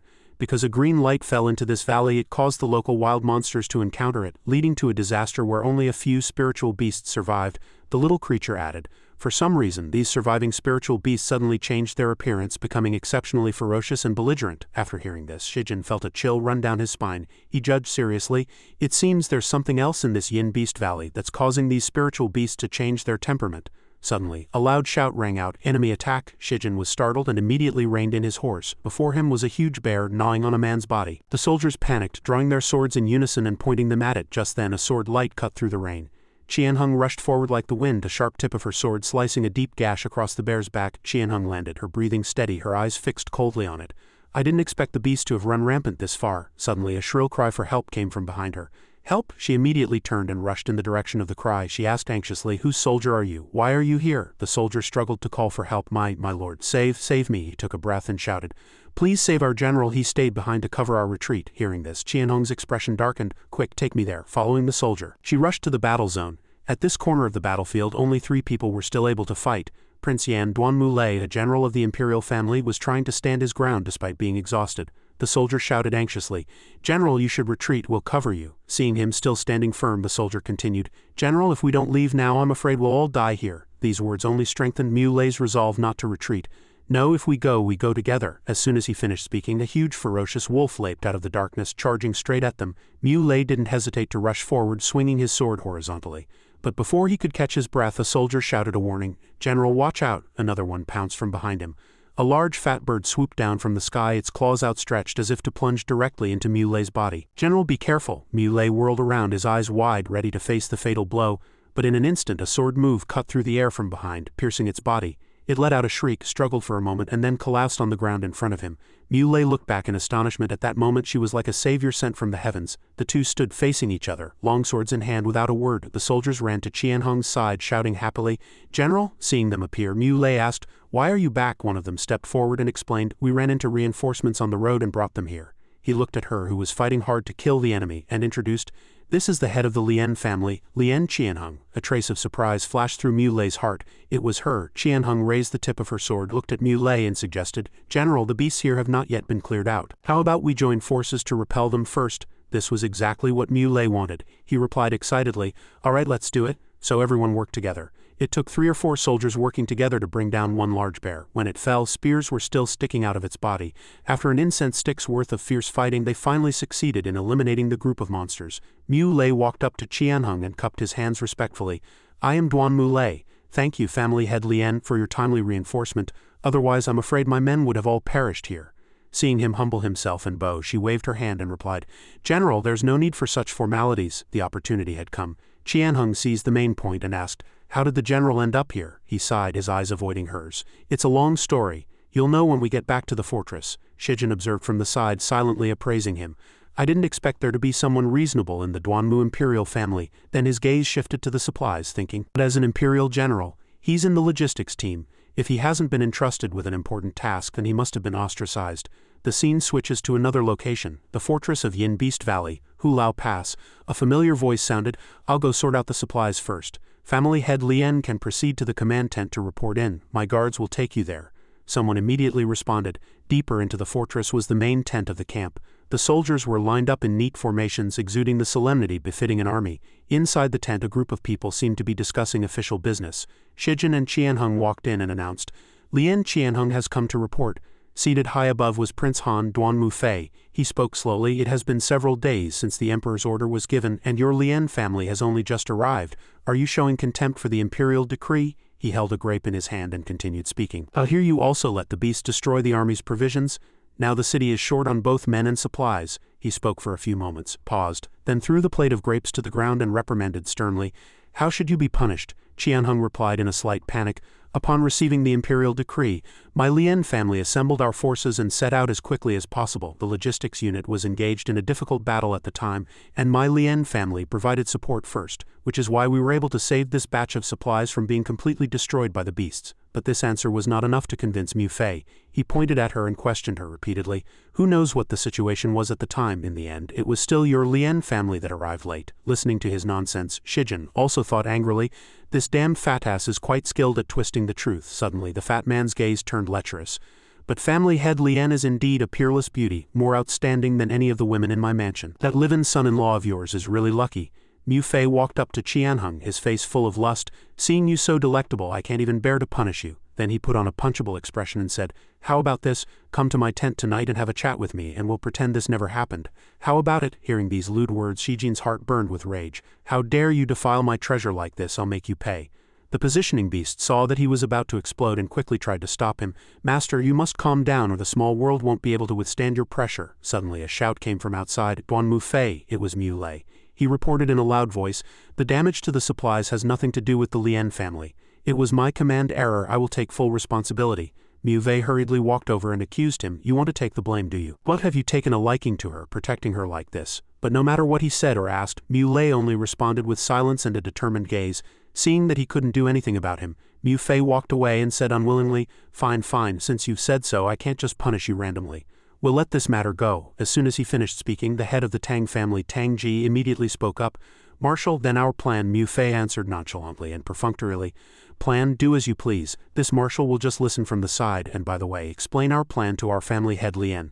Tang Ji was grinding his teeth in hatred, but he was helpless and could only swallow his anger. He walked over to Qianheng's side and said, "Family head Lien, please come over here." Everyone moved to the map nearby, and Tang Ji began to explain the plan. "We have already divided a portion of the allied forces and stationed them on the mountaintop to form a pincer attack with the forces inside the fortress. The soldiers of the other three great families have already been deployed and are preparing to advance towards the mountaintop.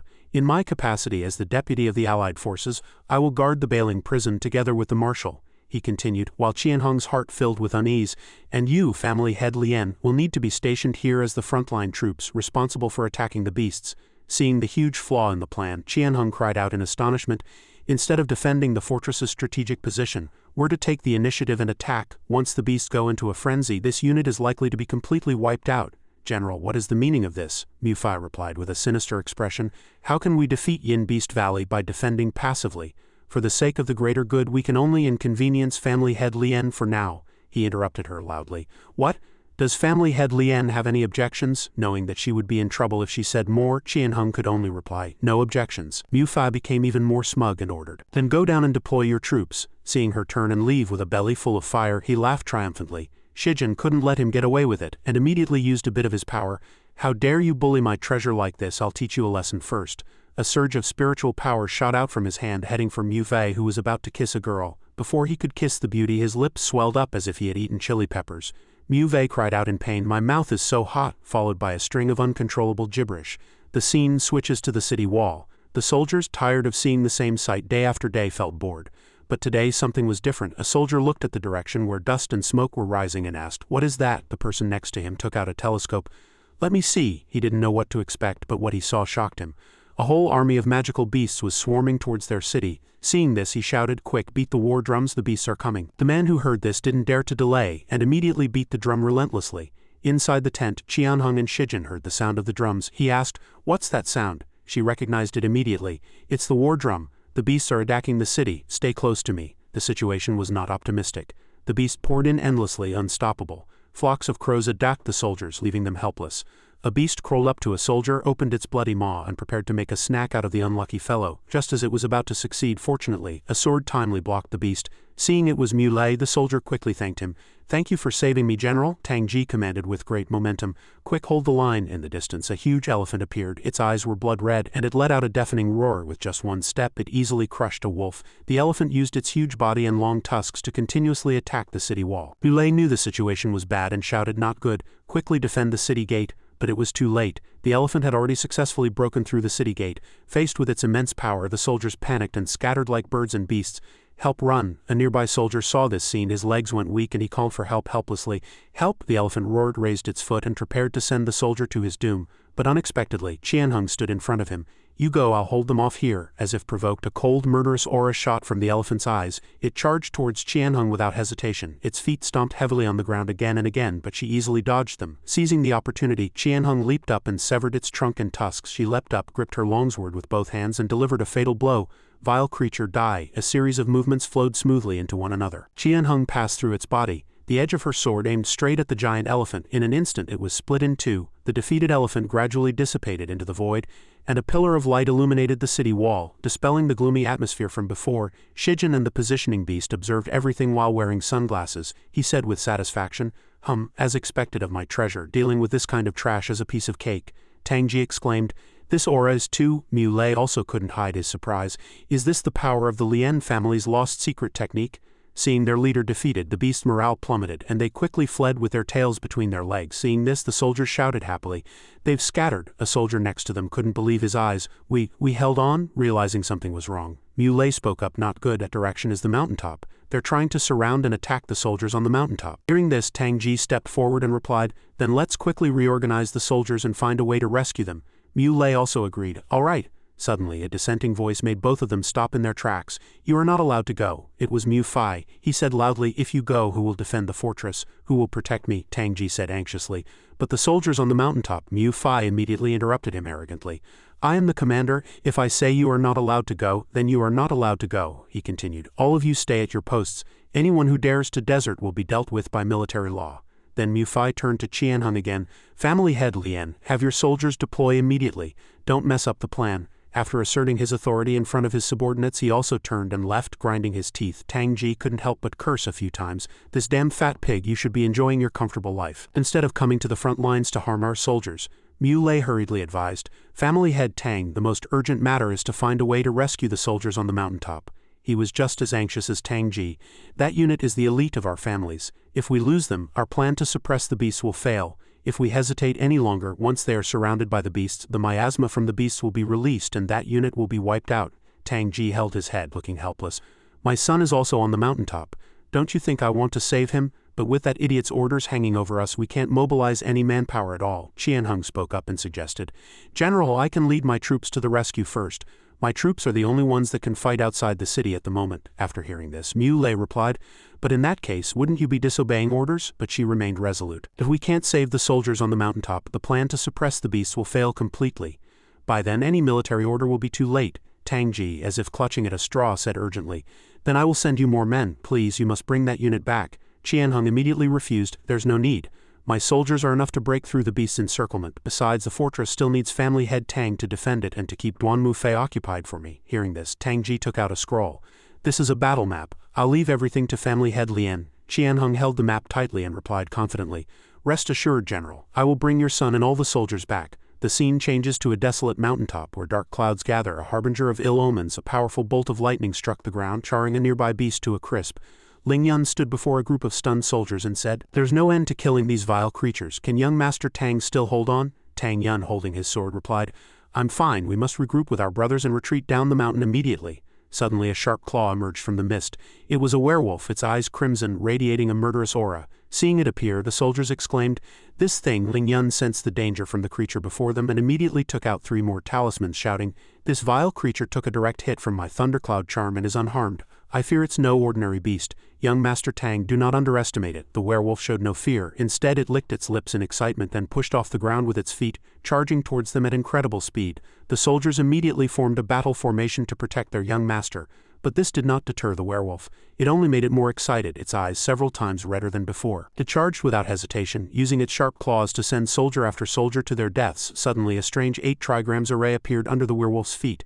The golden light emanating from the formation startled it. Ling Yun's pupils glowed. He pressed his hand down and shouted, "Suppress!" Following his shout, a golden pagoda appeared above the werewolf's head, and in an instant it was completely pinned beneath the tower. Only then did Tang Yun wipe the sweat from his brow and breathe a sigh of relief. This should be enough to finish this vile creature, right? He wasn't allowed to relax for long. Ling Yun said in terror, "Wait, something's not right." In the next second, dense cracks appeared on the pagoda and spread rapidly. After a loud bang, the pagoda shattered into pieces and the werewolf escaped. With the pagoda destroyed, Ling Yun suffered a backlash. He said weakly, "How is this possible? This is a lost secret art of my clan, yet it was so easily broken by a beast." The werewolf was full of pride. "With such meager tricks you dare to speak of suppressing us? How utterly ridiculous." With no obstacles left, it pounced directly at Tang Yun, ready to send him on his way. It flickered in and out of sight like a cat toying with a mouse. Ling Yun struggled to issue a warning. Clones. Witnessing this terrifying power, Tang Yun was too weak to resist and could only stand in place awaiting death. Unexpectedly, a ray of light appeared from nowhere, slashing straight at the werewolf's body. Tang Yun's life was saved, though he was still shaken. The magical beasts that were frantically attacking the surrounding people suddenly stopped after seeing something. They were instantly intimidated. Tang Yun shielded his eyes from the light with difficulty and looked into the distance. His face lit up and he shouted with joy, "It's family head Lien." Qianheng slowly approached, her cold gaze fixed on the group of magical beasts. "Vile creature, your time has come." The magical beast seemed fearless. It taunted her recklessly. "Another one comes to die. Very well. I see the spiritual energy on you is much richer than the others." At this moment, Shijin and the positioning beast were hiding in the bushes, peeking and whispering. The little creature turned to Shijin helplessly. "Master, are we just going to watch from here?" He stared ahead and replied, "This is an excellent opportunity for Madame to establish her prestige among the allied forces." A cunning look appeared on Shijin's face as he calculated mysteriously. This was truly a crucial moment. "Just wait and see Madame's skills," he prompted. Suddenly, the magical beast became ferocious and lunged at her, roaring, "After eating you, my strength will advance to another level." Tang Yun ran to Qianhong's side in a panic, shouting a warning, "Family head Lien, be careful," seeing the beast about to touch her. He worried for Qianhong. "Does that beast have a physical form?" The magical beast grew more brutal, charging at high speed, its crimson eyes wide as if to swallow its prey whole. "Die!" Just as it was about to touch her, Qianhong vanished before the beast's eyes like a gust of wind, leaving it utterly bewildered. In the blink of an eye she had appeared behind it, unleashing several sword lights from her blade, finishing it off cleanly. Before the magical beast could understand what had happened, its entire body was slashed into nothingness amidst its howls of agony. Qianhong turned around, a gentle smile on her face, and asked, "Everyone, what were you saying just now? I didn't hear clearly." Tang Yun and the other man watched the scene before them in utter shock. After a few seconds of stunned silence, the old man clasped his hands, bowed, and said gratefully to Qianhong, "Thank you, family head Lien, for coming to our rescue. The Lingyun family is in your debt." The adjacent Tang Yun was also deeply grateful to her. "I am Tang Yun." "Thank you, family head Lien." He hesitated before looking up and asking Qianhong, "Did you encounter any other soldiers on your way here, family head Lien?" She didn't know why he asked, but she answered truthfully, "When I came, I led my troops to break through the encirclement. I've already gathered the armies that were to rendezvous, and they are waiting at the foot of the mountain." After hearing Qianhong's words, Tang Yun and the old man stood frozen for a long time. "Your two families' soldiers have suffered heavy casualties, and the plan has failed. If you go back like this, you will surely be questioned by Duan Mufei. As for my Lien family, we defied military orders to save you, and I'm afraid we won't escape blame when we return either." Qianhong had already turned and walked some distance away before continuing, "If the command could fall into family head Tang's hands, I imagine today's problems would not have occurred. But this is no place to linger. Let's head down the mountain first. It's not too late to make arrangements on the way." Tang Yun looked at the old man with admiration. "Uncle Ling Yun, you too." He looked at him, his tone serious as he considered, "This girl isn't old, but she's quite shrewd. I, an old man, don't mind lending a hand." Only then did Shijin emerge from the bushes, cheerfully extending his hand to Qianhong. "You've worked hard, madam. Are you injured?" Her face was expressionless as she briefly discussed with him, "After the enhancement, beasts of that level are no match for me at all." Qianhong told Shijin truthfully, "I've explained the situation to those two just as you suggested." Hearing this, he smiled cunningly, calculating, "If we can successfully incite these family heads, our plan will be halfway complete." Qianhong didn't pay much mind, looking up at the sky that was gradually filling with dark clouds, and urged, "We should hurry back. The miasma here is about to gather." Shijin suddenly froze. He frowned, rubbing his head as if he had forgotten something. At this time, deep in the dense forest, the magical beast was desperately fleeing for its life. As it ran, it gnashed its teeth in anger. "That woman's strength is unfathomable. Luckily I ran fast. Otherwise I would have been strung up and killed on the spot. I must report this news to Lord Juing immediately." Suddenly, the magical beast noticed an ominous light seemingly shooting towards it. Immediately after, a bolt of lightning struck down, leaving it on the brink of death on the other side. Qianheng rode at the head of the army, leading the entire force back. On their way, the roadsides were littered with fallen people, all of them severely injured. The old man observed the surroundings and couldn't help but feel alarmed. I didn't expect the casualties from this battle to be so heavy. That Duan Mufei's plan was indeed unreliable. Beside him, Tang Yun clenched his fists in anger and shouted, "We should have listened to father's plan from the start." Suddenly a voice called out, "Yuner." Tang Yun immediately ran over, happily embracing his father, overwhelmed with emotion. "Father?" The father and son embraced and greeted each other. "Are you all right?" Tang Yun proudly affirmed, "I'm fine, thanks to family head Lian's timely arrival." Tang Ji was immensely grateful. He knelt down sincerely to thank Qianheng. "Thank you, family head Lian. I will remember this kindness." She blushed, flustered, and quickly helped him up, saying embarrassedly, "Family head Tang, there's no need for such formalities." Suddenly, a harsh command from behind made Qianheng grow vigilant, her expression turning grim. "Men, seize Lian Qianheng and deal with her according to military law." Before them was a massive army led by a portly but exceptionally fierce officer who was surrounding them. It was Duan Mufei. Qianheng lost her composure and questioned loudly, "Marshal, what is the meaning of this?" Mufei was furious, his eyes wide as he pointed at her face and cursed. "You dare play dumb in front of me? Let me ask you, where did you deploy the soldiers I ordered you to station outside the city?" He gesticulated wildly, cursing incessantly. "If you hadn't abandoned your post, how could the soldiers have suffered such heavy casualties? You must take full responsibility for this." Qianheng silently endured, feeling indignant. It was clearly his own disregard for military strategy and concern only for his own life that had caused this. As Mu Fei fiercely ordered, "Men, seize her." Tang Yun and his father were discussing something. Tang Ji spread his arms to block his son as if stopping him. "What are you trying to do?" Tang Yun clenched his fists in righteous anger, wanting to go and save her. "Father, Duan Mufei is clearly trying to shift the blame for his poor command onto family head Lian." The soldiers under Mu Fei stood behind Qianheng, trembling and looking at each other hesitantly, unwilling to act. Seeing this, he became even more enraged and took his anger out on a soldier. "What are you all standing around for? Do you want to defy my orders too?" The soldier fearfully denied it. "No, we wouldn't dare." On the other side, the positioning beast anxiously shook Shijin's shoulder, urging him, "Master, your wife is about to be punished. Hurry up and think of a way." But he remained calm as if he had a plan all along. "No rush, everything is going according to plan." Shijin smiled mysteriously, his gaze fixed on Tang Yun and the other two. Tang Yun had already sensed the problem and declared loudly to his father, "Father, I see it now. The reason the imperial family sent him to be the commander of the allied forces is probably to use the beast to eliminate our great families." The old man, who had been listening silently for a long time, finally spoke up in agreement. "We can't just stand by and watch. If family head Lian hadn't risked her life to help us, we would have been at a dead end. Now that she's being wrongly punished, if Duan Mufei continues his reckless actions, we'll have no one to rely on." Tang Ji was silent for a moment, his face grim, his sharp eyes scanning the scene.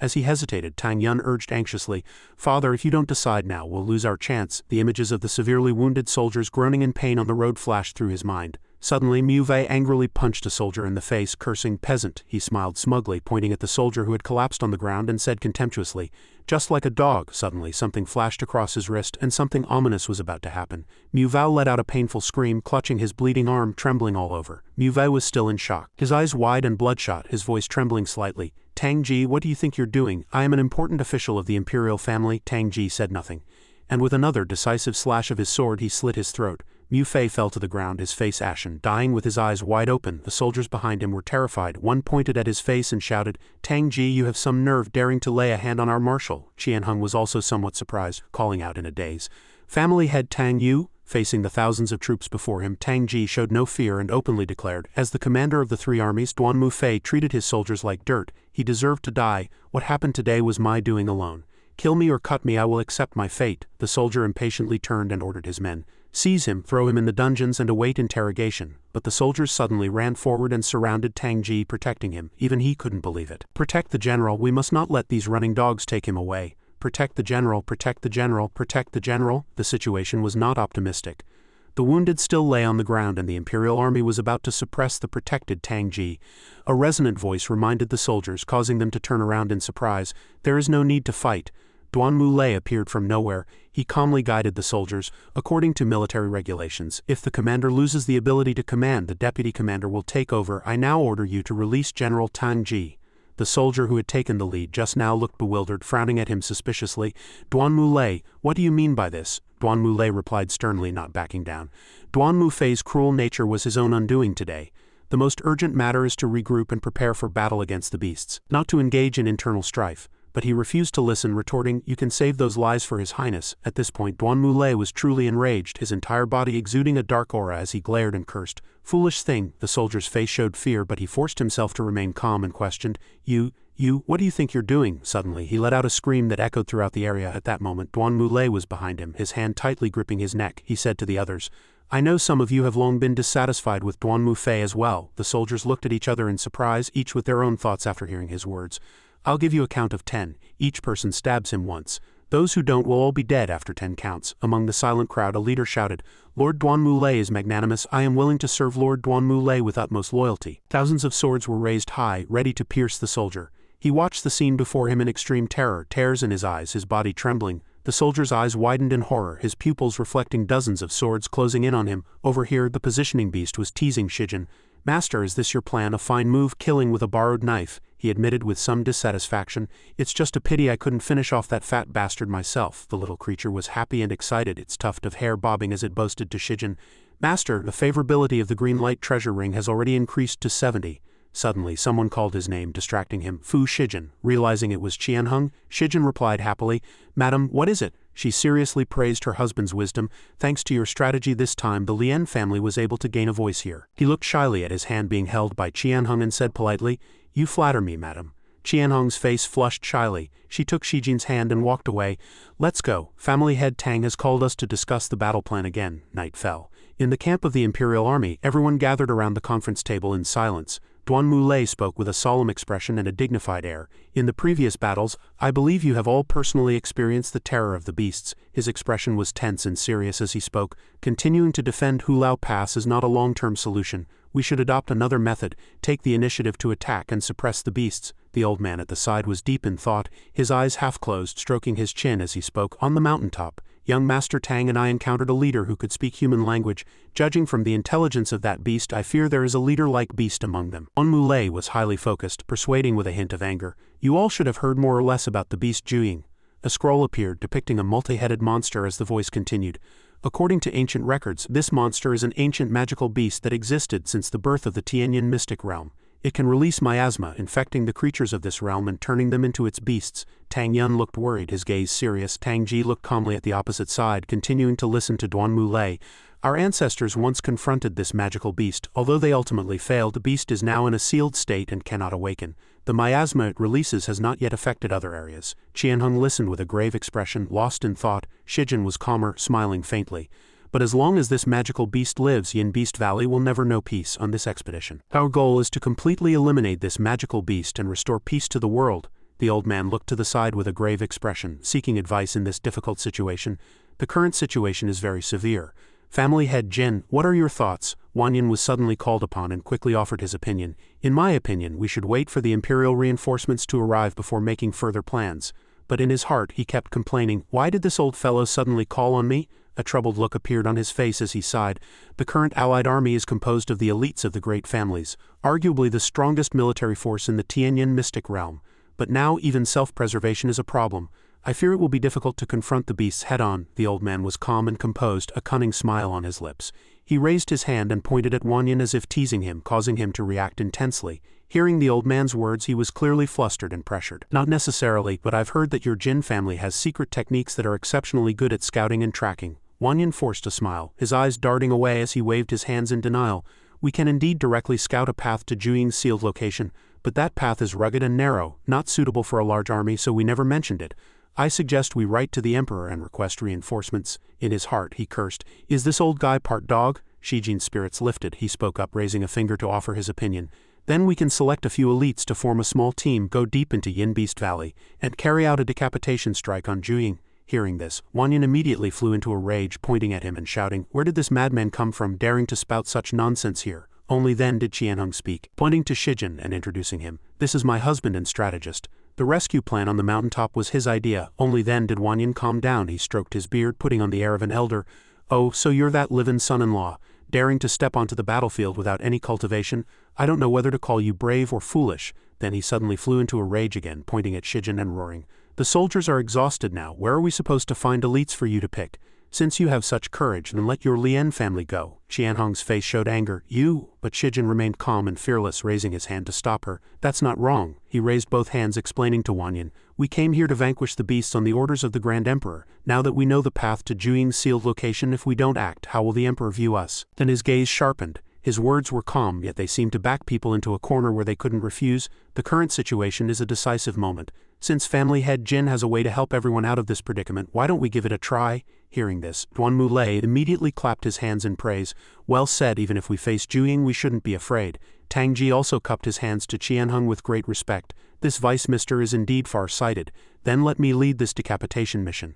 Qianhong was not arrogant either, smiling as she replied, No, family head Tang still needs to command the main forces on the front lines to resist the beasts. I will lead the team for the decapitation mission. As soon as she finished speaking, a cunning look appeared on Qianhong's face, and she covered her mouth to stifle a giggle. And by the way, let family head Jin see that our Lien family is not like some people willing to be cowards. The old man also cupped his hands, bowed, and agreed loudly. In that case, my Lingyun family is willing to dispatch our clan's experts to accompany family head Lien. The adjacent Tang Ji also did not hesitate.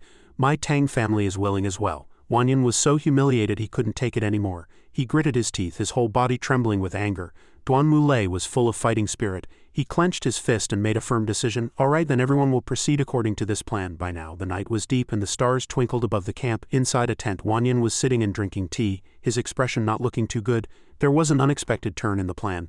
The original idea was to use Duanmu Fei to weaken the other great families, but who would have thought that fellow Tang Ji would be so impulsive? Wenling stood before him, proposing a course of action for the current situation. Then what should father do next? Do we need to ask aunt for guidance? The old man calmly asked his son. How are you doing with the treasure your aunt gave me? He took out a dazzling red gemstone and replied with a cunning smile. I've mastered it. A satisfied look appeared on Wanyan's face and he smiled smugly, as if he had another plan. Good. This way our plan can be implemented ahead of schedule.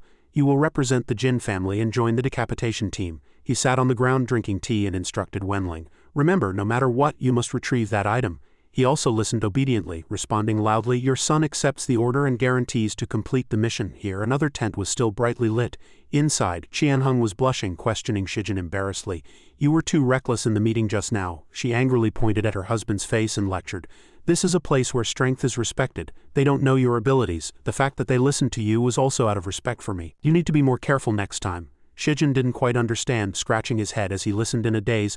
All right, I'll be careful next time. Suddenly, a wave of dizziness washed over Qianhong. Her eyes filled with alarm and her face turned pale. Shijin quickly supported her, asking with concern, Madam, what's wrong? Qianhong rubbed her head and replied wearily, I've had a headache recently. It's been getting worse since we arrived at Yin Beast Valley. Perhaps I'm just too tired. He immediately turned and ordered the positioning beast. Positioning beast, help me check the treasure's memory progress. The little creature obediently replied. Understood. With that, the positioning beast conjured a magic circle, shone it on Qianhong, and reported, Master, it seems a part of the treasure's memory is missing. The missing part is in Yin Beast Valley. Hearing this, Shijin fell into deep thought, stroking his chin as he calculated. It seemed a trip to Yin Beast Valley was necessary. At that moment, Shijin was sitting across from Qianhong. He smiled and said, Madam, I'd like to join the decapitation team as well. Qianhong hesitated, her eyes flickering, but she still refused decisively. No, this mission goes deep behind enemy lines. It's fraught with danger and no place for someone like you with no cultivation. Shijin immediately stood up and patted his chest proudly. Madam, my Fu family has its own lost secret arts, you don't need to worry. Besides, with me by your side I can be of assistance. Inside the tent, the sound of their conversation echoed quietly. All right, once we're deep in Yin Beast Valley, you must stick close to me. Shijin answered obediently. Rest assured, madam, I will be on my best behavior. A short while later, the entire team had assembled. Qianhong stood tall, a sword at her waist. She asked solemnly, Is everyone ready? The top warrior, Tan Yun, replied with high spirits, Ready. Lin Yunyao, the support mage beside them, promised earnestly, Leave the rear support to me. In this fervent atmosphere, Jin Wenling, who was in charge of scouting, suddenly spoke with malice. What is a useless waste like you with no cultivation doing here? Don't you dare drag us down. Before Shijin could react, he pointed at himself in confusion. Ah, me? Qianhong immediately rebuked him angrily, shielding Shijin from the criticism. Rest assured, he is one of my Lien family, and I will look after him. Shijin said no more, muttering to himself in thought, It seems my reputation precedes me. At that moment, Qianhong stood valiantly with her longsword amidst a group of slain magical beasts. Wenling stood in the distance a little panicked and secretly on guard. This woman's strength is terrifying. I'll have to be careful when the time comes. Tang Yun's sudden shout interrupted his thoughts. Brother Wenling, what are you spacing out for? Wenling quickly made an excuse to cover it up, saying he was scouting the path ahead and that Zhuing's sealed location was just a little further. His face instantly darkened, a calculating, murderous intent in his eyes. Cherish this moment. What comes next will be the nightmare of your lives. The five of them stood before a massive multi-headed monster that was roaring wildly. A cold sweat broke out on Tang Yun's back as he asked in terror, "This is Zhuing? It's huge." Yan Yao also sighed in a daze. The descriptions in the ancient books were too modest just then. The positioning beast appeared behind Shijin, its tone excited. "Master, memory fragment detected." Shijin feigned calmness. "Don't tell me the memory fragment is in that beast's head." The little creature giggled, not denying it at all. Master is so smart at this moment. Qianheng looked at the enormous monster with a frown. Decapitating such a large, nine-headed dragon would be difficult. Just then Wenling suddenly put on a kind facade and said pointedly, "HMPH, my Jin family anticipated this. Follow me." They arrived at a very peculiar place.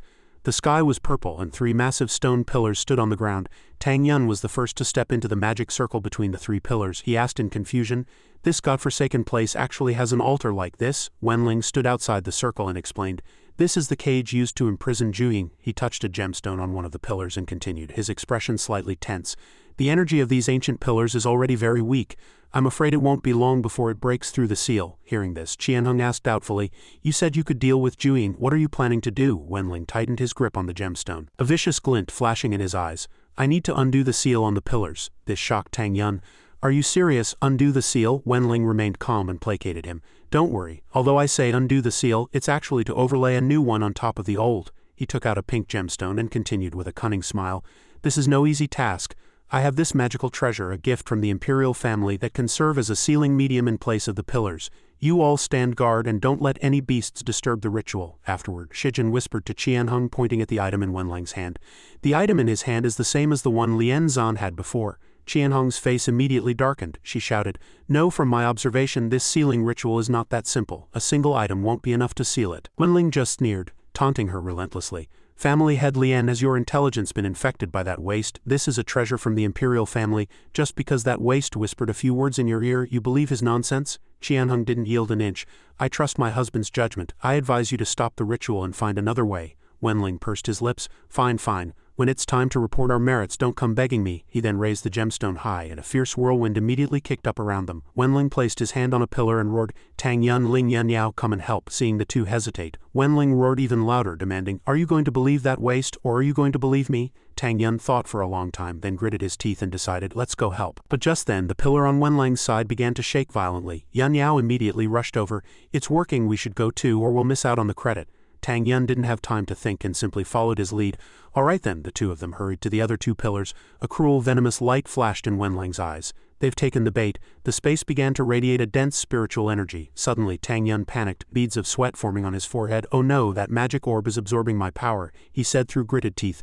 "This artifact is absorbing my power and I can't break free. What's going on?" Just as he finished complaining, Qianheng's voice rang out, warning Jin Wenling stop the ritual, but he paid her no mind, instead throwing his head back and laughing. "Ha ha ha, trying to stop me now?" Too late, the others were being suppressed by a wave of spiritual energy. His eyes turned crimson, and his body was gradually lifted into the air. "This ritual was prepared for you all. It's a pity not everyone is here, but this will have to do." He squinted one eye. "Family head Lien, act now. Jin Wenling has likely been deluded by the imperial family." A purple orb of light grew larger, merging with Wenling's voice. The Imperial family is nothing. Once I've completely absorbed Zhuing's power, I will be the strongest in the Tianyan mystic realm, and my Jin family will be the sole ruler." As his words fell, she shouted loudly, "In your dreams." After she spoke, Shijin had already placed a hand on Qianheng's shoulder and soothed her gently. "Don't worry, madam, I can handle scum like this." He made a strange face, sticking out his tongue. "A waste like you wants to take me on. You're courting death," Wenling continued. "Since you enjoy playing the hero, I'll make your death a little more painful." Then he launched an attack downwards. Feel the terrifying power of Zhuing. The force he had just unleashed was easily blocked by a shield Shijin summoned. Shijin said tauntingly, "Is that all you've got? That's too weak. Did you forget to eat?" Hearing this, Wenling retorted, "So you were hiding your cultivation. No wonder Lien Qianheng dared to let you into Yin Beast Valley. No matter, I was planning to use this power to torture you slowly, but now I'll just have to make your death a quick one." Shijin's fingertips began to glow. "Perfect. I held back a little something too." This time the force he unleashed was more than 3 times stronger than Wenling's. This horrified Wenling, who had no time to react, his power. "Who in the world are you?" The force gradually overwhelmed him. Impossible, I possess the power of Juing, this is impossible. Then a long ray of light shot into the sky. As soon as Wenling vanished, a red jade appeared. Shijin bent down and picked it up. Qianheng said, for such a small thing to be able to absorb Juing's power, that's interesting. Fu Shijin, she asked worriedly, are you all right? Seeing her concern, Shijin said softly, I'm fine, madam, Qianheng continued. I didn't expect you to have something up your sleeve, I thought you only knew support spells. Then she turned her head. Right, we have to go save Tang Yun and the others. He walked forward and said in a low voice, Family head Lian, don't worry, we're fine. The two of them thanked Shijin as they absorbed the true energy he was sending them. So Fu Shijin is a hidden master. Thank you, Mr. Fu, for your help. We apologize for our previous offenses. In response to their words, he said, there's no need for formalities. The most urgent task now is to deal with Juing. Suddenly, a giant foot stomped on the ground with a deafening thud and the chains on its body shattered. Jin Wenlang's ritual not only failed to seal Juing, but it allowed it to completely break free from its restraints. A multi-headed monster was roaring fiercely. After struggling for a moment, its chains broke apart. Shijin thought to himself, I'll finish it off now and retrieve the treasure's memory fragment. But the positioning beast spoke up to stop him. Wait, master, the little creature quickly revealed. The treasure's memory fragment has fused with the beast's soul. If master attacks with full force, I'm afraid you'll destroy the memory fragment along with it. Upon hearing this, he reached out and pinched the little creature's cheek. Is there no other way? The positioning beast held up its index finger and said, there is. Master's treasures all contain high-level spiritual energy from the celestial realm. If you let the treasure defeat Juing, it can then absorb the memory fragment. Hearing this, he walked over to Qianheng, put his hand on her shoulder and said, Madam, Juing's aura clashes with my magic. I'm afraid I won't be able to harm it at all. For the coming battle, I will support you. She was a bit surprised, but quickly agreed. All right, as they walked away, they heard him say, with Juing revived, the other beasts are sure to grow restless. I'll have to trouble Brother Tang and Brother Ling Yun to stand guard and keep them from getting close. They immediately complied. All right, leave it to us. Shijin smiled faintly and said, Juing, is it? You've absorbed a fraction of my treasure's power and you're already this arrogant. Its crimson eyes lit up when it saw Shijin and Qianheng. Let me show you the power of a ruler of this small world. She fearlessly pointed her sword forward. Let's see just how capable you are. At this time, many crows appeared, circling in the sky outside the fortress. Duan Mulei stood on the city wall observing. The number of attacking beasts has increased again. Tangji, beside him, added, perhaps they're being influenced by Juing. However, this also proves that family head Lian and her team have successfully reached the bottom of the valley. As soon as he finished speaking, Wanyan suddenly appeared, announcing loudly, our mission is to fend off the beast's attack and buy time for the team. He frowned slightly and concurred. Family head Jin is right, we just need to hold the fortress and take a defensive stance. Hearing this, a vicious scheme formed in the old man's mind. Yes, hold off these beasts. When my son obtains Juing's power, you will all have to bow down to me. With that thought, Wanyan covered his mouth and chuckled meaningfully. The old man's action made Duan Mulei a little worried. Family head Jin, what's wrong? If you're not feeling well, you can go down from the wall to rest. The scene changes back to Qianheng, who is now pointing her sword at the sky. Then she let out a loud cry, unleashing a powerful force to attack the monster. In the next moment, a large rock exploded. The monster stared intently at Qianheng. Seeing it was completely unharmed made her nervous. How can this be? My full-powered strike didn't even scratch Juing. It opened its mouth and began to draw in other evil energies. A massive force gradually erupted from its maw. Qianheng quickly raised her hand to block. She squinted one eye as Shijin appeared before her like a gust of wind. He turned around and soothed her gently. Madam, don't lose heart, you just focus on attacking. Leave the defense to me. Then Shijin closed his eyes, thinking, every time I channel Qingguang to cast a spell, my stored power doubles. As long as there's enough time, his pupils contracted as he discovered in shock that Qianheng had fainted. Madam, what's wrong? We're fighting a boss, don't fall asleep, Shijin said frantically to the positioning beast. Positioning beast, quickly check what's wrong with the treasure. The little creature immediately complied. Yes, master. Then the little creature turned into a commentator and explained, Master, the treasure's attack just now triggered the memory fragment within Juing's soul. To retrieve the memory fragment, it needs to resonate with the fragment in Juing's soul. Afterward, the treasure will enter a dreamscape. Hearing this, Shijin reminded it loudly. Get to the point. The positioning beast immediately got straight to the point. The treasure needs to recover its memory in the dreamscape. Master just needs to wait for the treasure to awaken. This was what he was waiting to hear. He began to feel confident. Good, then I'll stand guard here and not let this stupid dragon disturb my treasure. A halo was placed around its necks. Tang Yun was amazed. Wow, Mr. Fu is truly a hidden master, trapping Juing so completely with just a wave of his hand, Yun Yao added. It seems the Lian family is about to welcome another glorious moment. The scene shifts to Qianheng lying on a grassy field. She sits up abruptly, her expression filled with alarm. Where is this? Wasn't I fighting Juing? Suddenly, she froze when she saw a small house ahead. It wasn't long before Qianheng remembered. I remember now, this is the celestial realm and I am the treasure. The green light ring, her eyes dimmed. Ever since I was created, it's as if my master abandoned me. He only remembered me when someone else needed me, and then he would loan me out. Tears welled in the corners of Qianhong's eyes as she continued to think, other than enhancing power I have no other use, it's only right that my master abandoned me. Suddenly a voice was heard. He was so shameless back then. Qianhong turned her head and asked herself, what was that sound? It was the sound of Shijin expressing his dissatisfaction. Back then he shamelessly knelt before the main god and promised to only borrow the green light ring for half a day. Otherwise he swore he'd beat him to death to get my precious green light ring back. The ring in the box lit up and Qianhong's gaze was immediately fixed on it. So master was forced to loan me out? Then he extended his hand and asked softly, I've finally found you. Are you willing to come home with me? Her face turned bright red with shyness. Master, what took you so long? He gently stroked her head. I'm sorry. I just thought there would always be someone who needed your help more than I did. But I was still too selfish. I regretted it the moment I loaned you out, Shijin continued to ask. So are you still willing to forgive me? Qianhong put on a stern face and replied, that will depend on your future performance. The positioning beast happily set off fireworks. Treasure's favorability has reached 100. Congratulations, master, on a successful conquest. Shijin looked at Qianhong with a gentle and affectionate gaze. Madam, you're awake, she murmured drowsily. Ma, master. Immediately after, Qianhong sat up and moved away from him. She was still dizzy. Seeing her expression, he seemed to have guessed something. Have you remembered everything, madam? She quickly replied, I have. Also, don't call me madam anymore. Suddenly, Qianhong remembered something. Right, Juing. The multi-headed monster was now under Shijin's control. Don't worry, it can't escape. Then he glanced sideways at the ecstatic little creature. Positioning beast, there shouldn't be any more concerns now, right? The positioning beast said excitedly. Rest assured, master. The treasure's memory has been recovered. You can proceed to eliminate it. Shijin channeled spiritual energy into his hand, preparing to deliver the final blow. All right, after holding back for so long, I need to regain some face as a powerful being on you, Qianhong said softly. She asked a little shyly. Do you need my help? Shijin replied in a gentle tone. Come on, in this small world I need to restrain a portion of my power. With your help there won't be a problem. She squinted and smiled faintly. Shijin placed his hand on hers. And together they raised the sword to the sky. Then let's strike together and eliminate Juing cleanly. Qianhong immediately agreed. All right, a dazzling light then appeared. Before this immense power, the monster began to turn black. Then it shattered into pieces. The way it crumbled into dust was actually quite pretty. Shijin turned to her and said, now that you've recovered your memory, let's go back to the celestial realm. Qianhong suddenly hesitated. Of course I'm willing to follow you, master. It's just, she fell silent and began to think, I'm a little worried about the Lien family. If I leave, I'm afraid the imperial family will retaliate. As if understanding her meaning, Shijin quickly spoke up. What's so difficult about that? It's just an imperial family. I'll take care of it for you. A clear voice called out Mr. Fu. He saw the two of them walking towards him with their arms outstretched. Oh, you're back, they vied with each other to praise him. Mr. Fu is truly a great master.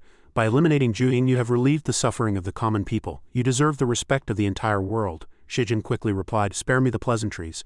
Bring that kid Jin Wenling along. We still have to give the Jin family an explanation when we get back. The scene changes back to them standing on the city wall watching the crows fly away. Tangji spoke, the beast tide has receded. They should be all right, right? Hearing this, Wanyan immediately put on a stern face and reassured him, don't worry, they will be fine. His gaze gradually turned icy. It seems my son's ritual was a success. Let me think carefully about how to use this power. 5 days later at dusk they walked calmly. Look, they had returned together and they brought Wenling with them. They're back. The people in the city also began to come out. Following that, Qianhong respectfully clasped her hands and said, I, Lien Qianhong, have not failed my mission and have completed the decapitation task. Duan Mulei also politely clasped his hands in return. Family head Lien's contributions are immense. I will report this to the emperor and have all you heroes handsomely rewarded. Wanyan's voice trembled slightly. He bowed slightly and said gratefully, Family head Lien's defeat of Juing is a merit for the ages, but subconsciously he was furious. Merit for the ages, my ass. When my son successfully obtains Juing's power, my Jin family will be #1 in the world. And Wanyan spoke again. I'll look at my memory. By the way, where is Wenling? I don't see him. Immediately a foot stepped forward and a voice answered his question. Your Wenling is right here. Wenling was in tattered clothes, looking utterly wretched. Sob, with tears in his eyes, he called out weakly, Father, save me. Wanyan immediately pointed at him menacingly and commanded, It's you again, kid. What do you think you're doing? Release my son at once. As soon as his words fell, the tip of a sword was pressed before the old man's eyes, silencing him instantly. Qianhong's expression was grave as she stated calmly, Jin Wenling used a magical artifact in an attempt to absorb Juing's power and bring disaster to the world. His crimes are too numerous to list and he has now been captured by me. Are you suggesting we let such a criminal go? Her words greatly surprised the other two men. What? Tangji asked doubtfully. Is this true? The two young men placed their hands on their hearts, their expression solemn. We juniors are willing to testify for family head Lien. Hearing this, Duan Mulei raised his hand and signaled to his men. Men who seize Wanyan Jin. The soldiers moved forward without hesitation to restrain the old man. Wait, there must be a misunderstanding. A misunderstanding, please let me explain, he said in a low, dark voice. Whatever misunderstanding there is can be discussed during the interrogation. Take him away. Just then a voice announced, the royal envoy has arrived. Fa Xing walked over with his soldiers. Fa Xing calmly read the imperial edict in his hand. His Majesty in the holy capital is aware of the battle situation in Yin Beast Valley, and hereby commends all you soldiers for your outstanding contributions and immortal merits. The soldiers' eyes lit up. In a few days we can return to the capital in triumph. Wenling's pupils contracted in shock. Furthermore, Jin Wenling is summoned to listen to the decree. Return to the holy capital immediately, without delay. As soon as he finished reading, Duanmu Lei said loudly, Lord Fa, please wait. Jin Wenling has conspired to commit treason and caused a great disaster. He must be tried in public. Fa Xing said in a deep voice, I am only following orders. As for his crimes, Qianhong's expression darkened at his words. You can report it to His Majesty yourselves. Seizing the opportunity, Wanyan immediately asked, Lord Envoy, what about me? What about me? He stepped forward, pointed at the old man's head and said contemptuously, Well, isn't this family head Jin? When did you become so pathetic? The old man, looking wretched, asked, Did His Majesty not summon me for an audience? Fa Xing emphasized each word. No. Then he turned to leave. I'll take him away now. You all can go about your business. His indifferent attitude threw Wanyan into a panic. My lord, my lord. Don't go. The old man fell to the ground in terror, muttering, Help me. Then came the old man's agonized cries. Two soldiers began to drag Wanyan away, after which Tang Ji announced, Hey, are we just going to let Jin Wenling go like that? Take Wanyan Jin into custody. He will be tried at a later date. Qianhong had a slight headache and asked in confusion, Why did the emperor summon Jin Wenling? He frowned slightly. We only just learned of Jin Wenling's crimes. Judging by the timing, even if the emperor wanted to hold him accountable, it wouldn't be this fast. Shijin held up the gemstone in his hand and said with a raised eyebrow, I guess the emperor came for this. They immediately gathered around to look, and before they could guess, he answered, This is the magical artifact Jin Wenling used to absorb Zhuing's power, and this artifact was provided by the imperial family. Duanmu Lei rested his chin on his hand and said slowly, Are you saying the emperor wants to seize Zhuing's power? I advise you not to speak recklessly. Tang Yun was immediately startled and whispered in Duanmu Lei's ear, General Duanmu, it was like this. These words shocked him. What? Zhuing was defeated by that live-in son-in-law? Shijin rolled up his sleeves and said in a deep voice, What, you don't believe me? Want me to show you a thing or two right now? A short while later, Duanmu Lei asked, No need, Mr. Fu, your strategic mind is extraordinary. What do you think the emperor is planning? Hearing this, Shijin held up his index finger and reassured him, Don't worry, I've already placed a command spell on Jin Wenling. I can track his whereabouts at any time. We'll naturally find out what the emperor is planning then. 3 days prior, the team returned to the fortress. In the Tianyin mystic realm, at the holy capital's crown ridge, a plume of black smoke entered a room. The man inside immediately noticed it and turned. Who? You are Duanmu Zhao, the Duanmu emperor of the Tianyin mystic realm. The emperor had his longsword drawn, shouting sternly, How dare you trespass into my bedchamber? A black hole began to appear. A pleasure to meet you, Emperor Duanmu. Allow me to introduce myself. The monster calmly emerged and introduced itself. I am the being that has made the Tianyin mystic realm tremble for 1,000 years, the head of the Yin beasts who sought to tear this land asunder and conquer this world, Zhuing. Before it could get closer, Duanmu Zhao pointed his sword at it. Yin beast Zhuing, how do you know of this place? It answered swiftly, Your reign is about to end. I am merely here to give you a piece of advice. Immediately, he taunted loudly, Ridiculous, who would dare to end my reign? Faced with Duanmu Zhao's attitude, it began to change its tone. You, with your mortal eyes, might indeed find it difficult to defeat that son of heaven's mandate. But what about a god from beyond the celestial realm? He narrowed his eyes, guessing in a low voice.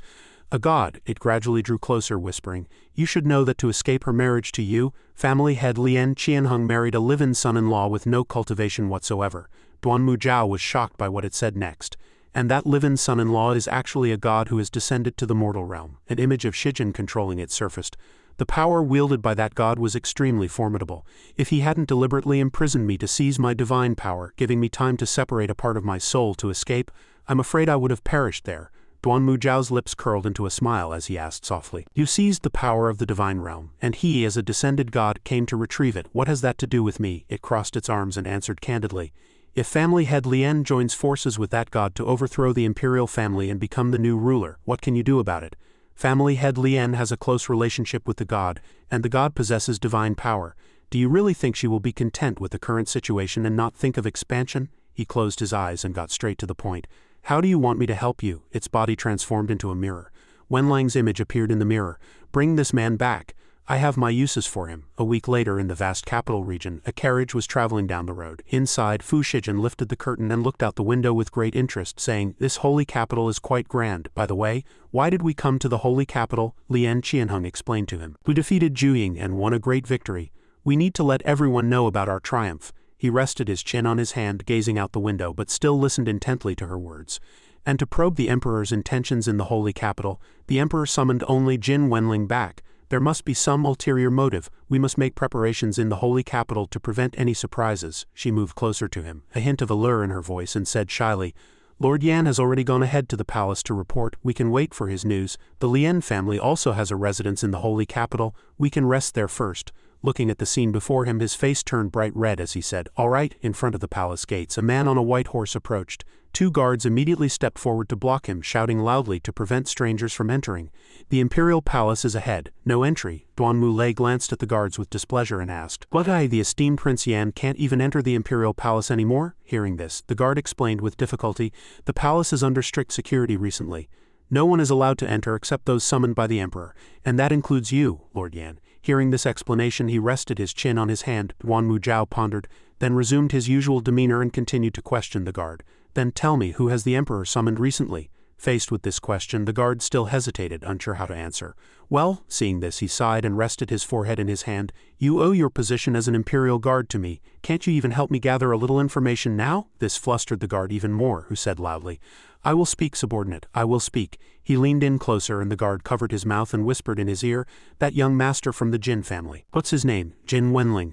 There's been no one else besides him. After getting his answer, Duan Mulei grew tense, calculating in his mind, Something is strange. I must go find Mr. Fu immediately. At the Lien family residence in the holy capital, in a small room in the courtyard, Shijin was comfortably resting his head on Lien Qianhong's lap while she was holding food ready to feed him. She spoke shyly, Master, you're so relaxed. Have you thought of a way to deal with the imperial family? Shijin kept his eyes closed, enjoying Lien Qianhong's service, and said calmly, You can't rush a good thing. Just wait patiently. Suddenly, the positioning beast appeared. The little creature happily enjoyed its food, then said, Master, looking like this, you probably haven't come up with an idea and are just slacking off here, right?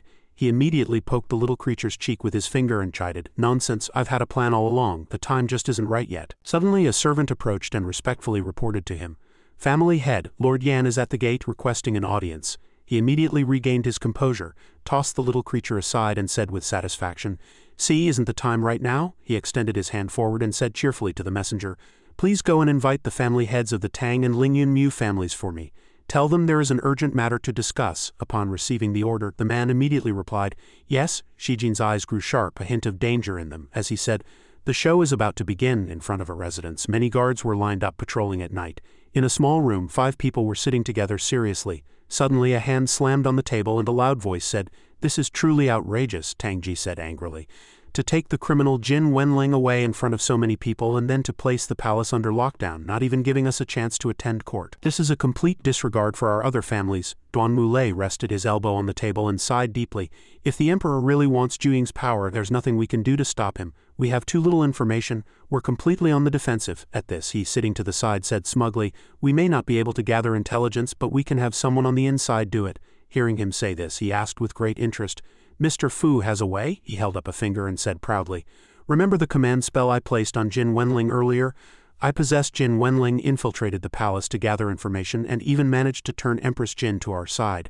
Lien Qianhong gave him a deadpan look and said helplessly, When did you do that? Faced with her calling him out, he retorted flusteredly, Don't be hasty, let me explain. He recalled the past. In a dimly lit room, Jin Wenling was sleeping soundly in his comfortable bed. Suddenly he opened his eyes and a pattern surrounding a golden pupil appeared in them. He sat up, resting his chin on his hand and thinking happily. So this is the Imperial Palace? This place is nothing special. The command spell only lasts for 2 hours. I need to hurry and find some useful clues. Fu Shijin, in Jin Wenling's body, walked to the door and tried to open it but failed. He wondered to himself in confusion, Am I imprisoned? Immediately, a golden light shot through the doorknob. He opened the door, smiled slyly, and looked at the sleeping guards, sneering contemptuously in his mind. HMPH, you think a petty trick like this can hold me? He tiptoed down the corridor, trying not to make a sound, thinking about which route to take as he went. The Emperor's bedchamber must be heavily guarded. I probably can't get close. He hid behind a curtain, peeking out to avoid the guards, but still planning his every move. Places like the study or the treasury might have other clues. Suddenly, something made him show a bit of fear and surprise. He shouted in his mind, What is that? Before him was a huge door, surrounded by a black aura as thick as the night fog. It wasn't external pressure that made this body tremble, but Fu Shijin's soul leaving the body. he thought with some nervousness. This aura is so familiar. He slowly floated in, his gaze falling on a strange magic circle guarded by 3 glowing gemstones, each placed on one of 3 stone pillars arranged in a triangle. In the center of the circle, a small motionless dragon was curled up. This sight stunned Shijin. Juing isn't dead, and it made its way into the palace. The emperor really does want Juing's power. After realizing the truth, his soul quickly returned to Wenlang's body, a triumphant smile playing on his lips. The emperor has handed me the perfect justification for a rebellion on a silver platter. I'll have to give him a good helping hand. With that thought, he prepared to tiptoe away. But just then, a voice came from behind. Jin Wenlang, Empress Jin asked doubtfully. What are you doing here in the middle of the night? He jumped, quickly covering his face with his hand and secretly sizing up the woman before him. Who is this woman? Seeing how worried she is, she probably doesn't mean me any harm. While he was still thinking, she had already stepped forward, grabbed his wrist and quickly pulled him away. This is not the place to talk. Follow me. In a garden with a large gate, she and he came here secretly. It was only after making sure no one was around that Empress Jin breathed a sigh of relief and said there should be no one else here. Only then did he react, thinking to himself, so this is Empress Jin, she's been well preserved. He then smiled and asked, Aunt, why are you so flustered? What did you have to say that required such a secluded spot? Hearing this, she glared at Shijin in annoyance. Isn't it all for you? This stunned him, and he asked back, Me? A trace of worry crossed Empress Jin's face. The emperor has been bewitched by Juing. He plans to use you as a sacrifice to absorb Juing's power. I wanted to go out and warn the other families, but my status is special, making it difficult for me to act, she continued thoughtfully. I wanted to help you escape, but the emperor has placed me under house arrest and I can't move at all. Now that the palace is under lockdown, I can't get you out either. The more he listened, the more confused he felt. He quickly interrupted, Wait, Aunt, where did you hear all this? Empress Jin began to recount her story. A few nights ago I went to see the emperor. At that time, she was in her room waiting for a chance to serve him in bed, but nothing happened, so she said resentfully, That old coot didn't choose my nameplate again today. What is he up to? Then, while hiding behind a pillar, she overheard something she shouldn't have. Empress Jin continued, I accidentally overheard the emperor talking to someone, something about Juing, souls and the like. I felt something was wrong right away, and the palace locked down and the altar only confirmed my suspicions. After speaking, she remembered the scene of soldiers patrolling and the guards in front of the altar who forbade anyone from entering. His face grew serious as he pondered some things. This empress and the emperor don't seem to be on the same side. Let me test her. Thinking this, he smiled fawningly and probed, Aunt, aren't we supposed to rely on the emperor to deal with the other 3 great families? Now that the emperor can help us eliminate these noble houses, isn't this a good thing for our Jin family? Empress Jin explained with a slight fluster. The reason I agreed to marry into the palace was to use the imperial family's power to secure our Jin family's footing among the noble houses. But if the emperor obtains Juing's power, he won't want the 4 great families to balance each other out. He will directly eliminate all the noble houses' influence. Being swallowed by the imperial family is not what we noble houses want. We must find a way to inform the others now. Looking at her words, he rested his chin on his hand and thought. A satisfied smile spread across his lips, pleased with his calculation. It seems this empress has her own methods. Perhaps I can. Thinking this, he bowed slightly, leaned in close and whispered, Aunt, what if I told you I'm here representing the noble houses? Empress Jin looked doubtful at what he had just said and asked back, You represent the noble houses? She focused on his bright eyes and suddenly realized something. Wait, this is... Without further hesitation, she immediately reached out and cast a spell. Empress Jin shouted, Mind-reading art. Caught by surprise, he was slightly startled, but in an instant composure returned to his face. He then cast a spell and shattered the barrier cleanly. Ah, realizing the truth, she asked the person before her in a panic, Possession, you're not Jin Wenling, who are you? Seeing this, his soul immediately left the body, and he hurriedly raised his hands in a calming gesture. Don't get excited, hear me out first. Under the bright moonlight in the quiet night among the lonely towers, Shijin patiently explained. After listening, her expression gradually softened. So you used a spell to possess him to find out why the emperor summoned Jin Wenling alone? He simply replied calmly, That's right. Now I have a rough idea of what the emperor wants to do. Is the empress interested in cooperating? Empress Jin hesitated for a moment, thinking, Now that the emperor has been bewitched by Juing, as long as we play along, we can easily solve this problem. Her tone grew colder as she quickly retorted, What do you plan to do? He just answered confidently. The celebration banquet in a few days, nominally a celebration, is actually a feast at Honggate. At this point, the image of the magic circle from before flashed in Fu Shijin's mind, and he thought of the high and mighty emperor sitting on his throne exuding a suffocating aura. He told her that the emperor planned to use the magic circle in the palace to capture all the heads of the noble houses at once, and once the circle senses the power of the yin beast, it will activate. And the Jin family has studied the yin beasts extensively, so at this point he leaned forward slightly, his soul pressing closer, making Empress Jin instinctively retreat a little. He said excitedly, The magic circle activates suddenly. The emperor is possessed by the yin beast, and at that time we will have a just cause. She immediately turned her face away and said shyly, Alright, but after this is over, I hope the Jin family can still be ranked among the 4 great families. Back in the present, he closed his eyes, finishing his story. And that's what happened. Duan Mulei clasped his hands happily and praised him incessantly. Fortunately, sir, you are farsighted and made preparations in advance, he replied to him cheerfully. Now the magic circle has been tampered with by Empress Jin. When the circle activates, the Yin Beast's power will backfire. Qianheng excitedly chimed in. At that time, we will use the excuse that the Emperor is being controlled by the Yin Beast to crusade against the imperial family. Seeing this, he gave her a thumbs up and praised her meaningfully. Madam is so smart, he then instructed. For the next few days, I hope you all act as usual and don't let the Emperor notice anything unusual. Tang Yun and Tang Ji accepted the order, and he replied with high spirits, Rest assured, Mr. Fu, we guarantee we will complete the mission. A few days later, in the grand banquet hall hosted by the Emperor, Duan Muzhao was seen raising his cup and happily saying to the guests present, Everyone has won a great victory in Yin Beast Valley, sweeping away the calamity. I am deeply gratified. The palace was under lockdown for the past few days and I was unable to celebrate with you all in a timely manner. I admit my fault here, she smiled and slowly raised her cup in return. Your Highness is too concerned. It is the duty of the noble houses to share the burdens of the people. Your Highness need not feel guilty. After hearing this, he responded with a social smile. Since family head Lien has said so, I will accept it. Please enjoy the banquet, everyone. On the surface he was all smiles, but in his heart he thought sinisterly, who should I strike first? His gaze swept over her, examining her carefully. The reason was already prepared in his mind. Because she defeated the Juyin Yin Beast, she was unfortunately tainted by the Yin Beast's power, causing her spiritual energy to go out of control. His eyes grew sharper, satisfied with this idea. This reason is quite plausible. Thinking this, he secretly channeled his power and with a slight movement of his fingertips he levitated the water in his wine cup. The water swirled, gathering in front of Duan Muzhao's fingertip. On his side, Fu Shijin was slowly pouring wine for Qianheng when he suddenly grinned. Seeing that smile, he wondered to himself with some confusion. What is that kid smiling about? Could it be? Before he could finish his thought, a purple magic circle suddenly appeared, enveloping the entire hall. He panicked. What's going on? I haven't activated the circle yet.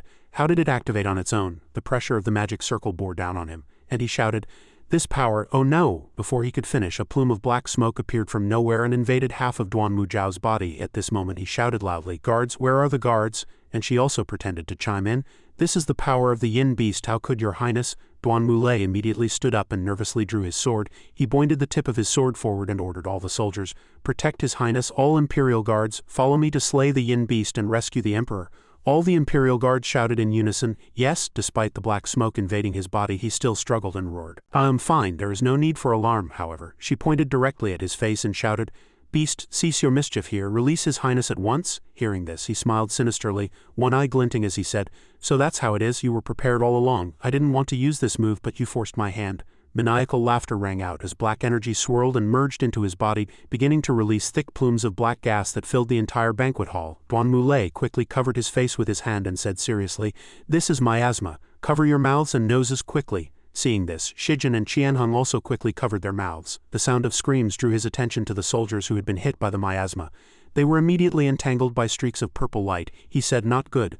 The miasma has already started to affect the Imperial guards. At this moment the soldiers' faces turned pale, their eyes crimson and bleeding, and one by one they went mad, ready to charge at any moment. Amidst the roars he levitated high in the back and ordered, All soldiers, help me take down these rebels who dare to use the power of the Yin Beast to harm the people. The soldiers immediately roared and charged forward. Tang Ji said worriedly, Stop them, and Tang Yun shouted to the others, We'll hold them off here, you guys move quickly. Duan Mulei leaped into the air, dodging the encirclement of the crazed soldiers. He gritted his teeth and roared loudly, Duan Muzhao, as the ruler of the Tianyin mystic realm, you dare to use the power of the Yin Beast. With that he swooped down, the tip of his sword aimed directly at Duan Muzhao, saying, I will clean up the family in the name of our ancestors. He just dodged contemptuously and answered, With just you? He laughed wildly. A small magic circle appeared in his palm and he said in a hoarse voice, You are not worthy. With a single move Duan Mulei was sent flying, his sword shattering on impact. He struggled to sit up and warned the others, He's so strong, be careful.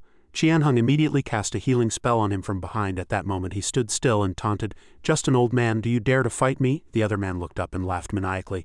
I know you, Fu Shijin. You're the one who defeated the Juyin Yin Beast, aren't you? He narrowed his eyes and answered curtly, So you know, then tell me, how do you want to die? Duan Muzhao sneered, and with a slight turn of his wrist a dark vortex aimed at him. Your opponent is not me. Come out and meet your old friend. Duan Muzhao now looked like a demon, completely devoid of humanity. He summoned a gourd-shaped object which gradually materialized into a red gourd bottle. A snake-like monster emerged from the bottle and seemed exceptionally excited to see Shijin. We meet again. Fu Shijin crossed his arms, looked at its remaining spiritual body and taunted, Isn't this the Juyin I eliminated? Now you're just a spiritual body and you dare to be insolent before me? Provoked Juing roared and challenged him. I'll call your name, do you dare to answer? At this, the positioning beast sensed something was wrong and whispered, Master, but Shijin was fearless, confidently accepting Juing's challenge. There's nothing I don't dare to do, I'm just afraid you won't dare to call. The little creature beside him was stunned.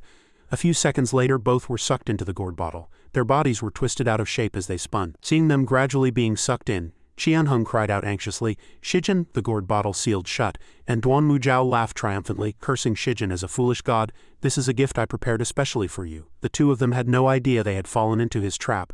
A thick murderous aura emanated from him, his eyes fixed on the bottle as he laughed incessantly. Without that meddlesome god, it's just us now. Qianheng was both shocked and curious, wondering what kind of evil object this bottle was to be able to suck people in. Duan Mulei clutched his chest in pain and hurriedly explained the bottle's origin to her. This is the secret treasure of the Tianyan mystic realm, the soul-gathering gourd. Once sucked in, no one can escape. Unintimidated by the Emperor's aura, she drew her sword, determined to break the bottle and save Shijin. He smiled triumphantly, as if victory was already in his grasp. He took out a red pill and looked at Qianheng provocatively. In your dreams, let's see if you have the strength for it. Duan Mujiao swallowed the pill. His power was no longer what it used to be. The aura he emanated was so powerful that he seemed like a different person, unmatched by anyone. Duan Mulei recognized the pill he had just swallowed and sensed that the situation was dire. That is a pill refined from all the things absorbed by the soul-gathering gourd. Taking it can multiply one's strength. But Qianheng, unaware of the danger ahead, still charged forward resolutely to attack him. She executed her sword technique, ready to cut down Duan Mujiao, but he simply created a shield at will and blocked her attack with his other hand. He condensed an energy ball and attacked directly, sending Qianheng flying. She crashed heavily into the nearby glass. Although she was highly skilled, she could only admit defeat in the face of such power. I never thought Duan Mujiao would be this strong. He laughed confidently. Struggle all you want. Once the soul-gathering gourd refines the pill, you will have no more chances. Inside the soul-gathering gourd, volcanic lava spewed. Shijin, terrified, struggled to keep his balance on a piece of red-hot land. Not knowing where he was, a foot covered in rough snake-like scales stepped onto the lava, letting out a burst of laughter. Juing said in a welcoming tone, Welcome to the refining domain of the soul-gathering gourd. Shijin still couldn't understand how it had pulled him in. It said menacingly, I used myself as a medium to suck you in, all to refine you and seize your divine power. Here you will be refined to death and neither of us will die. He clapped his hands in a moment of realization, figuring it out. I remember that every god in the celestial realm grants each small world a magical artifact, said to be able to absorb all things, and refine them into pills. It must be this one. Seeing that he already knew, Juing mocked him, saying that even if he knew, he wasn't powerful enough to escape the soul-gathering gourd. Shijin smiled at its ignorance. You might not know about this kind of artifact. He pointed to himself with great confidence, and told it that he was the one who had refined this very artifact. Juing shrieked in surprise. What? Shijin gently unwrapped the bandages on his hand, revealing golden chains. With a constant look of confidence he told it. The soul-gathering gourd contains a world of its own. Here I can use my power without any reservations. It broke out in a cold sweat, stuttering incoherently. What are you trying to do? Could it be? He used all his power and broke the third seal.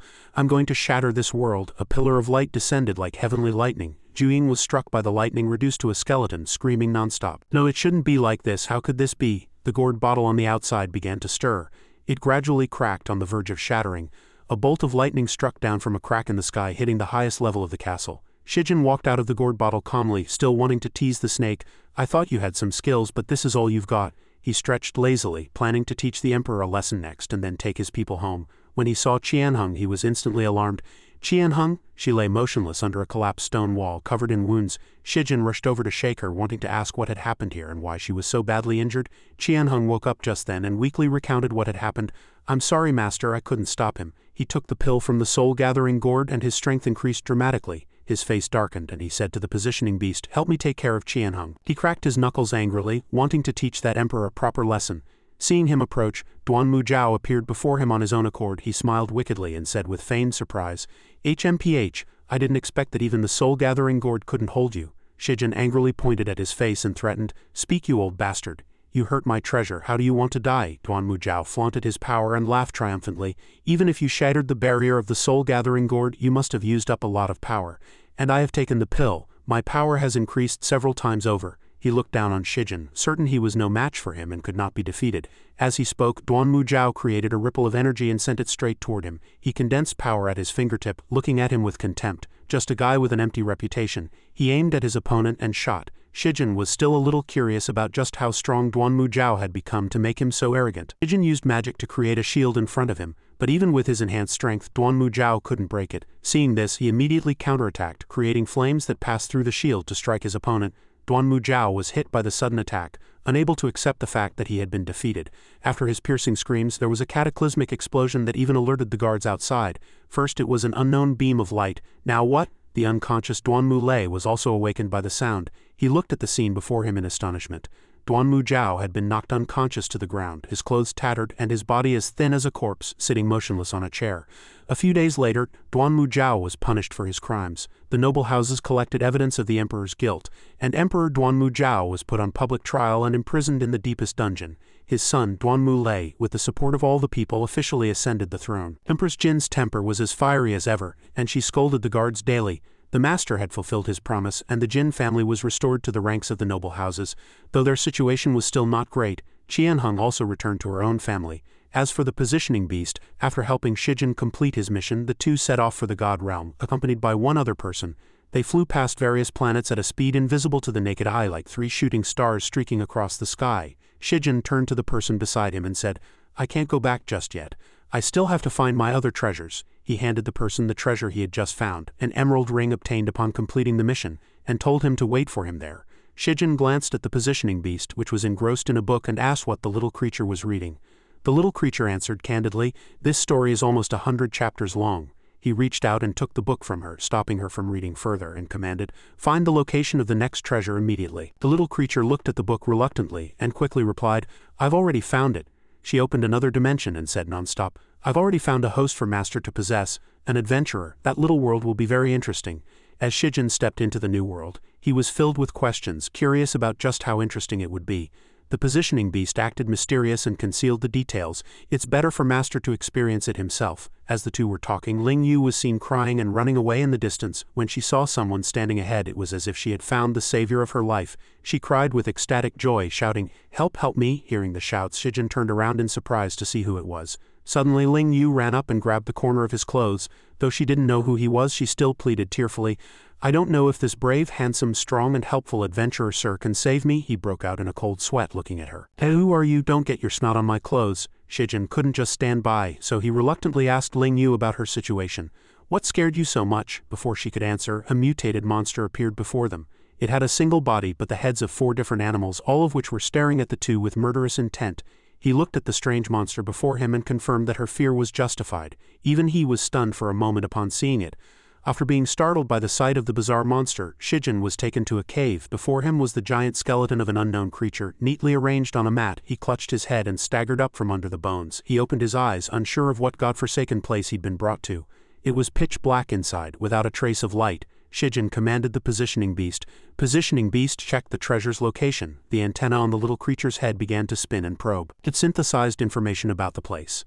Absorbing world information, "This is the Parthia continent, a world of sword and magic. This place was once ravaged by various monsters, bringing endless hardship to the people. They were forced to live in dire straits. But amidst the misfortune, some adventurers dared to stand up and hunt the monsters, safeguarding peace for all." The antenna on the positioning beast's head stopped, continuously emitting sound waves. The little creature pointed ahead excitedly. "Detection complete. There is a human city nearby. The treasure might be there." Shijin smiled with satisfaction and quickly urged the little creature, "What are you waiting for? Let's go." Just as he patted his clothes and stood up, he noticed the skull at his feet and wondered what it was. He picked up the skull and examined it curiously, and the positioning beast explained the plot. "Master's current identity is an adventurer. The previous host entered the cave to search for treasure but was ambushed by a monster. Both sides were gravely injured." Shijin stared intently at the skeleton, a wicked idea forming in his mind. "Oh, so this pile of bones is the monster that attacked the previous host.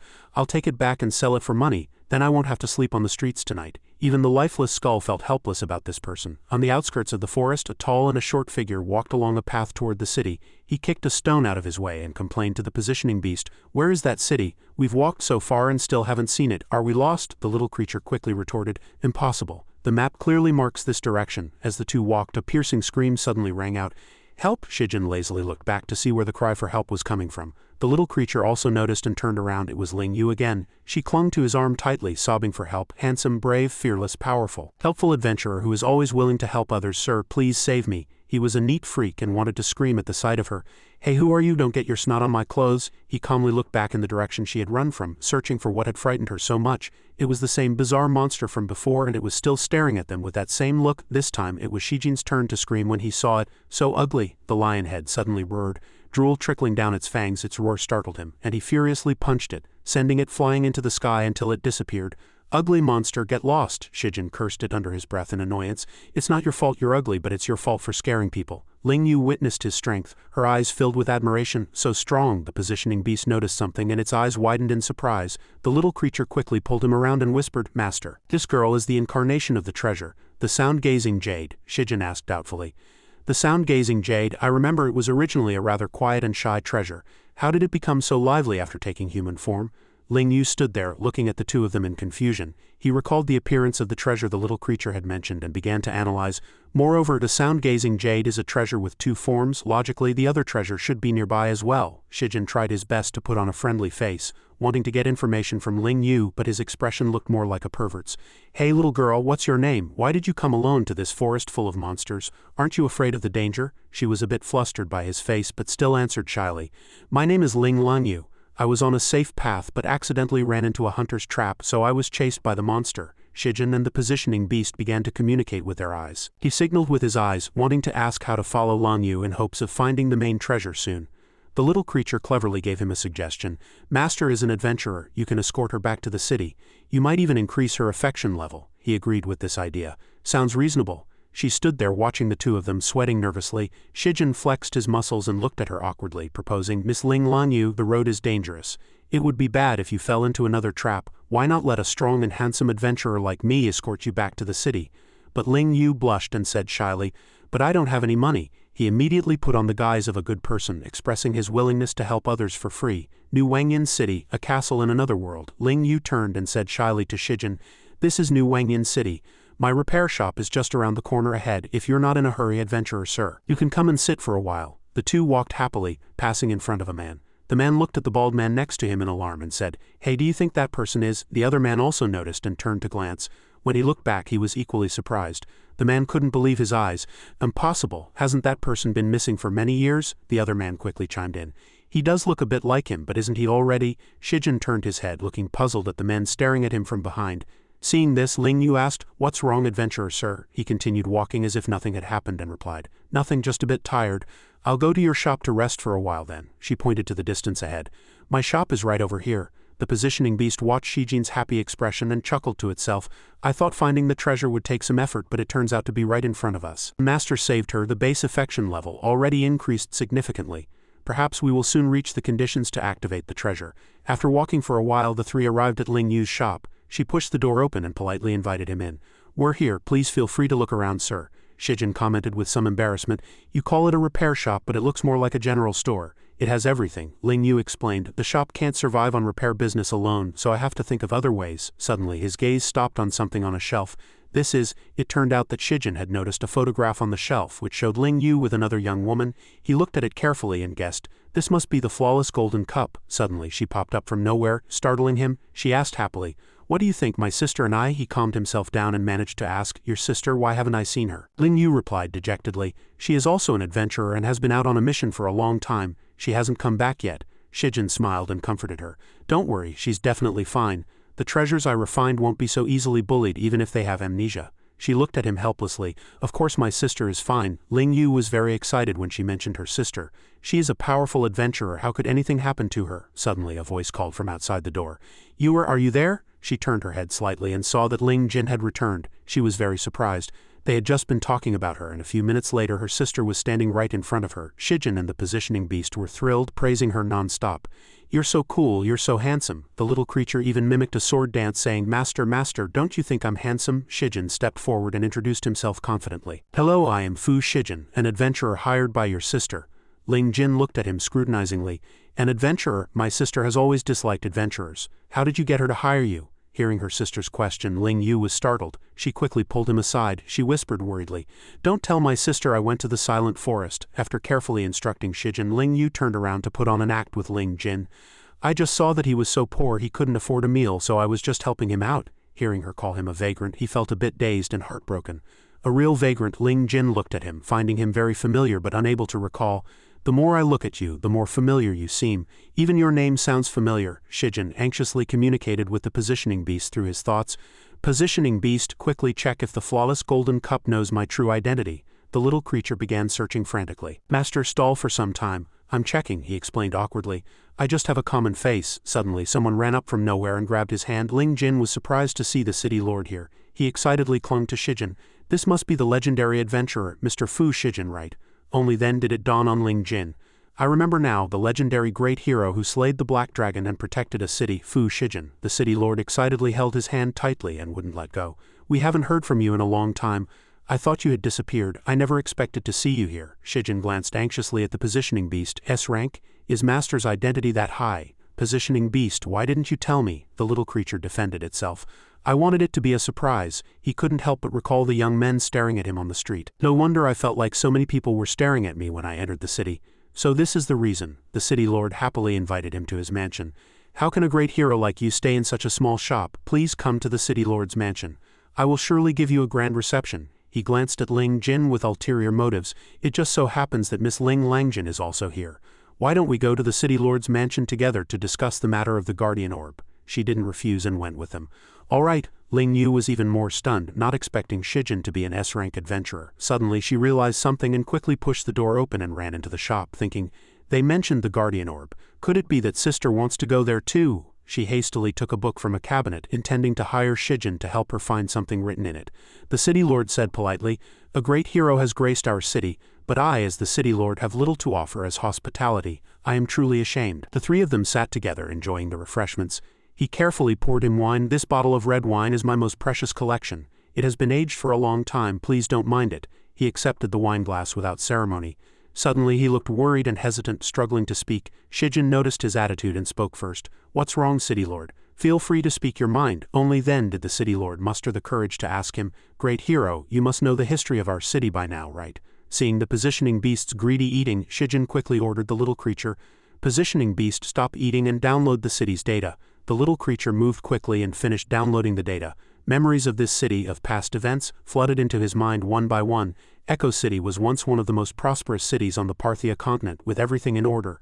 Under the power of the Guardian Orb, the city was protected from monster invasions, but the disaster of a great plague was unavoidable until a great plague broke out. The great sorcerer took the opportunity to destroy the Guardian Orb and Echo City, reducing it to ruins. The people were plunged into dire straits. The city lord continued with a frown. With the help of adventurers, the people built a new Echo City not far from the ruins of Echo City. That is the history of this place. Shijin still didn't understand what he meant. What does the city lord want me to do? The city lord said happily to Shijin. For the specifics, let's have Miss Ling Jin explain. She is an A-rank adventurer from the Adventurers Association. After the city lord finished speaking, she quickly opened the box, revealing a gemstone, and then explained, a fragment of the Guardian Orb has been discovered in the ruins of the old Echo City. The association is currently gathering people to collect the remaining fragments, she continued with some nervousness. There are many monsters in the ruins, so only experienced adventurers can take on this mission. Hearing this, Shijin asked frankly, so you want me to join the team? At that moment, Ling Jin took out another box filled with gold coins. She added, if you join our team, the probability of finding the orb will be much higher. Of course, the reward was also quite substantial. The moment Shijin saw the gold coins, he fell into deep thought with great interest. A second later, he casually picked up a gold coin and toyed with it. Then he said happily, a mission to protect the city, of course I can't refuse. Shijin thought to himself, how could I miss such an excellent opportunity to increase their affection level? Just like that, she and he reached an agreement. Our team will set off early tomorrow morning. We will wait for you at the city gate. The city lord beside them also said happily to the two, there is a very luxurious 5-star hotel in the city. I will arrange the best room for the great hero immediately. As agreed, Shijin and Ling Jin arrived at the luxurious hotel. As soon as they arrived, Shijin lay on the bed and said excitedly, as expected of a high-class hotel, this bed is so comfortable. Just then, Shijin heard a loud noise which made him frown in displeasure, but out of curiosity he went to the door to peek, muttering to himself, who could it be this late? He didn't expect the person standing outside the door to be Ling Yu. She looked flustered and stammered to Shijin, I have something I want to tell you. Seeing who it was, he asked Ling Longyu in surprise. The positioning beast immediately knocked him on his stupid head to remind him, it's the middle of the night and the treasure has come to you on its own initiative. Master, this is an excellent opportunity to win over the treasure. After inviting her to sit at the table, Shijin took the initiative to ask, "What can I do for you?" Ling Yu replied excitedly. "My sister must have already told you about the guardian orb." "I'd like to apply to join the team," Shijin replied in surprise. "But I remember your sister saying you didn't want to be an adventurer." "Well, the change of heart now," she quickly explained to him. "The place where we're looking for the orb is the ruins of Echo City, and I know how to create something that can repair it." Shijin immediately asked Ling Yu, "How do you know the repair method?" At this, she said honestly, "Once, when I was sorting through my parents' belongings, I accidentally discovered a pendant. Out of curiosity, I put it on and unexpectedly entered a vision," she recalled. "In the vision, I saw Echo City from the time when the orb of light still existed. I witnessed it with my own eyes and at the same time understood the method to repair it." The memory ended, and she pouted as she continued. "But every time I tried to tell my sister, she was too busy to listen." At this point, Ling Yu suddenly smiled brightly, and then said, "But next," she even leaned closer to him and said excitedly, "when I met you in the forest, this pendant had a strange reaction to you. I think perhaps there is some connection between you and the guardian orb." Hearing this, Shijin began to ponder silently. The treasure's sensory ability, could the guardian orb also be a treasure? A few seconds later, Ling Yu suddenly lowered her head sadly and said, "I once told my sister about the repair method, but she said the required materials are all in the ruins, which is very dangerous, so she wouldn't let me go. This time, my sister and other powerful adventurers are all entering the ruins. It's the best opportunity to collect the materials. I don't want to miss it." Then she clasped her hands together, pleading pitifully with Shijin, "Besides, you're so powerful, sir. You can definitely protect me, right?" Seeing the good show, the positioning beast excitedly whispered to him again, "Master, the treasure has come to you on its own. This is the perfect time to win it over." However, Shijin replied hesitantly, "It's indeed a good opportunity, but," faced with Ling Yu's expectant expression, he could only reluctantly agree. "All right, I promise." Ling Yu then lowered her head and said, Shijin also cleverly sent his guest off. "It's so late, go home quickly or your sister will be worried." But Ling Yu said shyly, "I'm afraid of the dark." In the end, he had no choice but to divide the bed in half and say, "I'll sleep here, you sleep there. No crossing the line." Taking this opportunity, the positioning beast teased Shijin. "I thought Master would take the chance to secure the treasure." His face turned red, but he still pretended to be angry and replied, "I'm not that kind of person." A while later, Shijin was sound asleep. However, just then he was kicked in the face by Ling Yu, waking him up with a start. Woken up so suddenly, Shijin sat up, clutching his face and muttering to himself, "This girl is such a terrible sleeper." The next morning, Ling Yu, having just woken up, began to praise. "As expected of a bed in a high-class hotel, it's even more comfortable than my small bed at home." Then she turned to wake Shijin. "Sir Adventurer, it's time to get up." When she saw Shijin's bruised face, Ling Yu asked in a panic, "Sir, what happened to you?" Hearing this, he said painfully, "I swear I will never sleep in the same bed with a little girl again." A while later, as they were leaving, she kept apologizing to Shijin. "Oh, I'm so sorry. I won't do it again next time, I won't." Hearing this, he thought in shock, "Wait, there's a next time?" As agreed, the city lord and Sholan were already waiting at the city gate. Upon seeing them, the city lord greeted them happily. "Oh, the great hero has arrived." But when he saw Shijin's haggard face, the city lord said in surprise, "Oh, my great hero, look at you, what happened last night?" "Will this state affect the mission?" he replied with a worn-out face. "It's nothing, I just didn't sleep well." On the other hand, he quickly introduced Sholan to Shijin. "Then let me introduce the members of our adventurer team." The city lord gestured toward Sholan and said, "Let me introduce you to the heroes." Sholan waved in greeting. "This is Sholan, the president of the Echo City Adventurers Association branch." When Shijin saw him, he showed a surprised expression. Before he could finish, another person was introduced. "This is the association's main assassin and the president's personal adventurer, Taifeng." Afterward, Sholan greeted Shijin cheerfully. "Mr. Fu's name is known throughout the world. I have long admired your reputation, and seeing you today, you are truly a hero." And he also pointed to Taifeng and said, "For some reason he cannot speak. Please forgive him." Meanwhile, Ling Yu whispered to Shijin with some worry, "Why don't I see my sister?" As soon as Sholan saw her, he asked, "And who might this be?" Seeing Ling Yu shyly hiding behind him, Shijin happily answered for her, "This is my assistant and adjutant." Hearing this, Sholan smiled and said, "So she's Mr. Fu's assistant. She looks a bit familiar." A second later, Shijin asked, "What about Miss Ling Jin? Isn't she also a member of the team?" Sholan pointed ahead and said, "She has already gone ahead to scout and is waiting for us at the meeting point." At this moment, the city lord spoke up to see them off. "Now that everyone knows each other, if there are no problems, please set off as soon as possible." A while after setting off, the group arrived at the outskirts of the desert, the ruins of Echo City.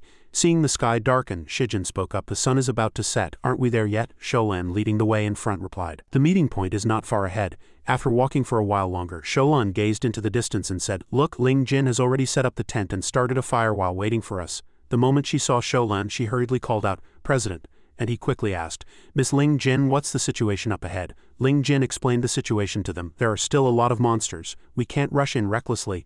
I've found a hiding place that we might be able to enter from." But when she saw her own sister, Ling Jin exclaimed in surprise, "Ling Langyu, Ling Yu hid behind Shijin in fear and stammered her reply, "Hey sister." Ling Jin shouted loudly at Ling Langyu, "What are you doing here? Go back immediately." Ling Yu immediately pleaded with Shijin for help. "Sir Adventurer, help me." In this situation, Shijin quickly stepped forward to protect Ling Yu. "Ah, Miss Ling Jin, your sister is my hired assistant. And with me here, she won't be in any danger." Taking the opportunity, Ling Yu also chimed in with Shijin, nodding her head frantically and saying, "That's right, with the legendary S-rank adventurer on the team nothing will happen." However, Ling Jin still disagreed. "No, it's dangerous this time. You must return to the city immediately." Ling Yu stubbornly shook her head and replied, "No, I don't want to. I'm not leaving." Ling Jin said, "I don't know what method you used to convince them to let you join this expedition. However much you paid them, I'll pay double as long as they send you back to the city." At this point, Sholan stepped forward to persuade her. "We've already come this far. Wouldn't it be more dangerous to let her go back alone?" He also kindly spoke up for her. "Besides, with Mr. Fu here, I'm sure nothing will happen."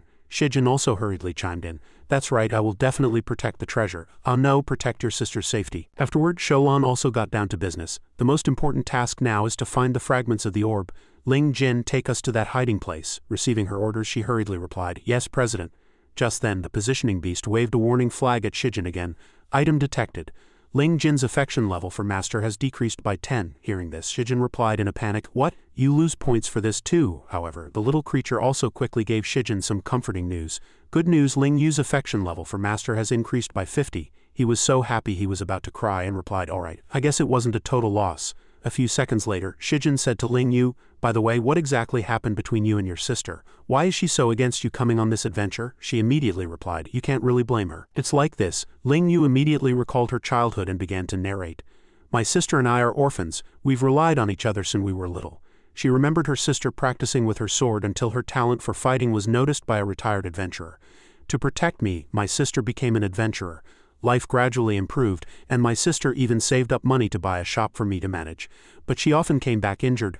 I was worried that if this continued, something would happen to her one day. So I hoped she would quit this profession and manage the shop with me. But she refused and still wanted to continue being an adventurer. We had a big fight and then she moved out." Thinking of this, Ling Yu puffed up her cheeks in anger and said, "Being an adventurer is so dangerous. Why can't she just stay peacefully in the city with me? The money I earn is enough to support her." Shijin suddenly asked Ling Yu in return, "Then why did you join this adventure?" She replied confidently, "Because I know how to repair the guardian orb. They don't know how, only I do." At this point, Shijin understood her meaning. She had embarked on this dangerous path to protect the city. He asked further, "But have you ever thought that maybe your sister is also protecting something and that's why she's willing to risk her life to continue being an adventurer?" These words made Ling Yu fall into deep thought. They continued on like this. When the moon was high in the sky, someone said, "We're here." They stopped at the ruins of the old Echo City. Everyone walked down together. Holding a torch, Ling Jin instructed those behind her. "The secret entrance is over there. Follow me." They walked into a giant sewer pipe together. Ling Yu couldn't help but pinch her nose. "It stinks." Taifeng's expression was also too disgusted for words. He waved his hand to drive away the flies buzzing around. Sholan frowned at her. "Is this the entrance you were talking about?" Ling Jin also held her nose tightly and replied, "Be grateful. This is already the safest route, unless you want some excitement and charge through the main gate to fight the group of monsters outside." Shijin smiled and raised his hand to cast a spell. Seeing that the unpleasant smell was gone, she thought happily, "It doesn't stink anymore." Ling Jin's steps were still light as she moved forward, staying alert, not knowing what dangers lay ahead. Suddenly, Shijin's gaze was caught by something opposite him. After seeing clearly that it was a huge statue, he cried out in alarm. "Whoa, what is this?" Ling Jin calmly sized up the statue opposite them. "This is a defense puppet from the old Echo City, used to drive away outsiders." Hearing this, he breathed a sigh of relief. "You scared me." Afterwards, she reached out to touch it, explaining to everyone as she observed it. In the great disaster of that year, most of the puppets in these ruins were destroyed, but some high-level puppets can still move. Sholan also laughed excitedly as he raised his hand and patted the statue hard. "In the eyes of those big guys, we are intruders, targets that need to be eliminated. If you encounter them, everyone be careful. Their combat power is terrifying." He recalled the battles of the past as he spoke. Just one punch can take down a chimera beast. Ling Yu's face was full of excitement as she thought, "Sir Adventurer versus a puppet." They continued on to another location. A gentle breeze blew past. Before them were two wide sewer channels, one with water and one without. Ling Jin frowned at the path. "There's a fork here, President. Which way do we go?" Sholan quickly offered a suggestion. "Time is tight. Let's split up. I'll go with Ling Jin and Taifeng." Ling Yu happily raised her hand and volunteered. "I'll go with Sir Adventurer." Sholan immediately turned and headed in the direction he had chosen. "Then let's go." Seeing this, Ling Jin panicked and tried to stop him. "No, I'm not comfortable letting my sister go with him." Hearing her, Sholan looked back at her. "I understand your concern, but we can't be sure we can protect her either. In this situation, leaving her with an S-rank adventurer like Mr. Fu is the best choice." Her face was filled with hesitation. She closed her eyes tightly as she listened to him continue to explain. "Moreover, if you go with Mr. Fu, our combat strength will be divided, which is not conducive to exploration." Ling Yu smiled and walked over to Ling Jin, comforting her softly. "Sister, Mr. Fu will protect me, and we might even find the materials we need along the way, saving us the trouble of buying them from adventurers." Then she hugged Ling Jin tightly and said tearfully, "Those materials are very expensive. Let's just grab them while we're here." Hearing how she regretted the cost, Ling Jin finally agreed. "All right, I'll help you." Ling Yu's attitude changed immediately. She smiled brightly and held up her book. "I've already recorded a list of the materials needed for the creation. We just need to follow it." Ling Jin's expression was as stiff as a wooden plank as she replied, "Got it." Then she looked at Shijin with a blush. "I'm entrusting her to you." He immediately flexed his muscles proudly. "Don't worry." The two of them walked into the sewer with water. Seeming to have seen something, Ling Yu excitedly pointed ahead. "Sir Adventurer, look." Opposite them was a cave opening, she reported to him as she ran. "There's light, it's the exit." After walking out of the sewer, Ling Yu optimistically enjoyed the air outside. Finally escaped that stinky tunnel. Behind her, Shijin urged with worry. "Slow down, be careful of an ambush." Hearing this, she still stood outside confidently. "What's there to be afraid of? Isn't Sir Adventurer here?" Suddenly, Shijin's expression froze, as if he had discovered something was wrong. He yelled at her, "Get down!" Immediately, a certain area was blown to smithereens. Ling Yu fell and was held tightly by Shijin. He looked up. "What is that thing?" All he saw was a giant robot. He shouted in alarm, "It's a defense puppet, and a giant one at that. It's huge." The robot raised its solid, huge arm in which a powerful-looking energy was condensing. It smashed down hard on the spot where he was standing. The expression on the robot's face suddenly froze as if it had discovered something. A gust of air flowed from under its hand. It was Shijin, who had blocked its powerful punch with his hand. He commented with a calm expression, "I thought you were something special, but is this all you've got?" Shijin smiled and took out his sword with his other hand. "Is that all the strength you have?" Then he cut off the robot's arm with one slash. It lost its balance and fell heavily to the ground. Shijin confidently raised his sword. "You'd better just lie down quietly." Immediately, Ling Yu ran out to stop him. "Sir Adventurer, please stop." He didn't understand what was happening and scratched his head lightly as he asked her, "Why are you stopping me?" She looked at him and explained, "I've seen this puppet before." Then she pointed at it, her expression tense. "In the vision it was this puppet with the sapphire on its chest that led me to the guardian orb." Then she took out the necklace from her chest and explained, "I'll try to communicate with it using the power of the pendant." She held up the pendant and approached the robot. At that moment, a strong light shot out and shone on the pendant. The robot lay motionless. Beside it, Shijin and Ling Yu were both eating popcorn, ready to watch the show. "Did it just explode into a pile of gold?" Ling Yu answered excitedly. "So shiny, I love it." The robot's eyes began to glow blue, and a voice came from its body, "You, Guardian." Hearing this, Ling Yu optimistically looked up at it and introduced herself. "We are here to repair the guardian orb. Can you tell us where it is?" At this, a confused expression began to appear on the robot's face. The orb, it seemed to recall a memory of a dragon breathing fire at it. Thinking of this, the robot thrashed its body in agitation. Shijin gritted his teeth and looked at it impatiently. "Get to the point. Who are you trying to scare with your flashing red eyes?" At this, the robot stammered in fear. "The orb fragments. The orb was stolen." Shijin glanced at Ling Yu helplessly. "I knew it. It couldn't be this easy." Afterwards, the two continued to walk forward calmly, Shijin walking behind her with his arms crossed. "Seriously, this ruin is so big.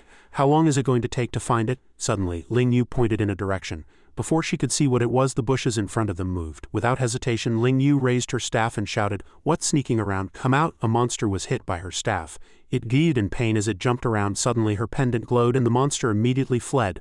Ling Yu shouted, "The pendant is reacting, he must be related to the fragments." After him, it ran into a dead end and had no choice but to stop in terror. Behind it, Ling Yu smiled and pointed at it. "Let's see where you can run this time." She thought it was scared, but unexpectedly, when it turned its face, there was only a contemptuous smile. "Foolish humans, you've fallen into our trap." As soon as its voice fell, pairs of glowing red eyes appeared from behind the bricks. A monster called Chief Thimble appeared. It looked at them smugly and threatened, "You've fallen into our trap. Hand over all your supplies or you'll die." Shijin replied calmly, "What if I don't?" Ling Yu immediately raised her hand to stop him. "Sir Adventurer, let me handle this group of goblins." The goblin chief continued to laugh smugly. "A little girl dares to speak so arrogantly in front of us." A goblin soldier, seeing this, cheered for it. "Chief, teach that girl a lesson." The glasses worn by the chief glinted. "Since you're not afraid to die, let me teach you a lesson." Then it rushed over with its club. Not to be outdone, Ling Yu raised her staff ready for a fight. Her staff conjured a vine that grew longer and longer like a whip. It whipped fiercely across the goblin chief's face. The powerful force sent it flying and it landed headfirst at Shijin's feet. Ling Yu viciously stepped on the bruised and swollen thimble, raised her voice and angrily threatened, Who were you going to teach a lesson just now? It was so scared it closed its eyes and repeatedly admitted its mistake. I was blind to your greatness. Please spare my life, miss. Ling Yu grabbed Thimble by the collar and interrogated him. Where is the orb fragment? In the village. Afterwards they went to a colorful place together. The dreamlike goblin village. She looked up at the stalagmites and praised them. This village is so beautiful. These stones are sparkling. In contrast, it lamented. It's because of these stones that we suffer so much. Next, Thimble and the subordinates of the goblin tribe led Ling Yu and Shijin to a door. The fragment you are looking for is hidden here. What greeted their eyes were many sparkling gold and silver treasures, dazzling and eye-catching. She carefully inspected every corner with her treasure. He, on the other hand, leisurely held 2 gold-plated cups with a look of enjoyment. Getting back to the point, Shijin asked directly, "You have so much gold and gems, why don't you do business?" It said without hiding anything. "We used to trade with other tribes." Then Thimble slowly recounted the past trading situation.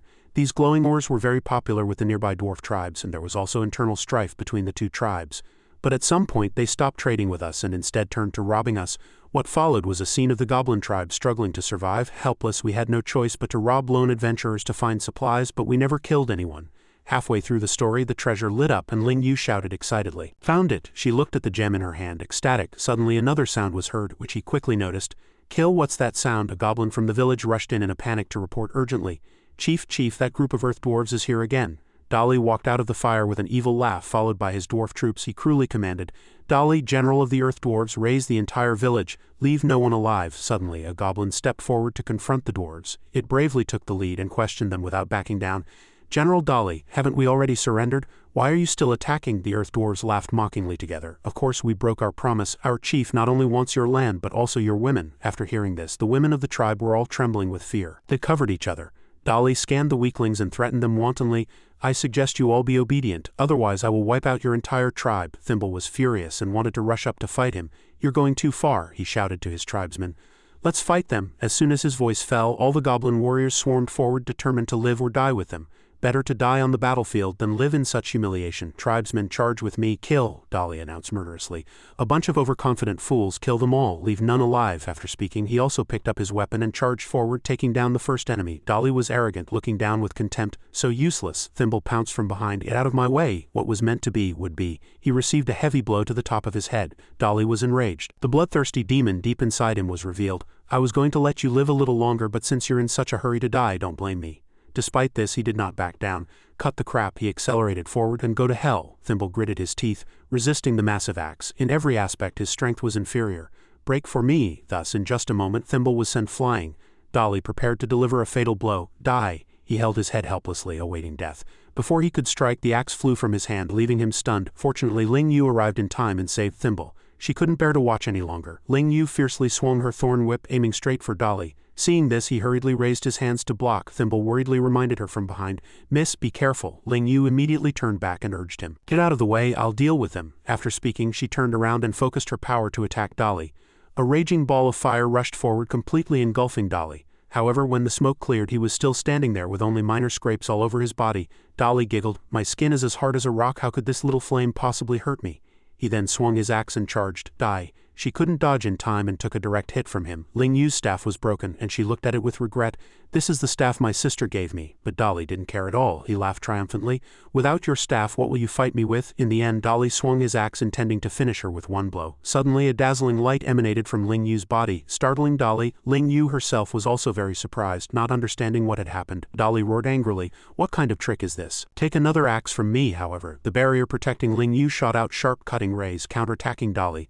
Ling Yu couldn't believe her eyes. She picked up the fragments of her staff and thought, "My magic power suddenly surged just now. Could it be that I absorbed the power of the fragments?" The subordinates behind them saw this and shouted in terror, the chief is dead, run!" Ling Yu immediately turned to Shijin and said, "Sir adventurer, the puppet said there are also treasure fragments in the Earth Dwarf tribe. We can't let them escape." Hearing this, Shijin immediately swung his sword to block the retreat of Dali's subordinates. He said coldly, "Sorry, if you come with me obediently, I can still spare your lives." Otherwise, that group of people was terrified. Before he could finish, they hurriedly knelt and surrendered. "We'll go with you. Please spare our lives, sir. Please spare our lives." Hearing this, Thimble's veins bulged and he roared in anger, begging for mercy now. "Then why wouldn't you spare us?" one of them stammered in reply. It was the chief's order." Then he began to explain. "The chief said you goblins occupy rare ores but don't know how to smelt them, wasting resources. Our tribe is clearly more suited to possess them, yet we still have to trade with you. So," hearing this, Thimble was so aggrieved he was about to cry.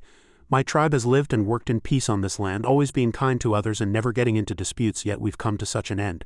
If it weren't for the great hero's help, I'm afraid. Hearing this, Ling Yu patted his shoulder to comfort him.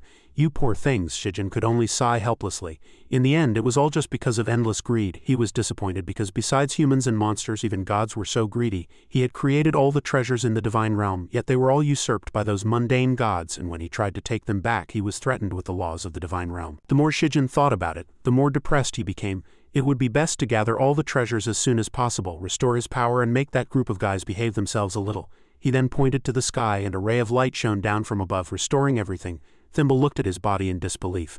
The wound had healed. He and his people knelt on the ground, kowtowing in gratitude. Shijin's nose was almost in the air. He scratched his head in embarrassment. It was just a small effort. He then turned to Ling Yu and said, now that we have a clue about the fragment, we should regroup with the others as soon as possible. I just don't know how to contact them.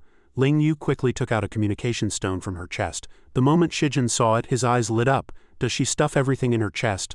Ling Yu shyly pulled at her clothes. Stay out of a young lady's business. After speaking, the two left together. Shijin instructed Ling Yu to send them a message, agreeing to meet again in the city. The entire tribe knelt down to see the two off. Watching their gradually receding figures, Thimble was so grateful he was about to cry. He seemed to be making a promise to himself that if the two of them ever needed help in the future, he would do everything in his power to assist them. After coming out, she hurriedly asked, Sir Adventurer. Ling Yu quickly took out the fragment and told Shijin about the strange thing that had just happened. When I was fighting the dwarf just now, a ray of light suddenly rushed into my body. By the time I came to my senses, the fragment had become like this. The positioning beast immediately appeared and reported to Shijin. This fragment is a part of the treasure's lost power. Shijin quickly speculated and said to Ling Yu, perhaps you have already absorbed its power. Hearing this, Ling Yu was overjoyed. So that's how it is. No wonder I feel like there's an endless stream of power inside my body. However, Shijin was secretly calculating in his heart. It seems we need to gather all the fragments as soon as possible. Just then a thought suddenly flashed through her mind, making her dizzy. Ling Yu rubbed her temples, thinking, strange, could it be because of the power I just absorbed? But Ling Yu quickly dismissed the thought. Although she was still very confused, feeling as if she had just remembered something, the scene shifts to another location. On a rock, a beautiful and peculiar flower is shining. Soon it is plucked. It is Ling Jin. She looks at it and sighs softly. Is this the herb she needs? It wasn't easy to pick. Suddenly the communication jade lit up and Ling Yu's excited voice rang out.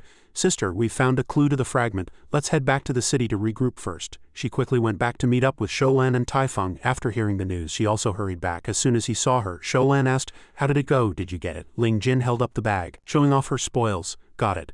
Mr. Fu also found a clue to the fragment. He told us to go back to the association first. The scene shifts to the Echo City Association. Ling Jin and the others had just returned when they heard a shout. Sister, Ling Yu rushed over happily. We're back. She hugged Ling Jin tightly and said gratefully to Shijin, thank you, Mr. Fu. It's all thanks to you that my sister was able to return safely. Seeing this, the positioning beast excitedly reported, Ling Jin's affection level has increased. On the other side, Sholan spoke up, Mr. Fu is finally back. Please go upstairs and rest for a bit. We'll talk about the fragment later. Afterwards, the five of them sat around a table. Shijin was the first to speak. There are 3 fragments of the treasure in total, and we've found one now. One of the remaining 2 is in the hands of the dwarves. Fortunately, Ling Yu got the information from the puppet, otherwise we'd still be running around in those ruins. Ling Yu scratched her head in embarrassment. I didn't do much. Sholan gave a thumbs up and praised. Intelligence is the most important thing in an adventure. You've made a great contribution, even better than us old folks. We didn't gain anything. These words made Ling Jin, who was a scout, jealous. She thought, if I hadn't spent time looking for materials, I would have been the first to find the clue. Sholan picked up the fragment and examined it carefully. This is a bit tricky. The dwarf tribe is hidden deep in the mountains. I'm afraid it won't be easy to get the fragment back, Shijin then asked. What's the background of these dwarves? Sholan shared what he knew. The dwarf chief Tietu is a greedy and arrogant fellow. He acts tyrannically just because he has a bit of dragon blood. Under his rule, our relationship with the dwarves is very tense. Mentioning this, Ling Jin sighed, this time going to the dwarf tribe. Without someone to lead the way, I'm afraid we won't even be able to find their lair. At this, Shijin happily snapped his fingers. What a coincidence, right? I happen to have a guide. That person was none other than Dali's subordinate, who had been tied up by Shijin. He pulled the cloth, gagging his mouth. Shijin looked at him with a devilish charm and said, My dear guide, I have something I'd like to ask you. The man hurriedly answered obediently. What would you like to ask, sir? I will definitely tell you everything I know. Shijin asked with a smile that didn't reach his eyes. That chief of yours named Tietu, what has he been up to lately? The man honestly confessed. I heard our chief wants to lead troops to kill a dragon and seize its treasure. Recently he's been expanding his territory, mining and robbing without restraint, Shijin repeated in confusion. Kill a dragon? He nodded repeatedly. Yes, that's what the chief said. At this point Sholan spoke up. How can we get to see him? That subordinate said with evasive eyes. Recently the king has been collecting magic tools and the skeleton of a century-old demonic beast. Before he could finish, Sholan interrupted him.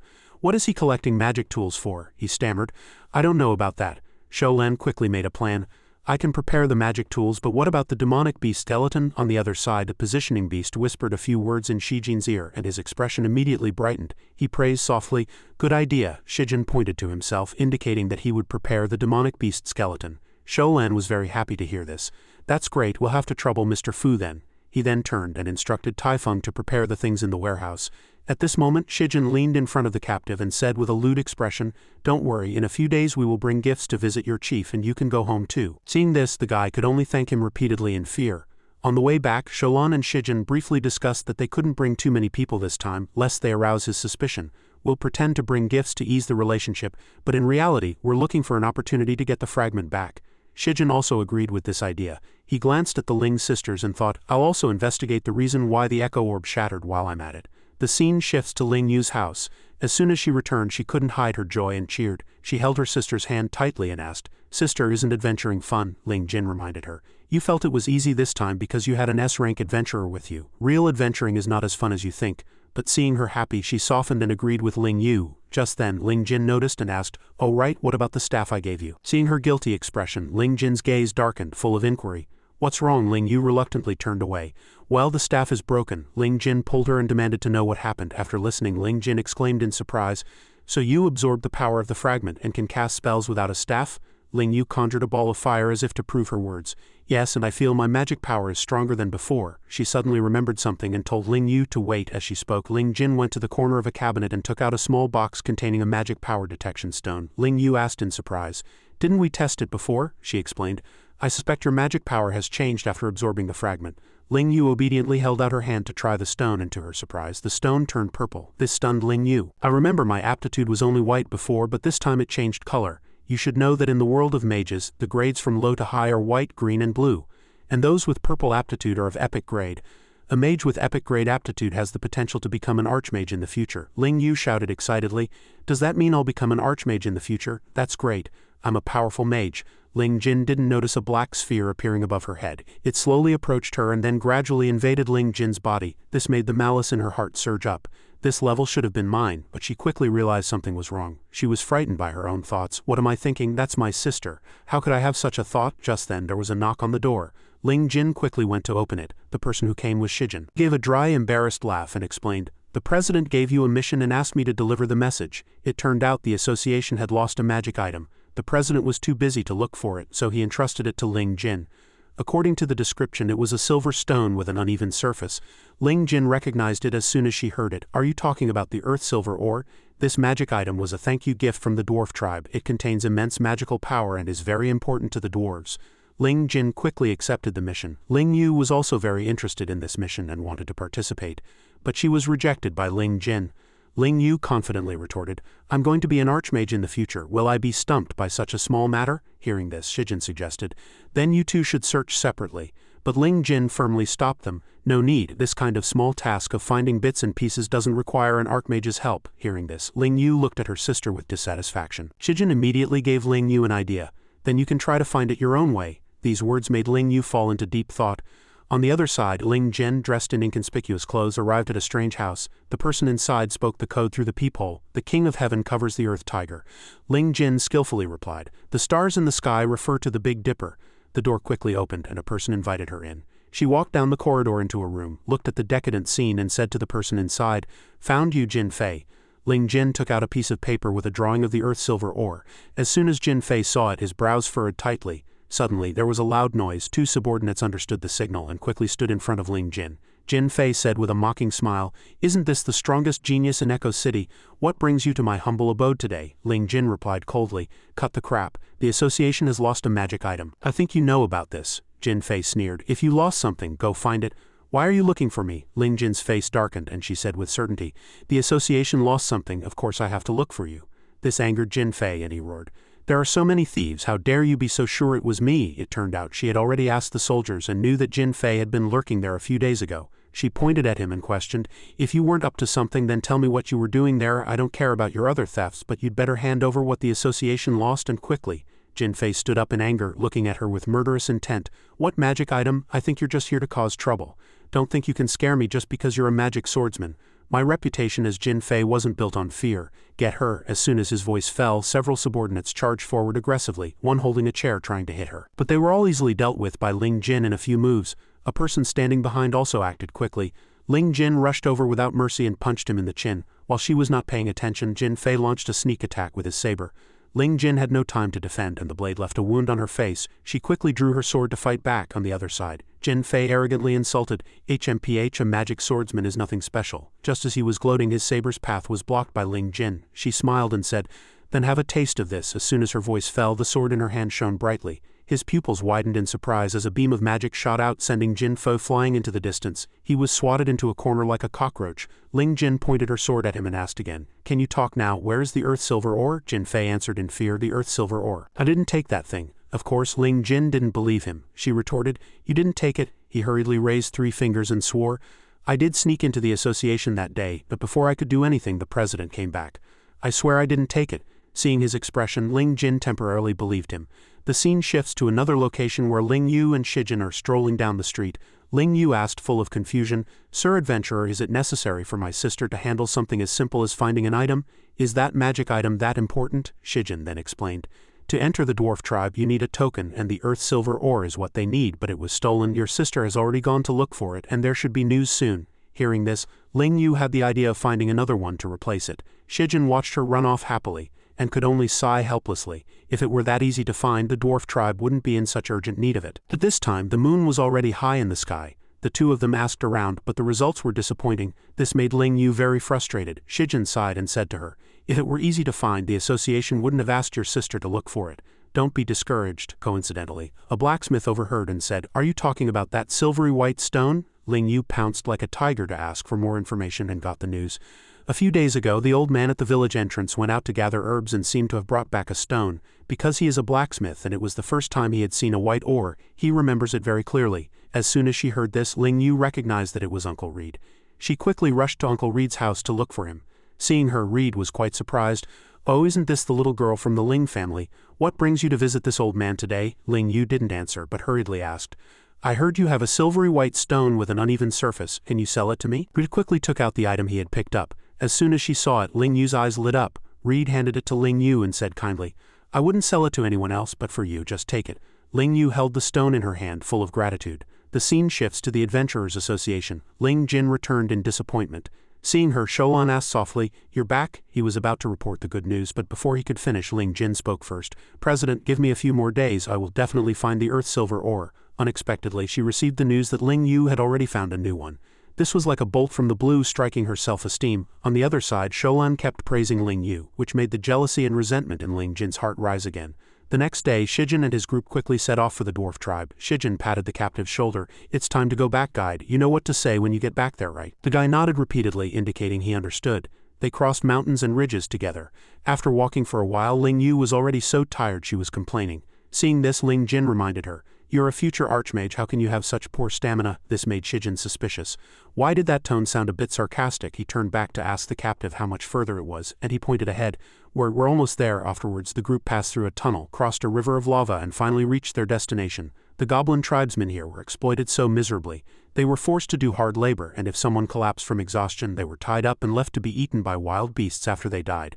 This scene horrified Ling Yu. Sholan also frowned and made a resolution. "Once we get the fragment, we must let these dwarves know the price of enslaving others." The 5 of them were summoned to see the chief, who asked, "My guard said you brought a gift to see me." Sholan presented the earth silver ore and said, "Chief, to consolidate the friendly relationship between our two sides, we have specially brought this earth silver ore to present to you."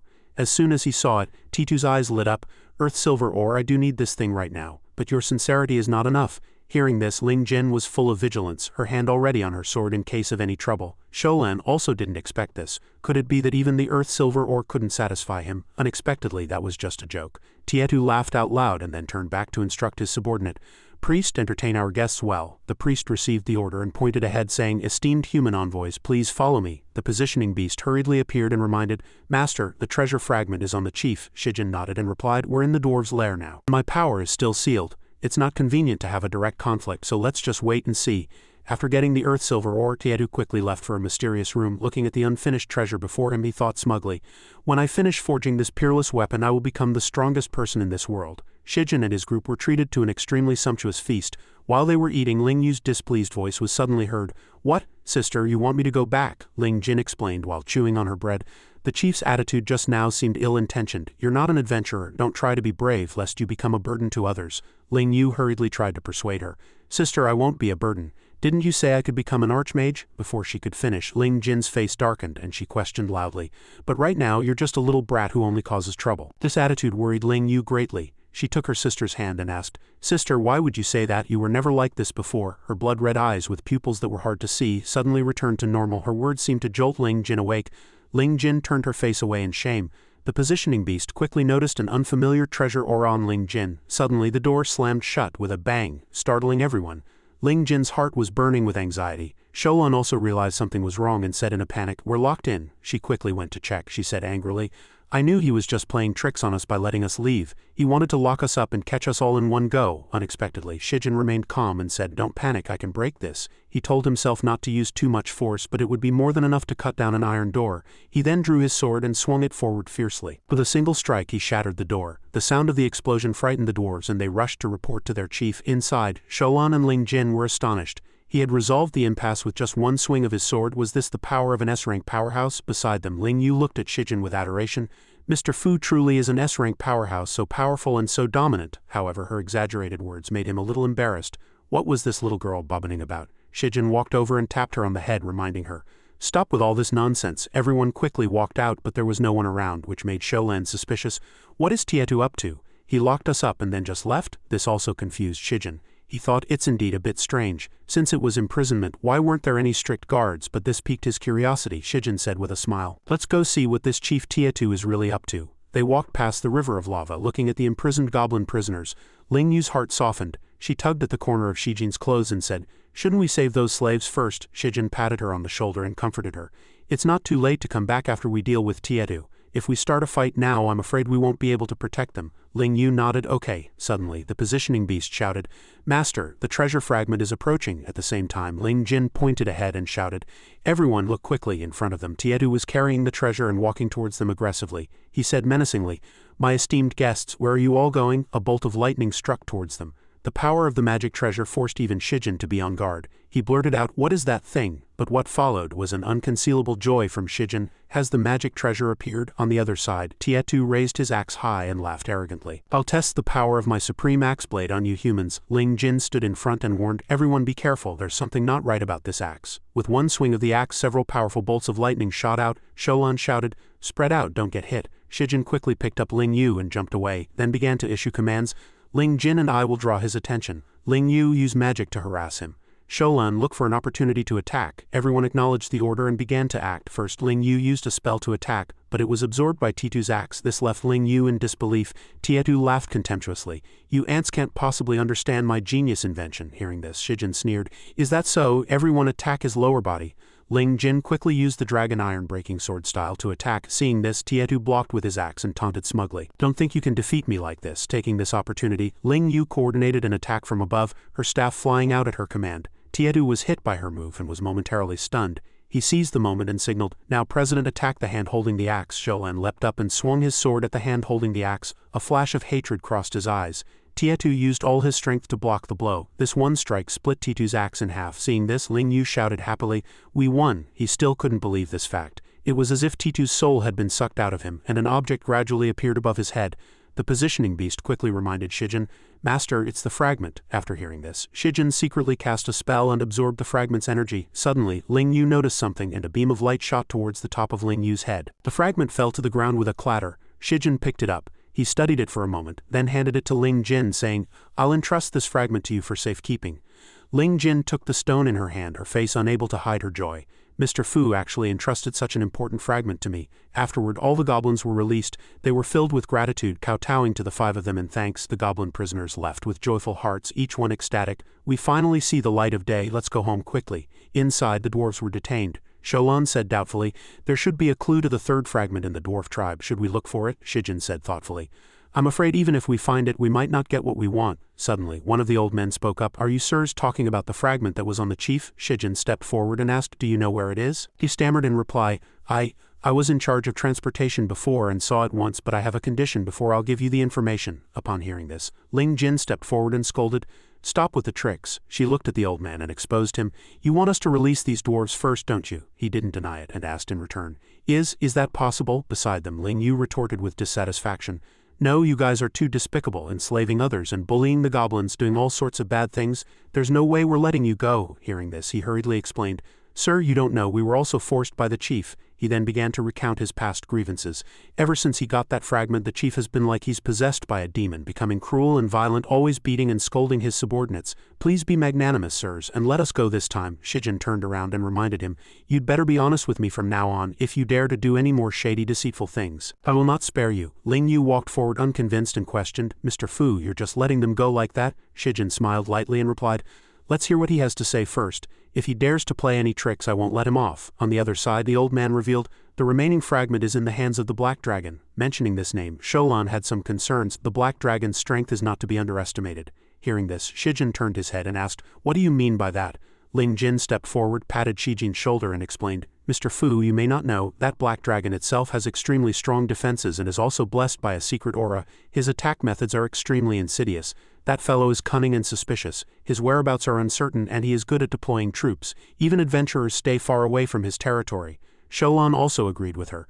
Ling Jin is right and the Black Dragon is very cunning. He usually targets the weakest among us first. If we really fight, I'm afraid it will be difficult for us to protect Ling Yu. Hearing this, Ling Yu said confidently, no, I'm not someone who needs to be protected. I'm much stronger now. These words awakened the demon in Ling Jin's heart.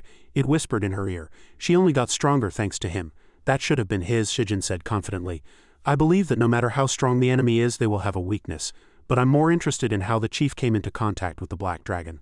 Ling Jin glanced at the old man with a scrutinizing gaze and asked, that's right, how do you know the fragment is with the Black Dragon? He recounted that he had seen the chief trading with him before, and that's when he obtained the fragment.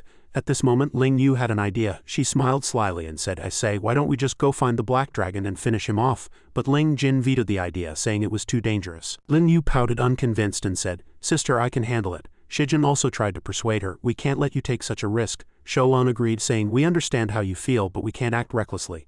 Unexpectedly, Ling Yu got angry. She waved her hand to display her power and said with certainty, I'm not being reckless, look carefully. Ling Yu's power erupted, shooting straight up into the sky. Everyone watched in astonishment. Sholan was dumbfounded. I can't believe it. Ling Yu's power is clearly much stronger than before, Ling Yu said with pride and confidence. Although the Black Dragon is powerful, it's not invincible. We shouldn't underestimate ourselves. She then descended and tried to persuade them.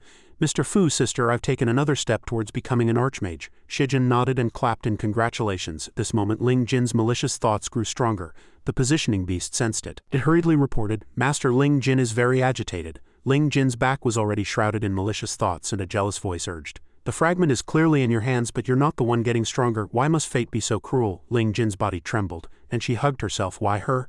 Seeing this, Ling Yu asked with concern, but the only response she got was Ling Jin's murderous gaze. She went forward and choked Ling Yu by the neck, asking urgently, why are you the one getting stronger? The fragment is clearly on me. Sholan was shocked and was about to rush up to stop her. What do you think you're doing? But Ling Jin turned her head and stared at him fiercely, roaring angrily, no one is going to stop me. Ling Yu was being choked and couldn't breathe. She forcefully called out to her sister, trying to wake Ling Jin up. At this moment, the positioning beast sensed something and hurriedly warned, Master, there's something wrong with the treasure. Shijin immediately used his heavenly eye to check. He saw a black shadow surrounding Ling Jin. Shijin sensed a familiar feeling. He used his power to retrieve it and then handed it to the positioning beast, instructing, this seems to be the violet sky gold stone. Positioning beast, go investigate. After a while, a result finally came. The positioning beast reported back, Master, this black aura has the scent of the Green Lotus Lord. The current location of the treasure is in the Yunyang small world not far from here. Hearing this, Shijin realized, it seems the Green Lotus Lord's evil suppressing seal has loosened. We need to resolve the matter of this small world as soon as possible. While he was still thinking, Sholan had already rushed up and saved Ling Yu. Ling Jin, are you crazy? Ling Jin was sent flying. He held Ling Yu and questioned Ling Jin. She's your sister. What do you think you're doing? Ling Jin drew her blade and shouted, she's just a lucky girl who loves to show off. He then rushed forward to attack. Sholan quickly defended, but Ling Jin's power was too great and she sent him flying. His entire body crashed heavily into the wall behind him. Sholan blurted out in disbelief, Ling Jin's strength is actually comparable to an S-rank powerhouse. After dealing with Sholan, Ling Jin turned around and looked at Ling Yu with a malicious gaze. It's your turn, my dear sister. She then rushed forward. Fortunately, Shijin caught Ling Jin in time. He held her and said in a low voice, I will fight it with you. At this time, Ling Jin's body was already engulfed in darkness. Shijin immediately used his power to temporarily suppress that energy and blow away the darkness. Outside, in Sholan's words, the two had entered the S-rank domain. Ling Yu was bewildered, so Sholan explained, only when magical power reaches a certain level can one enter a state of separating the body and spirit. The S-rank domain has immense pressure and unique rules. After a while, the two finally woke up. Ling Jin shyly thanked Shijin. Her face turned red and she thought, I don't know why, but every time I see you I always feel at ease. Sholan praised Shijin with great admiration. Mr. Fu's strength fills me with admiration. With you by our side on this adventure we can be completely at ease. Shijin was overjoyed by the praise and said modestly, but we can't let our guard down. The sky was also gradually darkening. Sholan suggested, it's getting dark, why don't we rest here for the night and set off tomorrow? They set up camp on the edge of a cliff. Ling Jin was helped into a tent to rest. Looking at the black aura entwined around her, the positioning beast couldn't help but worry. Shijin looked over and made a decision. This small world cannot withstand too much divine power. To completely remove it, she needs to overcome it herself. Hearing this, the positioning beast asked in confusion, Master, the small world cannot withstand too much divine power. What if we use a healing-type treasure to clear it all at once? These words seemed to give Shijin guidance. He thought of an idea, which was Luo Tianmo. Shijin formed a seal and chanted, Boundless universe treasures follow my will. As soon as Luo Tianmo appeared, she hugged Shijin. Master, you finally remembered me. I thought you only cared about that Ling Jin, Shijin reminded her. Luo Tianmo, this is not the time for that. We need your help. Ling Jin is in danger right now. After entering the tent, Shijin instructed Luo Tianmo, let's work together and use our power to clear the black chi from Ling Jin's body, do you understand? But at this moment her thoughts were only on the warm hand that was placed on hers. Luo Tianmo blushed and replied confidently, Of course, I am your most special treasure, super useful. The two looked at her, somewhat speechless. Soon the black chi enveloped the entire mountain. The power of the two was no match for it. The black chi made the positioning beast dizzy, and it hurriedly warned, Energy overload. Master, stop quickly. The small world is about to collapse. Luo Tianmo also cried helplessly, Master, I can't help you anymore. He comforted her. It's all right, take a rest. He then retracted Luo Tianmo and instructed her. You should rest well for now. Suddenly, Ling Jin said in a daze, Master, the flawless gold cup, I miss you. Hearing this, Shijin smiled faintly. Wondering how much of the treasure's past life memories had awakened at this moment, she gradually opened her eyes. As soon as she saw Shijin, she shyly sat up abruptly. However, the headache made her very uncomfortable. She opened her mouth and asked, Mr. Fu, what happened to me? Shijin gently stroked her head and comforted her. You were probably too tired and had a hallucination. Ling Jin seemed unconvinced and asked back, Really, but I feel like I did something bad. Shijin shook his head firmly and replied, It was just a hallucination, don't think too much about it. He quickly turned to leave. Rest well, I'm going back now.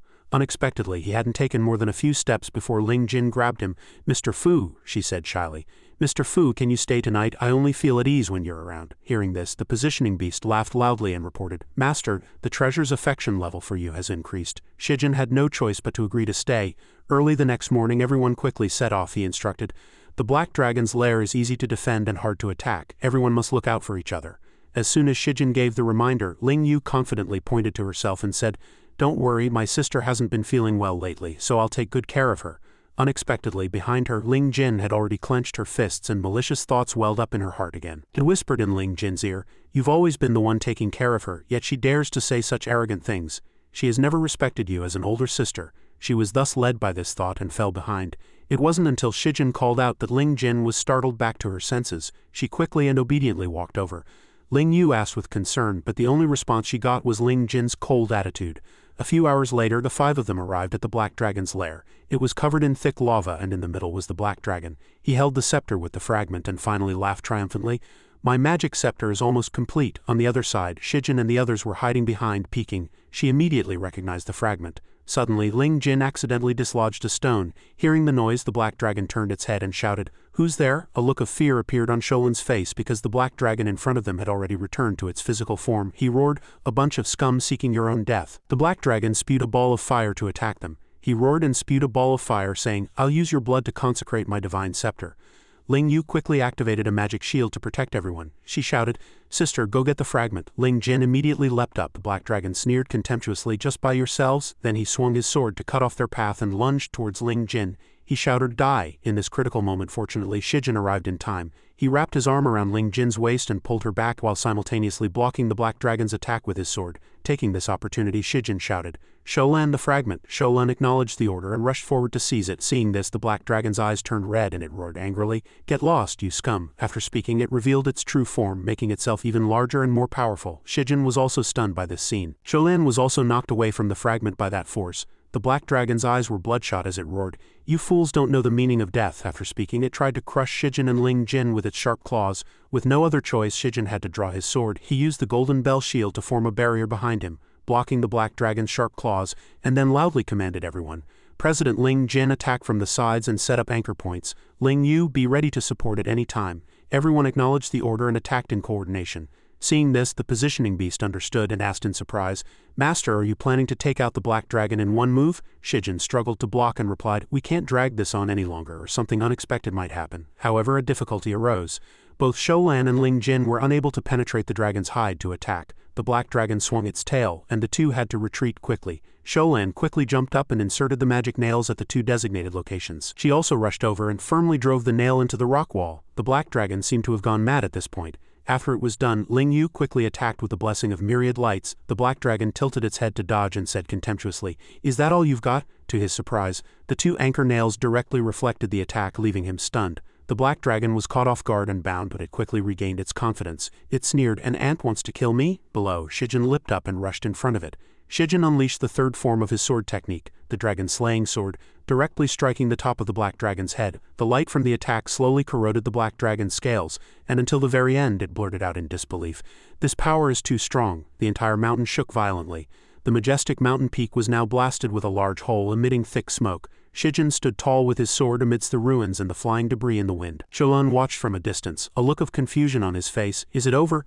Ling Yu wasn't too sure either. "I think so." He calmly sheathed his sword and turned back to report to everyone, "The black dragon has been eliminated, let's go back." She immediately cheered for their victory with her companions. Only amidst the joyous atmosphere, Ling Jin's expression changed. The demon took advantage of her wavering mind, tempting her to take the fragment to gain even greater power. The balance in her heart gradually tipped towards ambition. A more powerful force. Shijin, who was quick to react, had already noticed her strange expression. He hurriedly shouted from behind, "Ling Jin, what are you trying to do?" Ling Jin paid no attention, just unconsciously muttering, "Power, invincible power." The moment he guessed her actions, he immediately went forward to stop her. "Don't touch it." But in the end, he couldn't stop her from picking up the staff. The moment she raised the scepter high, the dark power it emitted dominated Ling Jin's mind. The pressure radiating from her forced everyone to struggle to resist. Ling Yu unconsciously cried for help. "Mr. Fu," there was no white left in her eyes. The blood-red pupils exposed the demon's nature. "Now I have obtained supreme power." Her emotions became even more agitated, even destroying the body of the staff. Power, this is the ultimate power. The thing Ling Jin had longed for was the stone that emanated a rich, dark purple power. The moment it burrowed into her body, it sent a powerful shock through her. Her skin gradually turned ashen, her pupils contracted in fear, and they emitted a dim purple glow. Shijin witnessed all of this quietly, becoming more and more shocked. "The gold cup fragment has merged with her body. How could this happen?" The positioning beast quickly answered for him. "Master, it's possible the fragment was contaminated, causing Ling Jin to be corrupted." Ling Yu could only react weakly. "Sister, don't be like this, I'm scared." But the one standing before her now was no longer the sister who often protected her. "You're scared?" Without warning, she raised her hand and unleashed her power, attacking the person opposite her. "Were you ever afraid of me? Afraid of your older sister?" Ling Yu took a blow and immediately coughed up blood from internal injuries. Sholan took the opportunity to quickly circle behind, trying to persuade her. "Ling Jin, wake up." But no matter how fast he moved, he couldn't escape her eyes. Ling Jin immediately summoned chains, which wrapped around his body and tightened. Sholan was powerless to resist and could only howl in agonizing torment. That miserable scream further stimulated the darkness within her. "Don't stand in my way." Just then, Ling Jin seemed to sense something and suddenly turned her head. She successfully blocked Shijin's sword with one hand, escaping death at the last second, and even used this body to shed crocodile tears. "Mr. Fu, you want to kill me too?" But obviously this White Lotus act of weakness had no effect on Shijin. Get out of Ling Jin's body immediately. The two opposing energies of darkness and justice collided. The two sides were evenly matched, and the fierce power scattered. instantly piercing through the mountain peak and devastating the surrounding environment. In the lingering smoke and dust, a tattered Shijin managed to save his companions in time. Ling Yu's face was haggard, and she could only unconsciously call out the name she trusted most at this moment. Mr. Fu. He did not disappoint her. Leave it to me. On the other side, Ling Jin had also suffered a considerable impact. The positioning beast quickly proposed the only solution, which was to use external force for a forced expulsion. A resolute decision flickered in Shijin's eyes. There's no other way. After experiencing the fierce attack just now, she had become more powerful and more bloodthirsty. Fu Shijin, can you beat me? He approached without hesitation, switching to close-quarters combat with his sword. The evil spirit finally appeared. At the same time, he didn't forget to issue another task. Positioning beast, protect the small world. I need to break the restraints and cast a spell. The little one didn't dare to delay and immediately obeyed. Then, a golden energy emanated from the positioning beast's body. At its summons, a ball of light gradually gathered power in its hands. After the positioning beast received the command to activate the magic seal, a Bagua formation immediately appeared at Shijin's feet. Ling Jin was momentarily locked in place, utterly astonished. Shijin would not miss this golden opportunity. He quickly cast a spell to expel it, purifying it with a divine seal. As soon as his voice fell, the evil demon that had invaded Ling Jin's body dared not linger and swarmed out. Shijin bravely reached out, grabbed the spell, and roared angrily, "It's all your evil energy's fault." He decisively purified it completely, leaving no trace behind. Ling Jin's eyes gradually regained their original consciousness. Shijin sighed in relief and supported her, welcoming her back with a gentle smile. Suddenly, countless familiar memories of Shijin flooded Ling Jin's mind, leaving her momentarily stunned. Her emotions reached their peak when the system confirmed her affection level had reached 100. Ling Jin obsessively called out 2 words, "Master." She rushed forward and hugged Shijin tightly, continuing joyfully, "You finally come to get me." Ling Yu, not to be outdone, also pounced on him and clung to him tightly. "That's right, you are my master." After countless hardships, Shijin finally succeeded in retrieving his 2 precious magic treasures. "I've finally found you. Now I'm going to the next world. You two should go back and rest first." As soon as he finished speaking, Ling Yu and Ling Jin obediently returned to their original forms and back into their master's embrace. Watching Shijin subdue the 2 beauties, Sholan asked in bewilderment, "Vice President, what's going on?" He just cleverly gave a short reply, "President, it's not convenient for me to explain this to you." With the major matter here concluded, Shijin decisively flew away. The positioning beast followed him closely, excitedly asking Shijin, "Master, what should we do with this world?" He smiled and firmly ordered the little one, "Restore it to the state before the Ling sisters appeared." Another worry began to rise in Shijin's heart. "I must find the Green Lotus Lord as soon as possible, or there will be a great disaster." Just like that, the 2 of them left this world together and headed to the next destination. In the vast galaxy, Shijin's frustrated voice rang out in annoyance. "I've already recovered the echoing jade and the flawless gold cup. When will I get the remaining treasures?" Seeing him sighing, the positioning beast cheered him up and encouraged him.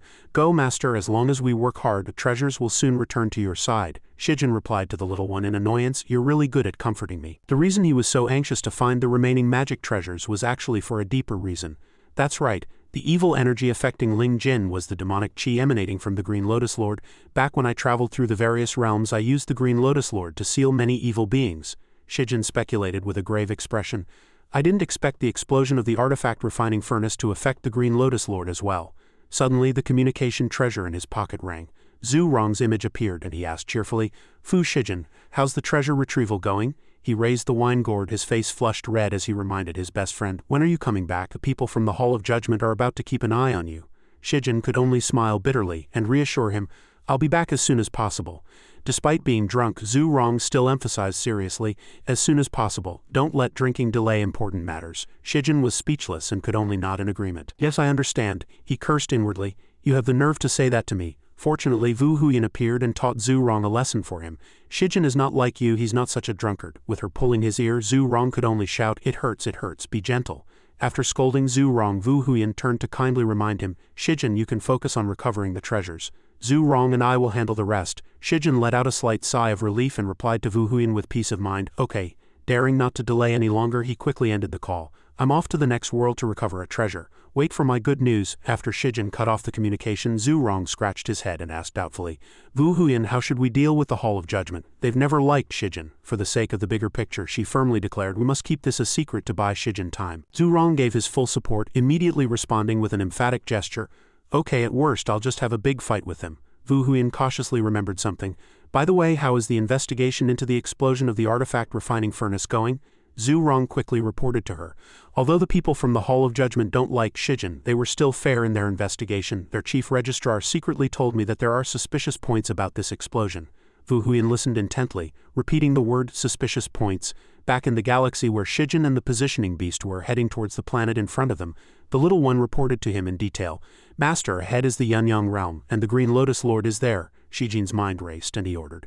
Positioning beast, send me the information on the Yunyang realm. The little one made a gesture of compliance and replied swiftly, yes, master. It emitted a speck of light and said excitedly, master. This is the information about the Yunyang realm and the Green Lotus Lord's incarnation. Shijin received the information without hesitation and immediately read it. After reading it, he smacked his lips and lamented, but there's only 30 of the data. For the rest, I'll have to rely on luck. The destination gradually came into view. The bright light generated by the friction of Shijin flying through the air caused the people of Luiui City to stretch their necks and point. What is that? Suddenly, an old man guessed in panic. A white rainbow piercing the sun, it foretells a great disaster. Wails of lament immediately rose from all over. Who did we offend? Why is another one coming? Isn't the matter with the Lai family chaotic enough? How are we supposed to live like this? A suspicious person mixed in with the people of Luiui City appeared wearing a pitch-black hooded cloak. Con-Er thought with a grave expression, I didn't expect that person to come so quickly. As soon as he sensed danger, Con-Er hurriedly turned to leave. I must be faster. As for Shijin, after landing, he quickly changed his clothes to adapt to the place. He enthusiastically commented to the positioning beast, although Luiui City is just a small city on the border, it's not bad. With its profound knowledge, the little one quickly added to Shijin's words, Luiui City is both an important border town and a prosperous trade hub. As the two strolled through the streets, the positioning beast cautiously continued, according to records, the Yunyang realm is a world where Taoist magic is in decline, but the people are extremely devout believers in gods. A bold idea emerged in Shijin's mind. If I let her use her magic power, can I easily subdue her? Wouldn't that make her submit quickly? The positioning beast immediately panicked and stopped this hasty plan. No, master, that will only lower her affection for you, making it even harder to subdue her. The little one softly persuaded Shijin. Master, don't be anxious. This small world is different from the immortal realm. We still have plenty of time. The screams from a distance interrupted their conversation. Run, she's here again, run. Although they didn't understand what was happening, the sight of the panicked people of Luiui City fleeing in all directions was very real. Shijin was stunned when he saw it and asked himself in a low voice. The thick cloud of dust in the distance was caused by a beautiful woman riding a mad bull galloping towards them. Whether it was intentional or not, a string of red firecrackers that crackled incessantly was tied to the bull's tail. This girl's identity was indeed the incarnation of the Green Lotus Lord. Lai Qingqing. She showed no fear and warned loudly. Relevant people, get out of the way. Don't blame me if you get hurt. Under the frantic rampage of the bull she was riding, the stalls set up by the people on the roadside were all overturned. Everyone hurriedly shouted to abandon their property to save their lives. Run, Qingqing shouted anxiously. Get out of the way, be careful not to get hurt. This scene left Shijin stunned on the spot. Is this the incarnation of the Green Lotus Lord? The positioning beast couldn't believe its eyes either and replied doubtfully. Probably. The little one scratched its head speechlessly and asked Shijin, Master, has she been possessed? Not knowing the truth, he could only guess hesitantly. It doesn't seem like it. Shijin's expression was grave and he used all his brain cells to deduce. If the seal is broken, the evil beings inside the Green Lotus Lord will probably do more than just possess her. Suddenly, a familiar yet unfamiliar hoof appeared in front of him. It turned out that Shijin was so absorbed in his thoughts that he didn't notice the mad bull charging towards him. It stomped on his face with one hoof, then galloped away and disappeared without a trace. Qingqing even turned her head and said to Shijin, Sorry, I didn't see you. After that astonishing running start, the person and the bull disappeared straight away. Covered in dirt, Shijin groaned miserably. Ouch, positioning beast, is my affection level with her negative? The little one frankly confirmed. To be honest with you, master, it's not at the moment. Your relationship is equivalent to that of strangers. The more Shijin heard, the angrier he got. Even strangers shouldn't be stomped on like this. A kind old man walked up and cared for him. Son, are you okay? Afraid of losing face, Shijin gave a thumbs up and immediately replied. Old sir, I'm fine. The old man also praised him frankly. Young people are really sturdy. Shijin took the opportunity to inquire about Qingqing. Old sir, has Lai Qingqing always been so tyrannical? The old man suddenly let out a long sigh, smacked his lips and replied, It's a long story. This has to start with Luiui City. This city is located on the border of the Mingyue dynasty and the Shirong tribe and has been in a constant state of war for years, since Lai Tianyan became the city lord. He repelled the Shirong tribe, making them dare not covet Luiui City anymore. City Lord Lai loves his people like his own children and is deeply loved by them. Because of this, everyone is also very tolerant of the City Lord's family. No one expected that City Lord Lai's young lady, Lai Qingqing, would be a little devil. The people in the city have suffered a lot from her. The old man helplessly continued to say to Shijin, But for the sake of the City Lord we have no choice but to endure it. he curiously asked the old man directly. Doesn't City Lord Lai discipline her? As a father, the old man somewhat understood Lai Tianyun's helplessness. The City Lord has been traveling around for years apologizing for this daughter of his. It's really not easy. He was straightforward by nature and quickly returned to his cheerful self. Son, next time you see her, remember to be careful. Shijin waved his hand, thanking him for his kindness. Thank you for the reminder, old sir. Though the positioning beast was a little troubled, it still stepped forward to ask for instructions. Master, should we approach the treasure? Although it was a dilemma, Shijin still made a decisive decision. Let's find her first and observe for a while. At this time, on the back mountain of Luiui City, Qingqing was angrily scolding the bull. I told you not to eat things randomly, why didn't you listen? She kept scolding it angrily. Now you've lost your mind and are rampaging around.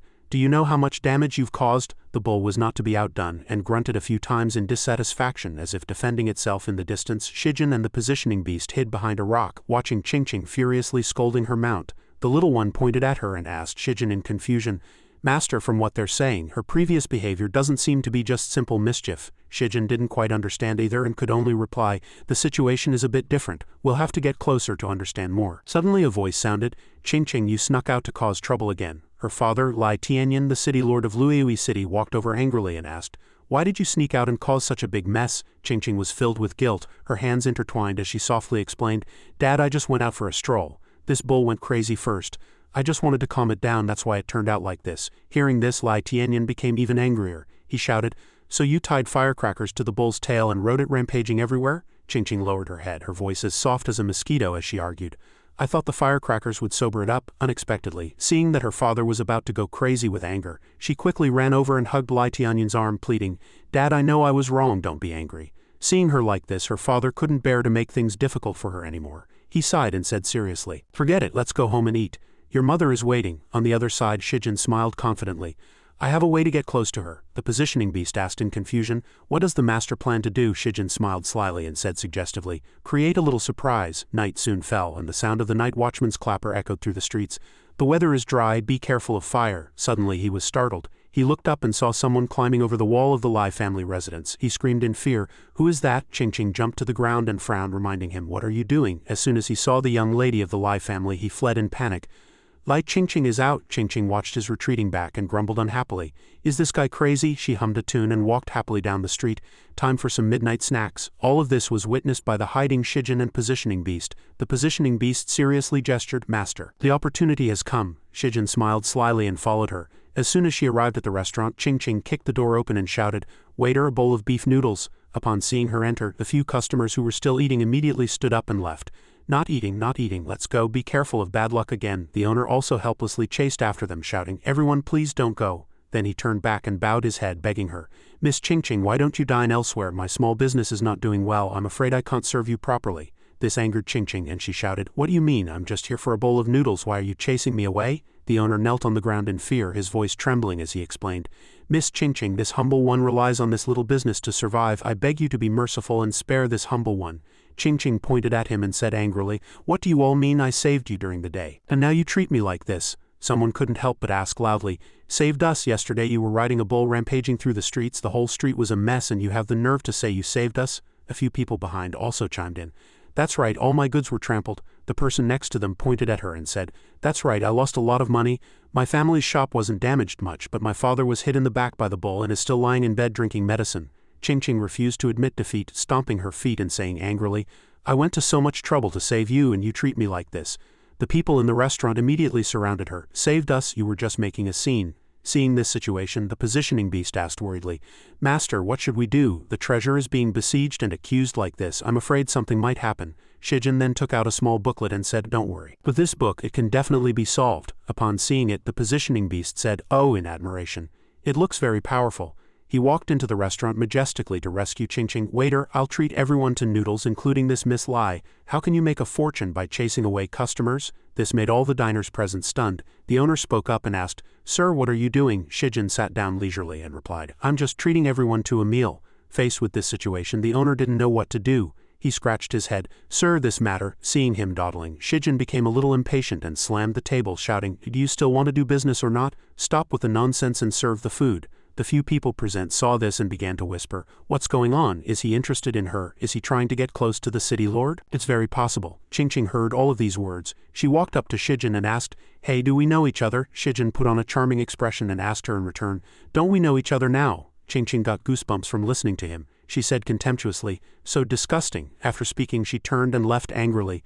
The positioning beast reported to him, "Master, your actions just now have lowered your affection level with the treasure to -50. Shijin was shocked to hear this.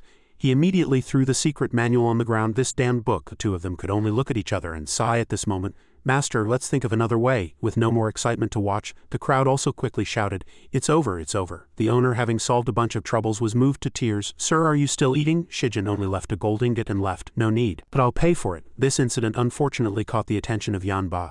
He secretly followed Shijin, a hint of hatred flashing in his eyes. "He really is here for the Green Lotus Lord. I must speed things up." Speaking of which, Yanba showed a sly smile. The Green Lotus Lord must not fall into Fu Shijin's hands. After being angered at the restaurant, Qingqing ran into the woods in a huff. She angrily picked up a stone and threw it at the tree root to vent her frustration. "Damn it, my kindness was taken for granted." Qingqing was like a little hedgehog with its quills up. "You wronged me without distinguishing right from wrong." Still not satisfied, Qingqing even picked up a large rock next to her. "I hate you all the most." This throw shattered the large rock and the birds and beasts were startled and scattered in all directions. The positioning beast couldn't help but sigh. To have such strength at this age is truly not simple. Shijin chuckled lightly. She is the incarnation of a treasure. It's not surprising that she is far beyond ordinary people. The voices of the two were unfortunately heard by Qingqing. She turned her head abruptly. "Someone's there." She then picked up a nearby stone and threw it in Shijin's direction. "Come out."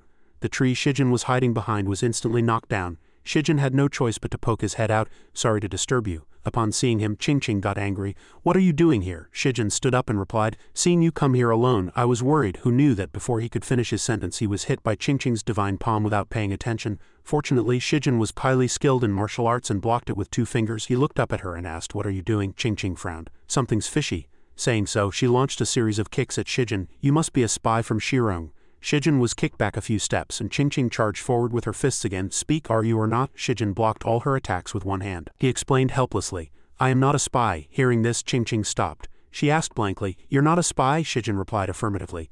"I never was." Qingqing looked at him with suspicious eyes and asked, "Then why were you following me?" Shijin bowed his head politely and said, "This morning I personally saw Miss Lai stabbing a mad bull on the street. I met you again at the noodle shop and wanted to thank you, but seeing the waiter and others besieging you, I followed you here." Then he bowed deeply with gratitude. "Thank you for saving my life." This sudden move caught Qingqing off guard, and her face quickly turned red. The feeling of being recognized for the first time was truly indescribable. She covered her flushed face and thought to herself, "He actually thanked me. For the first time in so many years someone has thanked me." Over there, Shijin saw Qingqing muttering to herself and asked blankly, "What's wrong with her? Did she get bitten?" The positioning beast replied in confusion, "Probably not, master." After a long while, Qingqing finally calmed down. She took out a small notebook and wrote something, then said, "It was nothing, don't mind it." "What's your name? Tell me so I can remember it." Shijin introduced himself. After hearing it, she left with a flourish. "Lai Qingqing, I'll remember you." "I'm leaving." Just then, Shijin called out to her, "Miss Lai, can we be friends?" Although she liked the idea, with her arrogant personality, Qingqing turned around and replied, "Don't dream." Watching her leave, the positioning beast quickly brought good news to cheer him on. "Master, don't worry. The affection level could have risen to +10, but now it's only 5. Looking at Qingqing's retreating figure, Shijin muttered to himself, "The seal in the Green Lotus Lord has loosened. I can't afford to be slow." Hearing this, the positioning beast asked, "Master, what should we do next?" Shijin replied, "We must try to get close to her and prevent the evil beings from appearing and disrupting the small world." The scene shifts to Night Wolf Mountain, 10 li outside Lueui City, where Yanba and his subordinates are holding a meeting. They bowed respectfully. "High Priest." As soon as Yanba arrived, he asked, "How are the preparations?" A subordinate replied, reporting to the High Priest, "We are ready to sacrifice ourselves for the tribe at any time." Yanba was very satisfied and praised, "Very good." Then he loudly called out, "Whether Shirong can capture Lueui City depends entirely on you." At this time, in the courtyard of the Lai residence, a secret conversation was taking place in a room. "Any recent movements from Shirong?" Hearing the city lord's question, the old official hurriedly reported, "We are currently unable to determine the direction of the enemy's troops. We have to wait for the scouts to report back." At the same time, a close confidant next to him also received news from an embedded spy that one of their cavalry units had suddenly disappeared, which made Tianyan fall into deep thought. Someone suggested sealing the city gates, but he immediately rejected it. While everyone was still looking for a solution, Qingqing was secretly eavesdropping behind the door. Tianyan was about to propose a last resort when he suddenly saw his young daughter's figure, and she was eventually discovered. The 2 words Qingqing rang out. scaring her out of her wits. There was no other choice but to awkwardly poke her head out and ask casually, "Dad, you're still awake?" He angrily scolded her for running out all day and not staying quietly in the residence. Ching stammered, trying to explain. With a troubled face she wheedled her father, saying she just wanted to find something to eat, but her father was discussing important matters, so she had no choice but to hide outside. Realizing he had wronged his daughter, Tianyin gently placed his hand on Ching's shoulder and asked her to go back to her room to rest. He would have someone make some food and send it over later. As soon as Ching left, a confidant suggested sending men to watch her. The city lord immediately agreed, even saying he would pick a few clever soldiers. Hiding nearby, Shijin also got the gist of the situation.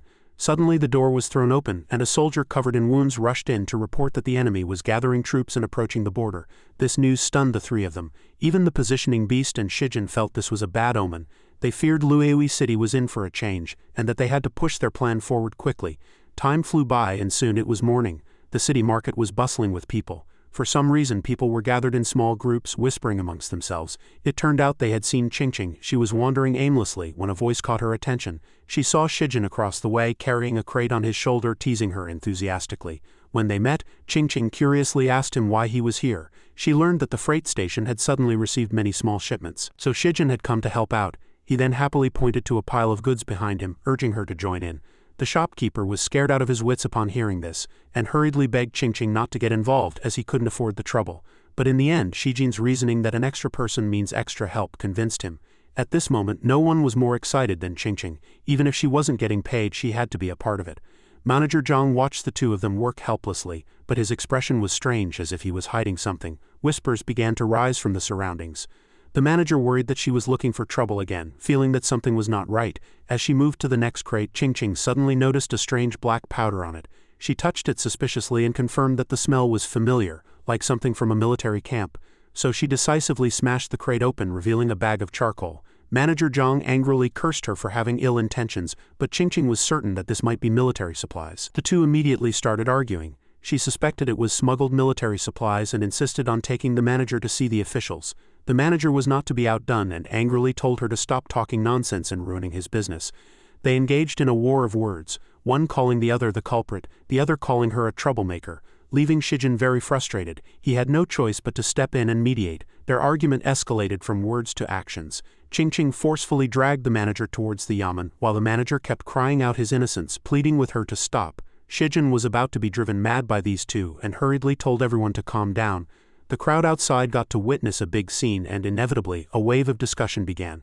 As expected, she was causing trouble again. The manager was a legitimate businessman, but getting involved with Lai Ching was truly unlucky. It was also pitiful for the city lord to have such a daughter. At the same time, a figure behind them had seen everything. Sensing that the plan was exposed, Yan Ba quickly cast a spell, shooting a stream of purple liquid that hit the manager squarely in the back. The two stopped arguing because of this. The liquid suddenly burst into flames, and the terrified manager ran around screaming for help, finally taking refuge in the warehouse, which also successfully fueled Yan Ba's intentions. The warehouse was immediately blown to smithereens, with thick smoke billowing. The fire grew larger and spread to the surroundings. The nearby commoners suddenly remembered that the manager and his child were still inside and hurriedly shouted. Shijin immediately rushed in to save them, not forgetting to tell Ching to follow behind for support. She hurriedly answered and quickly followed his steps. When they reached the fire, they temporarily split up. Shijin instructed her to prioritize saving people. At this moment, he also found the motionless manager on the ground. After confirming he was still breathing, he quickly helped him up to leave. Suddenly, Shijin felt a familiar aura emanating from the manager. Looking at the faint black smoke, Shijin suddenly remembered seeing it before. Just then, Ching came over from the other side carrying a child on her back and told him there was no one left inside. Shijin quickly had everyone evacuate. The two of them rushed out of the sea of fire, disregarding the danger. On the way, he noticed a burnt wooden beam falling straight towards Ching and the child. Fortunately, Shijin blocked it in time and shouted for her to leave quickly. The people outside also hurriedly called for reinforcements. After a while, the figures of the four emerged from the fire. The worried crowd ran forward to check on them. Afterwards, the manager slowly and groggily opened his eyes and immediately saw Ching excited face. He suddenly shouted Lai Ching's name in anger, scrambling backward in a pathetic manner, shooing her away as if she were a demon and cursing her as a jinx. Ching felt wronged. She had just saved someone, and now she was inexplicably being blamed for a bunch of things. The workers nearby also chimed in with accusations. If Ching hadn't come, how would things have turned out this way? They said this jinx caused all of it. They wouldn't let it go, relentlessly cornering Ching, saying the manager was an honest man while she was a disaster that should never have been born. Shijin felt things had gone too far and explained with concern that it was all a misunderstanding. After all, it was an accident that no one wanted. But this unreasonable crowd turned on him, calling him her lackey and saying he must have been bribed to speak up for her so enthusiastically, which caught Shijin off guard. They became more and more agitated, convinced he was the root of all evil, and furiously threw eggs at Shijin. The crowd clamored to attack, and he had no choice but to shield Qingqing with his body. Suddenly one of them became particularly agitated, holding a rock in his hand, and with intense resentment cursed her to go to hell and repent. Qingqing calmly caught the rock. Her anger soaring, she completely erupted, glaring at them with hateful eyes. The positioning beast immediately shouted in panic, "Master, stop her quickly." At this moment, Qingqing was completely out of control, her whole body engulfed in raging flames, accusing the group of people of going too far. Just as the stone was about to be thrown back, Shijin unexpectedly grabbed her hand, only to be met with a sharp glare from Qingqing. He slowly persuaded her not to be impulsive, that it was all a misunderstanding. After a while, Qingqing gradually calmed down. Just then, Tianyin walked over, filled with rage, calling his youngest daughter's name and looking at her with a ferocious expression. Qingqing only dared to look back with grievance, hoping her father would understand, who knew that Tianyin just glared at her and then slapped her across the face. This sudden slap left Qingqing speechless. After striking his daughter, Tianyin turned and ordered his servant, "Men, take her back to the residence and lock her up." Faced with this awkward situation, the servant could only step forward and say softly, "Qingqing, come back with us first." Under the silent gaze of the lord of Luiyi City, he led her away. Having witnessed the entire event, Shijin couldn't help but break into a cold sweat. He saw the suppressed anger within Qingqing. Knowing things were not good, Shijin turned to her father and called out, "City Lord, this matter," as if knowing what he wanted to say. Tianyin raised his hand to refuse. "I will investigate this matter thoroughly myself. I won't trouble you, sir." As soon as he finished speaking, a subordinate came to report, "City Lord, the fire has been extinguished." But to avoid airing their dirty laundry in public and damaging their reputation, Tianyin said, "I know, we'll talk about it when we get back." The subordinate understood and immediately replied respectfully, "Yes." Before returning to the residence, he walked up to the onlookers and apologized, "People of Luiyi City, today it is my failure to discipline her that has allowed my young daughter Qingqing to cause such a great disaster. I will bear all the losses this time." Tianyin lowered his head and sincerely apologized in front of everyone. "I am truly sorry." Seeing his attitude, the surrounding commoners felt a little embarrassed. What should we do? In a cave, Qingqing and Shijin sat by a small bonfire. She spoke up, "You're quite good at comforting people." Upon hearing this, he just chewed on a biscuit with a dazed and cute expression and even said narcissistically, "I'm very empathetic." This gesture suddenly reminded Qingqing of someone who had done the same thing. Her cheeks suddenly turned red. Qingqing touched her mouth with her hand as if to hide the expression on her face. Shijin noticed her strange behavior and asked, "What's wrong?" She turned away in embarrassment and replied softly, "Nothing." After finishing the comforting biscuit, he also stood up, patted the dust off his clothes and then said, "Let's go, I'll take you home." The moment she heard he was taking her back to see her father, Qingqing immediately refused. "I'm not going." Shijin grasped a reason that would instantly excite her, winked and pointed, saying, "If you don't go back, you won't be able to help the city lord investigate the secret of the freight station." Upon hearing the words, "investigate the secret of the freight station," Qingqing's eyes lit up and she became full of interest. As if fully charged, she darted out of the cave, not forgetting to shout as she ran, "We have to hurry then." Her appearance made him break into a helpless cold sweat, and the positioning beast flying beside him felt the same. "She changes so quickly," he added. "It seems she genuinely wants to help." After observing for a while, a servant reported worriedly, "City Lord, we still haven't found the young lady." Another servant came over and brought good news, "City Lord, the young lady is back." Hearing that his just missing daughter had returned, Tianyin's face showed obvious joy. From a distance, Qingqing returned with a hint of guilt. "Dad, I'm back." He resumed his stern demeanor and asked, "Why did you sneak out again?" Faced with the question, she couldn't argue and could only stammer in response. Sensing that his daughter knew she was wrong, he reached out and gently touched Qingqing's cheek. Tianyin's tone turned gentle again. "Does it still hurt?" She looked up at her father and replied happily, "Dad, it doesn't hurt anymore." Then Qingqing got straight to the point. "Dad, the fire at the freight station was because a large amount of explosives was hidden inside." Not wanting his daughter to get involved in the cruel conspiracies outside, he turned and refused to continue the topic.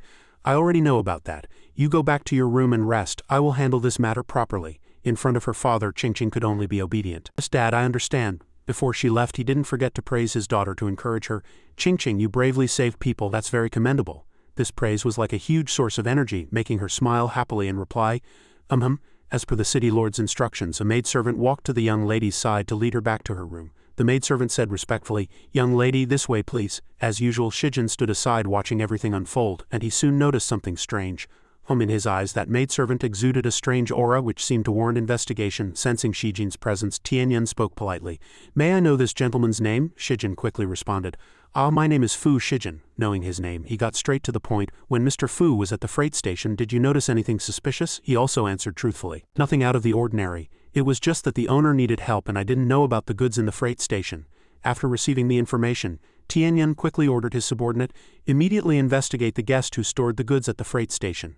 The subordinate standing behind him to receive the order immediately responded, "As you command, City Lord." Time flew by and the moon soon rose high. Outside Qingqing's residence, the guards appeared quiet. Inside the room, a maidservant was carefully attending to the noble young lady, helping her bathe. The maidservant suddenly spoke, "Young lady, you are the City Lord's daughter after all. How dare those commoners treat you like that?" Qingqing did not agree with her words, but calmly said, "You can't blame them for this." The maidservant was unconvinced and retorted, "Young lady, you don't know, the things they said about you were very harsh." She recounted the scene she saw in a harsh tone. "You saved people, yet those commoners framed you as a jinx, a scourge." After speaking, the maidservant immediately commented, "That bunch of lowly commoners really deserve a beating." After hearing the maidservant's words, Qingqing's face darkened, and she gritted her teeth, thinking only of two words, "Disaster, jinx." She resisted this accusation with her actions, suddenly grabbing the edge of the wooden tub and shouting, "Enough!" Seeing her master angry, the maidservant could only tremble and explain, "Young lady, this servant was just feeling indignant for you." Her good mood completely gone, Qingqing also wanted to get rid of this maidservant quickly, so that she would be out of sight and out of mind. "All right, go get me a set of clean clothes." The maidservant left to get the clothes, a drop of cold sweat running down her face helplessly. On the other side, Qingqing sat in the tub in a terrible mood. After attending to the young lady, the maidservant walked out of the room and closed the door. She lowered her head and quietly left. Suddenly she raised her head, her face no longer showing the previous respect but instead a sinister smile, her eyes filled with calculation. When no one was around, the maidservant revealed her hideous true form, with 3 eyes, dark skin, and 2 terrifying horns on her head. Suddenly, Qingqing stood up abruptly, cursing inwardly. Damn it, damn it." The emotional turmoil caused the power within her to erupt and the bathtub shattered into several pieces. Qingqing's eyes were bloodshot and lifeless, and she screamed, "Damn it!" She bent over slightly and an evil energy emerged, spreading through the space and enveloping Qingqing's body. She stared with unfocused eyes and roared again, "I must teach them a lesson." When Qingqing stood up, a strange phenomenon occurred on her body. A golden light began to suppress the evil energy within her. Qingqing was dumbfounded, watching in horror as the Green Lotus Lord's mark on her chest emitted a glow. The power of the Green Lotus Lord grew stronger and stronger, making her so afraid that she collapsed to the ground. As a result, the evil energy was suppressed, and Qingqing's eyes were no longer red, replaced by 2 streaks of golden light. She returned to her normal state, scratching her head in confusion, completely bewildered. "What happened just now? Why did I suddenly get so angry?" Qingqing's eyes widened, unable to believe what she was seeing. She found that the bathtub was shattered and she was naked, which made her scream in shame. How did it end up like this? The moon gradually rose higher, the night was silent and the air became fresh and pleasant. Qingqing lay in bed, drowsily drifting into a dream. She suddenly called out softly, "Fu Shijin." In her dream, Qingqing saw a figure sitting with his back to her, surrounded by demons. Her subconscious felt unfamiliar. Where is this? A blurry figure of a young man using the Green Lotus Lord confused Qingqing. That person looked so familiar. Only when that person reached out to her did Qingqing recognize him. She was surprised in her heart. "Fu Shijin." The next second, Qingqing shuddered and woke up with a start. Beads of sweat formed on her forehead and her whole body felt exhausted. Qingqing reached out to wipe it away, only to realize it was just a dream. She closed her eyes, her heart filled with confusion. Why would I dream of Fu Shijin? Then she tried to go back to sleep. On Shijin's side, he was lying in bed when the positioning beast flew to him, the little one's tone filled with excitement. "Master, should we sneak into Lai Qingqing's room to take a look?" Shijin rested his head on his hand and replied leisurely, "We can't be hasty right now." He was interrupted mid-sentence. "Mr. Fu, are you resting?" He got out of bed and opened the door, finding it strange to see that the visitor was Tianyan. "City Lord Lai, what can I do for you?" Tianyan held a wine jar and said with enthusiasm, "I couldn't sleep and wanted to have a chat with Mr. Fu. I wonder if you would do me the honor?" Hearing this, Shijin did not refuse. He bowed and nodded in agreement. "It is my honor to be invited by the City Lord." On a quiet night in the city, the two sat on the steps, talking heart to heart. Tianyan broke the silence. "Mr. Fu, you haven't been in Luiui City for long. How did you get to know Qingqing?" Hearing this question, he suddenly felt a little guilty, but still replied politely, "That day I was wandering the streets and happened to see a mad bull. Miss Qingqing acted righteously and saved my life. To repay her kindness, I befriended her." Hearing Shijin's words, Tianyan felt a little helpless about his own daughter and sighed deeply. "Qingqing has a notorious reputation in Luiui City. Mr. Fu is the first person to praise her." Shijin quickly added, "City Lord, actually Miss Qingqing is straightforward, not tyrannical. Although she causes trouble, her nature is kind." Tianyan also agreed. "Do I not know my own daughter?" He put down his wine cup, looked up at the sky with a melancholic expression. Looking at the bright moonlight, Tianyan began to pour out his heart. If Qingqing were not the city lord's daughter, no one would have given her those bad names. Shijin smiled and comforted him. City lord, as long as the young lady is willing to do more good deeds, people will eventually come to know her differently. Tianyan turned to him and said, Qingqing's temper is not something everyone can tolerate. But Shijin patted his chest and said confidently, Don't worry, city lord, I will definitely help the young lady. Hearing this, Tianyan was very happy. He raised his wine cup towards Shijin and said in a pleading tone, Then I will have to trouble you, sir. He also returned the toast, You're too kind, city lord. Seeing him getting a little carried away, the positioning beast whispered in his ear, Master, wouldn't this take a lot of time? He calmly said to the little one through his mind, The seal on the green lotus lord is loosening. If I rush to retrieve it, it might backfire. It's better to take this opportunity to get closer and repair the sealing formation at the same time. After hearing this, the positioning beast was very excited and looked at him with admiration. I see, Master is indeed thoughtful. Elsewhere, in an abandoned house east of Luiyui City, a group of mysterious people were gathered around a fire. One of the men in black spoke up, The gunpowder hidden in the freight station has been exposed. I'm afraid our plan can no longer be carried out. Yanba was also here. He answered his subordinate, It doesn't matter, I have already prepared a backup plan. Hearing this, the subordinate respectfully awaited orders. Please instruct us, High Priest. Yanba stared at the blazing fire and said, For the next plan, I want you to disguise yourselves and infiltrate the city. Seize the opportunity to tarnish Lai Qingqing's reputation, creating division and conflict. The subordinate asked in confusion, Why would the High Priest do this? He smiled sinisterly and said confidently that this was a crucial step in capturing Luiyui City. The next morning the sun had risen at some point, and Shijin was still sleeping soundly, probably due to the few cups of wine from last night. He groggily opened his eyes, the sunlight making him frown uncomfortably. He let out a cry. Ah! Shijin opened the door and the person there was Qingqing. Qingqing's scolding instantly woke him up. It's so late and you're still sleeping in? Although he was still sleepy-eyed, he still replied politely, Young lady, what's wrong with you? Qingqing suddenly blushed. She scratched her head and asked Shijin embarrassedly, Did we know each other before? Why did you appear in my dream? He still seemed to have some lingering effects of the alcohol, and he smiled foolishly and replied casually, What you think about during the day you dream about at night. What's so strange about that? The positioning beast urged in his ear, Master, the treasure is gradually awakening its memories. We should press on and subdue her quickly. Shijin glanced at the little one and smiled slyly. No rush, let's take it slow according to the plan. Qingqing continued to ask, What are we doing today? Don't tell me I have to stay at home again. Shijin scratched his head after hearing this. Let me think. Suddenly he thought of a good idea, his eyes twinkling with a smile. I've got it, Shijin said with his eyes closed. Go out and do good deeds. As soon as he finished speaking, Qingqing cried out in astonishment, I'm grounded right now, besides if I go out, won't they beat me? But Shijin winked and said to her confidently, Don't worry, I have a way.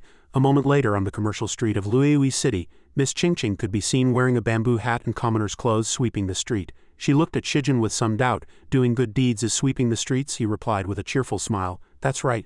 Qingqing sighed. It was the first time a pampered young lady like her had done cleaning work, so she kept rubbing her shoulders. Suddenly something caught her attention.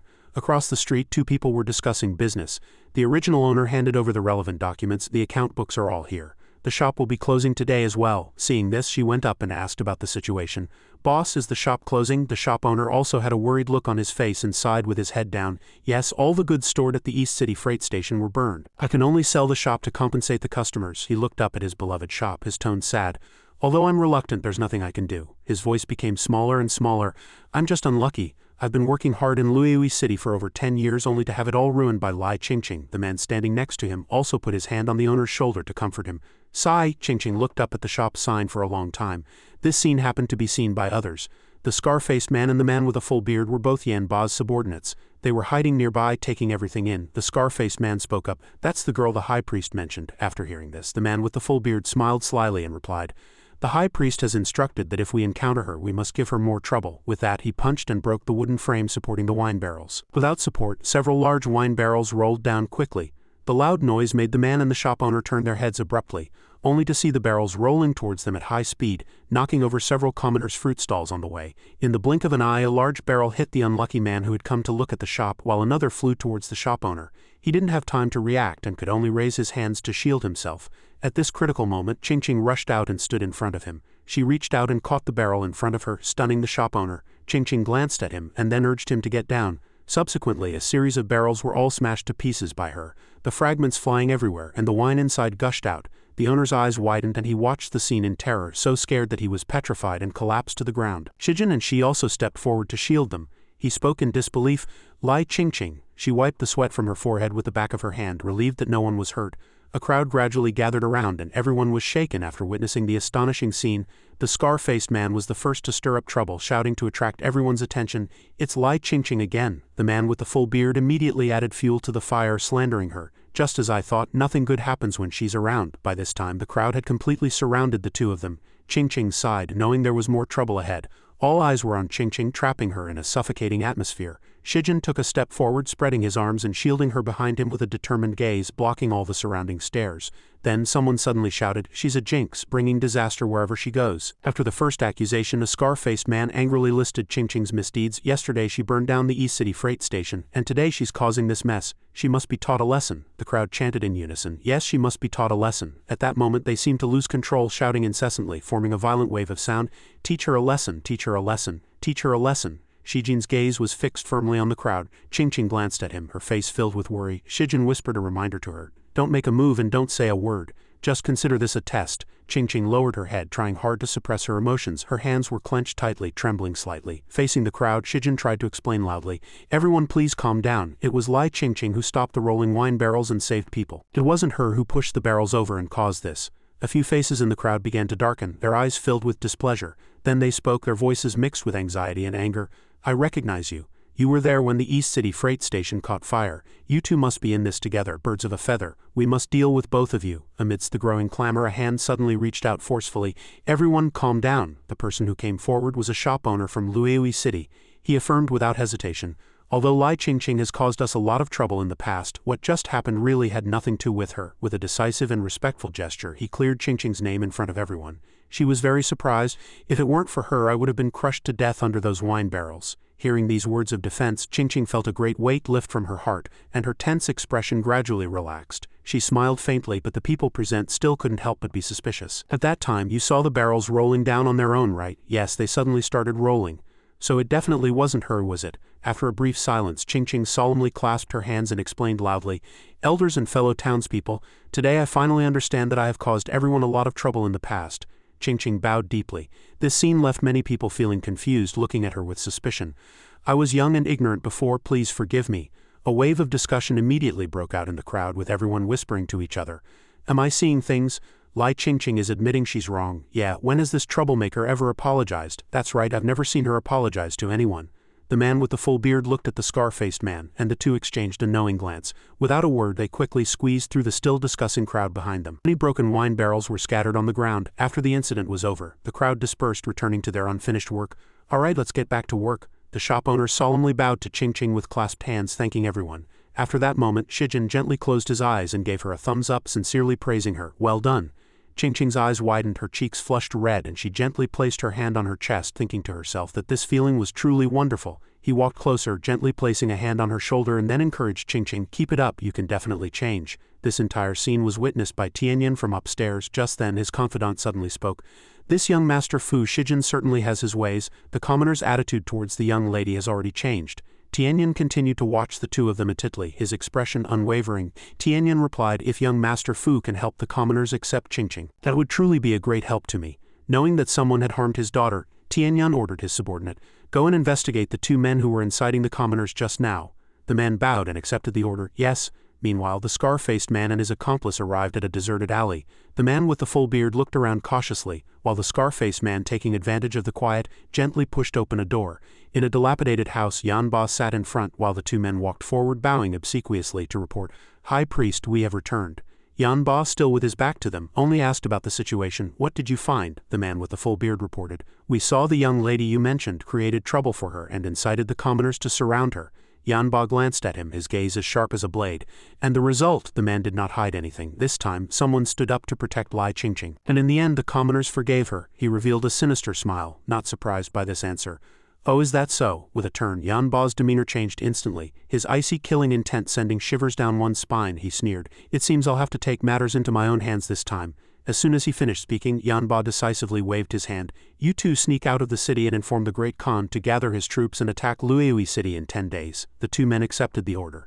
"Yes." A smile filled with conspiracy and cunning formed on Yanba's lips. He squeezed out the words through his teeth. "Fu Shijin, I seem to have underestimated you." Yanba clenched his fist, showing great determination. "This time I will act personally." The surrounding area was enveloped in an evil aura, making the space unusually dark and cold. The crystal ball in his hand shone with a surge of energy. Yanba laughed triumphantly. Let's see if you can still retrieve the Green Lotus, Lord. The next morning the air was fresh and the streets were bustling with people. In front of a roadside food stall, a hand was nimbly wiping a tabletop. Suddenly a voice called out. The shop owner turned his head upon hearing it, a smile on his face as he replied, "Hey customer." Suddenly his expression turned a bit strange. The owner asked tentatively, "Would you like noodles or rice?" As he spoke, he bowed to Ching and Shijin, pleading with a sincere tone, "Miss Lai, my small shop needs to support a family. I beg you to be merciful and spare us." She smiled and said, "We mean no harm, we just want to help." Ching crossed her arms in front of her chest, looking a little embarrassed as she said, "I've already realized my mistakes. I genuinely want to do something good for everyone and not cause any more trouble." The owner scratched his head, feeling a little hesitant. Afterwards he pointed to a pile of large firewood and a stove nearby, giving Ching a task. "We need someone to chop wood and start the fire here."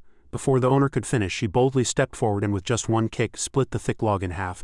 Ching's eyes lit up and she said confidently, "Leave it to me." Seeing Ching's strength, he cried out in astonishment, "Ah!" Shijin pointed to himself and firmly promised, "You go about your business, I'll do whatever I can." The owner was startled and replied nervously, Okay." Just like that, in a short while the small shop was filled with customers who had come to eat. Ching kept chopping firewood without stopping while Shijin skillfully served the customers outside, providing thoughtful service to everyone. A customer saw her busy figure and was surprised. "Wow, has this Lai Ching really changed?" The owner gave a dry laugh but didn't hold back his praise for her. "I'm not sure, but she certainly doesn't slack off when it comes to work." A customer sitting next to the owner also chimed in. "Maybe she's really changed." The person next to him looked at Ching and said helplessly, "If that's the case, the city lord can finally rest easy." The owner smiled. "Isn't that the truth?" He saw Ching working hard without a hint of laziness. She raised her hand to wipe the sweat from her forehead. Witnessing this, the owner began to doubt his own senses. Was this really Lai Ching? It didn't seem like her at all. She hadn't caused any trouble, which was strange. What on earth had made the demoness Lai Ching change her ways? In a flash, the firewood she had chopped already filled a corner. The owner hurriedly ran over and waved his hands. "That's enough wood. Go cook the noodles now." Ching held up a finger and replied cheerfully with a smile, All right." She carefully placed the noodle cake into the boiling water, her movements very skillful. Yanba appeared at some point, hiding outside the door and observing the situation. Yanba gave a sinister smile, his 3 blood-red eyes gleaming. He had come up with another trick to deal with Shijin. "Fu Shijin, let me put on a good show that will infuriate you." A child ran up to Ching, obediently handed her a bowl and said with a smile, "Big sister, 1 bowl of noodles, please." Nearby, Yanba's 3 eyes glowed red, shooting straight ahead. He aimed at the little boy who was holding up the bowl. Suddenly, the little boy's body shook as if controlled by someone, and he murmured, "Ah." Ching hadn't noticed anything unusual yet. She brought a bowl of steaming hot noodles to the little boy. "Here are your noodles." The little boy's eyes lit up and a strange smile appeared on his face. Ching looked into those eyes and her body swayed for a moment. Soon, she too was controlled by Yanba's dark magic. At that moment, Shijin turned his head and called out, "Ching, 2 more bowls of noodles." Seeing her unusual silence and lack of response, Shijin called out again, "Ching." She bent down and placed her hand on the little boy's shoulder. Ching held the bowl of noodles in front of him and urged, "Hey, eat your noodles." Without any extra movement, she directly poured the bowl of scalding noodles over the little boy's face. Her eyes were bloodshot, and then she let out a strange wild laugh. "Don't you want to eat? Then eat." The noodles streamed down the boy's head, leaving him in a sorry state. The little boy burst into tears. Shijin grabbed her shoulder and questioned with concern, Ching, what are you doing?" The scared little boy turned and ran. The customers who had just held a glimmer of hope for her now had their hopes completely dashed. They thought she had changed for the better. So it was all just an act. The man cursed Ching through gritted teeth. "A leopard can't change its spots." Another person stood up, pointed at her, and cursed loudly. "What a shameless creature." Ching couldn't control her body or actions. She picked up the pot of boiling water with noodles in it and shouted angrily, "I serve you and you talk bad about me behind my back.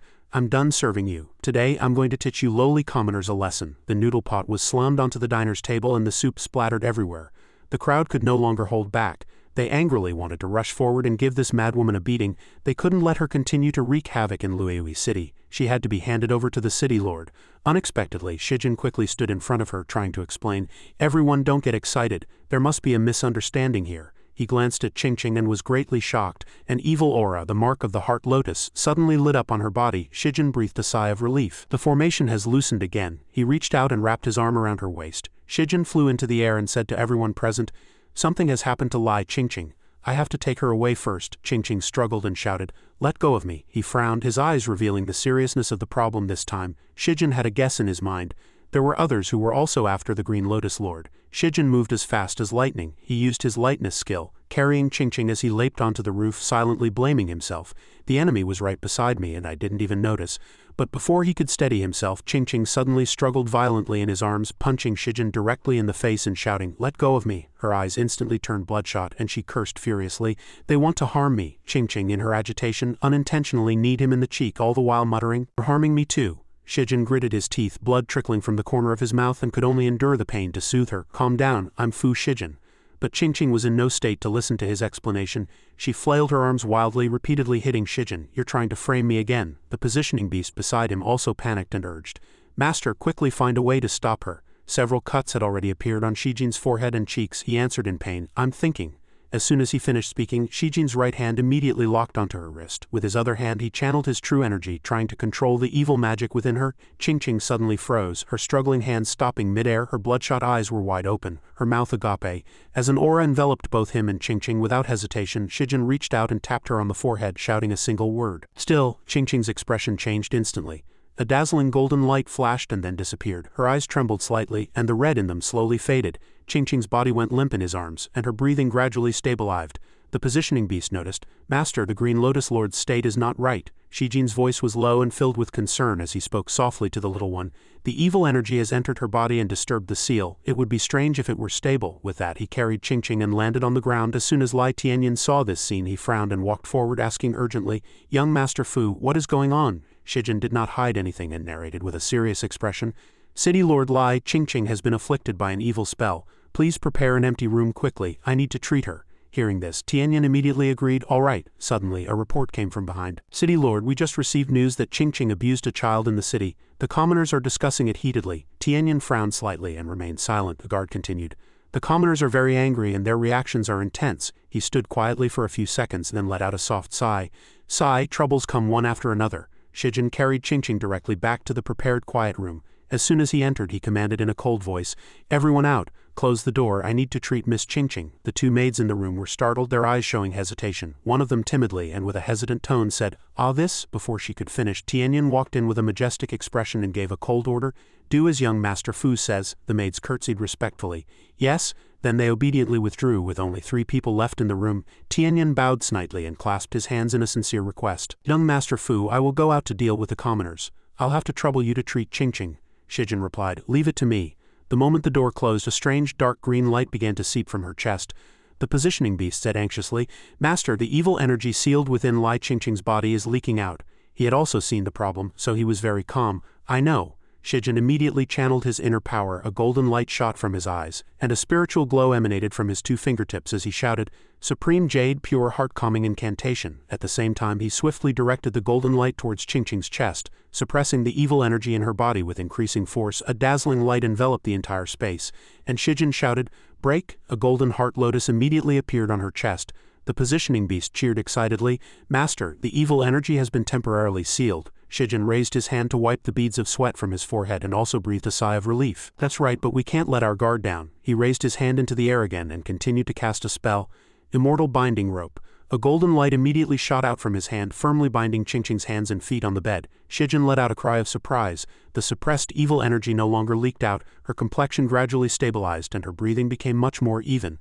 The positioning beast asked curiously, "Master, will this be enough to stabilize the Green Lotus Lord?" Shijin replied with uncertainty. "For now." The little one asked again, "What should we do next?" Shijin sighed softly. He walked to the door and turning back, his expression was mysterious. "Next we just wait for the fish to take the bait." Night gradually fell and a cold moon hung high in the sky. In front of the quiet room several guards stood straight, motionless, on watch. It was past midnight and moonlight bathed the earth. Suddenly, there was a slight noise from behind, but the guards didn't seem to notice.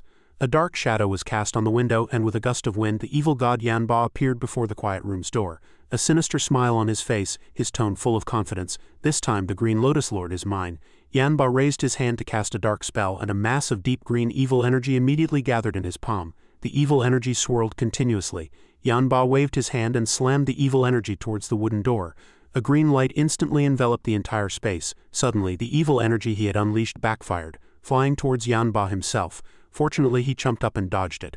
A dazzling golden light suddenly flashed, hitting Yanba's raised hand. His hand felt as if it were on fire, and a puff of black smoke rose from his palm, but it didn't seem to have caused him any serious harm, because that cunning smile still lingered on his lips. Yanba sneered, "You still like to use these little tricks, I see." After speaking, he glanced slightly behind him and said sharply, "Fu Shijin." Shijin calmly replied, "Yanba, long time no see." Yanba turned to face him and said with great interest, "It's been 100 years since the last war between immortals and demons.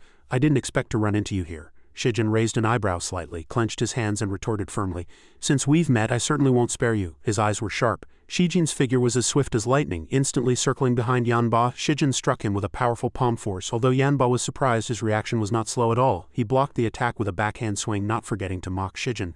"After all these years, you still resort to direct attacks?" Shijin shouted, "Cut the crap." The two figures flew and tumbled, fighting fiercely. Every move was filled with killing intent, without a shred of mercy. After a short while, Yanba's power seemed to wane, and he shouted, "A great immortal god, willing to stoop to playing house in this world just for the Green Lotus Lord, is it really that interesting?" Before he could finish his sentence, Shijin gathered his strength and attacked, shouting sternly, "What's it to you?" This palm strike hit Yanba directly in the chest. The necklace around his neck instantly broke, and his body was sent flying, the black evil energy-infused robe tearing as well. Unexpectedly, Yanba's eyes darkened, and evil energy immediately gathered at his chest, burrowing deep into his body. Seeing this, Shijin was startled. Evil fiend manifestation. Shijin hovered in midair, his eyes determined. Surrounded by a layer of golden spiritual light that burned like a blazing fire, he taunted, "Not only have you made no progress over the years, but your cultivation has also regressed." Hearing this, Yanba launched a killing blow, roaring with a furious expression, "Not necessarily." Seeing this, Shijin formed a seal with his hands in front of his chest and began to set up a formation. Then he recited the Vajra demon subduing mantra. A Tai Chi Yin-Yang 8 trigram seal immediately appeared, and he shouted, "Ah!" At the same time, Shijin's aura overwhelmed Yanba's evil energy, causing the space to erupt in a dazzling light and produce immense destructive power. Yanba couldn't block this move. The terrifying force struck him directly in the chest, and he struggled to hold on. Yanba's body immediately slammed heavily onto the ground, causing it to crack and stones to fly everywhere. Shijin landed lightly, his demeanor still calm as he looked at the struggling Yanba. He questioned, "What do you want to do with the Green Lotus Lord?" There was already a hint of fear on his face, but he still said stubbornly, "I am of the demon clan. It is only natural for me to take back the Green Lotus Lord." Looking at Yanba's pathetic state, with a large hole in his chest, Shijin said with contempt, "In your current state, can you even snatch it?" But Yanba's attitude was somewhat strange. "You think you've won just like this?" As soon as he finished speaking, his body began to crumble into pieces. His final words were a blatant provocation, "Fu Shijin, see you in a few days." Only then did Shijin suddenly realize something was wrong. He looked at the pile of smoking ashes and thought to himself, "A miscalculation. I didn't even realize that was just a puppet." Behind him, the positioning beast urged anxiously, "Master, let's chase after him and beat him." Shijin looked up at the sky. "I don't have much spiritual power left now. If I chase after him, I'm afraid the chances of winning are slim." With that, he pushed open the door of the quiet room. Seeing Qingqing sleeping soundly, he felt a little relieved. The positioning beast saw this and said, "It seems Lai Qingqing is fine." Shijin replied softly, The two of them closed the door and left. As soon as the door was shut, a wisp of purplish-black evil energy, like a poisonous mist, quietly rose from the floor. The evil energy tightly wrapped around Qingqing. It then drilled into her mouth. Qingqing's eyes shot open, bloodshot, and her teeth clenched. Her body seemed to have been possessed by the evil energy, losing all control. In Yanba's stronghold in the city, a desolate and remote place, he stared with his eyes wide, a sinister smile on his face. Then Yanba raised his hand to stroke his chin, closing his eyes in thought. "Fu Shijin, your skills are not what they used to be either." After thinking for a moment, he ordered his subordinate, "Leave the city at once to see the Great Khan. We will attack Luiyui City ahead of schedule." The subordinate heard this and immediately obeyed with respect. Yes, an ancient city came into view. The next day, the streets were bustling with people. Shijin gently pushed the brim of his bamboo hat. The positioning beast flew over his head. He said softly, his brows furrowed, "Master, there seems to be no trace of Yanba." Shijin was a little annoyed. "If I could recover just 20% of my power, I could definitely catch him." The little creature flew close behind him. But using full power to traverse worlds would cause the small world to collapse, so now the master can only use this limited spiritual power. He placed his hands on his hips. "Sai, let's go back and check on Lai Qingqing's condition first." The positioning beast was excited. "Yes, master." Shijin's face was blank. The positioning beast flew higher. Something was wrong. A man stood in the crowd shouting, "City Lord, you must give us an explanation today." Tianyan stood on the steps looking down at the rioting crowd. "City Lord, Lai Qingqing has been bullying people. We ask you to handle this justly." "Yes, she's getting more and more out of hand. We can't take it anymore." "That's right, we thought she had turned over a new leaf. But she's become even worse." He bowed his head slightly and clasped his hands in a formal bow. "My daughter has been unfilial and has troubled the people. This is my fault. Today I bow my head and admit my mistake to everyone." A white-haired old man spoke slowly. City Lord, you have guarded Luiui City for decades, protecting us commoners. We have always remembered your kindness. But your daughter's behavior in recent years has truly become unbearable for us. The crowd below bowed in unison. Please give us an explanation, City Lord. Please give us an explanation, City Lord. Tianyan closed his eyes tightly, his brow furrowed and his hands trembled as he clenched them. Suddenly, someone dropped to their knees. Tianyan knelt down, placing his hands on the ground and lowering his head deeply. Failing to discipline my child is my fault as a father. I am willing to bear the punishment for the crimes Qingqing has committed, he kowtowed, his head hitting the ground. The blue-haired young man with a high ponytail looked panicked. City Lord, the old man closed his eyes wearily. City Lord, you cannot handle everything for your daughter. Please make a clear decision. The positioning beast clenched its fist, saying angrily, this is moral blackmail. How can they do this? Shijin's eyes turned red. Something's not right. A wisp of black energy appeared behind the old man as expected. Shijin observed from a distance that all the people in the crowd had black energy above their heads. It was Yanba's doing. The positioning beast's eyes lit up, pointing and saying, Master, catch him quickly. Shijin gently touched his chin with his hand and closed his eyes. He's not here. He's just using evil magic to control those few people. The positioning beast pouted, tears welling in its eyes. Is there no other way then? Shijin reached out and gently touched the brim of his hat, smiling. There is a way. The crowd gathered in front of Tianyan was drawn by a loud shout. La Qingqing is the chosen one, selected by the celestial path to descend to the mortal world and guide the people. Shijin stood in the crowd, hands behind his back, speaking calmly. Her previous actions were merely a test for everyone to secretly temper your hearts. The positioning beast pressed its palms together. Master, is it okay to say this? This Yunyang realm doesn't believe in ghosts and gods. Shijin forced a smile. Under the current circumstances, this is the only way to handle it for now. I'll think of a more reasonable explanation later. Tianyan hurried to Shijin, asking eagerly, Young Master Fu, is what you said true? Shijin gently touched his chin and raised an eyebrow with a smile. It's true, the positioning beast commented with a deadpan expression. Master looks like a fraudulent fortune teller. A pair of long-lashed eyes closed and then pale pink eyes opened. The girl sat up abruptly. Is anyone there? Why am I in the ancestral hall? A purple-haired maid pushed open the door and entered. What are your orders? The maid began to tidy Qingqing's clothes. Where is my father? The city lord is discussing matters with the commoners. Qingqing frowned in confusion. What happened? The maid recounted fearfully. Because of you, miss, the commoners of the city have all gathered at the manor gate, demanding an explanation from the city lord. The city lord even knelt in public because of this. Qingqing covered her mouth and gasped. What? Qingqing turned around, her voice filled with panic. What did you say? She stumbled backward, her hand raised, her face full of astonishment. Qingqing's actions startled the maid. Qingqing frowned. What else do they want my father to do? The maid clasped her hands tightly, her eyes hesitant. They are demanding that the city lord punish you immediately, miss. After speaking, she turned to look at Qingqing, somewhat pleased. But rest assured, miss, with young Master Fu and the city lord together. Suddenly, two purple lights shot out from the ground. The light drilled into the maid's ears. With young Master Fu here, everything will be fine. The maid behind her cowered, her face pale. Qingqing lowered her eyes, her tone calm. That's right, with him here, everything will be resolved. She turned her face and was somewhat surprised. The maid was now half human, half demon, with a terrifying appearance. Do you trust Fu Shijin that much? Are you counting on him for everything? Qingqing screamed in fear. Who are you? The maid's body was taken over by a three-eyed skull, becoming more and more terrifying. I am Yanba. You can call me the evil god Yanba. Qingqing gritted her teeth and waved her hand. Between heaven and earth, with the sun and moon shining brightly, where would ghosts and gods come from? She set up a barrier to protect herself from Yanba's harm. You can even set up a defensive barrier. Who on earth are you? Yanba gritted his teeth and said angrily, in that case, don't blame me for getting rough. He removed his soul from the maid's body, and the evil thoughts entered her body. Yanba tried to enter Qingqing's body, making her scream. Ah! Qingqing's eyes were bloodshot, her mouth wide open as a black aura invaded her. She knelt on the ground, hand on her forehead. You are not the Lai Qingqing of this world. You are the incarnation of the celestial artifact, the Green Lotus Lord. Qingqing covered her face with her mutated hands and an image of Shijin holding a lotus flower appeared. The lotus flower glowed, subduing the approaching demons. Qingqing gritted her teeth, her eyes red, her face covered in countless green veins. She tensed her body, using her inner strength to break free from the chains. The chains began to snap. Qingqing had now been possessed by Yanba, who laughed triumphantly. Fu Shijin, I'll be taking your treasure. Yanba's eyes were bloodshot and terrifying. Over here, Shijin was still trying to explain to Tianyan and the crowd. Everyone, think back. When Miss Lai was born, were there any strange phenomena in the sky? Tianyan reached out and gently stroked his beard, his brow furrowed. That's right. The day Qingqing was born, there was thunder and lightning and dark clouds rolled in. In all my years in Luiui City, I've never seen anything like it, the crowd began to whisper among themselves. That's true, could it really be like that? Impossible. The positioning beast and Shijin also huddled together to discuss.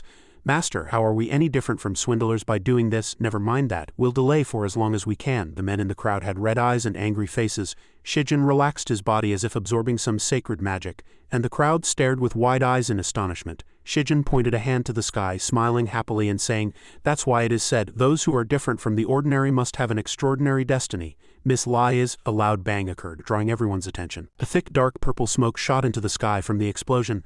The positioning beast pointed a hand towards the strange smoke. "Master, it's in the direction of the ancestral hall." The little creature and Shijin immediately flew towards where the smoke appeared. Suddenly Shijin saw a figure flash by. The figure stopped in front of him. "Young Master Fu," asked Qingqing, who was possessed by Yanba, "where are you planning to go?" At this point, Qingqing's body was completely possessed by the Dragon King. Seeing her strange behavior, Shijin couldn't help but feel confused. Qingqing slowly landed and said, "Shouldn't we be dealing with them?" She pointed at the group of people and continued to taunt. "Haven't you always hated me, thinking I'm a nuisance, a disaster?" One of her hands gripped a pillar tightly. The pillar's surface peeled away and the green veins on her hand became more prominent as she squeezed harder. In an instant, Qingqing effortlessly lifted the pillar and smashed it fiercely towards the crowd below. "You always hate me, don't you? Finding me troublesome, treating me like a harbinger of disaster, right?" At this moment, the commoners' faces were pale, astonished by what was happening before their eyes. Qingqing had completely turned to the dark side, her eyes filled with resentment. "If the conflict cannot be resolved, then just get rid of one side." After speaking, she threw the object in her hand forward, causing them to scatter in fear, crying out incessantly. The more Qingqing fought, the crazier she became and the more fun she found it. This group of people could do nothing but run for their lives, crying for help everywhere. "Help!" Qingqing shouted with resentment. "Go to hell!" Seeing this, Lai Tianyin stepped forward to stop her. "Qingqing, stop!" Qingqing's eyes were fierce and she said sharply, "Get out of the way, I'm going to teach them a lesson." Lai Tianyin quickly persuaded, "One more step forward and you won't be able to turn back." Hearing these words, Qingqing paused, but at the same time she questioned her father. "Father, have you forgotten how they treated you just now? As the city lord, you give them food, clothing, and a stable life, yet they treat you like this. Can you tolerate it?" Ignoring his daughter's words, Lai Tianyin remained resolute. "I am the city lord of Luiyui City, and I have a responsibility to protect them." Hearing this, Qingqing became even more enraged, the green veins on her face multiplying. "Father has a responsibility to protect them." She then brought up the past. "Back then, when fighting against the Western wrong, even the household servants were sent to the front lines by you, leaving your wife to give birth without care, resulting in her death from a difficult labor. Now they treat you and your daughter like this, and you still protect them." Blinded by hatred, she raised the pillar, intending to finish off her own father. "In that case, go to hell with them." Lai Tianyin was caught off guard by the sudden attack. With a loud crash, smoke and dust filled the air and wood splinters flew everywhere. Fortunately, Shijin appeared in time to block the attack. He tried to persuade Qingqing. "Lai Qingqing, look carefully. That is your father." Qingqing had completely lost her mind at this point. She laughed loudly. "You all have to die." The pillar was aimed straight at Shijin, but this amount of force was nothing to him. He easily blocked it with just one hand. A positioning beast behind him quickly warned, "Master, she is not Lai Qingqing." Shijin replied, "I know." The poor wooden pillar was pushed back and forth between the two until it finally couldn't take the strain and shattered. Qingqing's face darkened. "Fu, Shijin." And then she quickly rushed towards him, not forgetting to curse, "You're still so annoying." Qingqing attacked relentlessly, but in contrast Shijin only defended. Seeing his daughter suddenly become so fierce, Lai Tianyin was stunned. How did it come to this? How did it become like this? Hearing this, Shijin explained to him, "She is not Lai Qingqing." Lai Tianyin's eyes widened. "Not Qingqing." Shijin didn't wait any longer and immediately said to him, "City Lord, go and pacify the commoners quickly, or the consequences will be dire." Lai Tianyin replied, "All right," and then he didn't forget to add, "Young Master Fu, I'll have to trouble you with Qingqing's matter." Over here, the two were still engaged in a fierce battle. Qingqing now wore a strange smile. "Let's see how long you can block me," Shijin retorted with a wry smile. "Then let me see what you've got." As soon as he finished speaking, his pupils lit up. Yanba changes scenes. This is a valley thousands of miles away from Luiyui City. The surroundings are barren and desolate, a stark contrast to Luiyui City. In the valley, a large army is advancing. It is the Western Wrong Iron Cavalry. A general holding a battle saber commands the army. The entire army attack. The target is Luiyui City. The Dragon King became more and more frantic, and at the same time Yanba also emitted a huge evil aura that enveloped him. Under the violent pressure, Shijin slightly closed his eyes, and his spiritual power was greatly unleashed. A force rushed forward, and Yanba hurriedly used his hands to block in front of him. All of this created a shockwave that sent him flying back a great distance. The ground beneath his feet shook and large chunks of earth flew apart. Shijin looked coldly at the enemy in front of him. Yanba rushed out from the earth and stones. He sneered and said, "Fu, Shijin, it's been many years. Your abilities have regressed." "Fu," Shijin replied in a calm but majestic tone. "Still enough to deal with you." Then he waved his hand and his spiritual power erupted like thunder, tearing through space. Yanba was not to be outdone and fought back with all his might. He wore a confident smile, his eyes sharp as if he had already anticipated everything. Afterward, Yanba spoke mockingly. "The great artifact forging master of the immortal realm has fallen to such a state. It's truly laughable." To this, Fu Shijin coldly retorted, "What's it to you?" Dust and smoke billowed, obscuring the view. Through the hazy smoke, the two's gazes met intensely. Fu Shijin spoke, Yanba, as long as I am here, you will not get the Green Lotus Lord. Yanba shrugged slightly, answering nonchalantly, I never intended to snatch the Green Lotus Lord in the first place. Then he looked directly at Fu Shijin, his tone resolute. I just wanted to make the thing inside it appear. Hearing this, Fu Shijin frowned, and the spiritual power around him immediately erupted violently. He said in a deep voice, It's the spirit body sealed within the Green Lotus Lord. Clever. He lowered his hand, assuming a familiar fighting stance, and then coldly declared, Then I can no longer allow you to exist in this world. The positioning beast hurriedly tried to dissuade him. Master, your immortal power is limited now. If you force it, I'm afraid you will suffer a backlash. Shijin answered simply, I don't care. If he is allowed to live, the future troubles will be endless. Shijin's power shot straight at Yanba, forming a dazzling beam of light. Despite taking a direct hit, Yanba still stood firm in the brilliant light, roaring angrily from his mouth. Fu Shijin, you still have some skills. He laughed maniacally and then said, Interesting. The spiritual power swirled around Yanba. It burned fiercely, then suddenly extinguished, leaving only thick smoke shrouding the spot where Yanba had stood, with no trace of him left. Master, Yanba has been eliminated. A familiar voice sounded, It's not that easy. Suddenly a hand shot out from the smoke to attack. It instantly pierced through Shijin's chest. Yanba, though transformed, was still alive. A crazed smile bloomed on his lips as if in mockery. Did you think I would be killed so easily? He sneered. Fu Shijin, how naive can you be? Shijin pursed his lips and replied, Is that so? Shijin clenched his spiritual power, his eyes burning within a halo of light. I can't kill you now, but it's enough to trap you. Yanba broke out in a sweat, suddenly realizing he had fallen into a trap. It's the white rainbow light prison. In the azure sky a figure flew by. It was Shijin and his magical treasure. In midair he turned sideways and said urgently, Find Lai Qingqing quickly. The white rainbow light prison won't last long. Once it breaks, Yanba will surely escape. The positioning beast immediately accepted the order. Yes, master. The crowd below was in an uproar, their gazes filled with confusion as they looked up at the sky. What's going on? A strange phenomenon in the sky. I'm over 70 years old and I've never seen anything like this. In the chaotic crowd a man shouted like a madman, This must be heaven's warning to Lai Qingqing. Since she appeared, Luiui City has not had a single day of peace since she was born. Luiui City has not had a day of peace and our lives have not been peaceful. The crowd began to stir, people's voices rising and falling, filled with anger. That's right, since she came along we haven't had a single day of peace. It must be so, everyone shouted in unison. It's Lai Qingqing, she's a jinx and she wants to kill us. The people were united. The city lord must execute her to bring justice to the people. Execute Lai Qingqing, they shouted again through gritted teeth. Execute Lai Qingqing. Some held knives, others held clubs. The furious crowd was filled with killing intent. The demonstration grew more chaotic. Publicly try Lai Qingqing and give us justice. Inside the city, Lai Tianyan held his forehead, his face tense. Two subordinates suddenly burst in, shouting, City Lord. Lai Tianyan anxiously turned back and asked about the situation. The subordinate reported, The commoners have gathered angrily outside the manor to protest, demanding that the city lord severely punish the young lady, and they refuse to leave otherwise. The other person also hesitated to ask, City Lord, should we? But Lai Tianyan immediately cut him off with a sharp voice. No need. He ordered the immediate citywide pursuit of Lai Qingqing and her public execution upon capture. The subordinates were stunned by this decision and voiced their opposition. City Lord, this is not appropriate. Shijin decided to stop. He looked worriedly at the chaotic scene before him. Soldiers were taking turns cleaning up the battlefield. A man came forward to report, Young Master Fu. He asked simply, Was anyone injured? The soldier reported, Maid was injured. Her life is not in danger. Shijin gave a decisive order. Everyone retreat. The soldier quickly bowed his head and accepted the order. Yes. The positioning beast looked around and determined that the place was severely damaged and there was a residue of evil energy. Shijin raised his hand to observe the purple evil energy lingering at his fingertips. It seems Yanba came into contact with Lai Qingqing here. Then he waved his hand to cast a spell.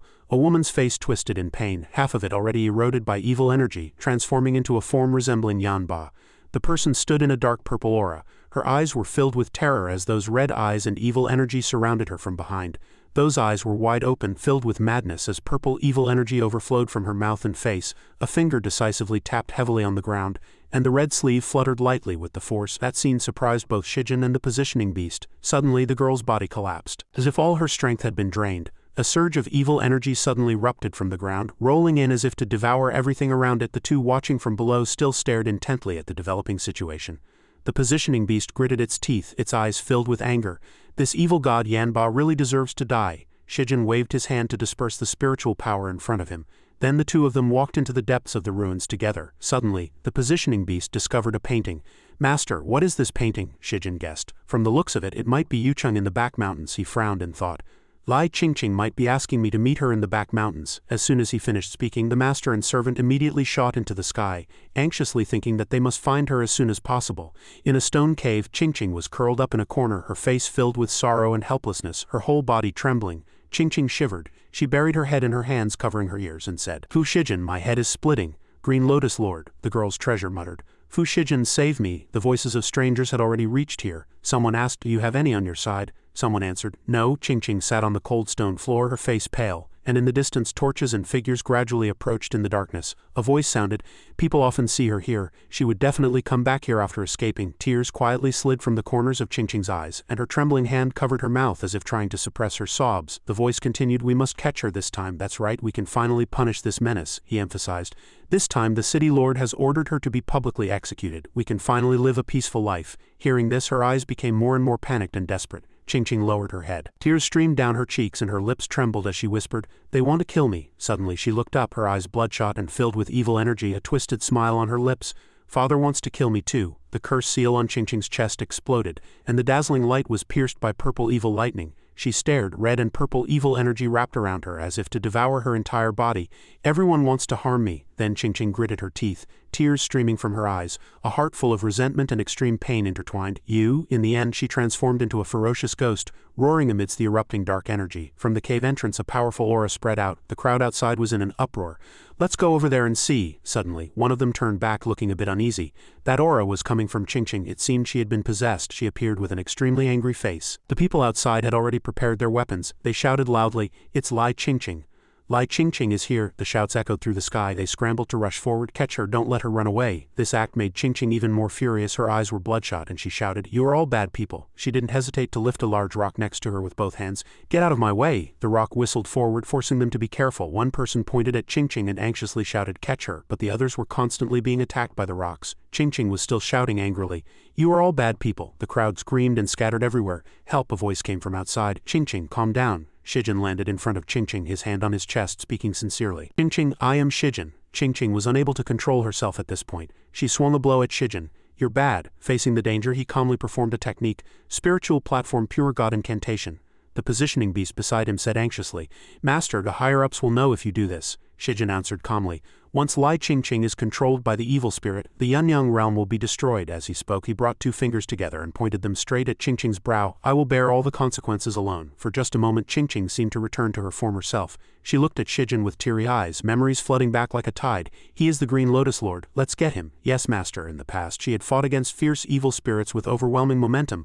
"Green Lotus Lord, subdue them." Qingqing defeated them all with a single move. After finishing, she quickly retracted her dazzling aura. Shijin patted her head, praising her in a proud tone. "Well done." She happily clasped her hands. "Thank you for the praise, master." A flood of memories came back to her, making her remember everything, and she couldn't help but shed tears. "You are my master?" Qingqing couldn't contain her excitement. Her face streamed with tears as she said chokingly, "You are my master." In the atmosphere of reunion the two stepped forward and embraced tightly. "You finally come for me." Shijin said gently, "Don't be afraid, I'm here." He stroked Qingqing's hair, his expression much more relaxed. "It's good that you're back."